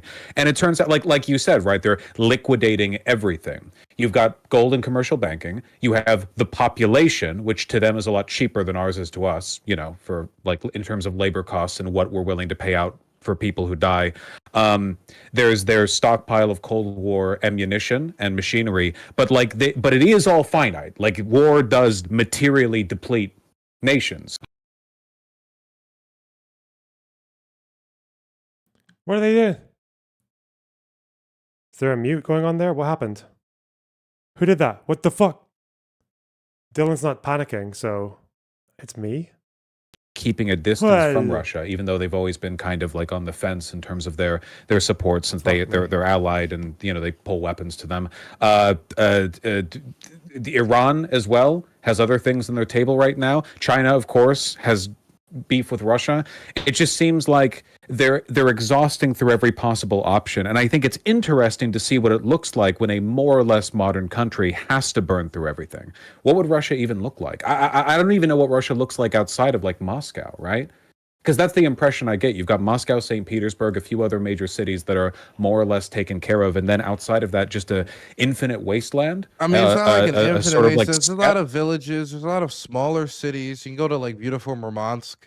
There's the places across Russia, but I mean, there is a question of where is Russia's future if they've decided to respond to an already difficult demographic crisis before the war even started by taking their best and brightest, throwing them their most patriotic that sign up to fight your wars, people you would want to keep in your society, and you throw them into this meat grinder, wound them and maim them. And it's not a question of just the people who you've lost and they've died, but the people who are still with you. It's fantastic they're still with you, but now these are also going to become dependents on the government. So these are people that now, because of their wounds, are going to have to be continually paid by the government to keep them afloat, on top of the pensions of all of these people. And this is a burden that the government's going to carry, and those who, if they decide, like, what, we need to cut pensions for the veterans, the people that we just threw into Ukraine and had to do horrific things, we're going to piss those people off by cutting their pension. You put your country in an extremely difficult position when you're already heading into a demographic crisis where how are you going to pay for the oldest among you when you don't have enough young people paying into your tax system? The hope was, energy. And maybe, with the burning up of the polar ice caps, they can find new trade routes. But if they continue to respond to the demographic crisis by making it worse, these long-standing Russian issues are just going to become worse and worse and worse. And I could try to talk about the other Russian economic issues, but there's nothing as devastating for the Russian economy long-term than the fact that there's just not enough Russians. It's I at the end of the day, it's all just macroeconomic shit. I don't know. I do think this is going to pan out favorably in the long term. Saving, I guess, the possibility of some like Joker mode nuclear launch. Obviously, I guess that's always like on the table in theory, but in practice, it's a slog, and Russia knows what that would mean for them if they did that. So I guess until then, it's just really important to not give up on, say not give up on the war or Ukrainians, because that's obvious, I guess. It's more like understanding that this is an ongoing political and social project, right? Like it goes beyond just how many square feet of territory does Ukraine gain or lose in any given year. It's more about like the political project of resisting the incursion and in your case, for what you do, right? Like cataloging what it looks like, because there just isn't that much, there's like an oversaturation of information to an extent, where now that everyone's posting on social media, like every Ukrainian soldier is like screen recording the footage of the drone they just used to drop a grenade in a Russian trench. You have so much information, I think, that sometimes it seems less necessary to get more like substantial coverage. So for that and for everything else, I really do appreciate what you do. Thank you. I really appreciate that. There is, I still think an importance to getting on the ground and talking to people about their day-to-day experiences and kind of showing a wider aperture, where I think in a lot of the quick information where you just get like statistic here, statistic there, you don't really get the idea of what it's like to be a refugee or what it's like to experience a drone bombardment, or the details about how a war crime occurs outside of the fact that, oh, here's a number of how many occurred. It's just like I remember having the experience of being in Mykolaiv and being bombed for one of the first times, and then reading the report about how many people died, and in the news bulletin it was just like Mykolaiv bombing, 9 wounded, 3 dead, and that was it. And that was the whole. But for people in Mykolaiv, that was 12 hours of terror. And I don't think that a lot of the aperture of the suffering is properly displayed. I think the reports of what's the hunting of civilians in Kherson hasn't been properly displayed, or the reports of Russia's use of child suicide bombers, which terrify me, but have basically zero coverage in the West. If anybody's interested in that, there's a New Lines article about it in New Lines magazine written by Michael Weiss and Jimmy Rushton, where the Russians are recruiting people off of Telegram saying, hey, pick up this bag, it'll get you 3,000 hryvnias, just take it here. They pick it up, they go there's a bunch of soldiers there, boom. And it's been done to 42-year-old women, 15-year-old kids, and this type of, like, just saying, oh, there was a bombing there doesn't show the aperture of the story of a child being used for that. And I think that's why we need more on the ground coverage and investigative journalism on the ground. And I hope that the big outlets invest more into, getting freelance journalists on the floor or buying their stories. Yeah, no, 100%. Especially because you need like both a large quality and quantity of information to overwhelm what is, effectively a state-backed disinformation campaign on the, on the conflict, right? Like, you're not just putting this information out into a void. You're trying to counter an ongoing, nonstop, 24/7 news barrage. I mean, you can see from Russian state media, it's fucking psychotic. It's gotten over all there, the and way it's up to the top nonstop. intelligence official. Yeah, it seems, yeah, some of its greatest fans are they operate out of the federal government now. It's completely irrelevant to everything that you've just said, but just as like a closing note, because I think it's a little neat. I drove recently over to Mount Rainier in Washington to do some hiking, and there's actually I believe It's good was advice for doing set that up conversation with Dylan. Ugh, because fucking Ukraine, that just hasn't stopped. There's so much war. What the fuck? War, man. Wow. Remember from Moscow to Lisbon, guy? Oh, I remember. It was more than that, wasn't it? Wasn't it like from all the way to the east? Oh no, what happened to my chat? What the fuck? Did I lose you guys? My dipshits. What the fuck? Hang on. Give me that. Good. Okay, we got him. We got you guys. Dating and money debate when? He's not responding yet, so we'll have to wait and see. Control F. You want me to control F a Times of Israel article, Sulfur? Are you fucking insane? What's wrong with you? Oh, it worked. Hey. Yeah, I know this was. Is this still just talks, or is this actually reports of a new U.S.-Israeli aid initiative Wednesday discussed? Oh, administration. Yeah. Important high-level consultations. Transitional government headed by a U.S. official that would oversee Gaza until it has been demilitarized and stabilized, and a viable Palestinian administration has emerged. Okay, according to 5 people familiar with the matter. So Trump is going to be the guy who puts boots on the ground to administer Gaza until it's viable for a Palestinian administration. I mean, I don't know if I... Why have I... Mate.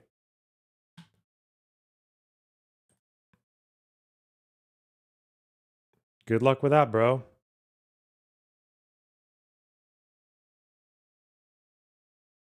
Trump Gaza. Mate, Trump is not... Is Trump really going to get isolationist voters and soldiers? Is he going to sell this to his isolationist voter base? Yeah, we're going to occupy... We're going to be the ones doing the Marshall Plan in Gaza. Holy fuck.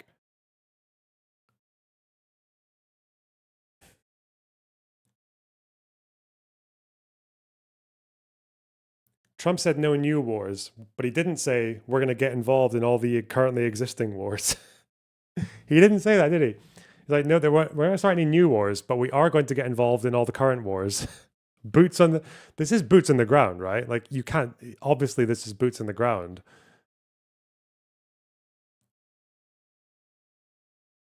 There's a lot of talk about Gaza. You'll know more in the next 24 hours. Okay. Holy shit.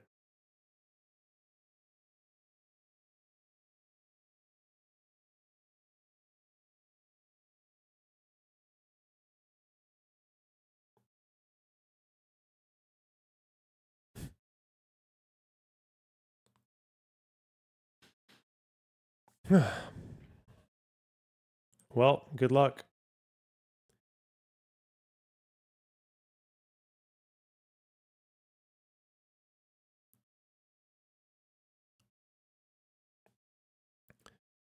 No new wars.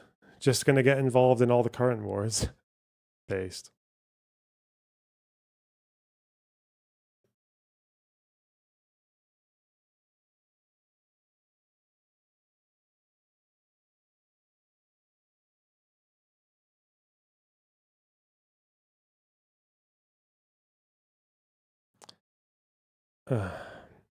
Debate Musab Yusuf when? What? Son of Hamas?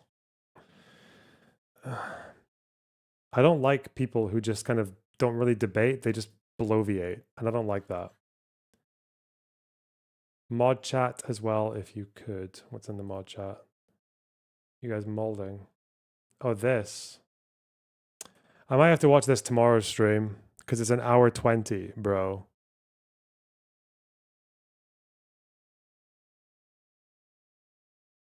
But I can share it in chat. I believe this is something to do with someone in the community. Do they want me to say this? Does the person want me to say this on stream? Because I can share the video in chat.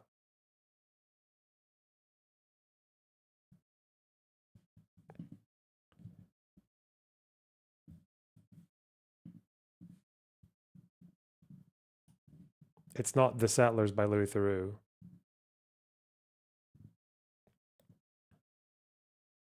I mean, someone in the community lost a friend in Ukraine.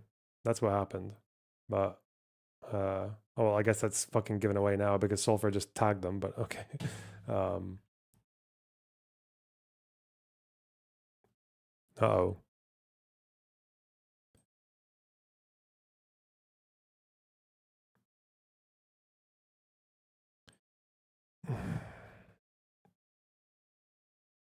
They asked in chat. Oh, okay. So you're okay with me sharing the video? Okay, that's fine.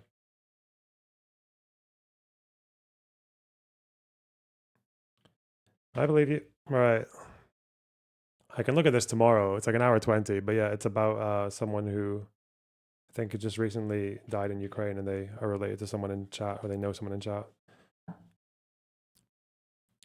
Lexolotl.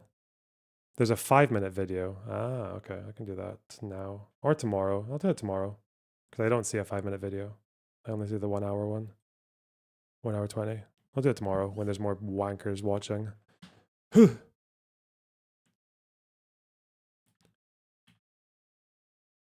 Someone's been in the waiting room all day.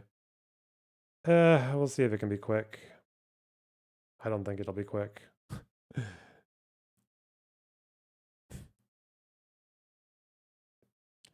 Hello. Dante. His charity needs a shout out. Okay.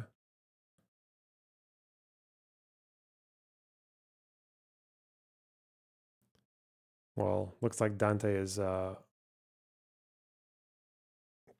going cold on us. All right. Fuck. Stream suggestions. There are quicker versions. Okay, I'll do it tomorrow. I'll do it tomorrow because we'll do it when there are more people here. All right, let's put him back. Fuck. I'm really jonesing for another Teuton debate. Yeah, if you want. Do you think I should get Teuton in contact with H3? You think Ethan would debate a Hassan fan? Because Teuton's he's not a bad debater. He gets nervous, but he's a good debater.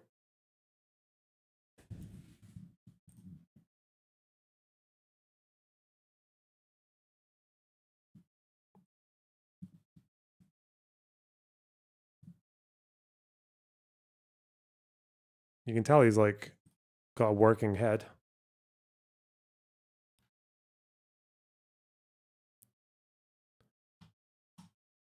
I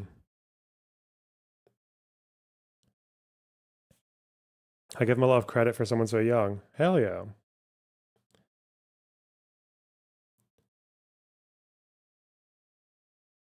He regresses when he leaves.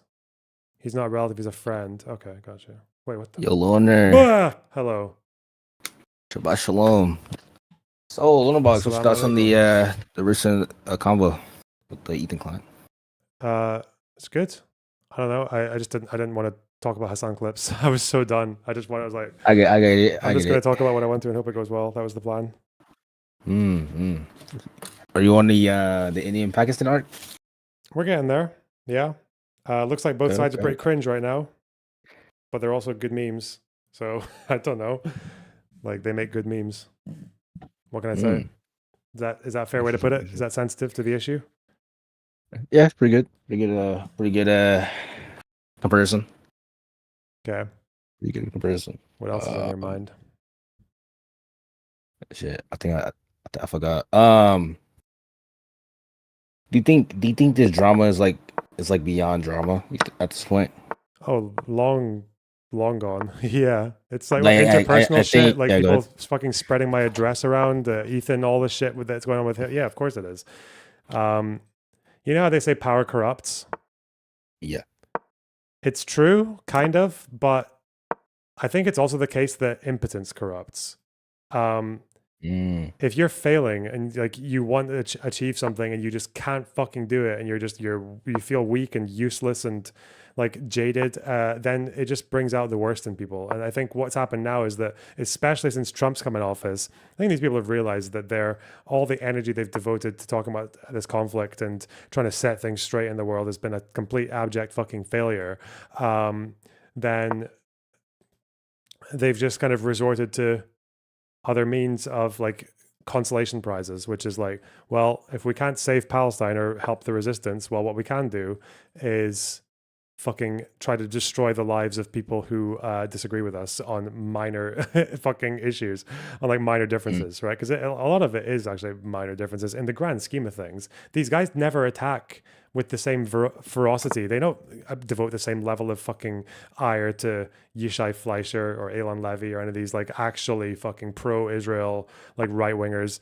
They go for people who are like social democrats who think there's a genocide and just don't like Hamas. So I'm like, yeah, that's impotence corrupting. That's what that is. Yeah. Like when you were debating the Chris Guzzler guy, right? Yeah. I think you got doxxed during the same day. Was it him or was like a fan of him? It was a fan. It was a chatter. Oh shit. Yeah, I feel like this is like more drama. It's like more harassment shit. Like bringing up the I don't know if you reacted to the Tectone shit. Apparently his dad was supposed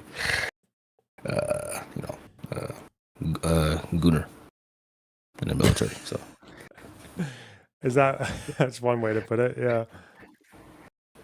Yeah, it's crazy.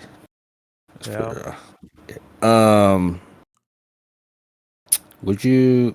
What would make you like call Israel Palestine like a genocide? Like what would meet your criteria?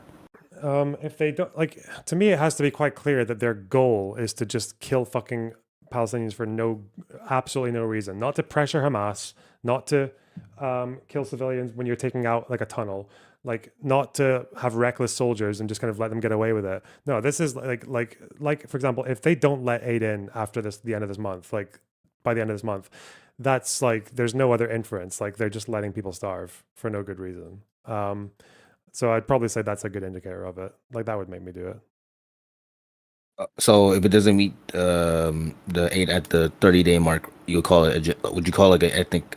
I don't know. Would we call it ethnic cleansing? Would it be genocide or ethnic cleansing? It would be genocide. Yeah, it would be like because they're trying to kill them or to just destroy their bodies to the point that they just can't live like a normal life anymore. You know, so that's like, like there are some people who might say, like, so if I was being very picky, people might argue, well, they're still only yeah, they are okay with starving the population, but they are still just doing it to get rid of Hamas. Like the it's a means to an end, not an end of itself.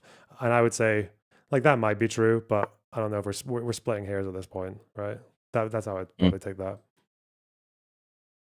I think I think like if the IDF doesn't meet the requirement of like getting aid in at the 30-day mark and like you call it genocide, I think, and Hassan reacts to that, I think he'd probably be like gooning that because you call it like you call it genocide. I don't think he would like care. now. Like Ethan calls it that, so why would he give a fuck? You know, he'd be like, "Oh, glad you're doing the bare minimum." That's what that would become. You know, so finally done the bare minimum. It took you long enough. Like, yeah, that's all he would do.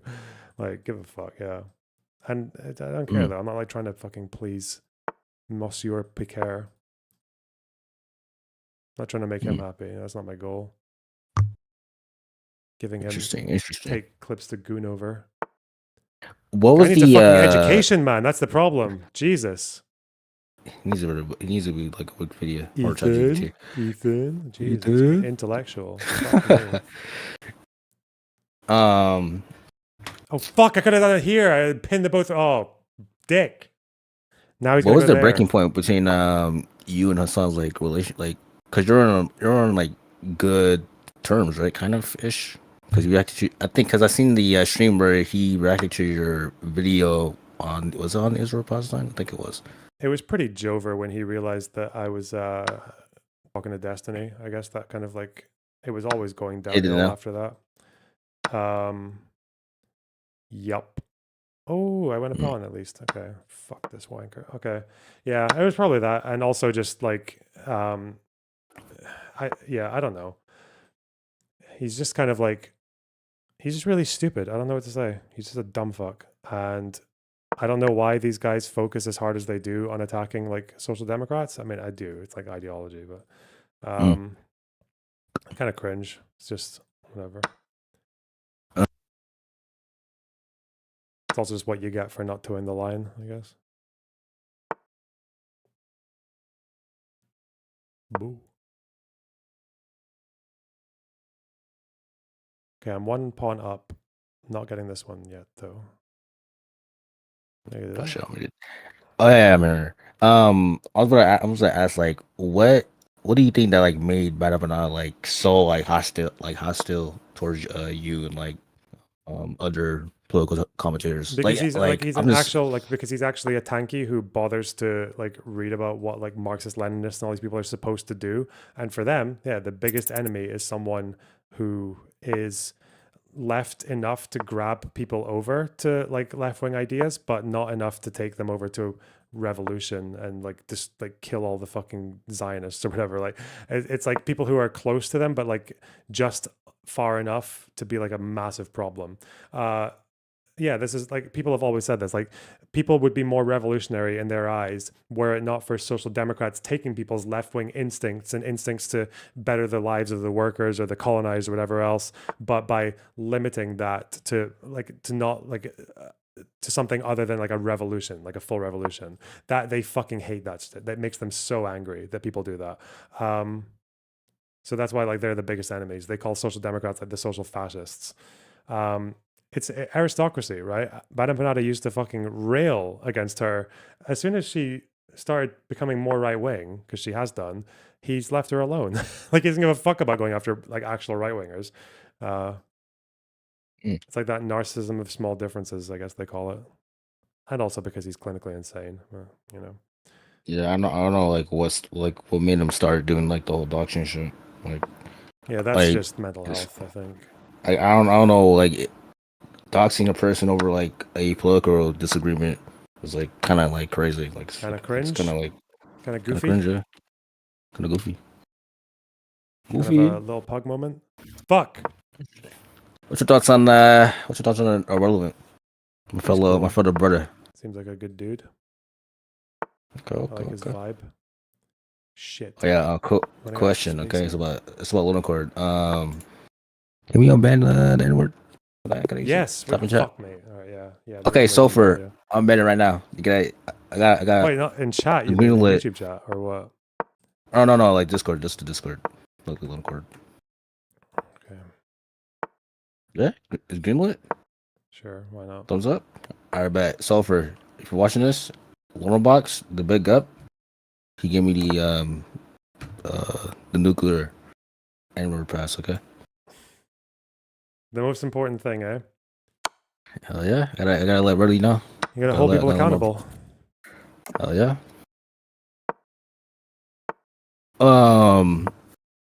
With all the crazy shit that's happening in the world, what's making you just keep trimming?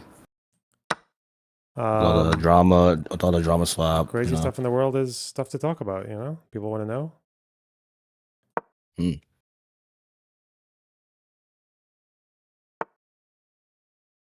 And I let them know.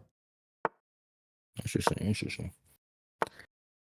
What keeps you here as a viewer? You know, what do you gain from the material? I feel like well during October 7th because when October 7th happened. No, I think I joined October 6th, and then when October 7th happened, I was like, oh shit, this is crazy, it's popping off. I wasn't really like worrying about Israel and shit. I was sympathizing with like the civilian shit getting killed, but like in my head, I'm like, Gaza, they're pretty fucked, like low key after this. And then like, I think you compared to Desi, my honest opinion, I feel like you were more sympathetic towards the Palestinians, more like empathetic towards the like the average Arab person have, like 7 of them, compared to Destiny, who's like more blunt in his like rhetoric. That's like my opinion. So, and, like you're more plus you got like sources you can back up. People like Sulfur, she can like give like UN reports of like the the rape reports and shit. And like for example, like when Square Girl posted a Twitter post, it was like disinformation. Okay. At least one person in chat thinks it's funny that you think I'm sympathetic, but okay. I mean, but, they can come in if they disagree. Leftist, clinical leftist. It's been a while since I've had one of you guys on. Oh shit, I'm fucked. I'm so dead. Fuck. I had this coming. Fuck. Cooked. They didn't see it. What the fuck? Damn. That's embarrassing. Oh.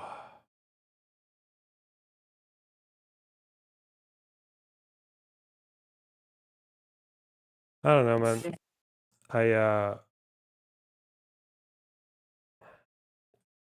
It's just hard to like. The annoying thing is that the Western voices don't fucking matter. Like they have no power. Trump is in power. They're not going to convince Trump to do any kind of change of policy. You really think all they can do is just fucking stop drinking Coke and then harass other people who don't do the same? It's like, good luck, bro. Fuck. So I don't even know why I bother with them. They're just a waste of time. I mean, it's good to, stop, because when everyone's young and like they're 18 and they're in college and they're learning about Marxism for the first time, they're going to get inclined to left-leaning ideas and all that. It's good to like make sure that the people know that there's not, like that is not what being left-leaning has to be. It can be. You can go that way if you want, but you can also be like fucking normal. So I don't know. Maybe it is worth it for that, but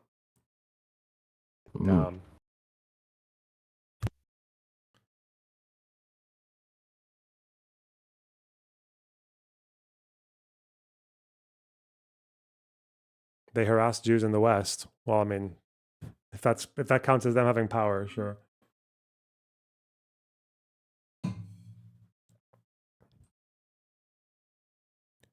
Why are you so quiet, Spider? You always got something to say.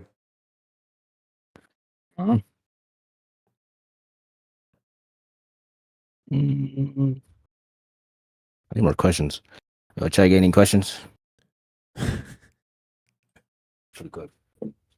Okay, listen, it's late. Okay. Yeah, I never did. I know you're Scotland. Fucking like My 11 little o'clock. man. All right. Take care, little pug. All right, little bro. Look up. Bye bye. Bye bye. Yep. Jonowitz, thanks for the tier 2 sub. Really appreciate that.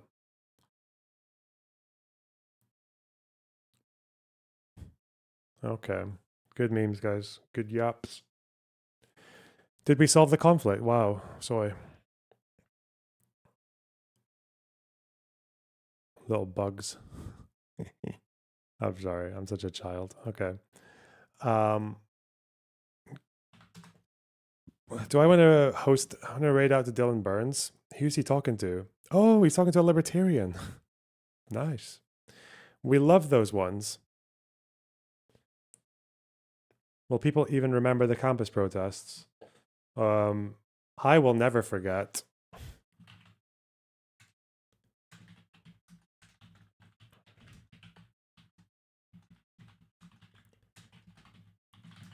I'll never forget.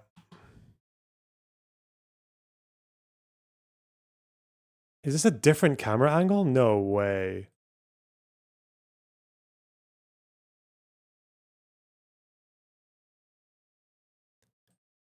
This is it, right? Allow ads, refresh. This is it, surely. God, there's so many ads. On rollback at Fucking Daily Mail. Is this it? Here's a longer version.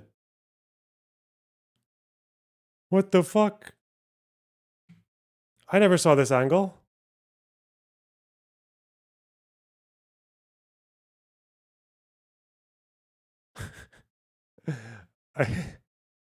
Where is it? Fuck you.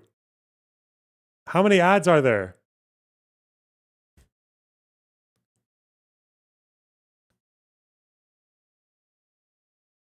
There are so many. I haven't seen these angles. Okay, wait.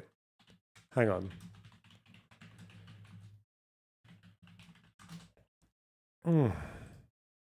Public freakout. This is it. Okay. Yeah, this will. I'll always remember this moment. Okay. Because this is kind of like what the axis of resistance is all about, you know? They do the theory and we do the praxis. Yeah.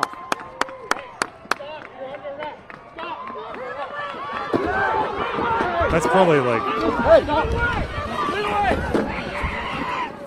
I got it right now. Hey, stop doing that. Stop, they're doing their job. Stop resisting. And yeah, these are students. Like, these are people who are getting educated on this shit. These are the ones who probably, this guy in his life has told other people to educate themselves. He's having like a little gut moment, you know? You know, the little gut moment where you're like a teenager and you're like, listen, if I just go fucking crazy, okay, I'm going to cause some serious, serious damage. Yeah.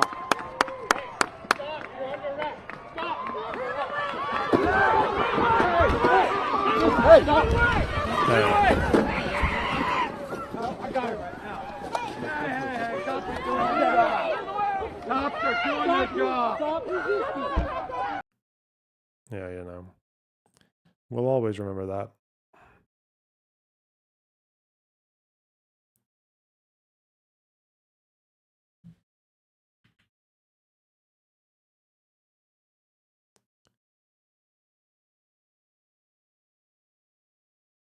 Okay. Let's go watch Dylan Burns, okay? He's debating a libertarian on Ukraine and they'll be fucking huge. I'm hungry. Thanks for sticking around. Take care, all right? Bye-bye.